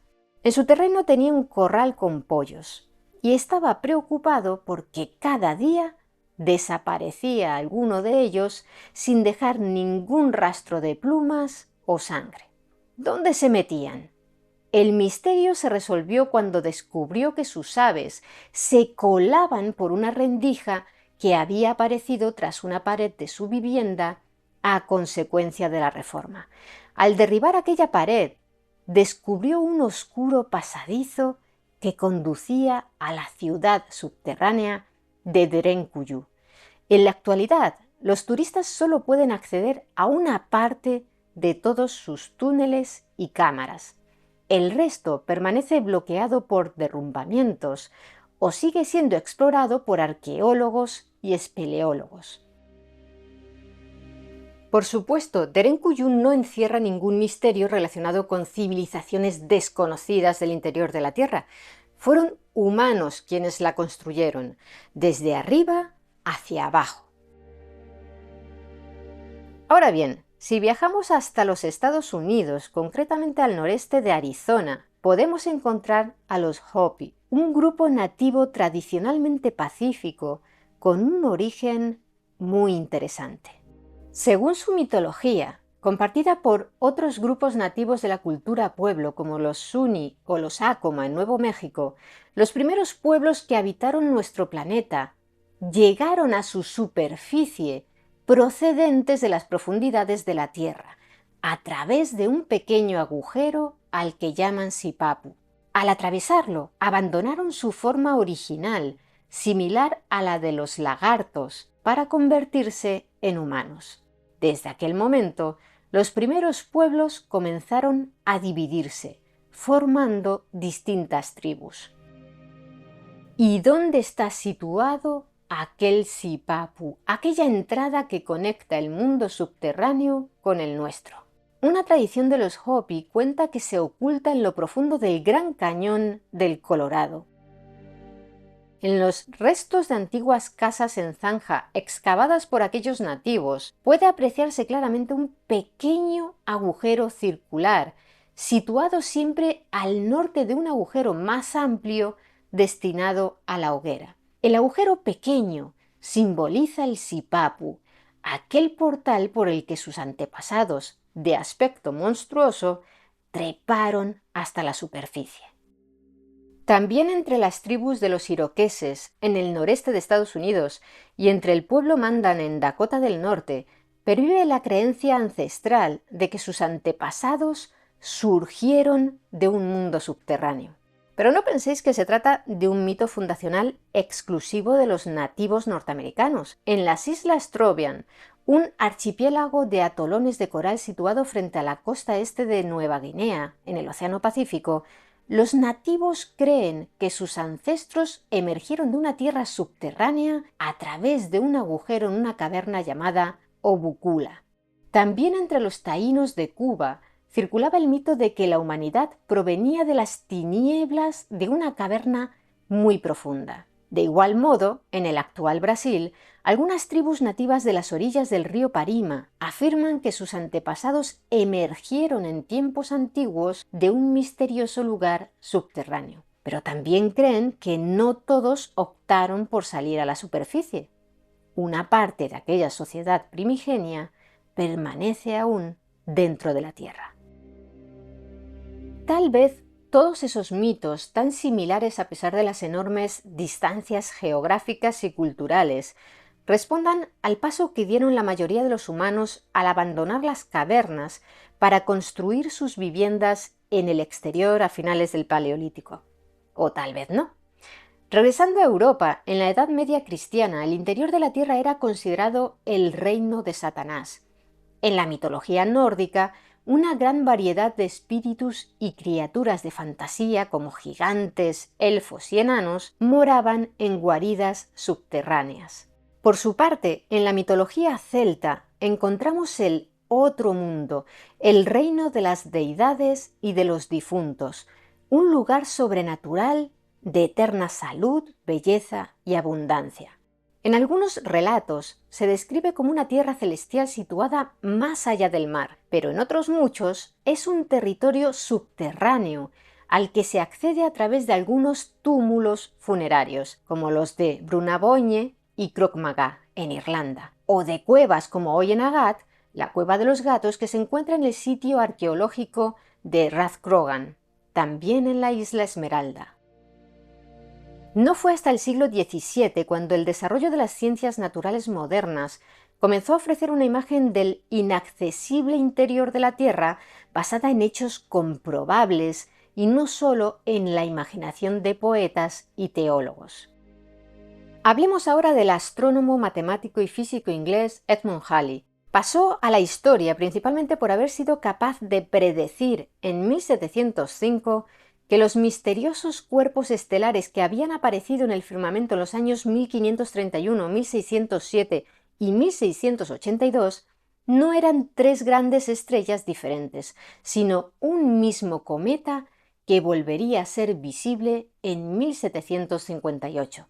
Acertó, aunque no vivió lo suficiente para llegar a verlo, y bautizaron a aquel astro en su honor, el cometa Halley.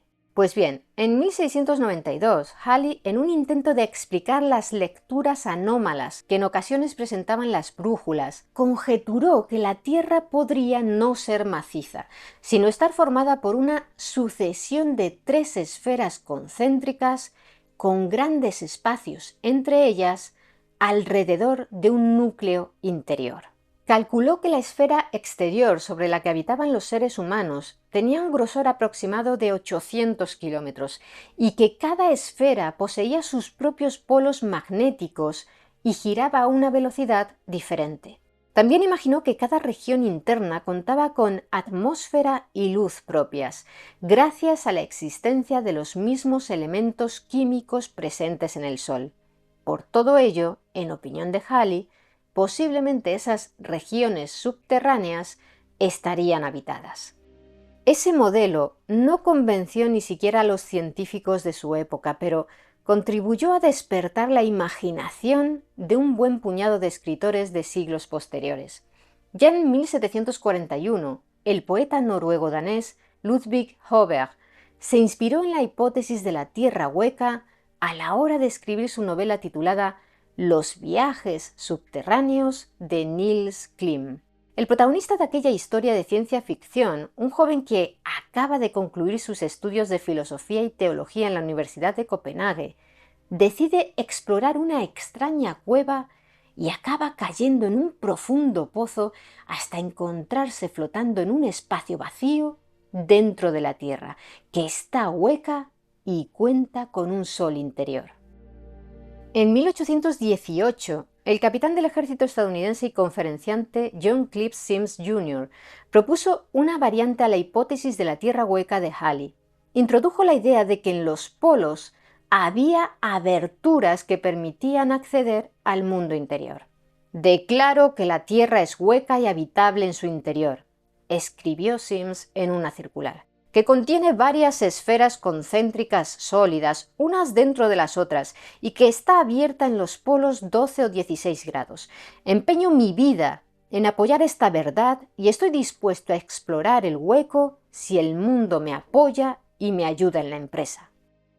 Aunque se gastó una suma considerable en enviar 500 copias de aquella circular a gobiernos extranjeros, príncipes reinantes, universidades, ayuntamientos, políticos y sociedades filosóficas, Sims no logró recabar apoyos para llevar a cabo la soñada expedición, primero polar y luego subterránea, que le permitiría reivindicar su hipótesis.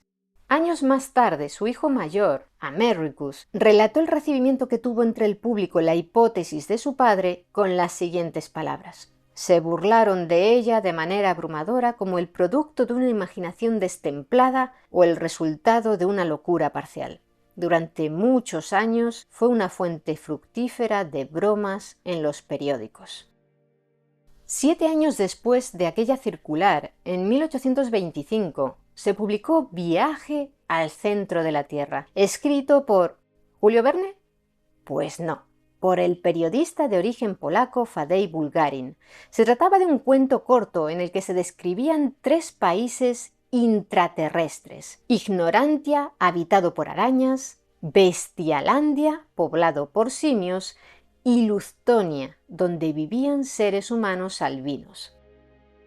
No fue hasta 4 décadas más tarde, en 1864, cuando vio la luz la obra literaria más popular que aborda la temática del mundo subterráneo: El viaje al centro de la Tierra de, ahora sí, Julio Verne.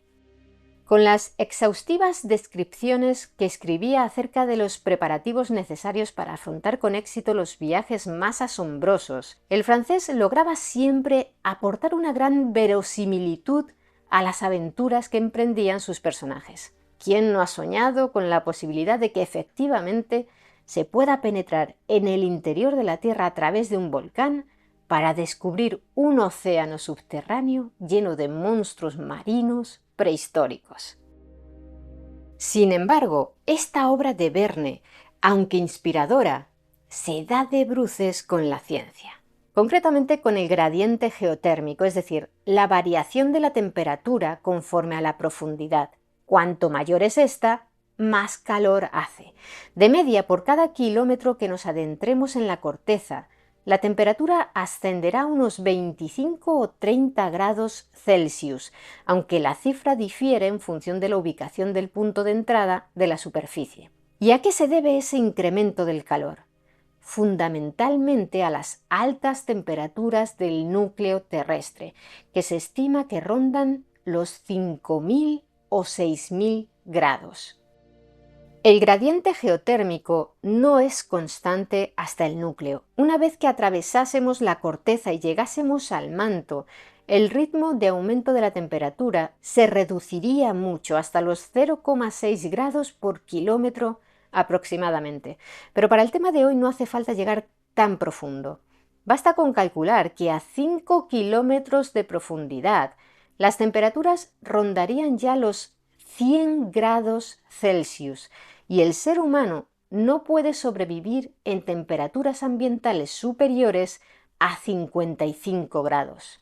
Un buen ejemplo de lo difícil que se torna la vida conforme nos alejamos de la superficie nos lo ofrece la mina de oro de Mponeng, situada en la provincia sudafricana de Gauteng. Se trata de la mina más profunda del mundo desde el nivel del suelo.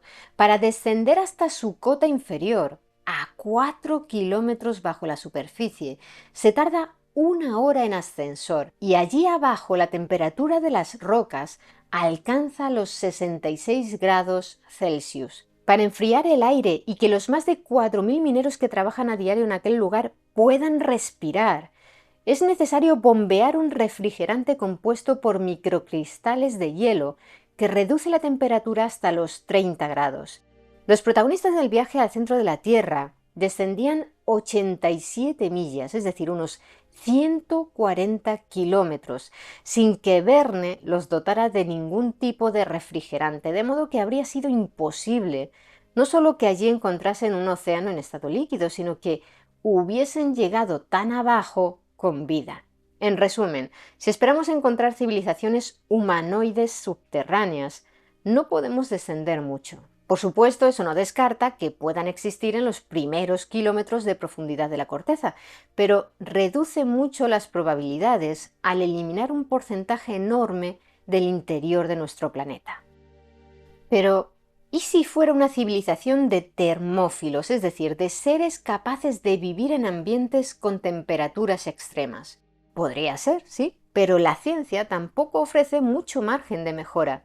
Son muy pocos los seres vivos capaces de sobrevivir a temperaturas superiores a 100 grados Celsius, y la mayoría de ellos son microorganismos incapaces de formar algo parecido a una civilización.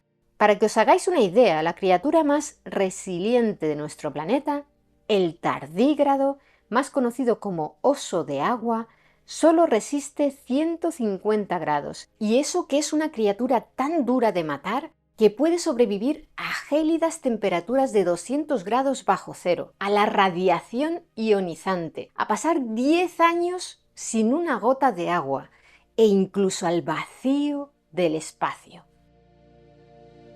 ¿Significa eso que es totalmente imposible que en el manto terrestre se escondan formas de vida inimaginables hasta el momento? No, continuamente se descubren nuevas especies. De hecho, los biólogos estiman que el 80% de las especies del planeta permanecen aún por descubrir. Pero desde luego sería una sorpresa enorme encontrar vida inteligente por aquellos lares.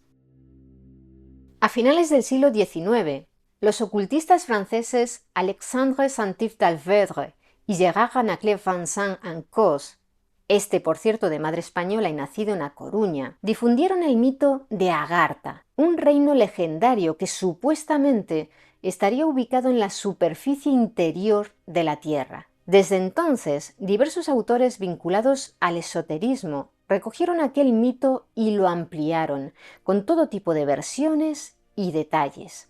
Con frecuencia, Agartha se confunde o se vincula con Shambhala, un reino espiritual de la tradición budista, pero este en la mayoría de las leyendas se encuentra oculto entre las montañas, no en el interior de la Tierra.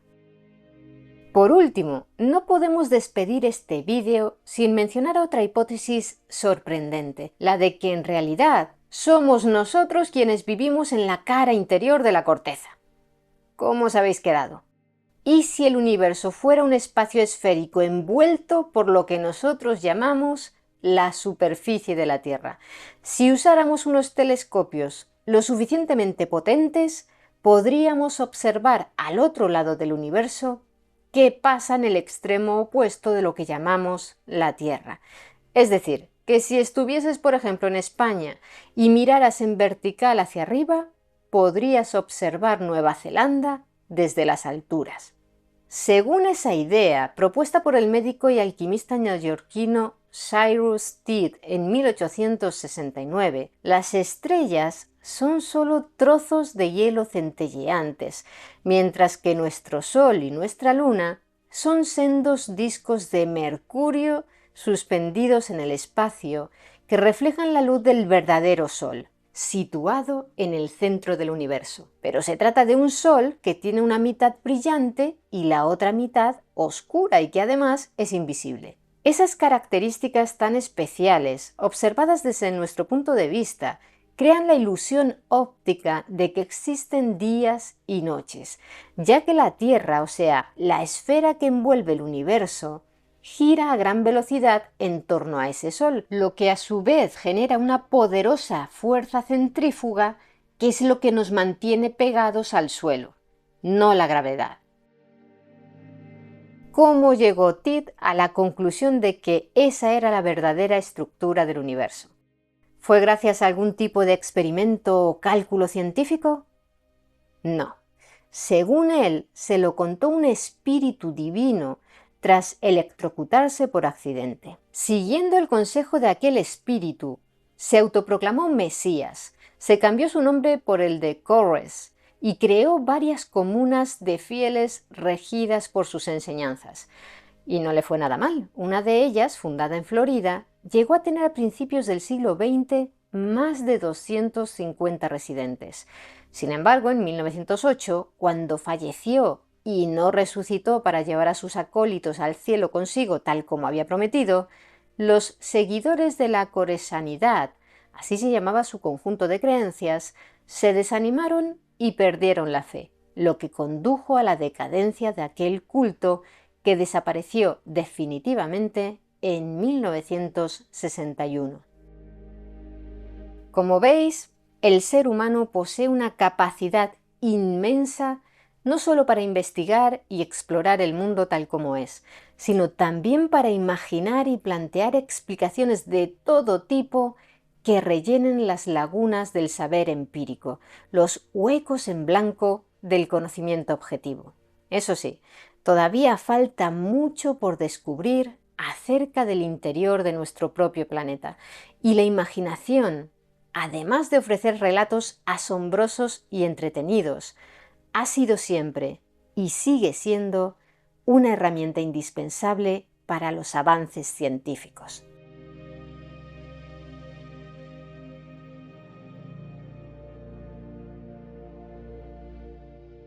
Bienvenidas, mentes curiosas.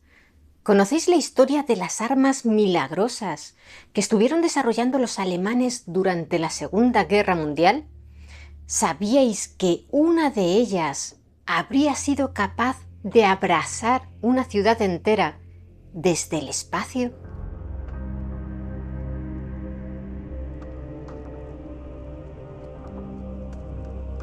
En los años finales de la Segunda Guerra Mundial, cuando los vientos del conflicto ya soplaban en contra de las potencias del eje, Alemania, Italia y Japón, el Ministerio de Propaganda germano acuñó un término destinado a levantar la moral del pueblo, Wunderwaffen, que puede traducirse como armas milagrosas o armas maravillosas. Se empleaba para referirse a unas nuevas armas que los científicos e ingenieros alemanes estaban desarrollando y que proporcionarían a su país una ventaja repentina y decisiva en la guerra. Gracias a ellas, los ejércitos de Hitler serían capaces de invertir el curso de la guerra y derrotar a todos sus rivales, incapaces de reaccionar ante el despliegue de una tecnología abrumadoramente superior. Como aquellas armas milagrosas podían hacer su aparición el día menos pensado y sus devastadores efectos entre las filas enemigas serían inmediatos, el pueblo podía mantener su fe hasta el último momento. También se hablaba mucho en la propaganda nazi de armas secretas o armas de represalia, pero la idea era la misma.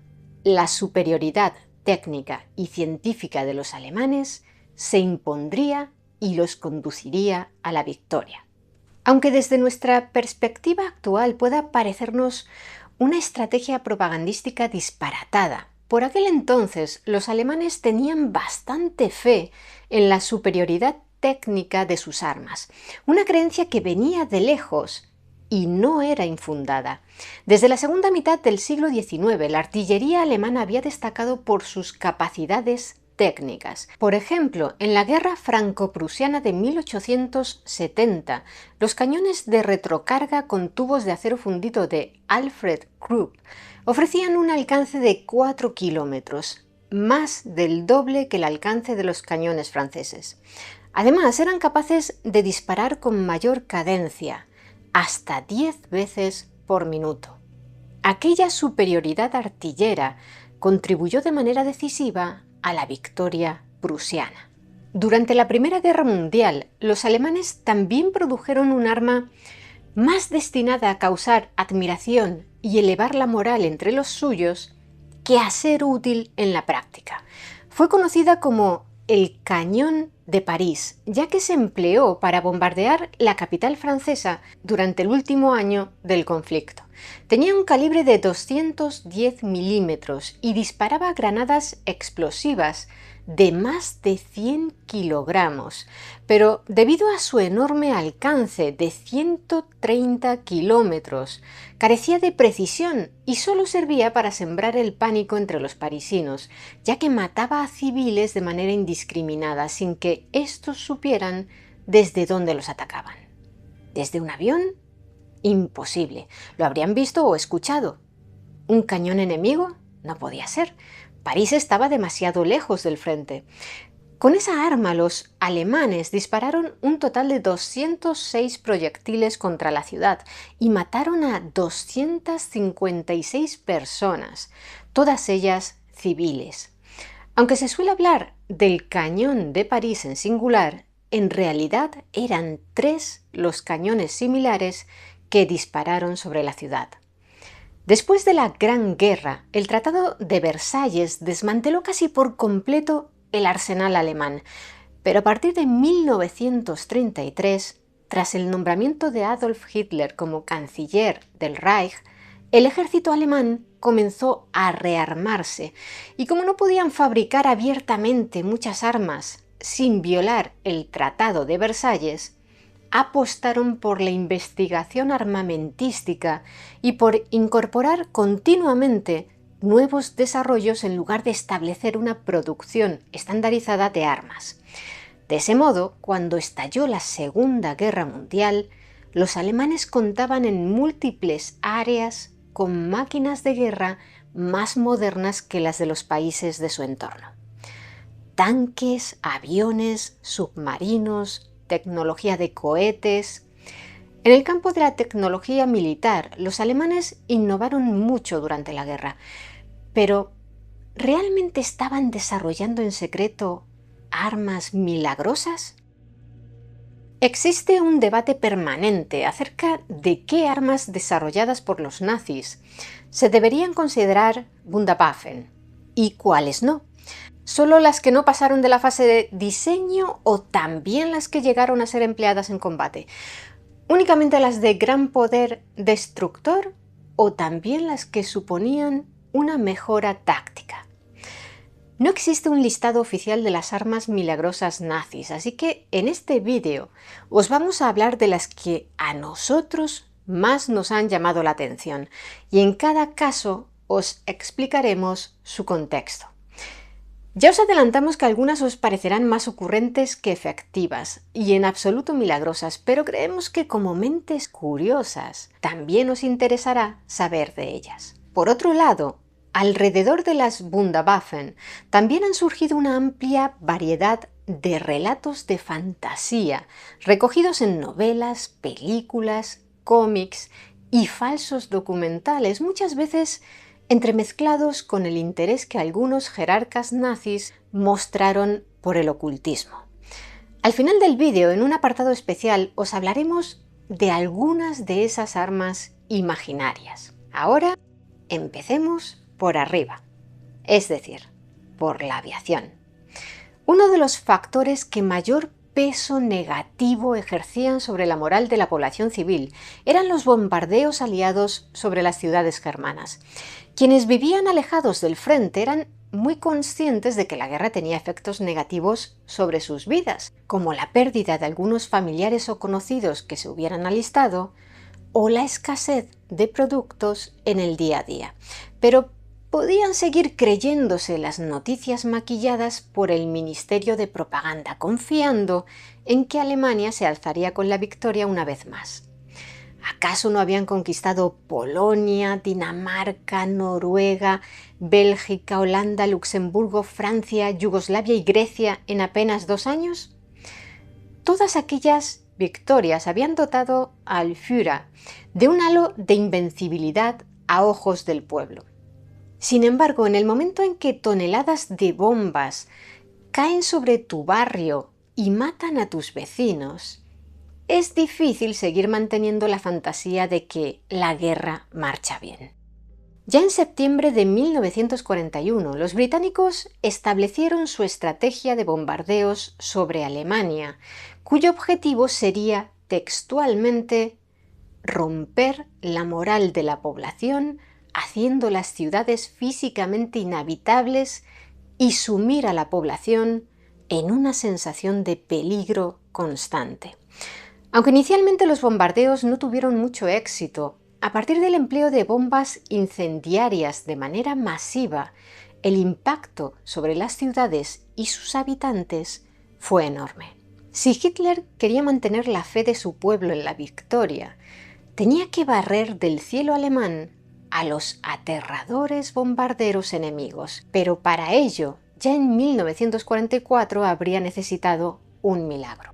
La Luftwaffe, la Fuerza Aérea Alemana, era incapaz de defender las fábricas de aviones y en marzo del 44 se creó el Jägerstab, una especie de Estado Mayor que se encargó de descentralizar la industria aeronáutica germana y distribuir las tareas de investigación y producción entre una red de instalaciones subterráneas a fin de protegerla ante los ataques enemigos y multiplicar la producción de aviones de caza. Porque los bombardeos no solo desmoralizaban, sino que también hundían la capacidad productiva alemana.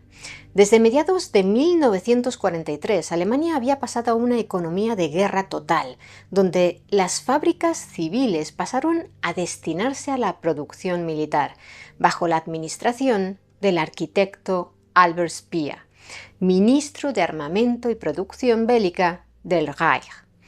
Los territorios que habían ocupado por toda Europa nunca dieron el rendimiento productivo planeado por Alemania debido, entre otros factores, a las acciones de sabotaje de los grupos de resistencia y a la destrucción de algunas infraestructuras fundamentales a causa de la propia guerra. Sin embargo, lo que sí obtuvieron fue una enorme cantidad de mano de obra esclava. Se estima que en 1944, 1 de cada 4 personas que trabajaban en Alemania lo hacía de manera forzada. De hecho, muchas de las grandes fábricas y corporaciones alemanas empleaban operarios esclavos. Gracias a esos prisioneros, la fabricación de tanques y aviones de combate se había doblado o triplicado, pero pese a ello no podían competir con el potencial industrial aliado, con Estados Unidos a la cabeza. Y los bombardeos destruían fábricas y ciudades a un ritmo insostenible para la economía germana. La comida empezó a escasear de manera grave y el futuro del Reich era cada vez más oscuro. Pese a todo ello y a diferencia de lo que por entonces ya empezaban a opinar en privado algunos altos oficiales alemanes, el Führer no contemplaba realizar concesiones a los aliados occidentales para pactar un armisticio que permitiera a Alemania concentrar todos sus recursos en el frente del este para frenar a los soviéticos, que suponían una mayor amenaza para los alemanes y con quienes a priori habría sido mucho más complicado llegar a ningún acuerdo de paz desde una posición débil. Pero Hitler quería seguir luchando hasta el final, fuera este el que fuese, sin importarle las consecuencias que una derrota completa acarrearía a su pueblo. A fin de que las bombas dejaran de caer sobre territorio alemán, en el verano de 1944 se puso en marcha el programa de emergencia de cazas, destinado a producir en serie un avión barato específicamente diseñado para derribar bombarderos. Este nuevo aparato debía cumplir una serie de criterios, como estar impulsado por cohetes o motores de reacción para ser capaces de escapar de los aviones de escolta y atacar a los bombarderos. También debía ser muy sencillo de pilotar para que pudieran manejarlo los jóvenes de las juventudes hitlerianas entrenados a toda prisa. Y sobre todo, debía de poder construirse con materiales abundantes como la madera o el hierro, para poder construirlo en masa de manera rápida y económica. Por último, dado que sería empleado en la defensa de zonas concretas, no sería necesario que permaneciera mucho tiempo en vuelo, pero sí era vital que despegara en pistas cortas y sobre todo con una alta velocidad de ascenso para poder salir al paso de las formaciones de bombarderos que se aproximaran antes de que éstas llegaran a sobrevolar sus objetivos y arrojaran sus bombas. Uno de los diseños propuestos fue el Wagenbad 349 Nata, un avión cohete desechable que despegaba verticalmente y en principio cumplía con todos los requisitos. Impulsado por 4 cohetes que se desprendían a los 10 segundos de despegar y un quinto que permanecía fijo, una vez en el cielo su estrategia de ataque era simple: lanzarse con un ligero picado directamente hacia la formación de aviones enemigos y disparar los 24 cohetes que ocultaba en su morro. Como no estaban guiados, era crucial que los disparara lo más cerca del objetivo posible. Por último, el piloto, si aún seguía con vida, debía soltar los seguros que mantenían el morro unido al avión para que toda la parte delantera se desprendiese y así poder saltar en paracaídas. El 1 de marzo de 1945, apenas 2 meses antes de la rendición de Alemania, se llevó a cabo el primer y único vuelo tripulado con un Nata, con el piloto de pruebas Lothar Sivat a los mandos. Poco después del despegue, la aeronave describió un arco invertido y acabó estrellándose. El avión explotó y Sibat falleció. No se sabe con certeza el motivo del accidente. Los primeros informes señalaron que la cubierta de la cabina se desprendió y que la cabeza de Sibat tal vez golpease contra el marco del fuselaje, haciendo que se desmayara. Otras hipótesis señalan a un posible desajuste de los cohetes o a que debido a las 3G de aceleración del despegue, Sibat tiró accidentalmente de la columna de control y por eso la nave describió un arco invertido hasta estrellarse. Aunque los ingenieros reforzaron el pestillo de la cubierta de la cabina y añadieron un dispositivo de bloqueo temporal de la columna de control para que ésta no pudiera ser accionada por el piloto hasta alcanzar los 1000 metros de altura, no se realizaron más vuelos tripulados del Naddar y no llegó a entrar en combate. En total se construyeron 30 unidades, 4 de las cuales fueron capturadas por los estadounidenses. Otra propuesta llamativa de avión antibombarderos fue el Hamjäger, ideado por la empresa Luftschiffbau Zeppelin, famosa por sus enormes dirigibles que fueron empleados como bombarderos estratégicos de larga distancia durante la Primera Guerra Mundial. Por cierto, en 1940, esos antiguos gigantes del aire fueron desguazados para producir con sus materiales aviones de combate. El Hamjäger fue pensado para ser remolcado o transportado por un avión nodriza. Una vez liberado, primero lanzaría una andanada de cohetes y luego embestiría a los bombarderos. Sí, tal cual, impulsado por un cohete, debía lanzarse contra ellos para destrozarlos con sus alas, que estarían blindadas con placas de acero de 3 centímetros de espesor. Si el piloto y su pequeño Hamjäger sobrevivían a los impactos que lograran asestar a los aviones enemigos, podían intentar aterrizar sobre el patín retráctil que incorporaba el aparato. ¿Quién no querría pilotar uno? El caso es que nadie llegó a hacerlo, aunque algunos historiadores especulan que se llegó a realizar un pedido de 16 prototipos. No hay evidencias de que el Hamjäger pasara nunca de la mesa de dibujo. También merece ser mencionado el Sonbolso 344, equipado con 2 ametralladoras y un morro desmontable relleno con 400 kilos de explosivos.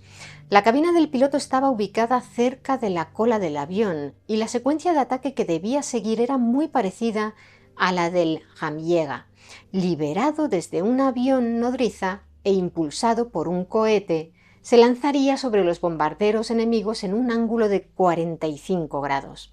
Pero en lugar de impactar contra ellos, soltaría su morro explosivo, que contaba con sus propias aletas estabilizadoras y estallaba accionado por una espoleta de proximidad. Tras el ataque, el Sonbol 344 aterrizaría sobre un patín retráctil. Finalmente, como sucedió con tantos otros proyectos aeronáuticos nazis, la guerra acabó antes de que pudiera ser desarrollado.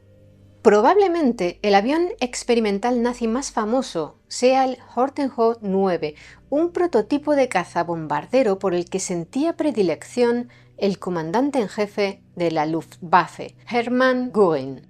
En 1943, Göring, con el sueño de poder bombardear Gran Bretaña con facilidad, solicitó que le presentaran diseños de un cazabombardero que fuera capaz de transportar 1000 kilos de bombas a una distancia de 1600 kilómetros, con una velocidad de vuelo de 1000 kilómetros por hora. Para cumplir esos requisitos, los hermanos Reimach y Walter Horten, que eran pilotos de la Luftwaffe, miembros del partido nazi y también diseñadores de aviones, idearon la primera ala volante propulsada por motores a reacción y llegó a construirse.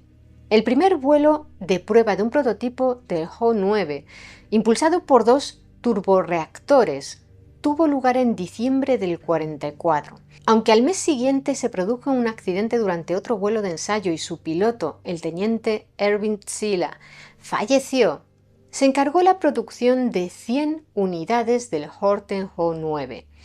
También en este caso, la guerra concluyó antes de que pudieran ser fabricados, pero los estadounidenses lograron capturar uno de los prototipos, que actualmente se exhibe en Washington, en el Museo Nacional del Aire y el Espacio de la institución Smithsonian. A raíz de lo prometedor que era el Ho-9, los hermanos Horten decidieron diseñar una variante mayor, el Ho-18, para el proyecto America Bomba, que, como su propio nombre indica, buscaba un bombardero capaz de atacar el territorio continental de Estados Unidos despegando desde Alemania, lo que implicaba una autonomía de vuelo superior a los 11.500 kilómetros entre ida y vuelta.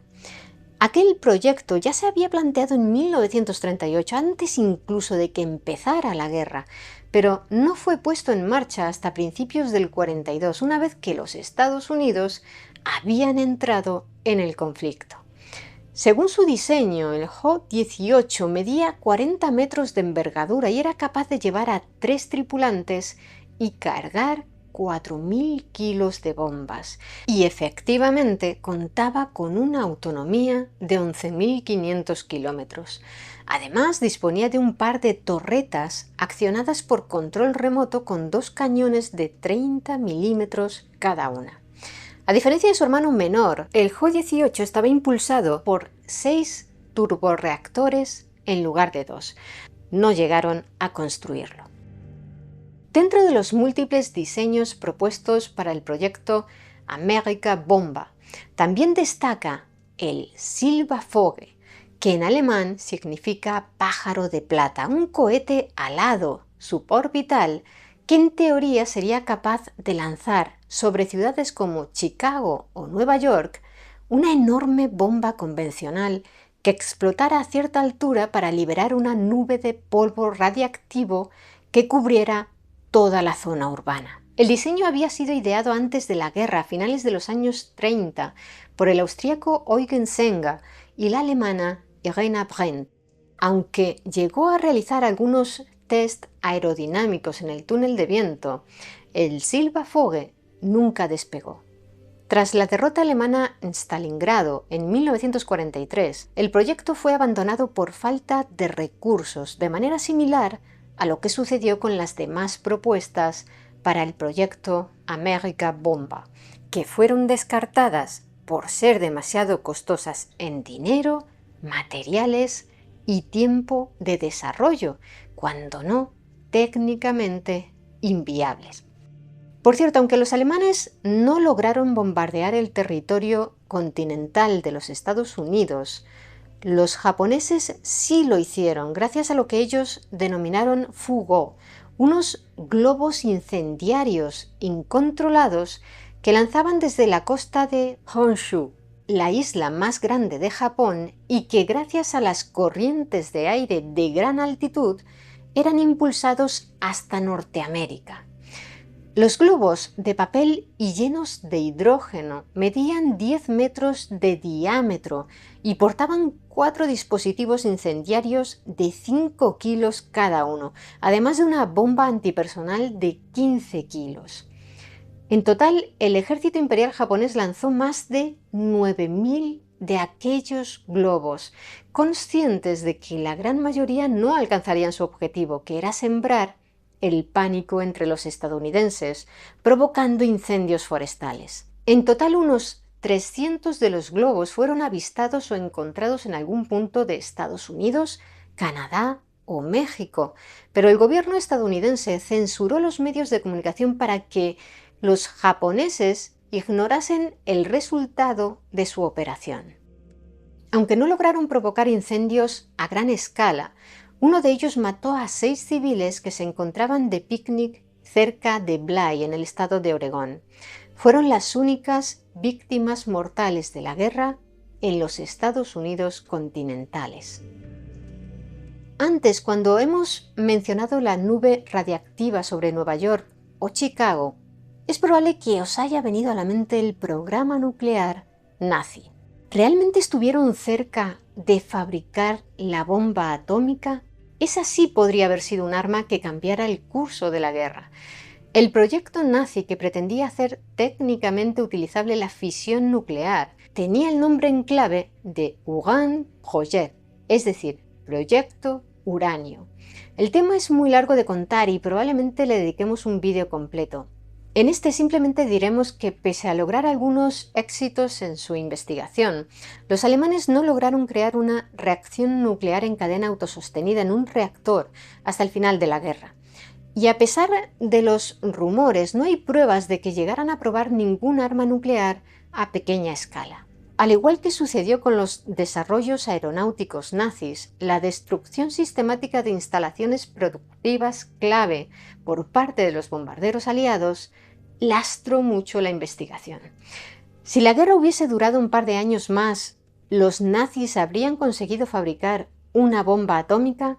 Dependería del estado del conflicto. Si Alemania hubiese logrado estabilizar los frentes y reconstruir parcialmente sus infraestructuras y economía, tal vez sí habrían conseguido crear la bomba atómica, pero es poco probable que hubiesen podido hacerlo, pese a tener 2 años más, si estos hubiesen seguido siendo de declive para ellos. En cualquier caso, como todos sabemos, los estadounidenses se les adelantaron y de no haberse rendido los alemanes pocos meses antes, quién sabe si no les hubiesen lanzado un par de bombas nucleares como a los japoneses para obligarlos a claudicar. Si hubo un arma clave en las rápidas victorias alemanas en los inicios del conflicto bélico, esos fueron los tanques. Los blindados alemanes demostraron unas capacidades superiores a las de todos los carros enemigos, hasta que durante la Operación Barbarroja toparon en el campo de batalla con algunos de los blindados rusos, como el tanque pesado KV-1. A mediados de 1942, el Imperio alemán se encontraba en el apogeo de su expansión geográfica y los dirigentes alemanes se permitían soñar a lo grande, de modo que el ingeniero Eduard Grote se atrevió a diseñar uno de los proyectos más megalómanos de la ingeniería militar germana, los Landkreuzer, es decir, los cruceros terrestres. El mayor de ellos habría de ser el Landkreuzer P-1000 Ratte, que significa rata, un tanque superpesado de 1000 toneladas que medía 35 metros de largo, 14 de ancho y 11 de alto. Tenía un blindaje de entre 15 y 36 milímetros y estaba diseñado para ser operado por 20 personas, más otros 40 soldados como tripulación de combate. Sus armas principales eran 2 cañones de 280 milímetros, un calibre más propio de un navío de guerra que de un tanque. Además, contaba con 8 cañones antiaéreos y uno antitanque de 128 milímetros. Ver aparecer un monstruo semejante en el campo de batalla provocaría un efecto psicológico importante entre las filas enemigas, y Hitler, entusiasmado, dio luz verde a su construcción el 23 de junio de 1942. Pero, ¿realmente sería una máquina de guerra práctica? Los expertos en tecnología bélica suelen coincidir en que su enorme masa habría destruido las carreteras y puentes por los que hubiese circulado, dejándolos intransitables, por no hablar del costoso mantenimiento de toda su maquinaria. Además, aunque sobre el papel su velocidad máxima era de 40 km por hora, no habría sido nada ágil en sus movimientos, ofreciendo un blanco casi estático y enorme a los bombarderos. Tras los varapalos militares que sufrieron los alemanes en 1943, el ministro de Armamento y Municiones, Albert Speer, consideró que la fabricación del Ratte era un enorme desperdicio de recursos en comparación con su escasa utilidad táctica, y detuvo su desarrollo. El que sí llegó a ser construido, aunque tan solo 2 prototipos, fue el Panzer VIII Maus de 188 toneladas, minúsculo en comparación con el Gatte, pero aún así el mayor tanque construido durante la Segunda Guerra Mundial. Hacia el final del conflicto, en la revista militar alemana Signal, aparecieron unas ilustraciones de 2 nuevos tanques superpesados, los Panzer IX y X, pero no eran más que dibujos conceptuales sin base real, publicados para confundir a los servicios de espionaje aliados y levantar la moral de la población.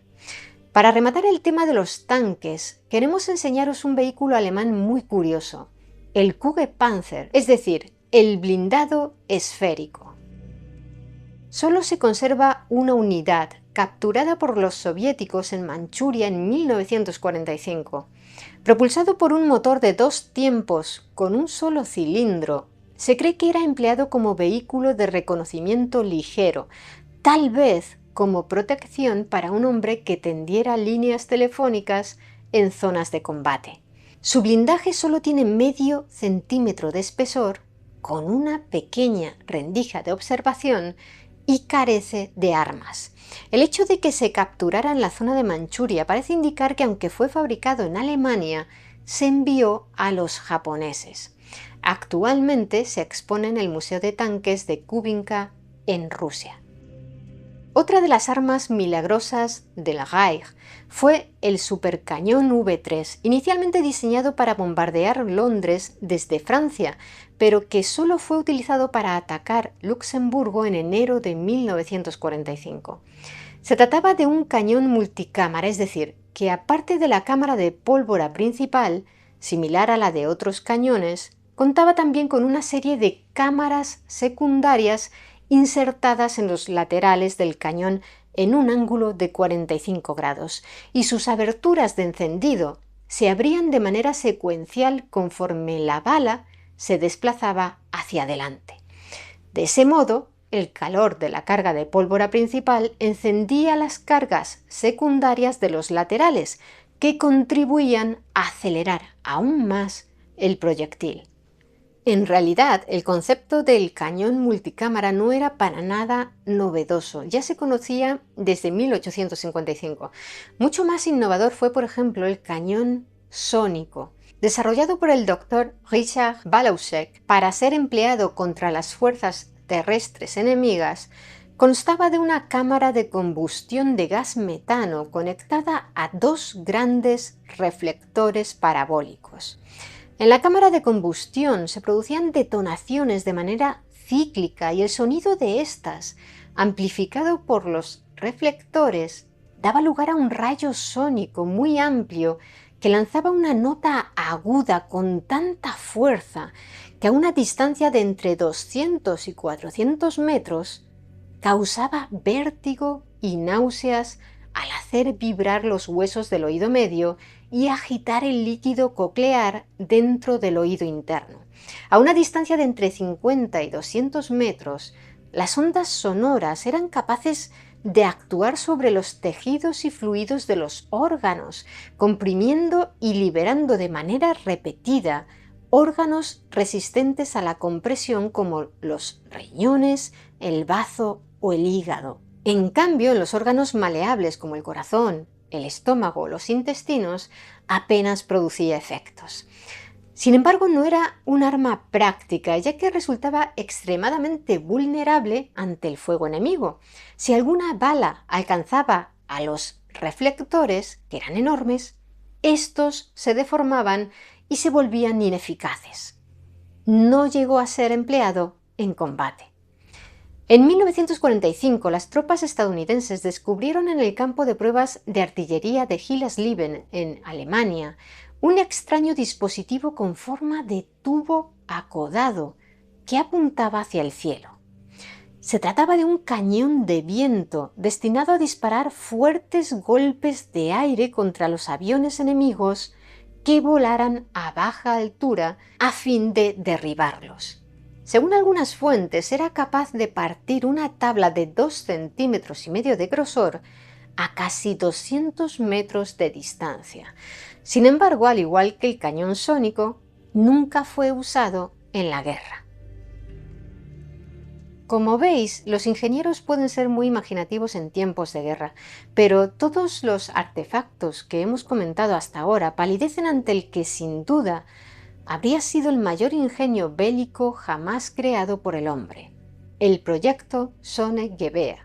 La idea, atribuida al físico Hermann Oebeck en 1929, consistía en construir una estación espacial en la órbita terrestre que contara con un gigantesco espejo cóncavo de 9 kilómetros cuadrados. ¿Y para qué querrían un espejo tan grande? Lo habéis adivinado, para lanzar un rayo de luz solar concentrado contra cualquier punto del planeta. Durante la Segunda Guerra Mundial, los científicos del campo de pruebas de artillería de Hillersleben calcularon que un enorme reflector hecho de sodio metálico, ubicado a 8.200 kilómetros de la superficie terrestre, sería capaz de quemar cualquier ciudad. De ahí el nombre del proyecto, Sone-Gewehr, que puede traducirse como cañón solar o arma solar. Por supuesto, un plan tan ambicioso jamás habría estado listo antes de que finalizara la guerra. Cuando los estadounidenses capturaron el campo de pruebas de Hillersleben e interrogaron a algunos científicos, estos reconocieron que habrían necesitado por lo menos 50 o 100 años para poner en funcionamiento su rayo de la muerte. Tras la Segunda Guerra Mundial, muchos científicos alemanes fueron reclutados por las potencias vencedoras para impulsar sus propias industrias. Uno de los casos más conocidos es el de Wernher von Braun. Durante la guerra había sido jefe de diseño del cohete V2, el primer misil balístico de combate de largo alcance, que se empleó para atacar Bélgica y el sureste de Inglaterra. El V2 fue también el primer artefacto humano que llegó al espacio al realizar un vuelo suborbital. No es de extrañar que los estadounidenses quisieran integrar a Wernher von Braun en la NASA y le concedieran la nacionalidad en 1955. Trabajando para ellos, diseñó el cohete Saturno V que permitió al ser humano llegar a la Luna. Pero el caso de Wernher von Braun no fue una excepción, ni mucho menos. Durante la década posterior a la guerra, la presencia de científicos e ingenieros alemanes en proyectos de tecnología militar, tanto occidentales como soviéticos, fue constante, especialmente en la creación de aviones y cohetes. Por último, como mencionamos al principio del vídeo, también hay diversas armas de fantasía adjudicadas al régimen nazi por la imaginación popular. Por no hablar de las supuestas bases secretas que los nazis siguen teniendo en la Antártida, concretamente en la región costera de Nueva Suabia, o incluso en la Luna. Puede que las armas nazis de ciencia ficción más difundidas sean los platillos volantes nazis, o Gleichflugscheiben, supuestamente construidos con una tecnología antigravedad secreta. En realidad, la única aeronave alemana que guardaba algún parecido con un disco volante fue el SAC AS-6, un curioso prototipo con una superficie de ala circular, pero es posible que su aspecto futurista contribuyera a propagar la leyenda de los platillos volantes nazis. En la actualidad sigue existiendo mucho mito en torno a las Wunderwaffen y su capacidad tecnológica, pero no solo por culpa del cine y las novelas. Cuando finalizó la guerra, conforme se iban filtrando a la prensa los documentos y sistemas de armas experimentales capturados por los aliados, la opinión pública comenzó a pensar que los alemanes realmente estaban mucho más adelantados científica y tecnológicamente que los aliados, debido a que estos ocultaron sus propios desarrollos y proyectos, que en realidad no tenían nada que envidiar a los de los germanos en cuanto a su originalidad, como un portaaviones hecho de hielo, del que quizá os hablemos en otro vídeo. En general, para Alemania, los desarrollos armamentísticos experimentales que emprendieron en la recta final de la guerra supusieron una enorme pérdida de recursos económicos y de personal técnico cualificado que seguramente les habrían resultado más útiles dedicados a otras áreas del esfuerzo bélico. Pero quién sabe, quizás si alguna de las armas milagrosas hubiese estado lista a tiempo y hubiera sido realmente eficaz, habría cambiado el rumbo de la guerra y Hitler se hubiese convertido en el amo del mundo. Bienvenidas, mentes curiosas. ¿Realmente existieron los aztecas? Os prometemos que no es una pregunta absurda, ya veréis. ¿Y sabíais que probablemente el águila que aparece en el escudo de México no debería estar devorando una serpiente?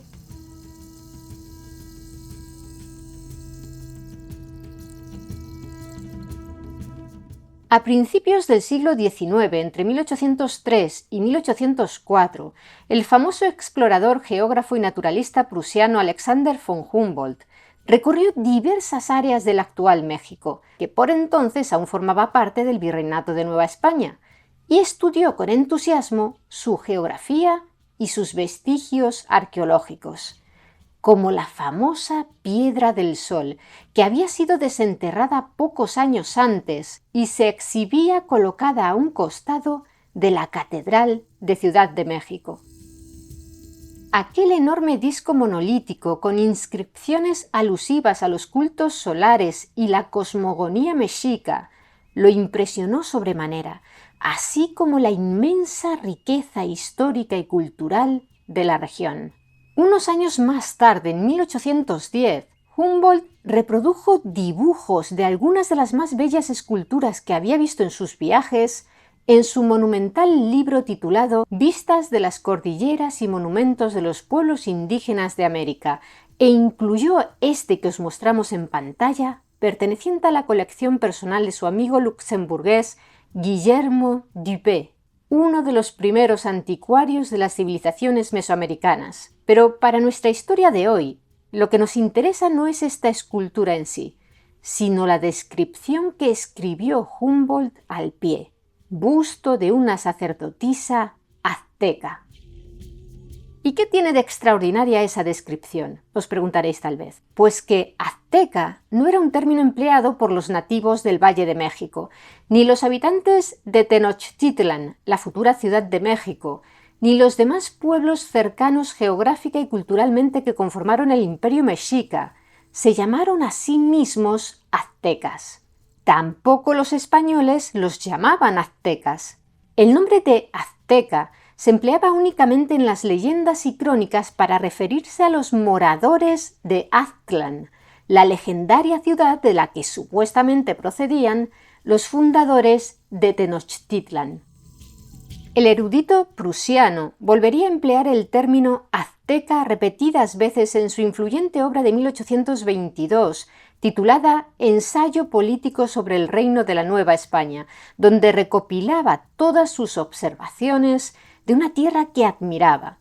Y en 1843, el historiador estadounidense William H. Prescott lo popularizó al emplearlo en su Historia de la Conquista de México, una obra de gran éxito internacional que asentó el término azteca para agrupar lo que es una compleja amalgama de diversos pueblos, ninguno de ellos llamado azteca en realidad. Como veremos a continuación, habría sido más correcto emplear el término mexica, pero en inglés se pronuncia mexica, palabra que suena muy parecido a la traducción en inglés del gentilicio de los habitantes actuales de México, mexicano, que en inglés se dice mexican. De modo que los anglosajones habrían podido confundirse con frecuencia acerca de si se estaban refiriendo a los mexicanos actuales o a los antiguos mexicas, y por eso llamarlos aztecas les resultaba más práctico. Antes de proseguir, queremos aclarar que con este vídeo no pretendemos criticar el empleo de la palabra azteca, ni mucho menos.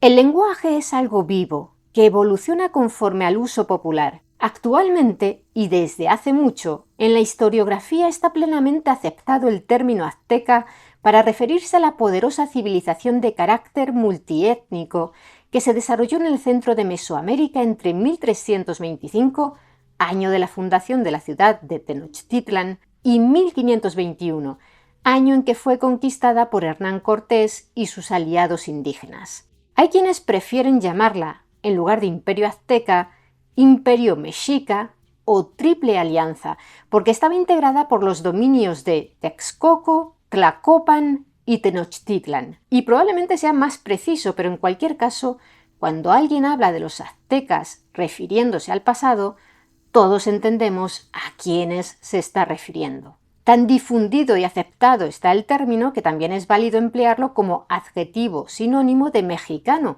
según el diccionario de la Real Academia Española. Así que no hace falta cambiarle el nombre al Estadio Azteca. Ahora bien, en pureza, los aztecas serían los habitantes de Aztlán, y por eso nos preguntamos, ¿realmente existieron los aztecas? Es una excusa para indagar en los orígenes del Imperio Mexica. ¿De dónde salieron los fundadores de Tenochtitlan? Y sí, también hay quienes prefieren pronunciar Tenochtitlán, pero tampoco vamos a detenernos en los debates léxicos sobre cada palabra, porque no avanzaríamos nada. Aunque, pensándolo mejor, ya que estamos con el tema, vamos a aprovechar para aclarar el significado de una palabra sobre la que nos soléis preguntar bastante en los comentarios. Indígena. No son pocos los que se ofenden nada más oírla, porque la consideran sinónimo de la palabra indio, al sonar de manera parecida, y creen que su uso es despectivo o racista. Pero nada más lejos de la realidad. Indígena es una palabra que ya empleaban los autores romanos hace más de 2 milenios y está formada por el adverbio latino inde, que significa de allí, y gena, que significa nativo u originario, es decir, que significa originario de allí. Por ejemplo, si viajo a Alemania y no hablo alemán, podría decir, fui a Berlín y no me enteré de nada porque no hablaba la lengua indígena. Vale, ¿por dónde íbamos? Sí, hablábamos de los orígenes de los fundadores de Tenochtitlan. Como ya mencionamos, aquella ciudad sobre la cual durante la dominación española se construyó la Ciudad de México fue fundada en 1325 por los mexicas. ¿Y quiénes eran los mexicas? Pues un pueblo nahua que... Un momento, hace falta otra aclaración. Los nahuas.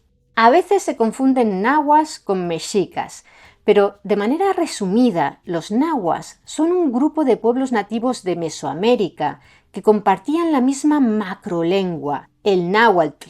Los mexicas eran, por tanto, un pueblo nahua, al igual que otros pueblos antiguos del Anáhuac, que significa cerca del agua, y es el nombre que le daban a la parte más elevada de la altiplanicie mexicana, la región de los lagos centrales, donde se asentaba Tenochtitlan. En la fundación de esta ciudad, que se convertiría en capital del Imperio Mexica, o azteca si lo preferís, se entremezclan historia y mitología. La mayoría de las fuentes señalan que los mexicas eran originarios de Aztlán, un lugar que hasta el momento no ha sido localizado y que se podría traducir como lugar de garzas o lugar de blancura. Según se narra en la crónica Mexicayotl, una obra escrita en náhuatl en torno a 1598 por el historiador tenochca Hernando de Alvarado de Xoxomoc, que era sobrino nieto de Moctezuma, en Aztlán, los futuros mexicas, que por entonces se llamaban aztecas por ser el gentilicio de Aztlán, eran esclavos de otros aztecas, de otros señores más poderosos que habitaban en aquel mismo lugar, hasta que un día la deidad Huitzilopochtli, asociada tradicionalmente con el sol, ordenó a los oprimidos que se marcharan de allí en busca de nuevas tierras en las que asentarse y dejaran de llamarse aztecas. A partir de entonces se llamarían mexicas. Textualmente, en la crónica Mexicayotl se dice lo siguiente: Según cuentan los ancianos, cuando los aztecas vinieron de Aztlán, no se llamaban todavía mexicas, sino que aún se llamaban todos aztecas, y hasta después de esto que relatamos fue cuando tomaron el nombre y se denominan mexicas. Como dicen los ancianos, quien les dio el nombre fue Huitzilopochtli. Esa parte en concreto no la narraba Hernando de Alvarado de Xoxómoc, sino el religioso mestizo Fray Alonso Franco. Otras obras novohispanas de la misma época, como el Códice Oban y el Códice Durán, transmiten narrativas parecidas acerca de la procedencia de los mexicas que fundarían Tenochtitlan. Así pues, los mexicas, cual israelitas alejándose de la opresión del faraón de Egipto, deambularon por diversos parajes en busca de la tierra prometida por su Dios. Según la versión mostrada en el Códice Boturini, más conocido como la Tira de la Peregrinación, aunque en realidad lo de los mexicas era una migración, cuando salieron de Aztlán, los mexicas iban acompañados de otros 8 calpulli, es decir, otros 8 grupos sociales, cada uno formado por varios linajes emparentados entre sí por un ancestro común. Pero Huitzilopochtli les ordenó a los mexicas que se separaran de esos otros pueblos y que buscaran el sitio prometido ellos solos. La versión más popular de la leyenda afirma que antes de salir de Aztlán, Huitzilopochtli les informó de que para reconocer el lugar designado en el que habrían de establecerse, debían buscar una señal, un águila posada sobre un nopal, también llamado tunal, una especie de cactus. Difundió esta versión, por ejemplo, el historiador del siglo XVI, Cristóbal del Castillo, quien probablemente era de padre español, de ahí su nombre, pero creció entre los nahuas y hablaba su lengua. No obstante, este punto, el de que los mexicas ya partieran de inicio sabiendo que debían encontrar un águila sobre un nopal, no es un elemento común en los códices antiguos. En algunos no se menciona aquella señal y en otros los mexicas solo la interpretan como una indicación divina una vez la han contemplado. Luego hablaremos con más detenimiento sobre el tema del águila y el nopal o tunal. ¿Y cuándo tuvieron lugar aquellos hechos? ¿Cuándo se marcharon los mexicas de Aztlán? Según la información ofrecida por algunos códices, el éxodo se habría iniciado en torno al año 1064 o 1065 de nuestra era. Por tanto, si consideramos que Tenochtitlan se fundó en 1325, los mexicas se pasaron más de 2 siglos y medio buscando su tierra prometida, deteniéndose aquí y allá durante periodos de entre 2 y 5 años, incluso de 20, cuando encontraban un lugar que les gustara especialmente. Si nos basamos en la historia que plasma el Códice Boturini, los mexicas, portando una figura de madera que representaba a Huitzilopochtli, atravesaron parajes desérticos hasta encontrarse con los Mimixcoa, divinidades lunares o demonios. Huitzilopochtli les ordenó que los sacrificaran como ofrenda a él y los premió entregándoles el arco, la flecha y la red. Prosiguieron su camino y se asentaron temporalmente en unos lugares llamados Coatlicamac, que significa las fauces de la serpiente, y Cuestecaychocayan, lugar donde lloró el huasteco. Tras varias décadas llegaron a Tolán, donde permanecieron 20 años, y finalmente alcanzaron el lago Texcoco, cuyos alrededores recorrieron durante mucho tiempo. En una de las localidades de la zona, llamada Cohuatitlan, descubrieron el maguey, el agave, y aprendieron a elaborar pulque. El relato de la migración reflejado en el Códice Boturini, por cierto, es casi idéntico al que recoge el Códice Oban, una obra pictográfica de 1576, también conocida como Códice Tonalámatl. En ella, en su folio 14, podemos ver la mítica Cohuatitlan, representada por la cabeza de una serpiente. El Códice Boturini, que se conserva en el Museo Nacional de Antropología e Historia de la Ciudad de México, está inacabado. La historia plasmada en él se detiene abruptamente después de mostrar la llegada de los mexicas a Chapultepec, donde son tomados prisioneros por el Tlatoani de Culhuacán. Un Tlatoani era un gobernante normalmente de una ciudad, quien los emplea como guerreros en una batalla contra los xochimilcas. El Tlatoani les pide que maten a varios de ellos y que les corten sus orejas, pero los mexicas optan por cortarles las narices. Y se acabó el Códice Boturini. Podemos seguir el relato del mito fundacional de Tenochtitlan en el Códice de Mendoza, llamado así por el primer virrey de México, Antonio de Mendoza, quien mandó elaborarlo a fin de que el rey Carlos I de España conociera la organización política y las costumbres de aquellas tierras, así como su historia, según la relataban los Tlamatinime, los sabios indígenas.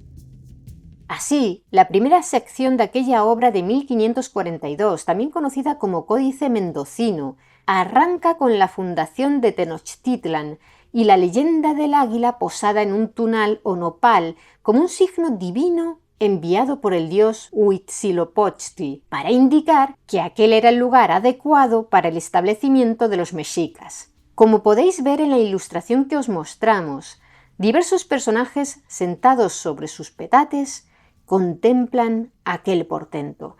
Entre ellos se encuentra Tenoch, el último Cuauhtlatoani de los mexicas, es decir, el último de sus caudillos durante su época de migración desde Aztlán. Hay indicios de que este personaje, Tenoch, existió realmente. Como decíamos antes, la historia y la mitología se entremezclan en los relatos sobre la fundación de Tenochtitlan. Históricamente es cierto que se fundó sobre un islote cercano a la ribera occidental del lago Texcoco, pero el dato de que escogieron el lugar por ver allí un águila posada sobre un nopal muy probablemente es inventado, entre otras cosas porque las excavaciones arqueológicas han demostrado que en aquel islote ya existían asentamientos desde antes del siglo XIV. Inicialmente llamaron a la nueva ciudad Cuaumixtitlan, que en náhuatl significa lugar del águila entre las nubes, pero al parecer en 1376 Acamapichtli, el primer Hueytlatoani de los mexicas, es decir, su primer emperador, decidió cambiar el nombre por el de Tenochtitlan, en honor a Tenoch. En la parte norte de aquel islote del lago Texcoco se fundó una ciudad gemela, no se sabe con certeza si antes o después, Tlatelolco. Los nahuas que vivían en Tenochtitlan y Tlatelolco se autodenominaban con la misma palabra mexica, pues compartían un origen común y se consideraban un solo pueblo, y por eso los demás pueblos de la región los llamaban mexicas. Posteriormente, las crónicas españolas del siglo XVI modificaron la palabra y surgió así el actual término de mexicanos. Por su parte, otros pueblos nahuas vecinos, como los de Texcoco y Tlacopan, aunque compartían la misma lengua y muchas veces actuaron como aliados de los mexicas, se referían a sí mismos como acolhuas y tepanecas, respectivamente. No se consideraban mexicas. A pesar de ello, los historiadores, en especial los de fuera de México, suelen meter a todos esos pueblos nahuas en un mismo saco con la etiqueta de aztecas, por los motivos que ya hemos explicado al principio del vídeo. Pero, como ya hemos visto, en pureza los aztecas serían los habitantes de Aztlán, y los mexicas solo habrían sido uno de los diversos pueblos aztecas, aparte de que habrían dejado de considerarse como tales siglos antes de su llegada al Valle de México, donde los pueblos nahuas que formaron parte de la Triple Alianza o Imperio Mexica nada tenían de aztecas. Volviendo al tema de la fundación de Tenochtitlan, acerca de esta historia de tintes míticos tenemos conocimiento básicamente por los códices creados ya en época de dominio español. Tan solo se conserva un vestigio prehispánico que la confirme, el denominado Teocalli de la Guerra Sagrada, un monolito bautizado así por el destacado arqueólogo, antropólogo e historiador mexicano Alfonso Caso, uno de los mayores expertos en culturas mesoamericanas, quien lo estudió hace ya casi un siglo. Según la interpretación de Caso, en la cara dorsal del Teocalli de la Guerra Sagrada, que como veis tiene forma de templo, está tallada una representación simbólica de la fundación de Tenochtitlan. En su tercio inferior se pueden apreciar unas ondas que representan un lago, y entre ellas se aprecia un personaje tumbado del que brota un nopal sobre el que se posa un águila. Y aquí surge un debate abierto a interpretaciones. Por un lado, algunos expertos ven en la figura tumbada al príncipe Copil, un personaje que, según una leyenda, traicionó a su tío Huitzilopochtli y fue sacrificado por este, quien le arrancó el corazón y lo arrojó a la laguna donde de aquel órgano brotó el nopal sobre el que se posó el águila. En esta imagen, según ellos, el nopal estaría brotando de su boca. Por otro lado, están quienes creen que se trata de una figura que ocupa todo el ancho de la imagen, pero cuyo rostro no es visible por el deterioro de la piedra, y el nopal surgiría, por tanto, de su pecho, no de su boca. En opinión de la historiadora del arte Bárbara Mundi, quien fue presidenta de la Sociedad Americana de Etnohistoria, la figura es Chalchiutlicue, diosa de lagos y arroyos, que yace derrotada. A favor de los primeros se puede indicar la vinculación legendaria de Copil con el nopal y el águila, así como el hecho de que la zona de donde brota el arbusto parece flanqueada por dientes, lo que en efecto recuerda a una boca. A favor de los segundos, la leyenda de Copil habla de que el nopal brotó de su corazón arrancado, que fue enterrado al margen de su cuerpo.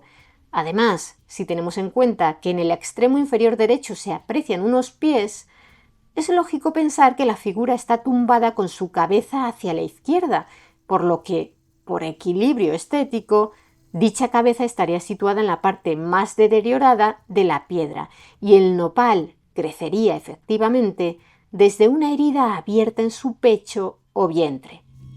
¿Qué veis vosotros? Pedro Estrada, que como sabéis es la otra mitad del canal, y yo no logramos ponernos de acuerdo, y nos gustaría leer vuestra opinión abajo en los comentarios. Ahora fijémonos en el águila. ¿Qué es lo que sostiene con su pico?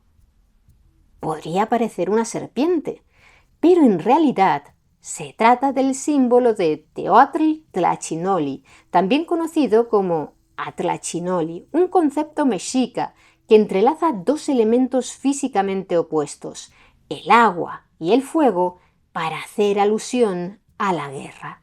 Era empleado en códices y esculturas, generalmente en forma de voluta junto a la boca o los pies de los personajes, para simbolizar un llamamiento a la guerra sagrada.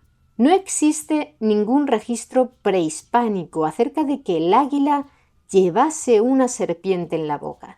De hecho, si os habéis fijado, en la ilustración del Códice Mendocino alusiva a la fundación de Tenochtitlan, el águila no tiene nada en el pico, ni siquiera en las primeras fuentes del periodo novohispano aparece. El águila se muestra sola o devorando un pájaro. La imagen más antigua que se conoce del águila posada sobre el nopal con una serpiente en el pico pertenece al Códice Durán, de 1581, obra del fraile dominico español Diego Durán. Además, en aquella misma obra, otro dibujo muestra al águila sobre el nopal comiéndose un pájaro.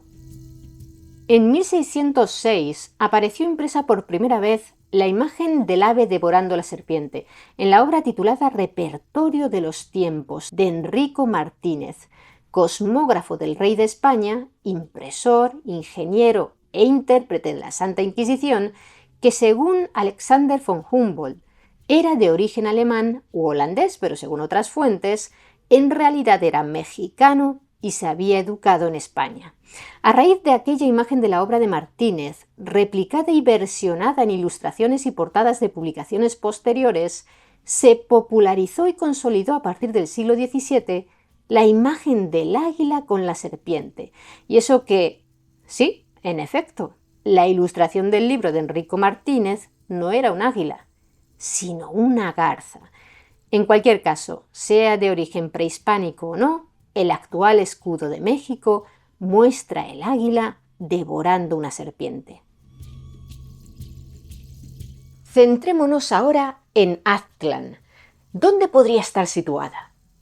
Si hacemos caso a la tira de la peregrinación, Aztlán se encontraba en una isla donde había un gran templo, probablemente dedicado a Mixcoatl, dios de las tempestades, la guerra y la caza, con 6 calpulli a su alrededor.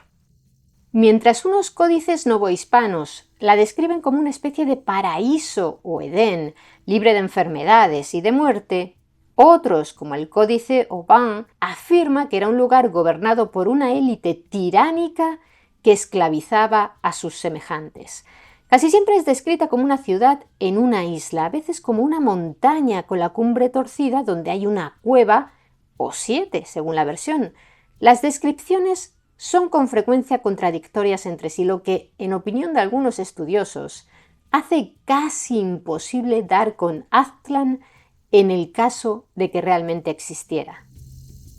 En la crónica Mexicayotl se puede leer: así pues es como vinieron los antiguos aztecas, mexicas, chichimecas de Aztlán, de allá donde ahora se llama Nuevo México. ¿Chichimecas? La palabra chichimeca tenía un significado parecido al término griego bárbaro, que se empleaba en la antigüedad para referirse a los pueblos de otras civilizaciones considerados salvajes, primitivos o carentes de las cualidades consideradas normativas. Chichimecas era el nombre genérico que los pueblos nahuas del centro y sur de México les habían puesto a los habitantes del norte y el occidente, que en su mayoría eran cazadores-recolectores. Los españoles recogieron aquel término y llamaron pueblos chichimecas a todos los habitantes al norte del área mesoamericana, lo que incluía, entre otros, a los pames, los guarames, los zacatecos y los huachichiles. Esa referencia a los chichimecas, sumada al relato de las zonas por las que deambularon los mexicas en su migración desde Aztlán, da a entender que sin duda procedían del norte, tal vez incluso del actual territorio de Estados Unidos. Entre los defensores de que Aztlán era real, algunos señalaron en los años 60 del siglo pasado a la actual Mezcaltitán, una localidad emplazada en una isla en el estado mexicano de Nayarit. Pero más allá de que, por su estructura, puede recordar vagamente a la antigua Tenochtitlan, que se muestra en un plano procedente de las cartas al rey Carlos I de Hernán Cortés publicadas en Nuremberg en 1524, no hay ninguna prueba que vincule Mezcaltitán con Aztlán. ¿Fue Tenochtitlan construida a imagen y semejanza de Aztlán? ¿O fue imaginada Aztlán como una representación simbólica de Tenochtitlan? Esta última es la tesis más aceptada, si bien no hay consenso entre los investigadores, ya que el mero hecho de que no haya sido aún localizada o identificada no significa necesariamente que no existiera. Pero si los mexicas no procedían de Aztlán, ¿de dónde habían salido? Hay quien cree que simplemente eran chichimecas nómadas que habían estado vagando de aquí para allá por el Valle de México hasta que se asentaron en el lago Texcoco y, una vez acrecentado su poder, intentaron dignificar su pasado, adornándolo con historias de injusticias sufridas, superación y designios divinos para demostrar que ellos, los mexicas, eran el pueblo elegido y que con esfuerzo y perseverancia habían logrado alcanzar su destino, que no era otro que el de gobernar a los demás pueblos vecinos.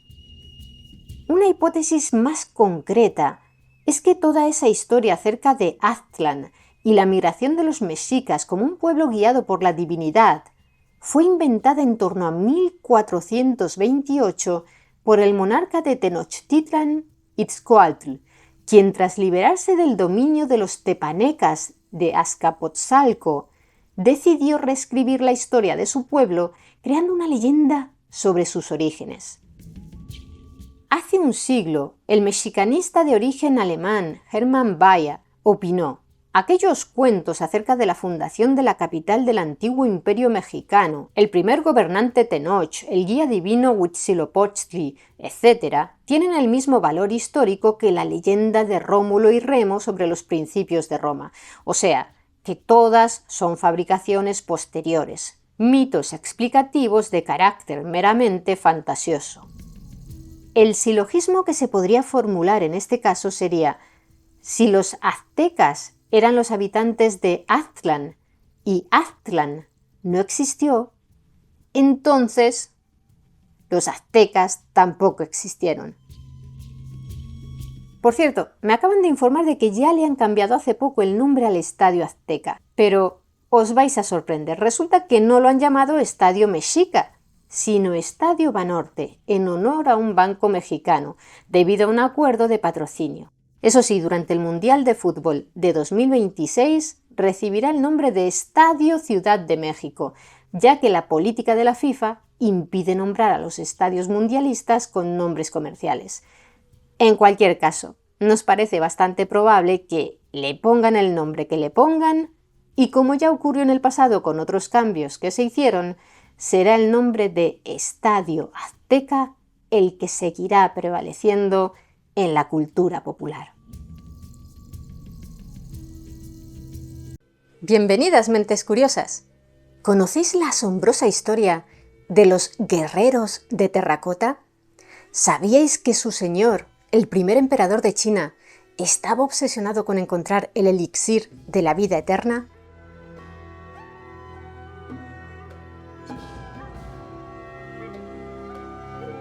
En el año 221 a.C., mientras en Europa el cartaginés Aníbal se enfrentaba a la poderosa Roma, 8.000 kilómetros más al este, un monarca logró unificar los 7 reinos de China a golpe de espada y convertirse en su primer emperador. Hablamos de Qin Shi Huang. Hasta entonces, los reinos chinos nunca habían estado unificados. Cuando nació Qin Shi Huang, libraban constantes guerras entre ellos. Por eso, aquel periodo se conoce como el de los reinos combatientes. Qin Shi Huang ascendió al trono del reino de Qin con solo 12 años y medio, pero no fue hasta los 21 cuando se hizo con el poder real, después de que el regente que había gobernado en su nombre fuera desterrado. El joven monarca, que por entonces era conocido como el rey Chan, decidió emprender una serie de campañas de conquista contra los otros 6 reinos. Según las crónicas de Sima Qian, un célebre historiador chino del siglo II a.C., el rey Chan de Qin sobrevivió a un intento de asesinato que estuvo muy cerca de cumplir su objetivo. Fue encargado en el año 228 a.C. por el rey de Yan, un estado pequeño y débil que no era rival para el poderoso reino de Qin. Aquel gobernante envió a 2 asesinos para que acabaran con Chan. Uno se llamaba Jin Ke y el otro Qin Huyan. El plan era presentarse ante el rey de Qin con la excusa de llevarle unos regalos diplomáticos, uno de los cuales sería un mapa enrollado que ocultara en su interior una daga envenenada. El otro sería la cabeza cortada de Huang Yi, un general del reino de Qin que había traicionado a su señor. Estaban seguros de que si le llevaban aquel sangriento trofeo, el rey Chan accedería a recibirlos y de ese modo podrían estar lo suficientemente cerca de él como para acabar con su vida. Según algunas crónicas, para conseguir la cabeza del general Huang Yi, uno de los asesinos, Jin Ke, simplemente se presentó ante Huang Yi y le explicó su plan para matar al rey Chan. Fue tan convincente que Huang Yi aceptó suicidarse para que así Jin Ke pudiera llevarle su cabeza al rey y tuviera la ocasión de asesinarlo. El caso es que cuando llegaron al palacio de Chan con los regalos, al otro asesino, Qin Huyan, le falló el valor y se quedó temblando, incapaz de avanzar, presa del pánico. Así que Jin Ke se disculpó en su nombre argumentando que era un chico de campo, que nunca había visto mundo y sufría un shock cultural, y se acercó él con los regalos para Chan. Cuando el rey desenrolló el mapa, Jin Ke atrapó la daga que cayó de él e intentó apuñalar a su objetivo, pero Chan logró retroceder a tiempo. Como estaba prohibido para todo el mundo llevar armas en presencia del soberano, este mismo tuvo que intentar defenderse, echando mano a su espada ceremonial, pero esta era muy larga y no atinaba a desenvainarla mientras esquivaba las puñaladas de Jinko. Por suerte para él, uno de sus médicos, llamado Sa Uyu, tuvo los reflejos de arrojar su bolsa de medicinas contra el asesino, y eso lo frenó lo suficiente para que Chan desenvainara e hiriera a Jinko en el muslo. En un último intento desesperado, Jinko arrojó su daga contra el rey, pero falló el lanzamiento y el soberano lo mató con 8 golpes de espada. Aquella experiencia, haber estado tan cerca de la muerte, le causó a Chan una profunda impresión. El reino de Yan, por supuesto, fue conquistado, y los demás fueron cayendo uno a uno hasta que el rey Chan, con 38 años, consiguió someterlos a todos. Para distinguirse de los simples reyes, decidió crear un nuevo título que indicara un rango superior, el de Shi Huangdi, que significa primer emperador, de ahí que generalmente se le conozca como Qin Shi Huang, es decir, primer emperador de la dinastía Qin. El caso es que una vez tuvo en su mano el poder absoluto de los 7 reinos, el flamante emperador se planteó el gran problema: ¿cómo unificar a todos esos estados feudales que llevaban tantos años peleando entre sí? Su primera medida fue remodelar el antiguo sistema feudal de gobierno de los territorios, que favorecía el continuo cambio de alianzas entre las familias dirigentes. Para ello, dividió el reino en provincias. Primero fueron 36 y luego 40, y puso al mando de cada una de ellas a gobernantes nombrados por él en base a sus méritos y no a derechos hereditarios. Las provincias se dividían en condados, los condados en municipios y estos a su vez en unidades de 100 familias. De ese modo quedó unificada la estructura administrativa de todo el país, que por cierto, por entonces se llamaba oficialmente Estado de Qin. El país no se denominó de manera oficial China hasta 1912, con la fundación de la República de China. Por otro lado, el emperador también unificó la moneda, estandarizó las unidades de pesos y medidas y desarrolló una inmensa red de carreteras y canales entre las diversas provincias para favorecer el comercio y las comunicaciones. En esa línea también estandarizó la longitud de los ejes de los carros para asegurarse de que todos pudieran circular por las nuevas carreteras. Pero su decisión de mayor calado fue unificar la escritura china, lo que dotó al nuevo imperio de un lenguaje escrito universal, algo tremendamente necesario para cohesionar un territorio en el que la diversidad de dialectos que se hablaban era enorme. Además, destruyó los muros levantados entre los viejos reinos y ordenó que se iniciara la construcción de 2 de las mayores hazañas de la ingeniería china. Una fue el canal Linchu, de 34 kilómetros de longitud, que conectaba los ríos Xian y Lijiang y contribuyó a la expansión de Qin hacia el suroeste. La otra fue una serie de muros que conectarían las fortalezas a lo largo de la frontera norte del imperio para defenderse de las tribus nómadas Xiongnu. Aquella obra fue el germen de lo que hoy conocemos como la Gran Muralla. Sin embargo, no creáis que Qin Shi Huang se dedicó solo a unificar y consolidar su autoridad de manera constructiva. Ni mucho menos. El historiador Sima Qian lo describió como un hombre de escasa misericordia que tiene el corazón de un lobo. Cuando está en dificultad, se humilla fácilmente ante los demás, pero en cuanto se sale con la suya, no duda en comérselos vivos. Según el profesor Sun Chou de la Universidad de Hong Kong, cada vez que capturaba a hombres de otro reino, Qin Shi Huang los castraba para marcarlos y convertirlos en esclavos. En su corte había montones y montones de eunucos, era un tirano despiadado, explica el profesor. Unificó la moneda y la escritura para cohesionar el imperio, sí, pero también se deshizo de todo aquel que no estuviera de acuerdo con él. Cualquier persona que pensara de manera divergente era peligrosa.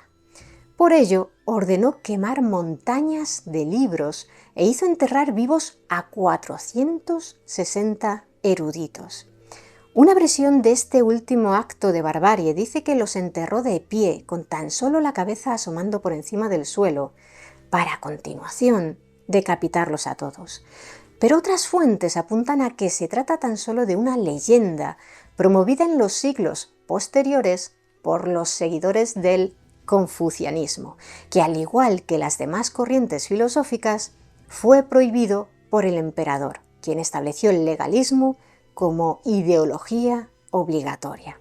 Del mismo modo que los romanos creían ser los amos de todo el mundo, Qin Shi Huang creía haber alcanzado el sumum del poder humano, gobernando sobre todas las tierras conocidas por el hombre. ¿Y qué preocupaciones puede tener alguien que está en la cúspide de la humanidad? ¿Qué anhelaríais vosotros si tuvierais 38 años y fuerais literalmente los reyes del mundo tras haber conquistado y sometido a todos los demás? Si tuvierais a vuestra disposición recursos económicos casi ilimitados y todas las personas estuvieran obligadas a acatar vuestras órdenes. Os dejo unos segundos para que lo meditéis.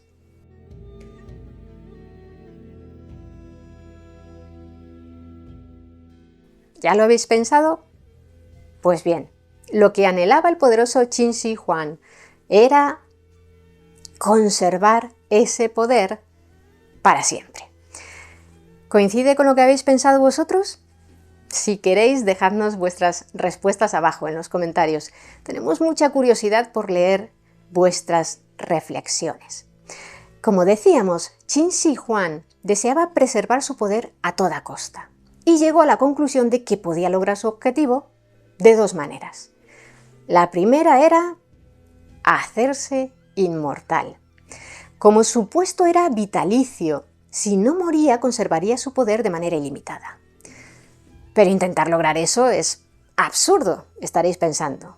El caso es que Qin Shi Huang no opinaba lo mismo, estaba convencido de que el legendario elixir de la vida era real y lo buscó de manera obsesiva, enviando expediciones a todos los rincones del mundo para encontrarlo. En una ocasión mandó a un hombre llamado Xu Fu al mando de varios barcos con cientos de hombres y mujeres jóvenes en busca de la mítica montaña Penlai, situada supuestamente en el extremo oriental del mar de Bohai. En la época del primer emperador circulaba una leyenda según la cual en aquella montaña de color blanco puro, donde las joyas crecían en los árboles, se alzaba un palacio de oro y plata donde vivían los 8 inmortales y el mago An Chi Shon, capaz de hacerse invisible y conocedor del secreto de la vida eterna. La misión de la expedición de Xu Fu era encontrar a An Chi Shon y llevarlo junto con el elixir de la vida ante el emperador. Pero Xu Fu y sus cientos de jóvenes nunca regresaron. Dice una leyenda que en lugar de la montaña Penlai, lo que encontraron fue Japón y se quedaron allí a vivir, temerosos de que Qin Shi Huang los castigara si retornaban sin el elixir. En su afán por alcanzar la inmortalidad, el primer emperador encargó a los eruditos que estudiaran las obras escritas sobre alquimia, las únicas que indultó en su quema generalizada de libros. ¿Recordáis aquellos 460 eruditos a los que enterró vivos? Pues existe la hipótesis de que muchos de ellos eran alquimistas y que los enterró vivos después de hacerles beber los elixires de inmortalidad que ellos mismos habían creado para poner a prueba su eficacia. El propio emperador también probó varios de los supuestos elixires milagrosos y se cree que precisamente fue al ingerir uno de ellos, hecho de una mezcla de jade y mercurio, cuando sufrió un fallo hepático que acabó con su vida. Sucedió en el año 210 a.C., mientras el emperador, de 49 años, se encontraba en uno de los diversos viajes que emprendió para buscar él mismo la montaña de los inmortales. Como la comitiva imperial se hallaba muy lejos de la capital, Xiangyang, y tardarían al menos 2 meses en regresar a ella, su primer ministro, Li Shi, que se encontraba con él, temía que la noticia de la muerte del emperador diera lugar a un levantamiento general por todo el estado, de modo que solo informó de su fallecimiento a uno de los hijos del emperador y a 6 o 7 eunucos de confianza. Durante todo el viaje de regreso fingieron que Qin Shi Huang seguía con vida, cambiándole de ropa, llevándole comida y simulando que recibía y enviaba a mensajeros. Como se encontraban en verano, para disimular el hedor que emanaba del cadáver en descomposición, el primer ministro ordenó que delante y detrás de la carreta del emperador viajaran carros de pescado podrido. Como dice el chiste, en el mundo solo hay 3 clases de personas: las que saben contar y las que no. Como seguro que vosotros sois de la primera clase, es probable que ahora estéis pensando: vale, quiso ser inmortal para conservar eternamente su poder y no lo consiguió. Pero ¿no habíamos dicho que el emperador creía que podía conseguirlo de 2 maneras? ¿Cuál era la segunda? Muy fácil. Si fracasaba en su intento de alcanzar la inmortalidad y perecía, el plan B de Qin Shi Huang era seguir gobernando su reino en el más allá, protegido por un gran ejército. En marzo de 1974, en la aldea de Xi'an, a 35 kilómetros de la ciudad de Xi'an, un agricultor de 41 años llamado Yan Zifa se encontraba muy preocupado. Estaban sufriendo una sequía prolongada y si no llovía pronto, sus cultivos quedarían arruinados. Para no dejar su suerte a expensas del cielo, decidió, con la ayuda de sus 5 hermanos y un vecino, cavar un pozo en una pequeña zona boscosa situada al sur del pueblo.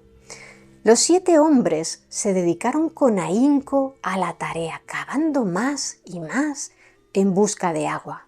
Cuando su pozo alcanzó los 4 metros de profundidad, aún no habían visto ni una gota de agua. Pero Zifa encontró algo sorprendente: una cabeza de terracota y una punta de flecha de bronce. No imaginaba que acababa de realizar uno de los hallazgos arqueológicos más importantes de la historia. El gobierno envió a sus arqueólogos y, como recompensa por su descubrimiento, le entregó a Yan Zifa 300 yuanes, lo que él ganaba en todo un año, y que hoy en día equivaldría a unos 700 euros. Sin embargo, tanto a él como a sus vecinos los obligaron a abandonar sus tierras. Eso sí, a cambio, les entregaron otras en una aldea vecina.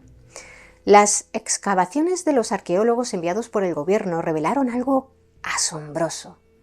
Decenas, cientos, miles de soldados hechos de terracota, colocados en formación de batalla, listos para defender a su emperador en el más allá. Lo primero que desenterraron fue el contenido de la denominada Fosa 1, con alrededor de 6.000 figuras de soldados y caballos. En la vanguardia está situada una compañía de 204 soldados, entre arqueros y ballesteros, y detrás de ellos se extienden 30 líneas de carros e infantería. 2 años más tarde descubrieron 2 fosas más, una de ellas con oficiales de alto rango y un carro de guerra. Entre las 3 fosas se estima que hay unos 8.000 soldados, 130 carros tirados por 520 caballos y otros 150 caballos de uso individual. No obstante, la excavación todavía prosigue y no dejan de aparecer más y más figuras, de modo que aún se desconoce la magnitud total del ejército de terracota. Hace 3000 años, en la antigua China, cuando alguien de la élite fallecía, como un rey o un miembro de la nobleza, era frecuente que sus siervos fueran enterrados con ellos para que continuaran sirviéndoles en la otra vida. Pero el pueblo llano comenzó a protestar con toda lógica contra aquellos sacrificios humanos. De modo que es posible que el primer emperador, en vez de sacrificar a todo un ejército para llevárselo consigo a la tumba, lo que probablemente podía instigar una rebelión de los seleccionados para semejante honor, optara por reemplazarlo con soldados hechos de terracota. ¿Y cómo son esos soldados? La terracota o tierra cocida es arcilla endurecida en el horno. Todas las figuras están hechas del mismo material y miden entre 1,75 m y 2 metros de altura, es decir, que eran un poco más grandes que el tamaño natural, tal vez para que el ejército resultara más imponente. Por lo general, los oficiales son más altos y los uniformes y peinados varían de acuerdo con el rango. Lo más impresionante es que, pese a la enorme cantidad de soldados, parece no haber dos iguales: soldados de caballería, infantería acorazada, conductores de carros con casco, aurigas con lanzas, arqueros con armadura, ballesteros arrodillados. Todos presentan particularidades en sus uniformes o sus rasgos. Aunque los expertos han identificado 10 formas faciales básicas, no hay dos figuras que compartan exactamente las mismas características. A raíz de unos estudios que han encontrado parecidos morfológicos entre los soldados de terracota y habitantes actuales de la región, surgió la hipótesis de que tal vez las estatuas fueran modeladas a partir de soldados de carne y hueso, en la línea de replicar de manera realista las posesiones que Qin Shi Huang quiso llevarse al más allá. Pero no solo se han hallado figuras de índole militar. En otras fosas más pequeñas han aparecido figuras de acróbatas, de funcionarios, de músicos y de animales, como si la intención del emperador fuera recrear un microcosmos de esta vida en el que seguir gobernando tras la muerte. La zona donde se encuentra el ejército de terracota es solo una fracción de una necrópolis mucho mayor. De hecho, el mausoleo del emperador se encuentra situado a 1,5 km al oeste de allí. En total, la necrópolis subterránea de Qin Shi Huang ocupa unos 60 kilómetros cuadrados e incluye el mausoleo del emperador, que ocupa 2,13 kilómetros cuadrados, y otras 181 tumbas repartidas por el área. Las pruebas de prospección geofísica revelan que el mausoleo, un auténtico palacio subterráneo rodeado por muros, tiene forma de pirámide sin punta, con una base de 350 metros y mide unos 76 metros de altura. ¿Y qué hay dentro? Seguro que sentís curiosidad porque os mostremos una foto de su interior. Pero los arqueólogos aún no se han atrevido a excavar para penetrar en la tumba. ¿Por miedo a una maldición? No. ¿Por miedo a que albergue trampas mortales? Pues eso sí es una posibilidad, pero tampoco ese es el miedo que frena a los investigadores, sino el temor de que cuando la abran, su contenido quede dañado irremediablemente, al igual que les sucedió con los soldados de terracota, que originalmente estaban pintados con llamativos colores. Al contacto con el aire, la laca que recubría la terracota se resquebrajó y se desprendió, dejando tan solo la terracota desnuda. Algunos de ellos conservan rastros de pigmentos y gracias a ellos se han podido crear algunas recreaciones del colorido aspecto que presentaban cuando fueron creados. Respecto al mausoleo del emperador, de momento las autoridades prefieren esperar a contar con el suficiente desarrollo tecnológico para abordar la exploración de una construcción tan enorme con garantías de poder conservar todo intacto. Los partidarios de no esperar más y entrar ya en la tumba argumentan que está situada en una zona sísmica y que el día menos pensado, un terremoto podría causar en el mausoleo daños mucho mayores de los que provocaría la intervención humana. Sobre lo que puede esconder en su interior, solo contamos con lo escrito hace 2000 años por el historiador Sima Qian en el 6º capítulo de su obra Registros del Gran Historiador. Os leo algunos fragmentos. El trabajo de excavación y preparación de la tumba comenzó cuando el primer emperador accedió al trono por primera vez. Más tarde, después de haber unificado su imperio, se enviaron allí 700.000 hombres. Se construyeron palacios y torres para 100 funcionarios y la tumba se llenó de artefactos raros y tesoros maravillosos. Se ordenó a los artesanos que fabricaran ballestas y flechas preparadas para disparar a cualquiera que entrara en la tumba. Se utilizó mercurio para simular los 100 ríos y el gran mar y se puso a fluir mecánicamente. Arriba estaban las representaciones de las constelaciones celestiales. Después del entierro, se sugirió que sería una infracción grave si los artesanos que construyeron los dispositivos mecánicos y conocían sus tesoros, divulgaban esos secretos. Por lo tanto, según explica este historiador, después de que terminaron las ceremonias fúnebres y se escondieron los tesoros, se bloqueó el pasadizo interior y se bajó la puerta exterior, atrapando inmediatamente a todos los trabajadores y artesanos dentro. Ninguno pudo escapar. Luego se plantaron árboles y vegetación en el montículo de la tumba de manera que se asemeje a una colina.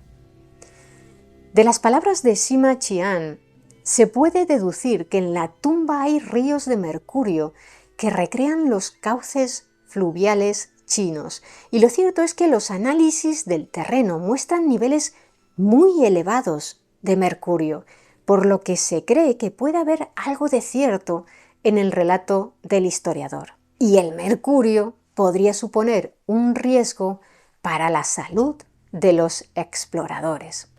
También habla de ballestas y flechas listas para acabar con quien ose entrar en la tumba. ¿Será cierto? ¿Seguirán operativas?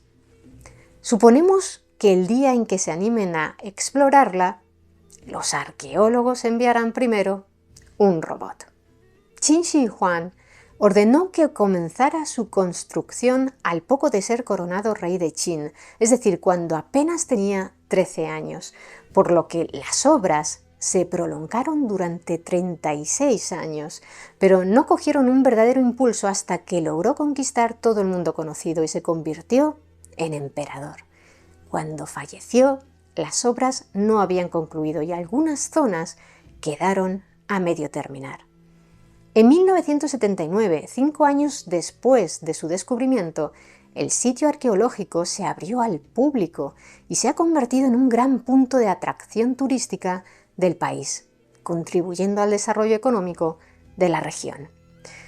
Por cierto, ¿os acordáis de Yan Sifa, el agricultor al que habían pagado 300 yuanes por su hallazgo arqueológico y al que habían obligado a abandonar sus tierras?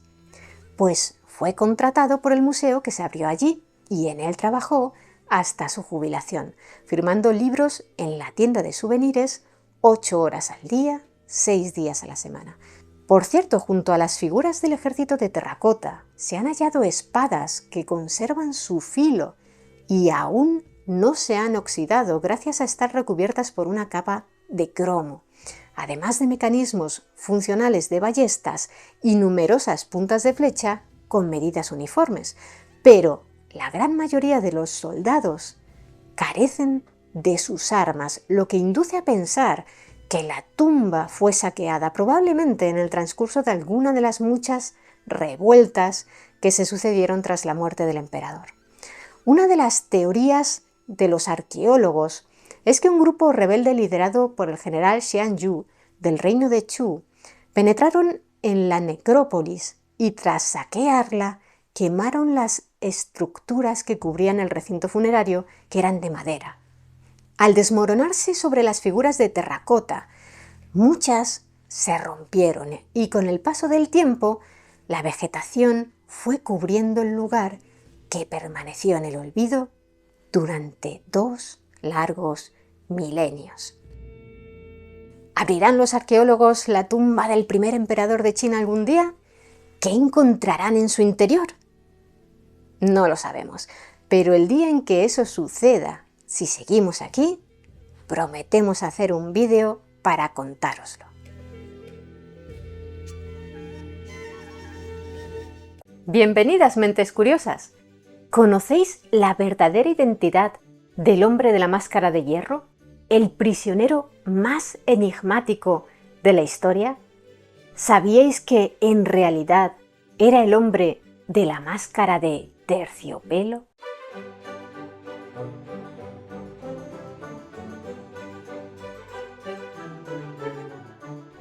Muchos de vosotros nos habéis pedido en los comentarios de otros vídeos, como el de D'Artagnan o el del Conde de Saint-Germain, que os contáramos la historia real del legendario hombre de la máscara de hierro, el misterioso preso que aparece en numerosas novelas y películas ambientadas en la Francia de finales del siglo XVII. ¿Existió realmente? ¿Qué rostro se escondía bajo aquella incómoda máscara? ¿Por qué era necesario ocultar su identidad? ¿Cuál era su secreto? Cuando oímos mencionar al hombre de la máscara de hierro, lo más probable es que acudan a nuestra mente imágenes de espadachines de alguna de las muchas películas que han versionado las aventuras de D'Artagnan y los 3 mosqueteros. Y es que fue el padre literario de estos, Alejandro Dumas, quien popularizó internacionalmente a aquel prisionero en su novela El vizconde de Bragelonne, la última de su trilogía de los mosqueteros y que fue publicada por entregas entre 1847 y 1850 en el periódico Le Siècle. En ella aparece, en una subtrama, el hombre de la máscara de hierro. Se trataba de Felipe, el hermano gemelo del rey Luis XIV. Para que no pudiera reclamar el trono por haber nacido al mismo tiempo que el monarca, los hombres de Luis XIV mantuvieron oculto a Felipe durante toda su vida, primero en el campo, durante su infancia, y después, ya de adulto, como prisionero en la Bastilla, en París, con el seudónimo de Marchiali. Aramis logra dar con él y lo libera. Tras revelarle a Felipe quién es en realidad y sus derechos dinásticos, el antiguo mosquetero logra convencerlo para que participe en su plan: ocupar el trono francés haciéndose pasar por su hermano. Aramis, a cambio, recibiría la ayuda del nuevo rey para convertirse en papa. Sin embargo, aunque logran intercambiar a los hermanos, Felipe es descubierto rápidamente y acaba encerrado en la isla Santa Margarita, frente a la costa de Cannes, forzado a llevar una máscara de hierro que ocultará para siempre su rostro. En las diversas adaptaciones teatrales y cinematográficas que se han hecho del clásico de Dumas, la suerte que acaban corriendo cada uno de los hermanos varía. Pero lo que ahora nos importa no es el final, sino el origen. A la hora de crear su obra, Dumas, o más probablemente el escritor fantasma que le redactaba las tramas de los mosqueteros y muchas otras, Auguste Maquet, se inspiró en una leyenda que llevaba circulando 1 siglo y medio y que apareció escrita por primera vez en un pequeño libro anónimo publicado en 1745. Memorias secretas al servicio de la historia de Persia. Pese a su título, no tenía nada que ver con Persia. Se trataba de una sátira de las intrigas palaciegas de la corte de Luis XIV, pero empleando nombres persas en lugar de los reales. En aquella obra se hablaba de un prisionero de Estado llamado Giafer. Se hallaba recluido en la Bastilla, a donde había sido trasladado desde la isla Santa Margarita. El comandante de la prisión lo trataba con la máxima consideración y le llevaba él mismo los platos que preparaban los cocineros. Cada vez que el preso debía ser expuesto necesariamente a la vista de terceras personas, como en el caso de necesitar tratamiento médico, le colocaban una máscara para ocultar su identidad real. En el libro también se narra que en una ocasión el preso grabó su nombre auténtico en la parte inferior de uno de los platos en los que comía. Cuando un esclavo descubrió la inscripción, le llevó el plato al comandante pensando que sería recompensado por su hallazgo. Grave error. Fue asesinado para mantener oculto el secreto. En aquel libro se apunta que aquel preso era en realidad el conde de Vermandois, Luis de Borbón, encarcelado de por vida por haber abofeteado al heredero al trono. Pero esa versión no tiene sustento histórico. Luis de Borbón fue un hijo que tuvo Luis XIV con su amante Luis de la Vallière. Aunque nació como bastardo, a los 2 años de edad fue legitimado como hijo del rey y nombrado conde. Su madre se retiró a vivir a un convento y él desde los 7 años se crió en el Palais Royal de París, tutelado por su tío Felipe I de Orleans, hermano del rey. Felipe de Orleans tenía un amante llamado Felipe de Lorena, de quien se decía que era tan hermoso como un ángel. En 1682, Luis de Borbón, que por entonces tenía 15 años y era homosexual, comenzó a frecuentar orgías en París en las que participaban menores de edad, junto a Felipe de Lorena y otros miembros de la corte que formaban parte de un grupo secreto, autodenominado la Santa Hermandad de Gloriosos Pederastas. Los rumores pronto llegaron a oídos del rey y Luis XIV, avergonzado por el escándalo, ordenó que su hijo fuera azotado en su presencia y lo desterró a Normandía. Ansioso por recuperar el amor de su padre, Luis de Borbón, marchó a Flandes a luchar en la guerra y, pese a caer gravemente enfermo, ignoró los consejos de los médicos de guardar reposo y siguió participando en las batallas hasta que pereció con tan solo 16 años.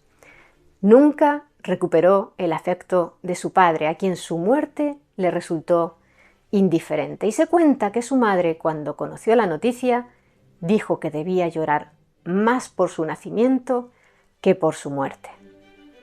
Al margen de las leyendas literarias, el caso es que sí hay pruebas históricas de que existió un misterioso prisionero enmascarado en la Bastilla. Y como veremos más adelante, a raíz de ella surgieron un gran número de hipótesis sobre su identidad. Pero empecemos por los datos sobre cuya veracidad hay un consenso amplio.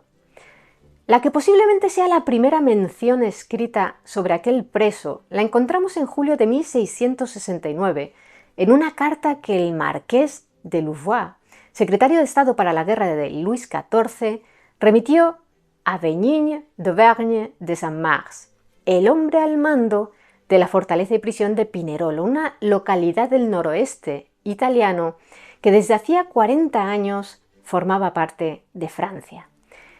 En ella le anunciaba que le iban a enviar a un preso muy especial y le detallaba el trato que debía dispensarle.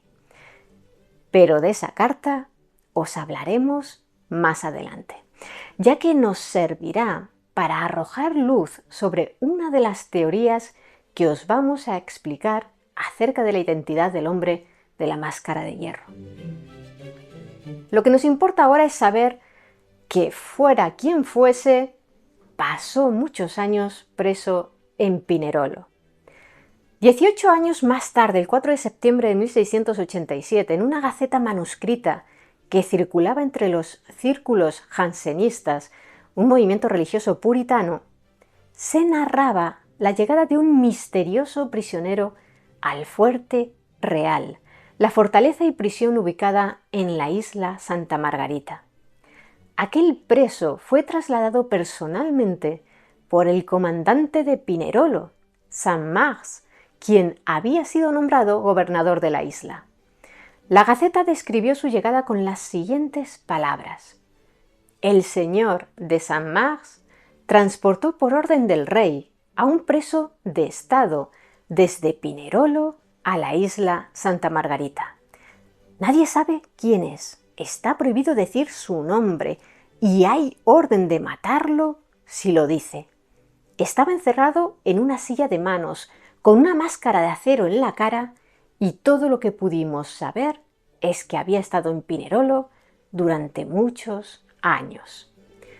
La existencia de aquel misterioso preso pasó desapercibida hasta que 11 años más tarde, el 18 de septiembre de 1698, fue trasladado a la famosa prisión de la Bastilla, en la capital, coincidiendo con el nombramiento de Saint-Mars como gobernador de la prisión parisina.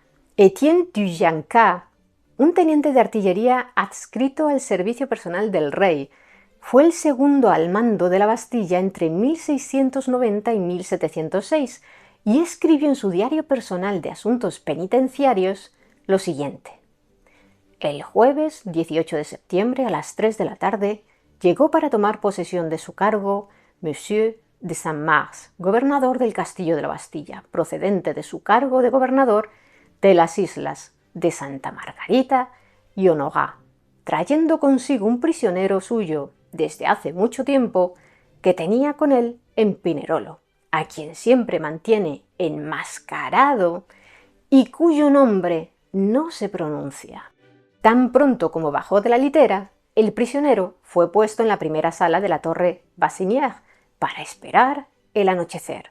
Luego, a las 9 de la noche, fue trasladado por mí y Monsieur de Rosarges, uno de los sargentos traídos por el gobernador, a la tercera sala de la torre Bertaudière, que yo había amueblado algunos días antes de su llegada, siguiendo las instrucciones recibidas de Monsieur de Saint-Mars. El preso será atendido por Monsieur de Rosarges. El gobernador está a cargo de su mantenimiento. En la corte empezaron a circular todo tipo de rumores sobre la identidad de aquel preso, el cual acabó falleciendo en la Bastilla 5 años más tarde, tal como indica Dujancat en su diario. El lunes 19 de noviembre de 1703, el prisionero desconocido con la máscara de terciopelo negro que fue traído aquí por el gobernador Monsieur de Saint-Mars cuando venía de la isla Santa Margarita y ha estado a su cargo durante mucho tiempo, murió a las 10 de la noche sin sufrir ninguna enfermedad grave, habiéndose sentido apenas un poco enfermo después de la misa del día anterior. Sorprendido por la muerte, no recibió los sacramentos, pero el señor Giraud, el capellán, lo había confesado el día anterior. Este preso desconocido, que llevaba tanto tiempo en prisión, fue enterrado el martes 20 de noviembre a las 16 horas en el cementerio de la iglesia parroquial de Saint-Paul. En el registro mortuorio se le dio un nombre de tan poca importancia como los nombres de Monsieur de Rosarges, mayor, y Monsieur de Rey, cirujano, que presenciaron el registro. Esta información coincidía con la que se había escrito en el certificado de entierro del prisionero, según investigó Henri Griffet, un jesuita que fue capellán de la Bastilla entre 1745 y 1764 y que en 1769 publicó un interesante libro titulado Tratado sobre las diversas clases de pruebas que sirven para establecer la verdad de la historia. Según Griffet, el preso misterioso fue enterrado con el nombre de Marciel o Marcioli, pero en cualquier caso se trataba de un nombre falso, dado que era bastante común a la hora de dar sepultura a los reos ocultar sus nombres en los registros públicos. Aunque Griffet sirvió en la Bastilla 4 décadas después de la muerte del hombre enmascarado, el jesuita escribió: «El recuerdo del preso enmascarado se conservó entre los oficiales, soldados y sirvientes de esta prisión, y muchos testigos presenciales lo habían visto pasar por el patio de camino a misa. Tan pronto como murió, quemaron todo lo que era para su uso, como ropa blanca, colchones y mantas. Las paredes de su habitación fueron raspadas y encaladas, los azulejos cambiados y las huellas de su estancia borradas, todo ello por temor a que hubiera escondido algunas notas o alguna marca que pudiera haber dado a conocer su nombre». Griffet daba total credibilidad al diario de Dujanca y según este la máscara no estaba hecha de hierro, sino de terciopelo negro, sin ningún detalle relevante ni mecanismo. «Es poco probable», escribió el jesuita, «que tuviera que quedarse con la máscara puesta cuando comía solo en su habitación o en presencia de Rosarge o del gobernador, que lo conocían perfectamente. Por lo tanto, estaba obligado a usarla únicamente cuando cruzaba el patio de la Bastilla para ir a misa, de modo que los guardias no lo reconocieran, o cuando algún funcionario que no estuviera al tanto del secreto tenía que entrar en su celda». Médicos actuales han opinado que es muy poco probable que aquel hombre hubiese sobrevivido tanto tiempo de haber tenido que llevar puesta una máscara metálica durante todo el día, ya que debajo de esta, la piel de la cara se habría convertido en un caldo de cultivo perfecto para hongos y bacterias, y cualquier pequeña herida abierta en la piel por el roce continuo con el metal habría permitido a esas bacterias tener acceso al torrente sanguíneo, lo que habría derivado en una septicemia letal. Otra prueba de que el hombre de la máscara de hierro existió realmente la encontramos en el diario de la segunda esposa de Luis XIV, Madame de Maintenon, quien escribió en 1711: «Un hombre ha permanecido largos años en la Bastilla, donde murió encarcelado. Tenía siempre a su lado a 2 mosqueteros para matarle si osaba quitarse la máscara. Comió y durmió enmascarado. Por otra parte, fue siempre muy bien tratado y se le dio cuanto deseaba. Era muy devoto y leía continuamente. Jamás se pudo saber quién era». El preso falleció, pero el misterio siguió vivo, y su figura recobró interés popular cuando escribió sobre ella medio siglo más tarde otro inquilino temporal de la Bastilla, un hombre que en 1717, cuando tenía tan solo 23 años, había sido encarcelado allí por escribir unos versos satíricos sobre el duque Felipe II de Orleans y su hija, la duquesa de Berry. Pasó 11 meses encerrado en la prisión parisina, donde escuchó a otros reos contar historias acerca de un antiguo preso cuyo rostro permanecía siempre oculto por una máscara y con el que estaba prohibido hablar. Intrigado por la leyenda, aquel joven llamado François-Marie Arouet investigó la historia y llegó a la conclusión de que era real. Pasaría un segundo periodo cautivo en la Bastilla en 1726 y 25 años después, en 1751, la incluyó en su obra El siglo de Luis XIV, cuando ya era una gran figura de la Ilustración y más conocido por su seudónimo, Voltaire. En el siglo de Luis XIV, Voltaire dedica una parte del capítulo 25 al hombre de la máscara de hierro. Afirma que fue arrestado en 1661 cuando aún era alto, joven, guapo y noble, y que su máscara tenía un barboquejo. Ya sabéis, una correa que pasa por debajo de la barbilla, con resortes de acero que le daban libertad para comer con ella puesta. Voltaire explica que el que fuera secretario para la guerra, Louvois, había ido a visitar al prisionero mientras estaba recluido en la isla Santa Margarita y que había permanecido de pie mientras hablaba con él, demostrando así que le profesaba un gran respeto. Más adelante, cuando fue trasladado a la Bastilla, los guardias tenían orden de matarlo si se quitaba la máscara, pero lo trataban como a un gran señor. En su celda se escuchaba música, ya que el preso tocaba la guitarra, y lo que más le gustaba era el lino de extraordinaria finura y los encajes.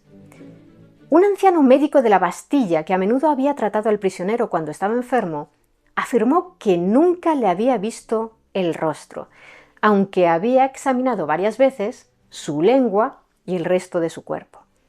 Según aquel galeno, el prisionero estaba admirablemente bien formado, su piel era más bien morena, lograba captar la atención con el mero sonido de su voz y nunca se quejaba de su destino ni daba indicios de quién podía ser.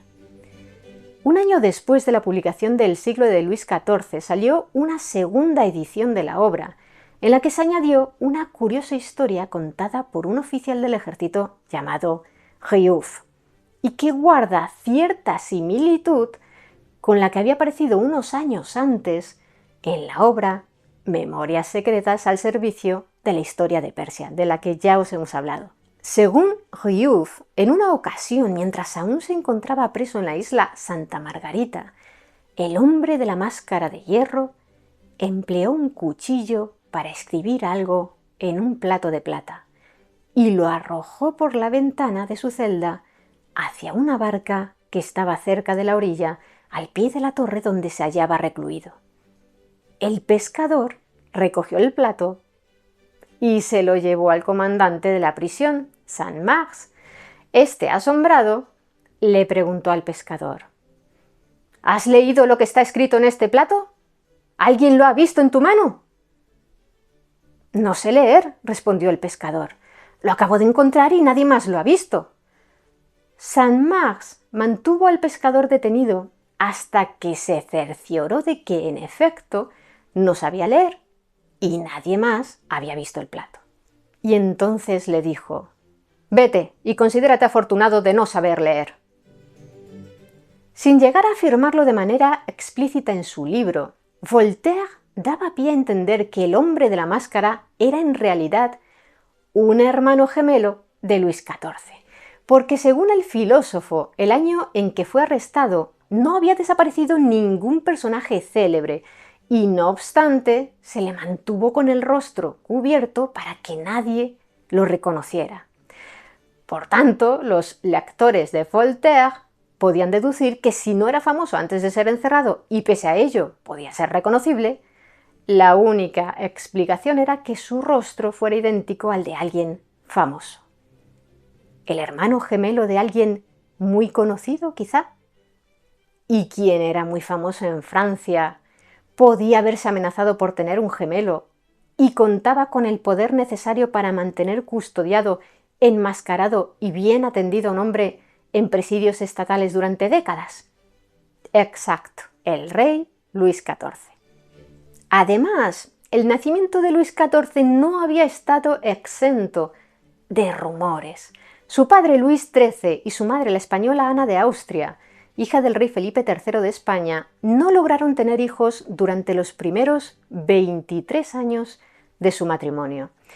Y eso, en aquella época y tratándose de la monarquía, era una burrada de tiempo sin alumbrar un heredero. Luis XIII no sentía ninguna atracción por su esposa y de hecho tardó 4 años en consumar el matrimonio tras la boda. Luego siguió cumpliendo regularmente sus deberes maritales de manera infructuosa.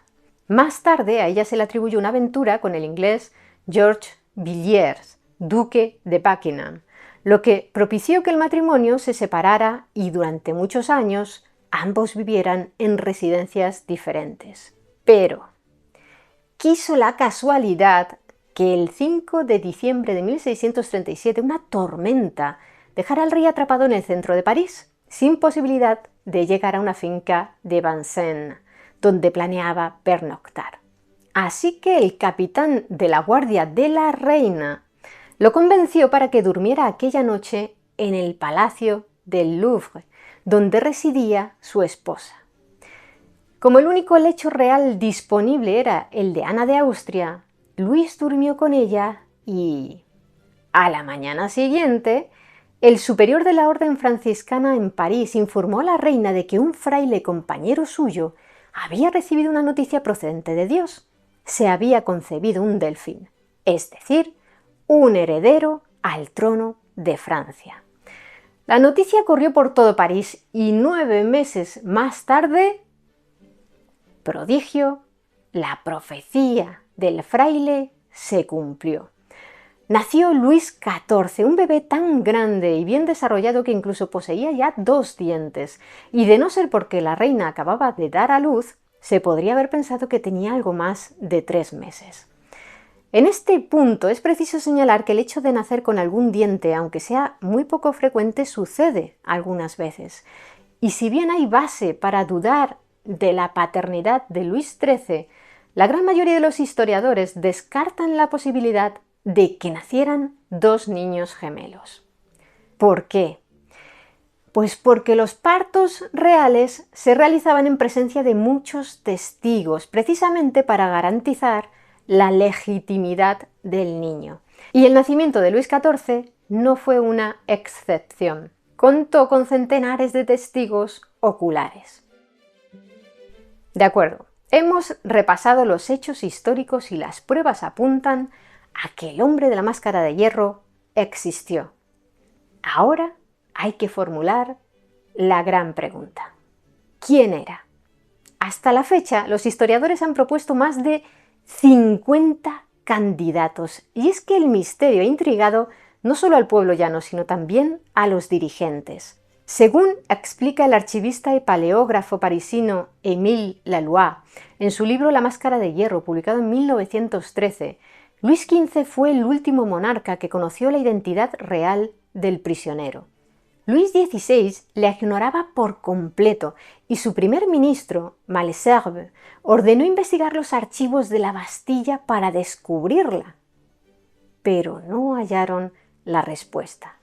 De igual modo, Laloix afirma que tras la Revolución Francesa, Napoleón quiso averiguar el secreto y puso en marcha investigaciones. También estas fracasaron. Una de las hipótesis más difundidas es la de que se trataba de Nicolas Fouquet, el todopoderoso superintendente de finanzas de Luis XIV. En 1661 el rey acusó a Fouquet de malversación y ordenó al D'Artagnan de la historia real, de quien os hablamos en este otro vídeo, que lo arrestara. ¿Y quién era el lugarteniente de D'Artagnan por aquel entonces? Saint-Mars, el carcelero que posteriormente siempre acompañaría al hombre de la máscara de hierro. El proceso judicial fue largo y 3 años después, en 1664, Fouquet fue condenado al destierro, pese a que el rey había solicitado al tribunal que lo condenara a muerte. Furioso porque aquella sentencia no era la que él deseaba, el monarca conmutó el destierro por una cadena perpetua en la prisión de Pinerolo. ¿Os acordáis? Aquella cuyo mando recayó en Saint-Mars y en la que estuvo preso el hombre de la máscara de hierro.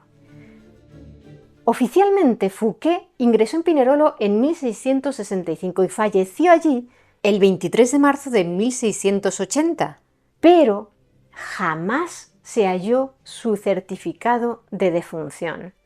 Un amigo suyo publicó en sus memorias que Fouquet había sido envenenado por orden de Colbert, uno de los principales ministros del rey. Curiosamente, en la novela de Alejandro Dumas, Fouquet era quien desenmascaraba el complot de Aramis y liberaba al verdadero Luis XIV de la Bastilla, donde había sido encerrado por los conspiradores. La hipótesis de que Fouquet fuese el hombre de la máscara de hierro sostiene que como el ministro Colbert y el secretario de Estado para la Guerra, Louvois, temían que Fouquet fuera liberado algún día, aprovecharon la muerte de uno de los ayudas de cámara de Fouquet, un hombre llamado Eustache d'Angers, para decir que el difunto era Fouquet y encerrar a este en un lugar secreto de la prisión con el nombre falso de Eustache d'Angers, custodiado en exclusiva por Saint-Mars. De ese modo, el enmascarado que apareció en la isla Santa Margarita 6 años más tarde, custodiado por Saint-Mars, no sería otro que Fouquet. Todo parece encajar, excepto por aquella carta que mencionamos antes y que aún no os hemos leído. Es el momento de abrirla.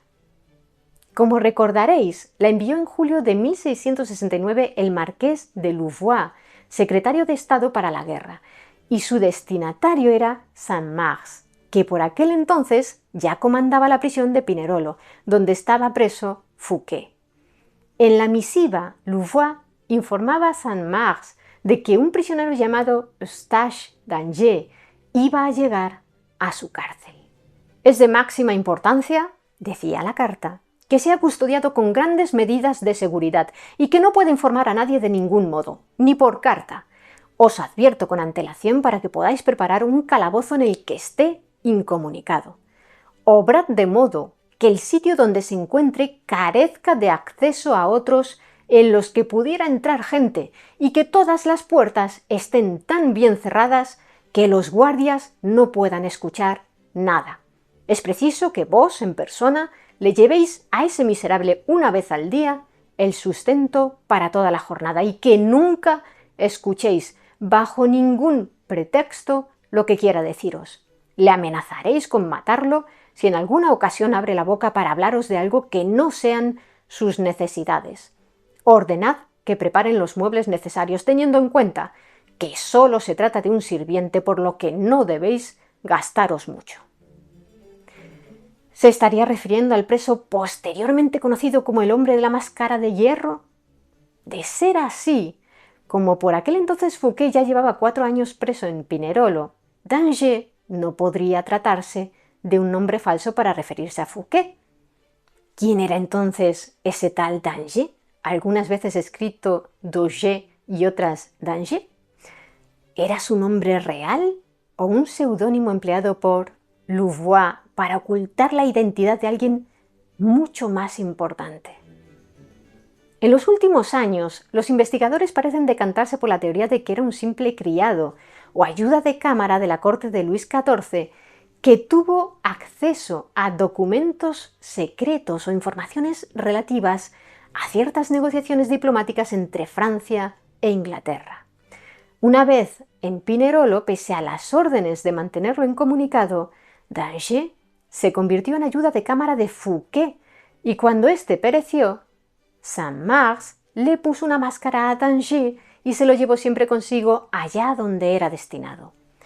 Según propone el escritor británico John Nunn en su libro El hombre detrás de la máscara de hierro, tal vez fuese el propio Saint-Mars quien procuró crear un aura de misterio alrededor de d'Angers para mantener su propio estatus, ya que con la muerte de Fouquet había perdido a su preso más importante. Ante sus superiores, Saint-Mars pudo haber argumentado que d'Angers, además de sus propios secretos, conocía los que le había contado Fouquet, lo que lo convertía en doblemente peligroso. Eso llevaría aparejado que la necesidad de contar con Saint-Mars como carcelero de confianza también se multiplicara. Existen muchas otras teorías al margen de las relacionadas con Fouquet. Una de ellas señala como posible enmascarado a un militar de alto rango, el teniente general Vivien l'Abbé de Boulogne. En el año 1890, un comandante francés que estudiaba las campañas que había dirigido a principios del siglo XVIII, Nicolas Catinat, quien fuera comandante en jefe del ejército francés en el frente italiano durante la Guerra de Sucesión Española, le confió al comandante Etienne Passery una serie de documentos cifrados de aquella época, es decir, del reinado de Luis XIV. Passery, experto en criptoanálisis, empleó 3 años en descifrar el código, considerado el más seguro de su época y conocido como Gran Cifrado. El caso es que entre los documentos que descifró, Passery creyó haber encontrado la respuesta al misterio del hombre de la máscara de hierro. Según él, en una carta escrita por el secretario para la guerra, Louvois, y dirigida al mariscal Catinat, se decía lo siguiente: no es necesario que le explique con qué desagrado se enteró su majestad del desorden con que, contra su orden y sin necesidad, el señor de Boulogne decidió levantar el sitio de Cogny, ya que su majestad, sabiendo mejor que nadie las consecuencias, sabe también cuán grande es el perjuicio que se recibirá por no haber tomado este lugar, que habrá que tratar de dominar durante el invierno. Quiere que haga arrestar al señor de Boulogne y lo lleve a la ciudadela de Pinerolo, donde su majestad quiere que lo mantengan encerrado durante la noche en una habitación de dicha ciudadela y durante el día tenga la libertad de caminar sobre las murallas con un 330-309. ¿Cómo? ¿Un 330-309? ¿Qué es eso? Ahí está la clave. El gran cifrado consistía en una serie de códigos numéricos que en su mayoría se correspondían con sílabas o grupos de letras. Y algunos de ellos eran trampas sin significado correspondiente, lo cual hacía que resultara tan difícil de descifrar. Passery, a pesar de haber comprendido a la perfección el sistema del código y haber descifrado así muchos textos, no contaba con suficiente material original para conocer con seguridad la correspondencia de todos los códigos numéricos. Así pues, optó por traducir aquellos últimos dígitos de la carta de Louvois como máscara. Es decir, que la frase acabaría diciendo: la libertad de caminar sobre las murallas con una máscara. Eso parecía demostrar que el teniente general Boulogne era el hombre de la máscara de hierro. Sin embargo, los historiadores han demostrado que Boulogne aún vivía en 1708, 5 años después de la muerte del enigmático preso. Según análisis recientes, la palabra que le faltaba por descifrar no era máscara, sino guardia. Caminar sobre las murallas con un guardia. Otra hipótesis llamativa es la de que el reo enmascarado era ni más ni menos que Molière. Sí, el famoso dramaturgo. Según esta teoría, a diferencia de lo que se cree, Molière no habría muerto en 1673 tras sufrir un ataque agudo de hemoptisis durante la representación de su obra El enfermo imaginario, sino que habría sido detenido a petición de los jesuitas, que no le perdonaban por haber escrito El Tartufo. Pero esta teoría tiene muy poco sustento, ya que las circunstancias de la muerte de Molière nunca han sido puestas en duda y sobre todo porque su salud ya era muy mala en 1673 y difícilmente habría podido sobrevivir durante 30 años más hasta llegar al año en que murió el hombre de la máscara de hierro. En 2005, el escritor y periodista inglés Roger MacDonald propuso en su libro titulado El hombre de la máscara de hierro otra teoría fascinante, pero poco sólida. El prisionero de la máscara era D'Artagnan. Como os contamos en nuestro vídeo sobre el verdadero D'Artagnan, este encontró la muerte el 25 de junio de 1673 durante el sitio de Maastricht, cuando una bala de mosquete le desgarró la garganta. Pero MacDonald sostiene que en realidad solo resultó herido y fue trasladado a Pinerolo con una máscara de hierro para que los mosqueteros que custodiaban la prisión no lo reconocieran. MacDonald se apoya en el libro de semificción Memorias de D'Artagnan, escrito por el periodista Gatien de Courty de Saint-Gras, quien pasó algún tiempo preso en la Bastilla. Pero al igual que en el caso de Molière, las fechas juegan en su contra. D'Artagnan habría tenido que vivir hasta los 90 años aproximadamente, y eso pese a su grave herida en la garganta. Siguiendo con las teorías fantasiosas, en 1978 apareció un libro firmado por Pierre-Marie Dijol acerca de la posibilidad de que el hombre de la máscara de hierro fuera en realidad un esclavo pigmeo apodado Naboo, que fue paje y confidente de la reina María Teresa de Austria, primera esposa de Luis XIV e hija del rey español Felipe IV. Según Dijol, se rumoreaba que la reina y el esclavo fueron amantes, y el 16 de noviembre de 1664 la reina dio a luz a una niña negra.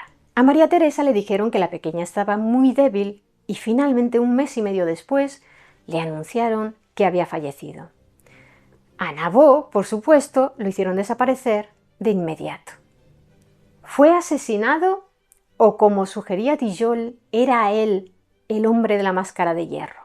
Históricamente, esta hipótesis no tiene sentido, y no solo porque Naboo, debido a su corta estatura y el color de su piel, no encaja en el perfil que se conoce del preso enmascarado, sino porque la historia del nacimiento de una niña negra tiene mucho de leyenda y poco de real.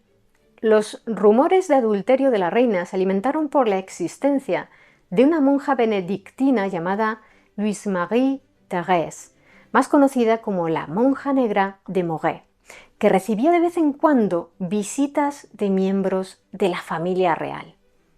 Aquella mujer de tez oscura sería en realidad María Ana de Francia, la hija de la reina, que supuestamente había fallecido pocas semanas después de nacer.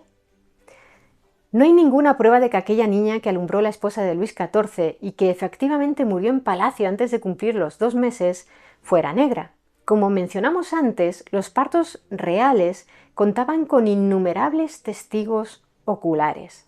Los historiadores franceses creen que es mucho más factible que aquella monja fuera el fruto de un adulterio, sí, pero cometido por el rey Luis XIV con alguna de sus muchas amantes.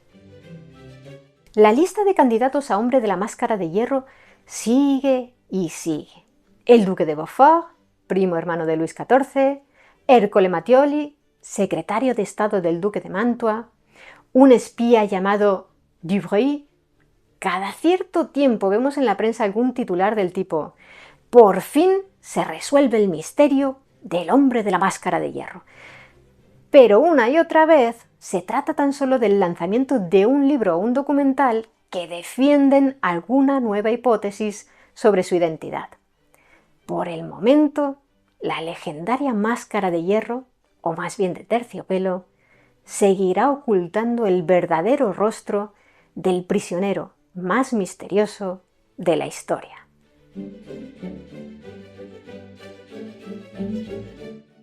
Bienvenidas, mentes curiosas. ¿Conocéis el origen de la leyenda del Dorado, la ciudad de oro que supuestamente se escondía en el norte de Sudamérica? ¿Sabíais que la búsqueda de aquella ciudad le costó la cabeza al famoso corsario Sir Walter Raleigh?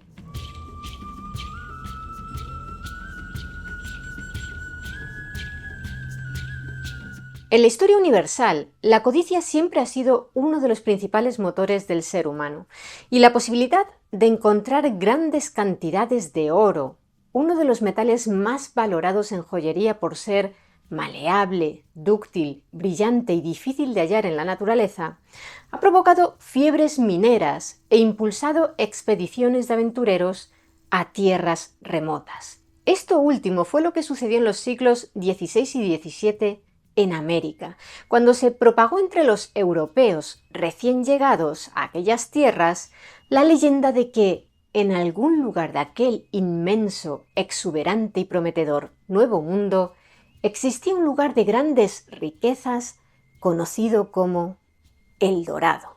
¿De qué modo surgió esa creencia? Como ocurre con casi todas las leyendas, resulta imposible saberlo con exactitud, pero es muy probable que su germen estuviera en una espléndida ceremonia que celebraban en la laguna de Guatavita los muiscas, un pueblo nativo que habitaba en la zona central de la actual República de Colombia. En el año 1538, el conquistador español Gonzalo Jiménez de Quesada, al mando de una expedición que logró derrotar militarmente a los muiscas, que habitaban en la zona central de la actual Colombia, fundó de facto la ciudad de Santa Fe de Bogotá, que se convertiría en la capital del nuevo Reino de Granada. No tardaron en llegar a oídos de los españoles los relatos de una ceremonia que los muiscas habían estado realizando desde tiempos inmemoriales en la laguna de Guatavita, que estaba situada a unos 60 kilómetros al norte de Santa Fe de Bogotá y era sagrada para aquel pueblo, pues en ella adoraban a Chía, su diosa del agua. Al parecer, aquella ceremonia había dejado de celebrarse décadas antes de la llegada de los españoles y solo tenía lugar en ocasiones muy especiales, como la investidura de un nuevo guayque o cipa, es decir, el gobernante supremo del Cipago, una de las divisiones administrativas más importantes de la Confederación Muisca. Algunos nativos de avanzada edad, que habían sido testigos presenciales de la última ceremonia sagrada realizada en aquella laguna, se la describieron a los españoles. Se preparaba desde niño al nuevo cacique para su cometido. Tenía que recluirse en una cueva, una casa ceremonial, para buscar y reunir allí la sabiduría que necesitaría para gobernar a su pueblo.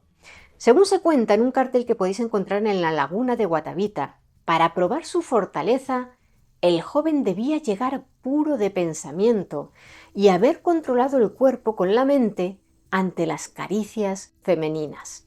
En la ceremonia a la que nos hemos referido antes, el que iba a convertirse en el nuevo guayque o cipa se quedaba desnudo y era embadurnado antes del amanecer con miel y resina de frailejón y cubierto por completo con polvo de oro, que representaba la semilla de la vida. Una vez dorado, se subía a una balsa de juncos adornada con mucho lujo y con braseros encendidos en los que quemaban una sustancia aromática a la que llamaban moque.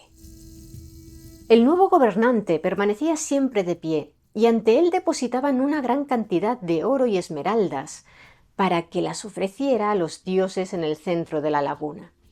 Lo acompañaban 4 sacerdotes, quienes, al igual que él, arrojaban al agua, una vez habían llegado al centro de la laguna, todas las joyas, brazaletes y objetos de oro que portaban como ofrenda. En las orillas el pueblo los imitaba y también lanzaba artículos de oro y piedras preciosas a la laguna. Asimismo, cuando los primeros rayos del sol tocaban la piel del nuevo líder, él mismo se sumergía en aquellas aguas para que el polvo de su cuerpo se desprendiera y quedara también en la laguna. Como si fuera una semilla, la penetraba para fecundarla y la laguna en su dimensión espiritual le otorgaba el poder. Cuando salía de aquellas aguas, ya era el nuevo guayque. Estas imágenes que os estamos mostrando corresponden a una pieza de orfebrería precolombina votiva, conocida como la balsa muisca o balsa dorada, y hace alusión a la ceremonia que se celebraba en la laguna de Guatavita. Esta famosa pieza realizada en oro con una pequeña cantidad de cobre fue hallada en 1969 por unos campesinos en una cueva del municipio colombiano de Pasca. Pero aparte de ella también se conoce esta otra pieza bastante parecida, que fue encontrada en las lagunas de Siecha en 1856. Ambas piezas refuerzan la hipótesis de que sí existieron rituales parecidos en los lagos de la región. Los españoles comenzaron a referirse a aquel jefe recubierto de polvo de oro con el apodo de El Dorado. Y como os podéis imaginar, los relatos de los nativos dispararon el interés de los saqueadores por aquella laguna circular de entre 350 y 430 metros de diámetro. ¿Cuántos tesoros estarían acumulados en el fondo de sus aguas? Sin embargo, en aquella época, si se quería buscar tesoros bajo el agua, la mejor vía era drenarla. Y drenar aquella laguna requería de una gran inversión y mucha mano de obra. En 1562, un comerciante de Bogotá, Antonio de Sepúlveda, acordó una capitulación con el rey de España, Felipe II, por la que éste le concedía cédula y privilegio para sacar de la laguna todo el oro, plata, perlas, piedras preciosas y otras cualesquier cosas, sea desaguando la laguna o sacando con otros ingenios lo que en ella hubiere, por 8 años, a cambio de la cuarta parte de todo lo que se saque en oro y plata de dicha laguna y la mitad de las piedras u otra cosa de precio que se obtenga. ¿Y cómo le fue a Sepúlveda con aquella empresa? Según relató el escritor novogranadino Juan Rodríguez Freile, amigo íntimo de Sepúlveda, en su crónica histórica de la conquista de Nueva Granada, conocida coloquialmente como El Carnero, el comerciante bogotano logró practicar un desaguadero que le permitió rebajar en parte el nivel del agua de la laguna y tras rastrear las orillas expuestas, recopiló centenares de piezas de oro por valor de más de 12.000 pesos. Años después intentó hacer un nuevo desagüe más profundo, pero no lo logró y falleció, pobre y cansado. El propio escritor ayudó a enterrar a su amigo en la iglesia de Guatavita. No solo los españoles intentaron hallar los tesoros del fondo de la laguna. A lo largo de los siglos probaron fortuna ingleses, franceses, alemanes y, por supuesto, colombianos. En 1911, la sociedad inglesa Contractors Limited consiguió drenar totalmente el agua de la laguna, pero el lecho del lago estaba compuesto por varios metros de una densa barrera de algas, limo y barro que impedían alcanzar verdaderamente el fondo. Además, seguía discurriendo por el fondo una pequeña cantidad de agua, dado que la laguna se nutre también de aguas subterráneas. Pusieron a una docena de peones a excavar el limo, pero como éste había quedado expuesto al retirar el agua, el sol lo coció, endureciéndolo mucho y complicando aún más los trabajos de excavación.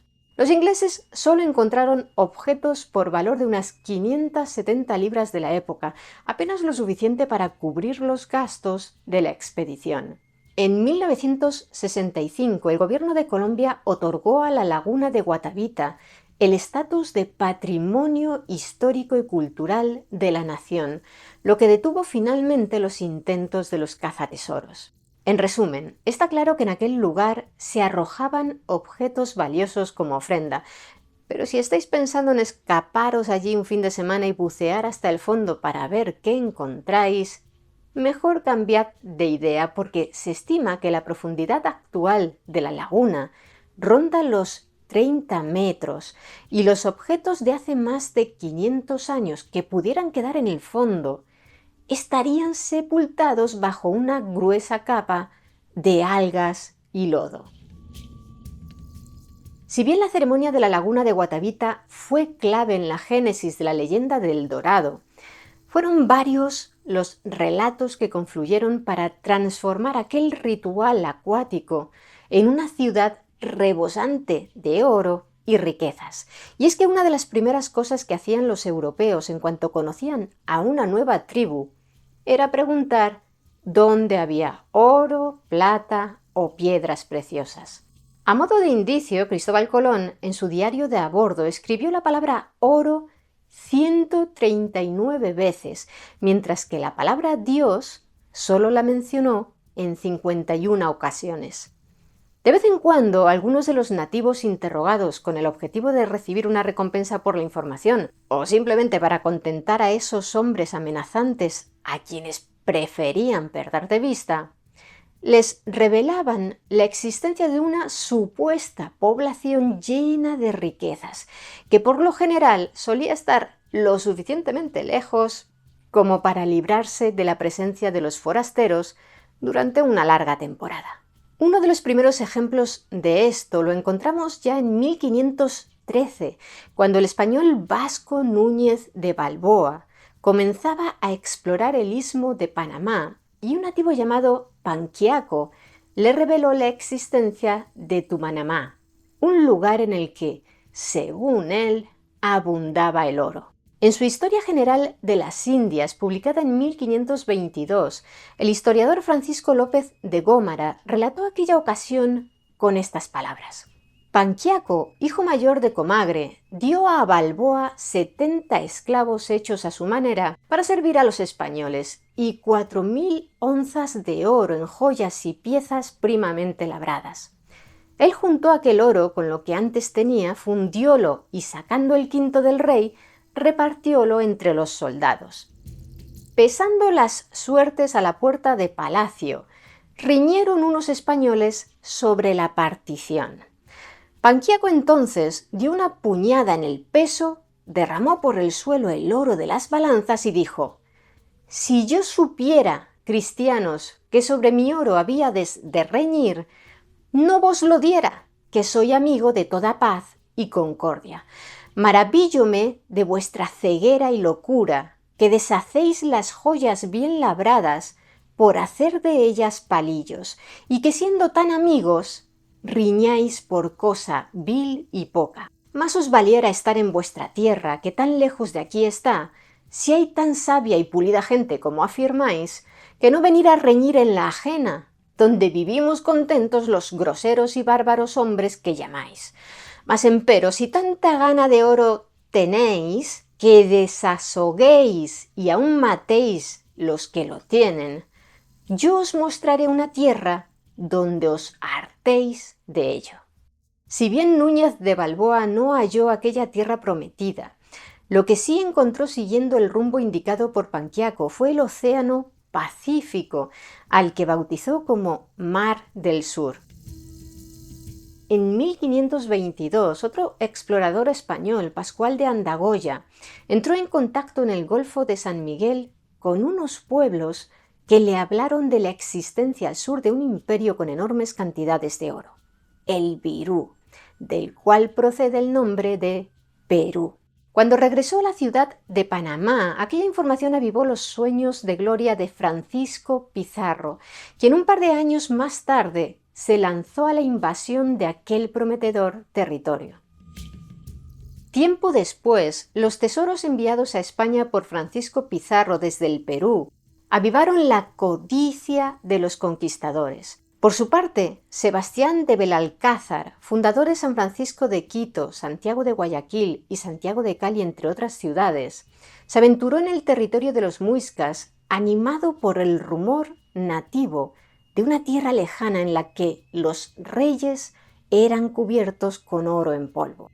Pero llegó después de que lo hiciera Gonzalo Jiménez de Quesada, el fundador de Santa Fe de Bogotá, de quien ya hemos hablado, y tampoco encontró nada más concreto que los relatos sobre la laguna de Guatavita.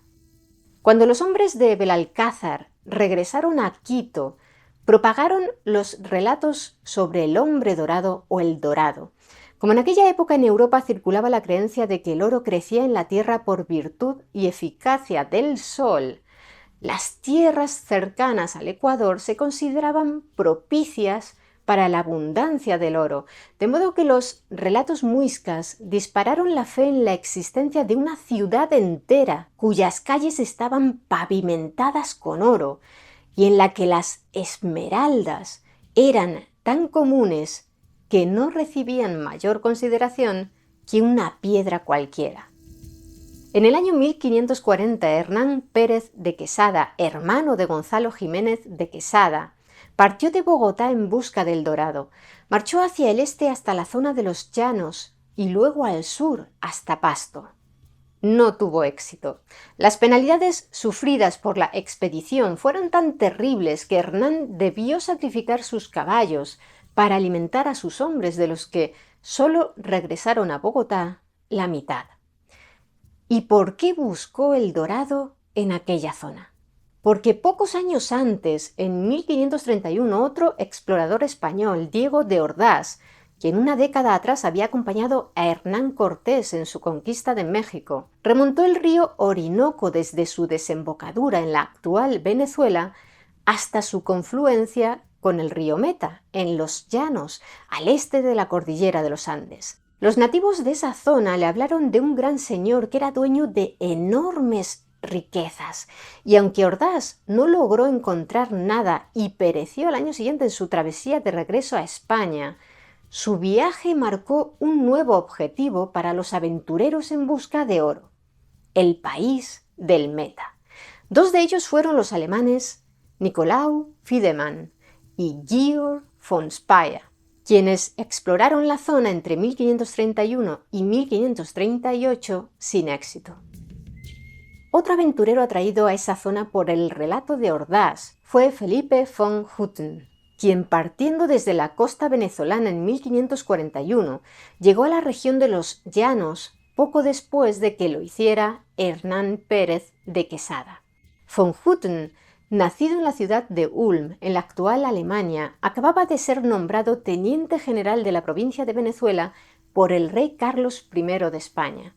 Su expedición logró dar con una ciudad de unos 800 habitantes, llamada Macatoa, cuyo cacique les confirmó la existencia de un reino no muy lejano de grandes riquezas, el de los Omeguas. Sin embargo, también les advirtió que los Omeguas eran muy belicosos y que les convendría reunir un ejército numeroso antes de adentrarse en sus tierras. Aunque von Hutten decidió ignorar su recomendación, el cacique de Macatoa se ofreció a guiarlo hasta el territorio de los Omeguas. Tras una marcha a través de anchos caminos que duró 5 días, divisaron en la lejanía una gran población con calles rectas y un gran edificio muy alto que sobresalía en el centro de aquella ciudad. Cuando le preguntaron al cacique para qué servía aquel edificio, éste les dijo que era un templo con muchos ídolos de oro macizo y que más adelante encontrarían otras ciudades aún más ricas. Antes de despedirse de los españoles, el líder de Macatoa les aconsejó que capturaran a algunos nativos de la zona para interrogarlos acerca del territorio. Cuando intentaron hacer algunos prisioneros, Felipe von Hutten recibió una grave herida de lanza en la axila, aunque logró salvar la vida gracias a la habilidad de su cirujano, Diego de Montes. Un gran estruendo de tambores y el griterío de una muchedumbre los convencieron para retirarse, acosados de cerca por los Omeguas. Regresaron a la costa venezolana convencidos de que habían estado a punto de pisar el Dorado. Una década más tarde, una migración masiva de tribus procedentes del Brasil hacia el Perú llevó consigo a oídos de los españoles nuevos relatos acerca de las grandes riquezas de los Omeguas. El interés por el dorado se reavivó, hasta el punto de que el virrey del Perú encomendó al navarro Pedro de Ursúa que organizara una expedición para dar con él, es decir, para que encontrara el territorio de los Omeguas.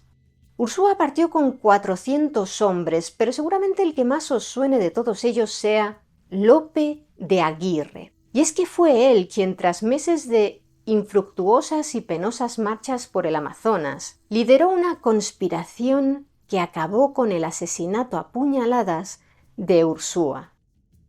A aquel asesinato le sucedieron una larga serie de intrigas, disputas y luchas por el mando de la expedición, que por largas y complejas de explicar, aunque interesantes, dejaremos para un futuro vídeo. De momento, en lo relativo al tema del dorado, basta con señalar que la desastrosa expedición acabó en un baño de sangre y que jamás llegaron al territorio de los Omeguas. Más adelante, otro explorador español, Antonio de Berrío, futuro fundador de Santo Tomé de Guayana, la actual ciudad Bolívar en Venezuela, se propuso dar con el dorado. El principal motivo fue que se había casado con una sobrina de Gonzalo Jiménez de Quesada, ya sabéis, el fundador de Santa Fe de Bogotá, y a la muerte de este, Berrío heredó sus bienes y títulos, entre ellos el hipotético cargo de gobernador del Dorado. Entre 1583 y 1589 llevó a cabo sus 2 primeras expediciones para buscarlo en las regiones de los Llanos y el Alto Orinoco. Cuando alcanzó el río Meta, unos nativos le aseguraron que pasando el río Orinoco había una cordillera detrás de la cual encontraría un lago gigantesco, en cuyas orillas existían grandes ciudades con un enorme número de habitantes y muchas riquezas de oro y piedras preciosas. Berrío no logró dar con aquel lugar, tampoco en su tercera expedición, iniciada en 1590. Sin embargo, estaba convencido de que el Dorado existía y que se trataba de una ciudad llamada Manoa. Basaba aquella convicción en un supuesto diario escrito por un hombre llamado Iones Martínez, que había participado en la expedición de Diego de Ordaz. Según relataba Martínez, sus compañeros de aventura lo habían acusado de ser el responsable del incendio de un polvorín y lo habían abandonado a su suerte en una canoa en medio del río Orinoco. Por suerte para él, unos nativos lo habían llevado hasta la gran ciudad de Manoa, en la que vivió durante 7 meses. En aquella ciudad, decía el diario, el oro abundaba y se empleaba para diversas cosas, como la fabricación de armaduras y escudos de guerra. El rey de la ciudad solía organizar fiestas en las que todo el mundo se desnudaba para ungirse con una sustancia blanca a la que llamaban curcay, tras lo cual los criados del rey soplaban polvo de oro con unas cañas hasta cubrirlos a todos por completo. Luego se emborrachaban durante días. El cacique de la ciudad permitió a Martínez regresar con los suyos remontando el Orinoco. Supuestamente logró llegar hasta Puerto Rico, donde falleció cuando planeaba regresar a España. Antes de morir, entregó unas vasijas llenas de cuentas labradas en oro a la iglesia y depositó su diario en la Cancillería de San Juan de Puerto Rico, donde lo encontró Berrío. Tan convencido estaba Berrío de aquella historia que escribió unas cartas al rey Felipe II en las que le confirmaba la existencia de El Dorado, una ciudad con techos y calles dorados en la que habitaba un rey inca. Se dice por cosa cierta, le contaba Berrío al monarca en una de sus misivas, que los reyes incas de estas provincias salieron a conquistar el Pirú y después, con discordia que hubo entre dos hermanos, el uno de miedo del otro se volvió huyendo a estas provincias. Pero aquellas cartas cayeron en manos inesperadas, las del famoso corsario inglés Sir Walter Raleigh, cuya escuadra interceptó el barco español en el que viajaban las cartas de Berrío para Felipe II.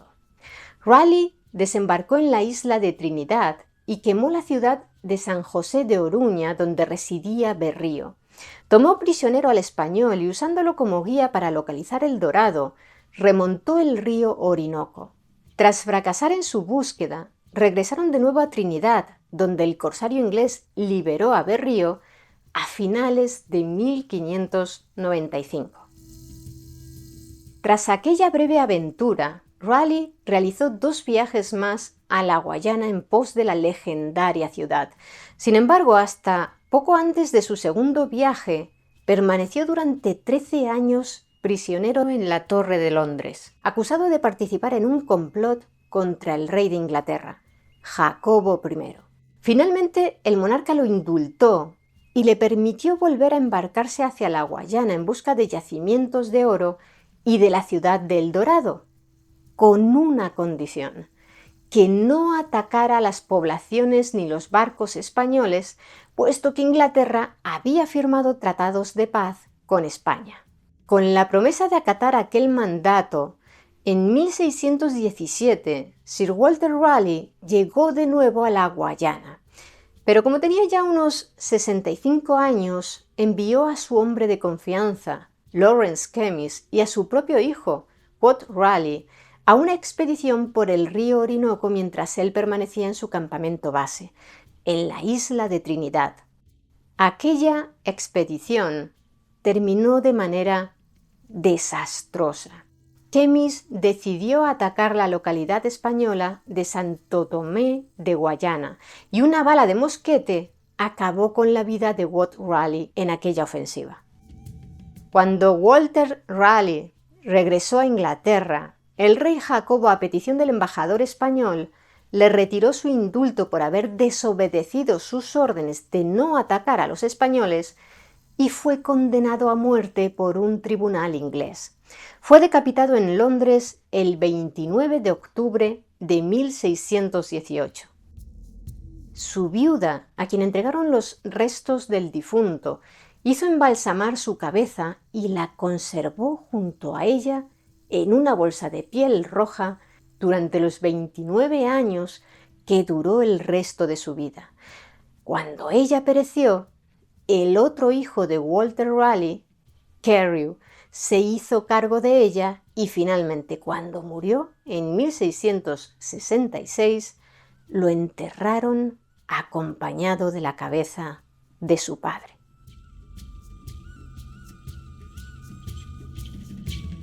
Bienvenidas, mentes curiosas. ¿Conocéis la historia del enigmático conde de Saint-Germain? Aventurero, alquimista, músico y espía del siglo XVIII, que según la leyenda descubrió el elixir de la inmortalidad.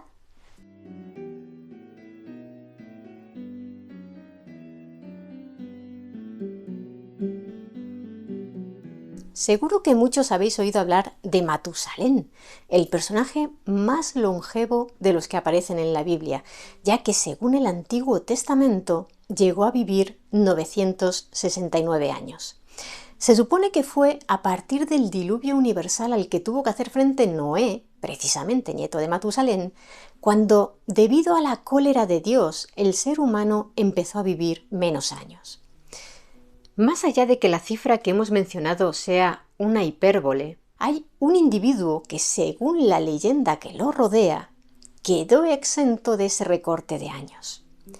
Muchos creen que en realidad es la misma persona que el mítico judío errante. El protagonista de nuestro vídeo de hoy es conocido como el Conde de Saint-Germain. Un personaje del que no conservamos demasiadas fuentes históricas fiables, ya que muchas, ya os adelanto, están llenas de exageraciones. Ni siquiera se sabe cuándo ni dónde nació. Él mismo se ocupó de envolverse con un halo de misterio, ya que siempre reconoció que Saint-Germain no era su nombre real, pero ocultó el verdadero y su país de origen. Llegó a este mundo entre 1690 y 1710. Como veis, se usa una horquilla de 20 años. Según la leyenda, nació en 1691 en un castillo de los Montes Cárpatos. Su último protector y buen amigo suyo, el príncipe Carlos de Hesse-Kassel, aseguraba que Saint-Germain le contó que había nacido en 1696 y era hijo del príncipe Francisco Rákóczi II de Transilvania, pero que nunca reconoció de forma abierta quién era su padre como medida de protección, dada la persecución que la dinastía de Rákóczi II sufrió por parte de los Habsburgo, a los que se había enfrentado en el marco de la Guerra de Independencia húngara. Pero atención, porque hay fuentes que han apuntado a un origen español para Saint-Germain. Según estas, era hijo natural de la reina viuda de Carlos II, Mariana de Neoburgo, que habría tenido el bebé con un banquero madrileño cuando se instaló en la ciudad francesa de Bayona, tras ser desterrada de Madrid por Felipe V en 1701. Hay otras muchas teorías, desde que era un Medici hasta que era hijo natural del rey de Portugal, Juan V. Por cierto, el hecho de que Saint-Germain hablara español y portugués sin ningún acento refuerza para algunos la teoría de su origen peninsular, pero es que el conde también hablaba muy bien alemán, inglés, italiano, francés, árabe, ruso, latín, griego, chino, sánscrito. De hecho, quienes lo conocieron coinciden en señalar que era un hombre carismático, muy cultivado e interesado en las artes, la medicina, la ciencia, la política. Algunos os preguntaréis, ¿y ese nombre francés? Saint-Germain. Hay quien señala que es un sobrenombre que tomó del latín, Sanctus Germanus, santo hermano. Sabemos de este personaje por primera vez en torno a 1743 en Londres, donde se instaló y obtuvo cierto reconocimiento como músico, ya que era un gran violinista. Incluso participó en la composición de la ópera L'Incostanza de Lusa, estrenada en el Haymarket Theatre en 1745 con algunas canciones de su autoría. Y llegó a publicar varias piezas para violín, entre otras obras. Pero a finales de 1745 fue arrestado en Londres, sospechoso de apoyar a los jacobitas, es decir, la causa de Carlos Eduardo Estuardo, conocido como Bonnie Prince Charlie, quien pretendía arrebatar el trono británico a Jorge II. De la detención de Saint-Germain tenemos noticia a través de una carta del escritor y político inglés Horace Walpole, en la que explicaba: el otro día capturaron a un hombre extraño que se hace llamar Conde de Saint-Germain. Ha estado aquí 2 años y no dice quién es ni de dónde, pero reconoce que no lleva su verdadero nombre. Canta, toca maravillosamente el violín, compone, está loco y no es muy sensible. Se le llama italiano, español, polaco. Alguien que se casó con una mujer de gran fortuna en México y huyó con sus joyas a Constantinopla. En dicha carta, Walpole explica que incluso el príncipe de Gales, Federico Luis de Gales, había mostrado curiosidad por el misterioso personaje y que había intentado realizar averiguaciones sobre sus orígenes, pero sin éxito. Saint-Germain enseguida fue liberado sin cargos debido a la falta de pruebas sobre su apoyo a los jacobitas, pero no tardó en abandonar la capital británica. Lo hizo al año siguiente, en 1746. Muchas fuentes señalan que no se supo nada más de él durante más de una década porque, según apuntan unos, se marchó a Alemania para trabajar en sus experimentos químicos y alquímicos, y según otros, viajó a la India y al Tíbet. Pero en el sitio web francés Savoir d'Histoire, en un artículo muy interesante sobre este personaje, se menciona una carta que el conde envió solo 3 años después de marcharse de Londres, en 1749. Estaba dirigida a Lord Charles Cadogan, que vivía en Inglaterra, y en ella Saint-Germain le contaba a su amigo que se sentía muy solo en el Alto Palatinado, en Baviera. También reconocía haber visitado en 5 ocasiones París, donde se había enamorado de una mujer llamada Madame d'Augny, que había terminado casada un año antes, en 1748, con un varón, lo que le había roto el corazón a Saint-Germain. Volvemos a tener noticias del conde precisamente en París. Tardó una década en regresar. Fue en 1758 y se cree que lo hizo acompañando a Charles-Louis Auguste Fouquet, duque de Belle-Île, oficial y diplomático francés que había sido nombrado mariscal en 1740 y que se convirtió en su protector después de que el conde supuestamente lo curara en Viena de una grave enfermedad. Fue en la Ciudad de la Luz donde se forjó realmente la leyenda de Saint-Germain. Según otras versiones, ya ves que hay versiones para aburrir, el conde se trasladó a Francia tras visitar otros países en diferentes misiones políticas, ya que en numerosas ocasiones ministros de las Cortes europeas lo contrataron como espía. El caso es que llegó a París a principios de 1758 y tenía muy buena relación con el duque de Belle-Île.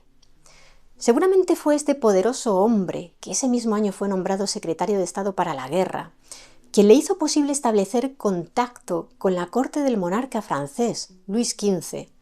Saint-Germain escribió al director de los edificios del rey, puesto ocupado por el noble Abel François Poisson de Vandierre, marqués de Marigny, para ofrecer sus servicios al monarca.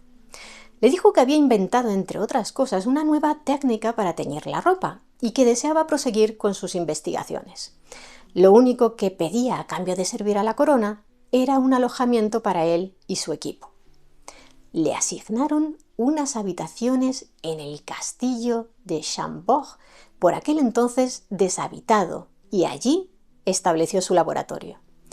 Sin embargo, viajaba mucho a París, porque menuda coincidencia, el marqués de Marigny, en quien había despertado un vivo interés, le habló a su hermana de este misterioso personaje.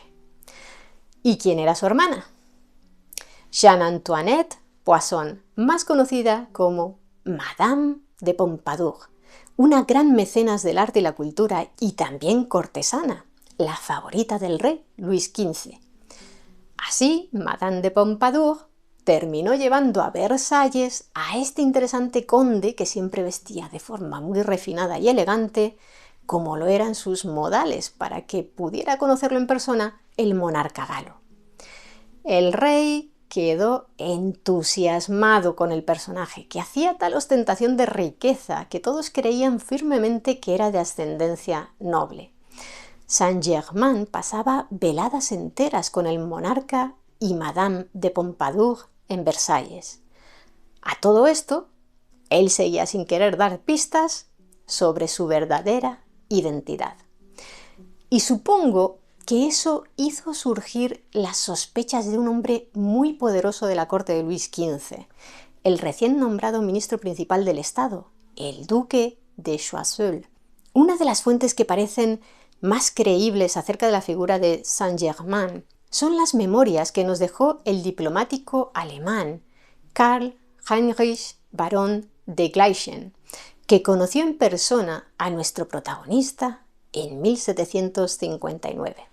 El barón nos explica en dicha obra que Choiseul decía conocer el origen del conde. Según sus informaciones, era hijo de un judío portugués y, en palabras del duque, engañaba la credulidad de la ciudad y de la corte. En presencia de Gleichen, Choiseul también dijo, al parecer en tono enfadado: «Es extraño que a menudo se permita al rey estar casi solo con un hombre así, cuando él nunca sale, excepto rodeado de guardias, como si por todas partes hubiera asesinos». Más adelante veremos cómo Choiseul intentó desacreditar a Saint-Germain. En sus memorias, el barón de Gleichen describió a nuestro protagonista como un hombre de mediana estatura, muy robusto, vestido con una soberbia y refinada sencillez. La primera vez que ambos hablaron lo hicieron de pintura y, curiosamente, Saint-Germain le descubrió a su interlocutor una obra de Murillo, la Sagrada Familia, que según el barón igualaba en belleza a la que había de Rafael en Versalles. Asimismo, Gleichen quedó impresionado por la cantidad de joyas que Saint-Germain lucía. «Creí estar viendo los tesoros de la lámpara maravillosa», escribió el barón, que después expresó sus dudas sobre si quizás, dados los conocimientos químicos que poseía el conde, no era él mismo quien fabricaba las piedras preciosas que mostraba a todo el mundo. Se cuenta que Saint-Germain lucía diamantes hasta en las hebillas de los zapatos y que también los llevaba en sus bolsillos como forma de pago. Llegó a correr el rumor de que, como alquimista, había conseguido la fusión de muchos diamantes pequeños para fabricar uno grande, o que era capaz de transmutar metales. Se supone que trabajó en la transmutación de metales vulgares en oro. Durante 6 meses, el barón Gleichen acompañó a menudo a Saint-Germain, así que llegó a conocerlo un poco, y eso es mucho tratándose de un personaje tan misterioso. Descubrió, por ejemplo, la inigualable capacidad del conde narrando historias. Jamás un hombre de su clase, explica en sus memorias Gleichen, tuvo semejante talento para excitar la curiosidad y manejar la credulidad de quienes lo escuchaban. Sabía dosificar, continúa el barón, lo maravilloso en sus relatos según el nivel de receptividad de su oyente. Cuando le contaba a un tonto un hecho de la época de Carlos V, le confiaba con toda franqueza que él mismo había presenciado el hecho en persona.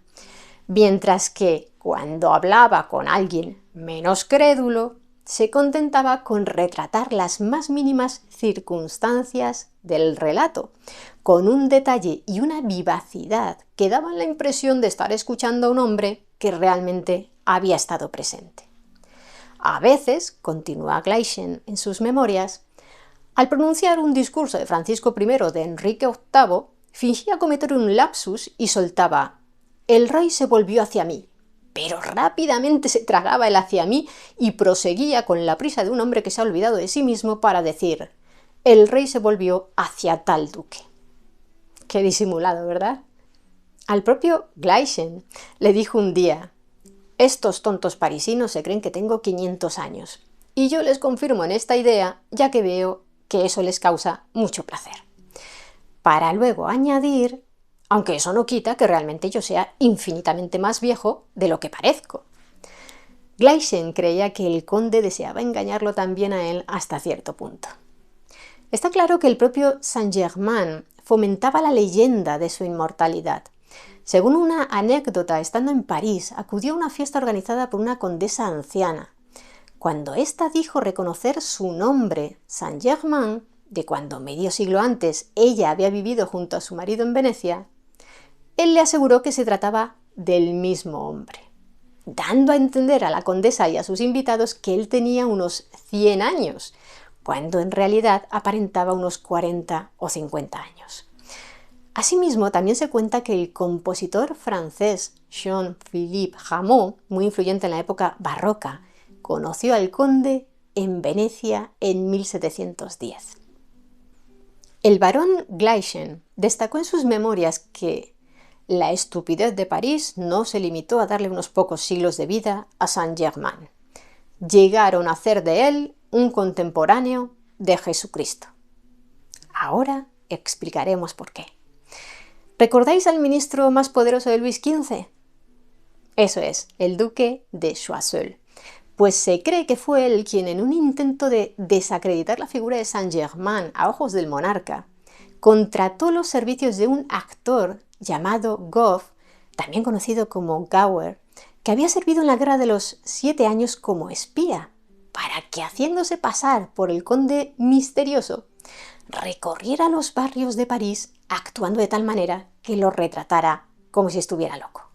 De forma que Gough, suplantando a Saint-Germain, empezó a contar historias increíbles, como que había brindado con Alejandro Magno y había presenciado su entrada en Babilonia, que había conocido y sido amigo de Jesucristo y le había pronosticado que acabaría mal, que había cazado en compañía de Carlomagno. Según explica en sus memorias Gleichen, fue esta broma tan absurda y repetida en París lo que además hizo que Saint-Germain adquiriera la fama de poseer un elixir llamado de larga vida que guardaba el secreto de la inmortalidad. De tal forma que se propagó la leyenda de que una anciana dama que poseía un frasco de este licor tragó tanto para rejuvenecer que terminó convertida en una niña pequeña. Curiosamente, Gleichen, que subrayó en su obra que todas estas fábulas no merecían la atención de las personas sensatas, llegó a admitir que un individuo de cuyo criterio se fiaba se había mostrado sorprendido porque, tras coincidir con el conde en 1759, 24 años después de la primera vez que lo había visto, lo encontró exactamente igual. Asimismo, Gleichen explica que todas las personas que conocieron a Saint-Germain desde 1759 hasta su muerte, y a quien él mismo preguntó sobre su aspecto, siempre decían que parecía un sexagenario bien conservado. Por tanto, era un hombre que solo había envejecido 10 años en el transcurso de 70. ¿Hasta qué punto eran fiables esos testimonios? Juzgadlo vosotros mismos. Eso sí, Gleichen asegura que no le oyó hablar jamás de una medicina universal ni alardear de conocimientos sobrenaturales para vivir más años, como sí hacían otros charlatanes. Lo único que el conde recomendaba para aumentar la esperanza de vida era una dieta que él mismo llevaba y consistía en no beber mientras comía y purgarse con unas hierbas medicinales que se preparaba. También tenemos noticias de Saint-Germain a través de las palabras de una de las mentes más ilustradas del siglo XVIII, el escritor y filósofo francés Voltaire. Este, en una carta dirigida al rey de Prusia, Federico II, con fecha de abril de 1758, describió a Saint-Germain como un hombre que no muere nunca y que lo sabe todo.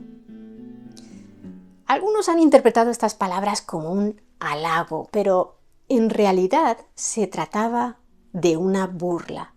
En las obras completas de Voltaire, que reúnen su correspondencia al completo, podemos leer el contexto de la frase. El filósofo francés habla de un secreto que conocerían el duque de Choiseul, el canciller austriaco Wenzel Anton von Kaunitz y el primer ministro británico William Pitt. Voltaire explicaba en su carta: se dice que ese secreto solo lo conoce un tal Saint-Germain, que anteriormente cenó en la ciudad de Trento con los padres del concilio, ya sabéis, celebrado 2 siglos antes, y que probablemente tenga el honor de ver a vuestra majestad dentro de 50 años. Es un hombre que nunca muere y que lo sabe todo. En cuanto a mí, que estoy al final de mi carrera y que no sé nada, me limito a desear que usted conozca al duque de Choiseul. En 1760, Luis XV envió a Saint-Germain a los Países Bajos para supuestamente negociar en su nombre un préstamo de 30 millones de florines que ayudara a la corona a financiar la Guerra de los 7 Años contra Inglaterra y sus aliados. Pero su misión real no era esa, sino otra, completamente secreta. Debía intentar iniciar en La Haya unas conversaciones de paz con Prusia, hasta ese momento aliada de Inglaterra. El mariscal de Belle-Île estaba detrás de todo el plan. Y Saint-Germain creyó tener carta blanca para negociar, pero una indiscreción suya provocó que dicha misión llegara a oídos del duque de Choiseul. Para el poderoso ministro del rey, ese posible tratado resultaba inadmisible. Por un lado, porque se pretendía romper la alianza que él defendía con Austria. Por otro, no toleraba que nadie se atreviera a negociar la paz sin estar él al corriente, ya que en la corte jamás un ministro debía inmiscuirse en el terreno de otro. Y él era el ministro de Asuntos Exteriores, así que la única explicación válida y que a Choiseul le venía muy bien era que Saint-Germain era un doble agente al servicio de Prusia, de Federico II. Ni Luis XV ni Belle-Île pudieron o quisieron llevarle la contraria.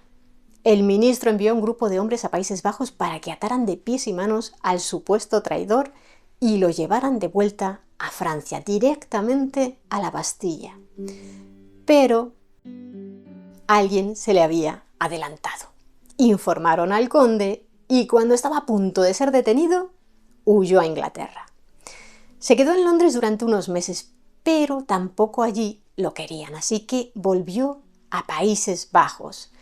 Y en Nijmegen, cerca de la frontera alemana, adquirió una gran propiedad y se dedicó a la investigación de tintes y colores usando el sobrenombre de Conde de Surmount.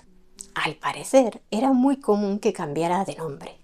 Italianos, rusos, alemanes, franceses. Según otras versiones más ligadas a la leyenda sobrenatural, en Países Bajos acumuló una gran riqueza vendiendo pócimas y ungüentos destinados a combatir cualquier mal, incluida la muerte.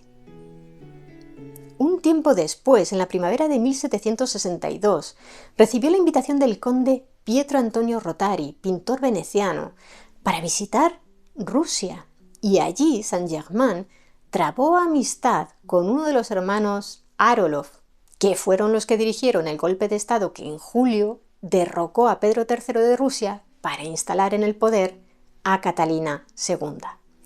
Algunas fuentes apuntan que el conde incluso participó en la rebelión que convirtió en emperatriz de Rusia a Catalina la Grande.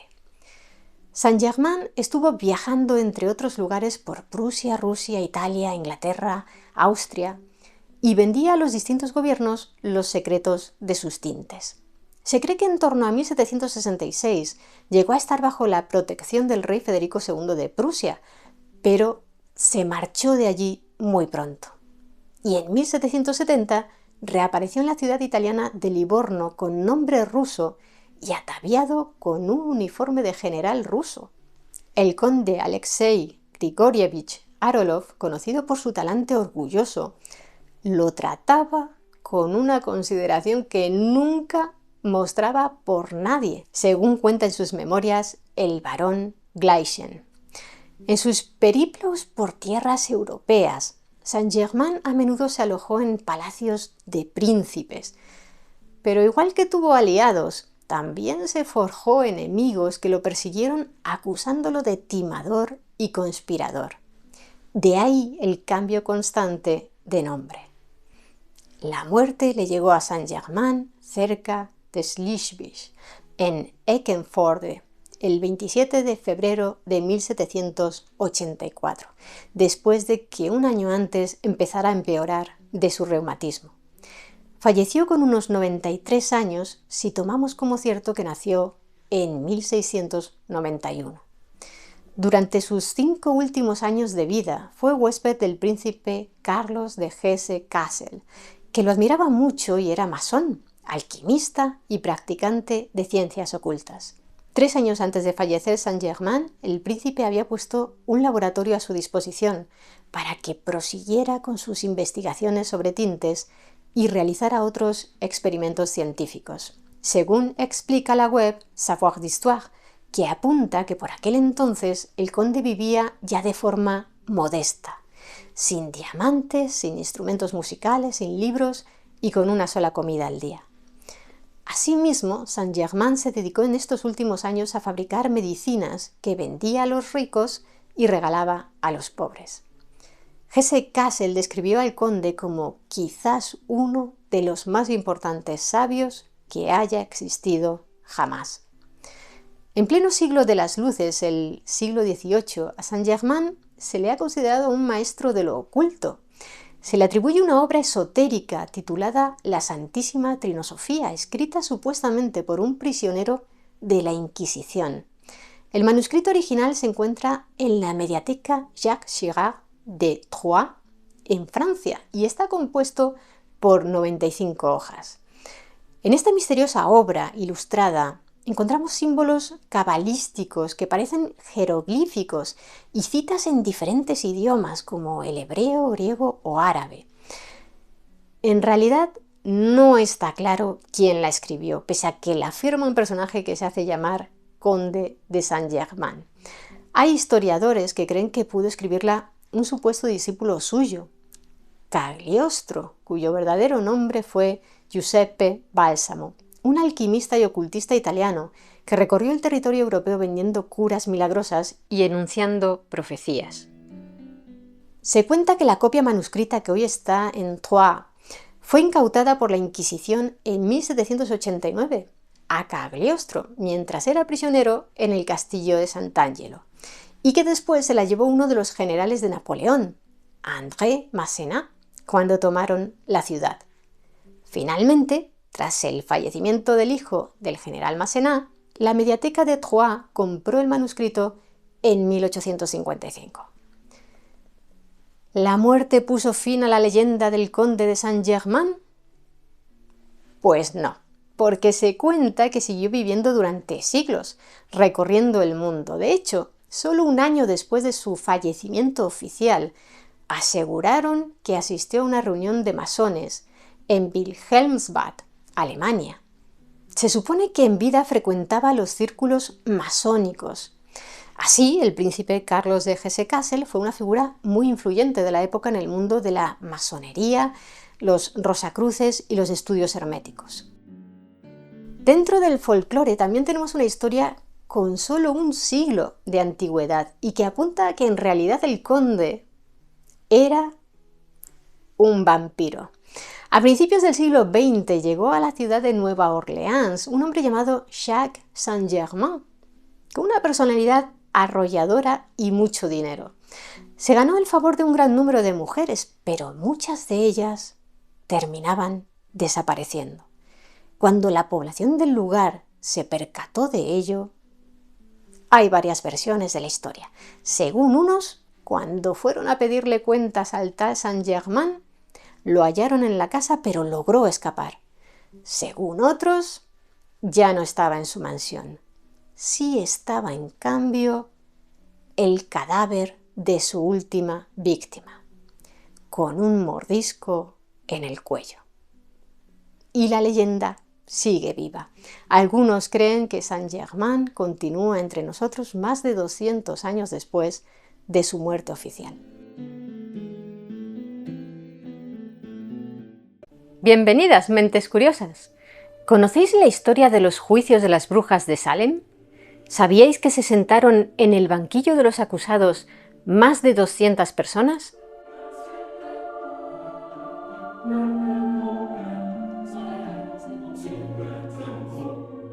En Europa, desde el siglo XIII hasta finales del XVII, decenas de miles de personas fueron ejecutadas o linchadas por ser presuntas servidoras del demonio. A cambio de los servicios al maligno, se supone que conseguían algún tipo de poder en esta tierra, desde salud hasta riquezas. Y se creía que su magia negra, los maleficia o maleficios, tenían por objetivo hacer daño, provocar enfermedades y otros males al prójimo. Para el cristianismo y también para otras religiones, la caza de brujas se convirtió en una obsesión. A estas personas con poderes mágicos obtenidos del diablo se les atribuían ritos blasfemos realizados en grupo, en aquelarres, así como actos obscenos e inmorales. De las brujas también se decía que eran capaces de volar, ya que al no tener alma eran mucho más ligeras, y de adquirir diversas formas, incluso de espectros invisibles, como veremos en el caso de Salem. Curiosamente, la mayoría de las acusadas de brujería fueron mujeres, ya que en aquella sociedad se las consideraba más débiles y por tanto más vulnerables ante el influjo del maligno. ¿Y dónde se produjeron las mayores cazas de brujas? Quizá algunos estéis pensando que en España, por la fama de la Inquisición española. Veamos si es así. Los economistas estadounidenses Peter Leeson y Jacob Russ de la Universidad de George Mason realizaron en 2017 un estudio sobre la caza de brujas en la Europa posmedieval.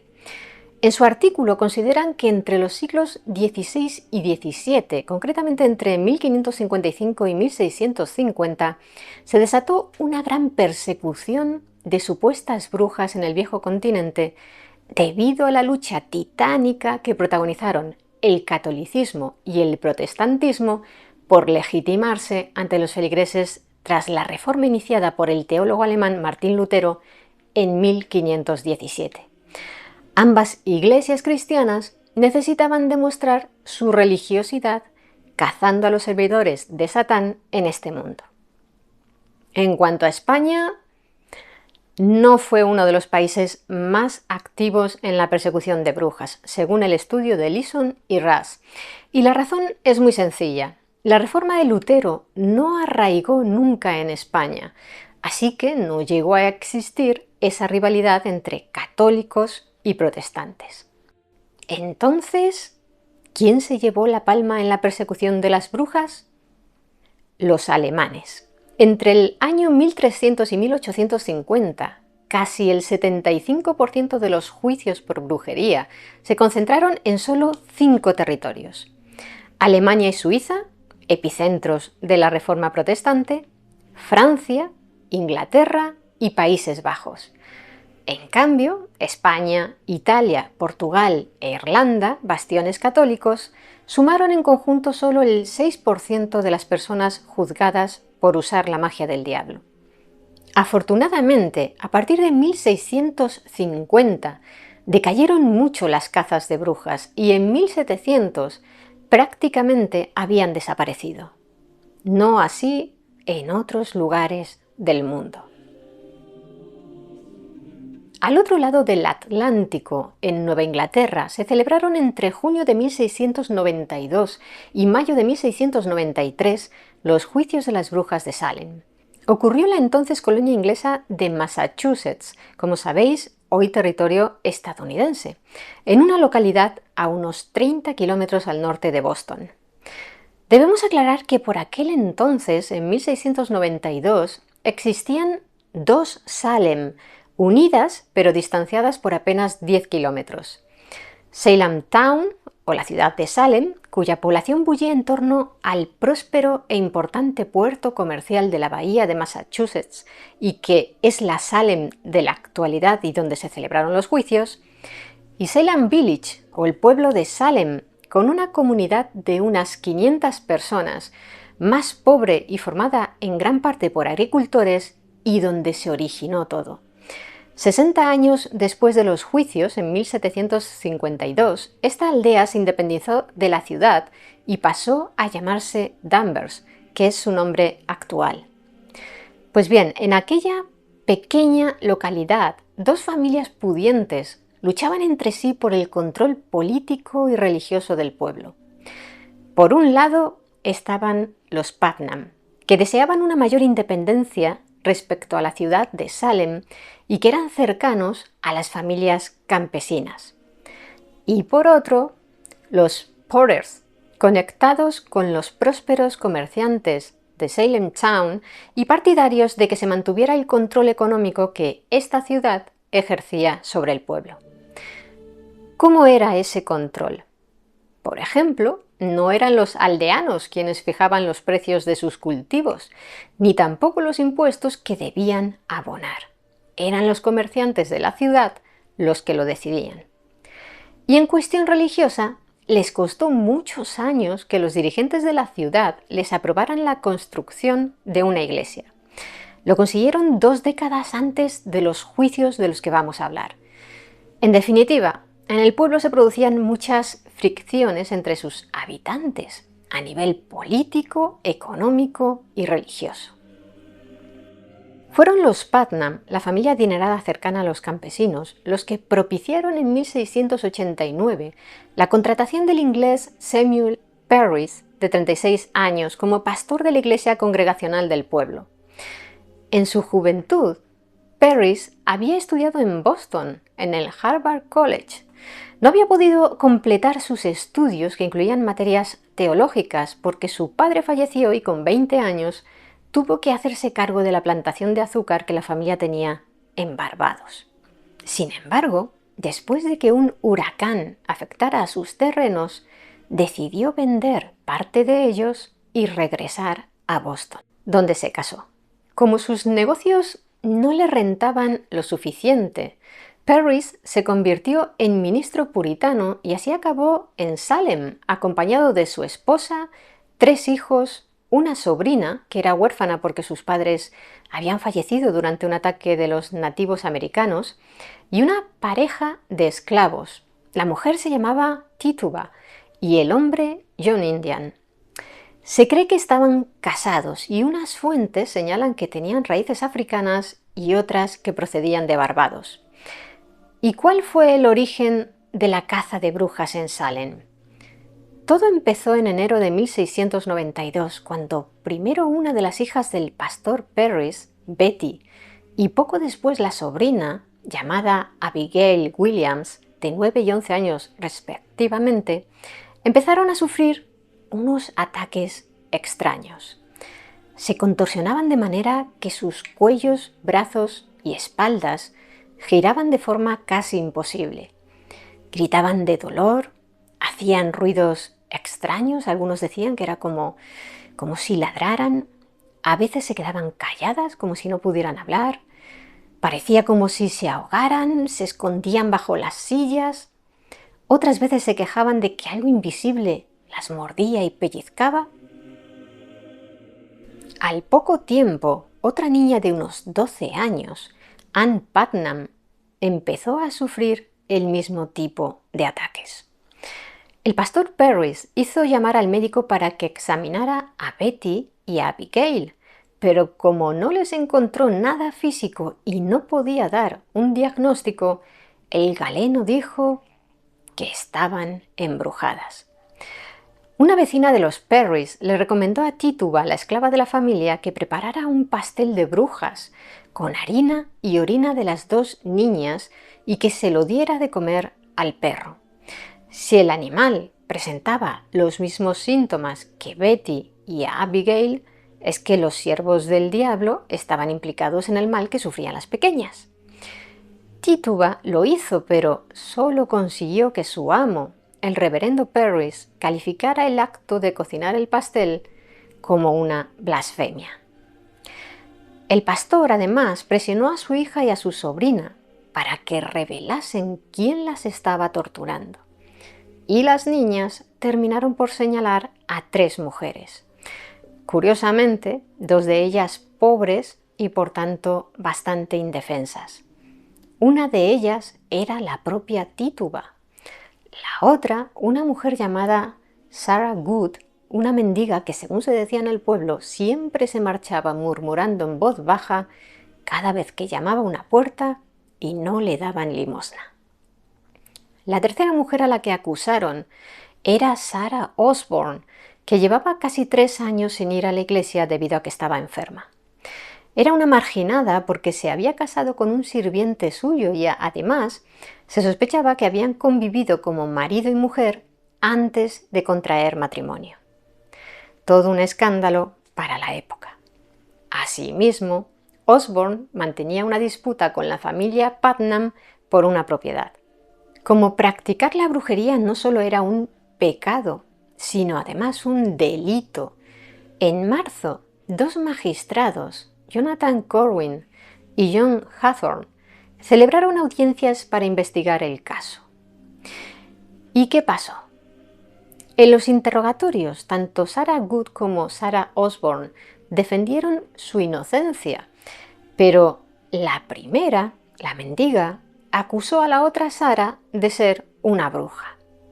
Por su parte, Tituba aseguró al principio que no era una sierva del demonio, pero tanto la presionaron, se cree que Perrys llegó a darle una paliza, que terminó explicando que sí había hecho un pacto con el maligno. Contó a los magistrados que un hombre venido de Boston le había pedido que firmaran el libro del diablo y que allí había visto las firmas de las otras 2 acusadas junto a otros 7 nombres que no fue capaz de leer. El objetivo de las brujas era destruir a los puritanos. Como podéis imaginar, tras recibir esta información se desató el pánico entre la población de la aldea y empezaron a propagarse como una epidemia los síntomas de las 3 primeras niñas, entre otras jóvenes del pueblo, y al mismo tiempo las acusaciones a otros miembros de la comunidad. En muchos casos, los nuevos individuos señalados eran personas respetadas. Fue el caso de Rebecca North. Durante semanas se fueron sumando más y más personas a la lista de los acusados que iban ingresando en prisión. Curiosamente, no se sabe si por casualidad, en dicha lista había muchos enemigos de los Putnam, que fueron los acusadores en muchos casos. En mayo de 1692, el gobernador de la provincia de la Bahía de Massachusetts, Sir William Phips, ordenó que se convocara un tribunal en Salem Town para escuchar a los acusados. Eso sí, no penséis que las personas detenidas tenían derecho a un abogado. Debían defenderse por sí solas. Lo tenían complicadísimo porque el tribunal admitió lo que se denominó pruebas o evidencias espectrales. Es decir, si una supuesta víctima testificaba que había visto tu espectro como una especie de aparición fantasmal de ti que solo ella veía, y que la atacabas con pellizcos y mordiscos durante un sueño o una visión, estabas acabado, porque se suponía que el diablo era quien te había permitido transformarte en un espíritu malévolo. Y mientras intentaban defenderse los acusados, porque también hubo hombres, las niñas y las jóvenes que habían acusado a estas personas convulsionaban y gritaban de dolor allí mismo, entre el público que había acudido al juicio. Eso también se consideraba una prueba. Ante semejante grado de indefensión y teniendo en cuenta que a las personas sentadas en el banquillo les ofrecían ser absueltas si testificaban contra otros individuos, les daban esta opción porque los puritanos creían que el propio Dios terminaría dándoles el castigo que merecían. Hubo acusadas que confesaron que eran brujas y señalaron a otras servidoras del diablo.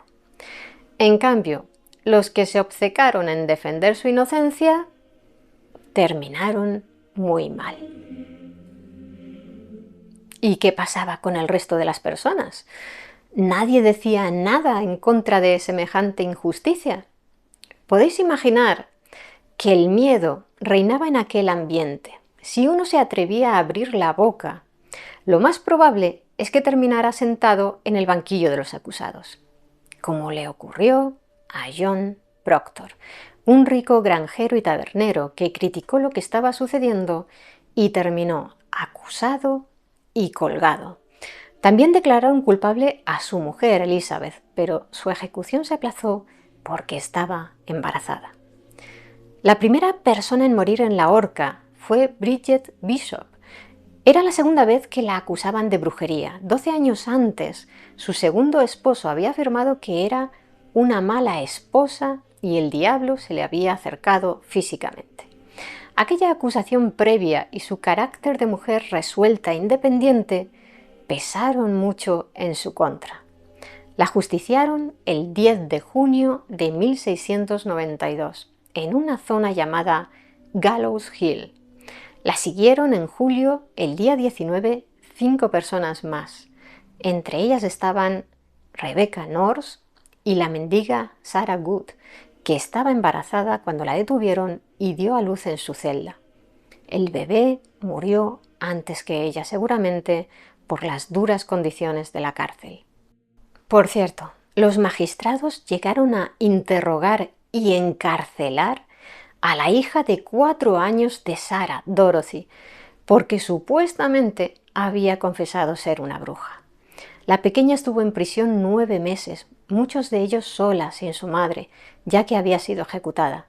En diciembre, por fin, fue liberada. ¿Y qué había pasado con las otras 2 mujeres a las que se acusó de brujería junto a Wood? Osborne y Tituba. Osborne murió en la cárcel el 29 de mayo de 1692, mientras que Tituba, como Perris no la quería ya como esclava porque terminó retractándose y diciendo que solo había confesado ser bruja porque la habían golpeado, no llegó a ser juzgada, pero sí pasó muchos meses en prisión. Finalmente fue vendida, seguramente junto a John Indian, a otro amo, que fue quien pagó los gastos de su estancia en la cárcel. Otro de los hombres acusados fue George Burroughs, que había trabajado como pastor en el pueblo de Salem entre los años 1680 y 1683, y que viajó desde Maine, donde vivía, para hacer frente a la acusación de que era el líder de las brujas juzgadas. Tampoco se libró. Lo ahorcaron junto a otras 4 personas en agosto. Y eso que justo en el momento en que iban a colgarlo, empezó a recitar un Padre Nuestro, y eso provocó que algunos de los asistentes quisieran detener la ejecución, ya que se consideraba que rezar no era algo que pudiera hacer un brujo. Sin embargo, otro ministro congregacional, Cotton Mather, que había mantenido algunos encontronazos doctrinales con Burroughs y también estaba presente, aseguró desde su caballo que el condenado no era un ministro ordenado y que el diablo a menudo se transformaba en un ángel de luz. Para hacer honor a la verdad, a Mather hay que reconocerle el hecho de que justo después de que colgaran a la primera condenada, Bishop, intentó sin demasiado éxito que el tribunal no aceptara las pruebas espectrales, algo que también defendió su padre Increase Mather, por aquel entonces presidente del Harvard College, quien dijo: «Más vale que escapen 10 presuntos brujos que condenar a un inocente».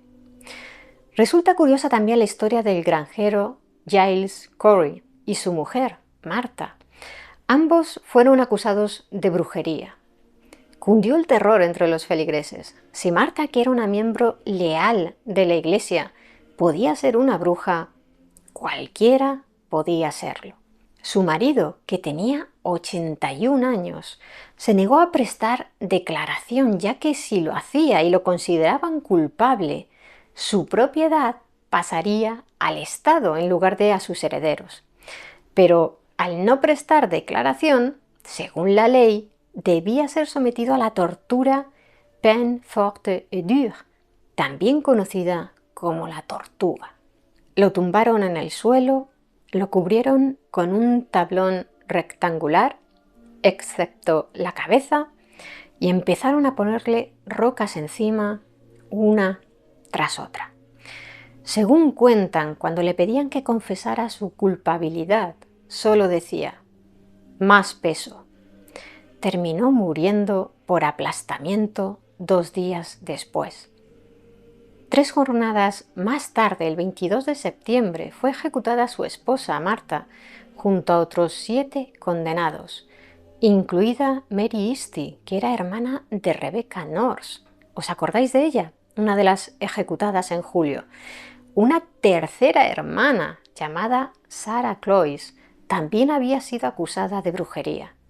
Por suerte, ella sí sobrevivió, aunque le tocó pasar en prisión una larga temporada.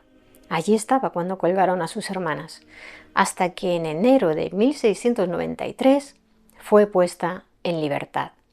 Murió una década más tarde, cuando tenía 55 años, y pasó todo ese tiempo intentando restablecer el buen nombre de sus hermanas. Pero regresemos a 1692.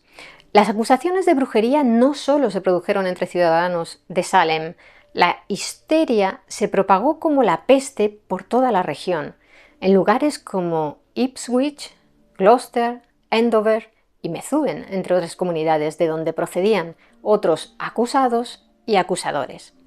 Los juicios se retomaron en la ciudad de Salem en enero y febrero de 1693, ya con el anterior tribunal disuelto y sustituido por un Tribunal Superior de Justicia por decisión del gobernador William Phips. Esta nueva corte judicial dejó de admitir las pruebas espectrales, quizá por influencia de la petición de Increase Mather, aunque también pudo influir que intentaran acusar de brujería a la propia mujer del gobernador Phips y que éste considerase que aquello ya era pasarse. Para principios de 1693 había 56 personas acusadas. Solo 3 fueron condenadas y cuando los juicios terminaron en mayo, el gobernador indultó a esas personas y a las que estaban en la cárcel, incluida la esposa del rico tabernero John Proctor, que había dado a luz en enero. La justicia llegó a sentar en el banquillo a más de 200 personas acusadas de practicar brujería. En total fueron ejecutadas en la horca 19, mientras que otras 5 fallecieron en la cárcel, más el caso del granjero Corey, que antes os hemos contado y que murió por aplastamiento bajo las rocas. ¿Pero por qué ocurrió todo esto? Se ha especulado mucho sobre qué pudo provocar esos extraños ataques en la hija y la sobrina del reverendo Parris.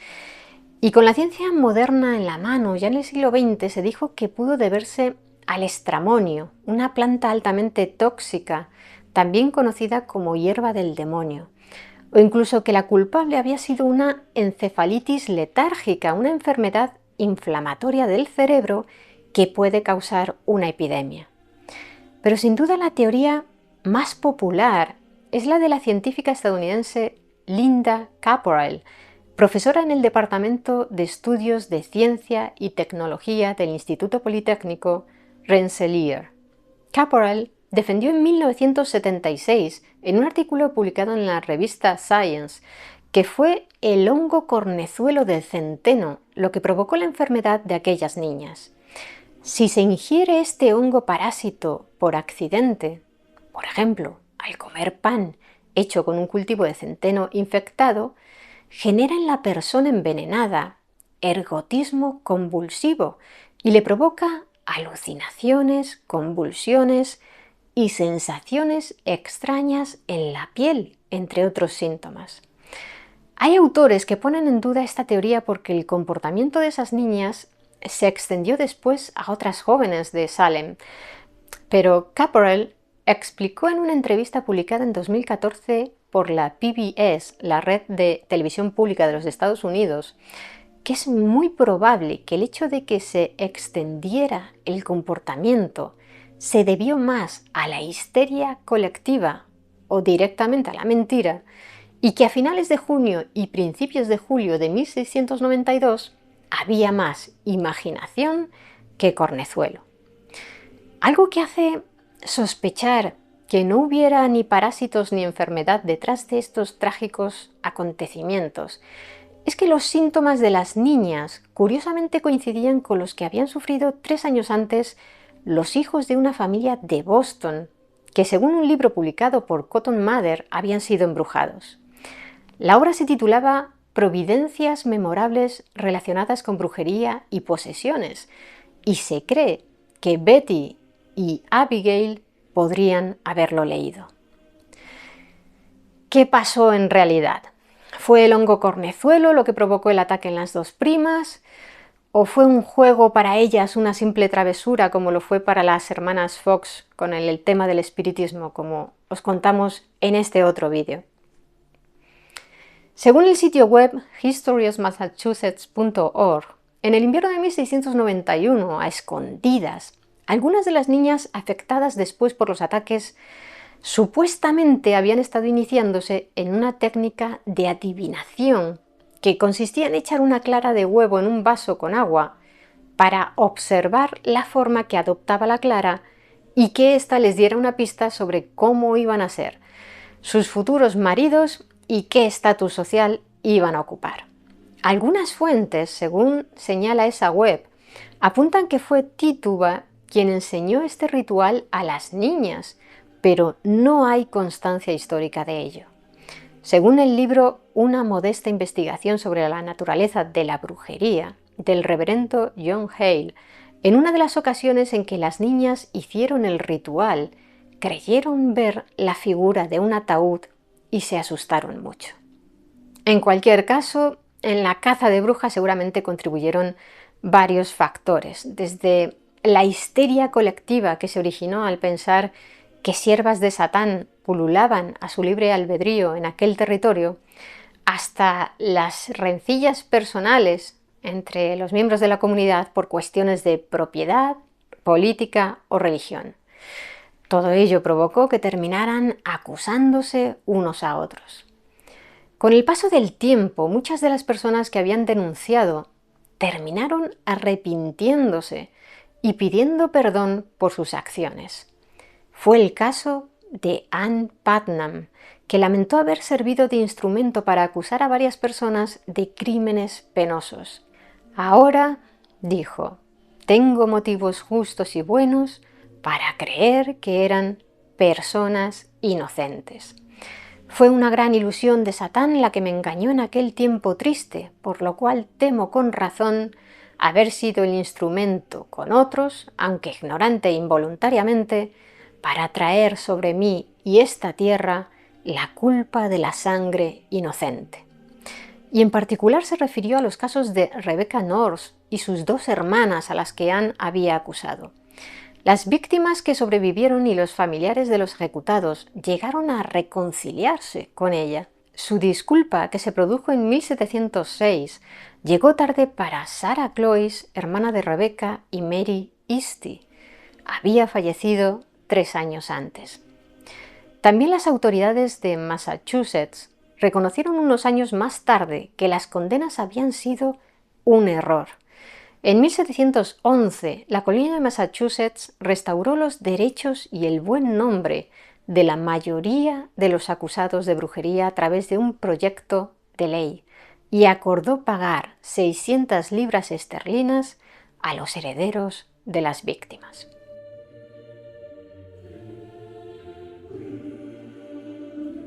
Y hasta aquí nuestro megavídeo de enigmas históricos. ¿Cuál os ha resultado más interesante? ¿Queréis que publiquemos más vídeos de 12 horas como este? ¿Y sobre qué tema os gustaría que tratasen? Contádnoslo abajo en los comentarios.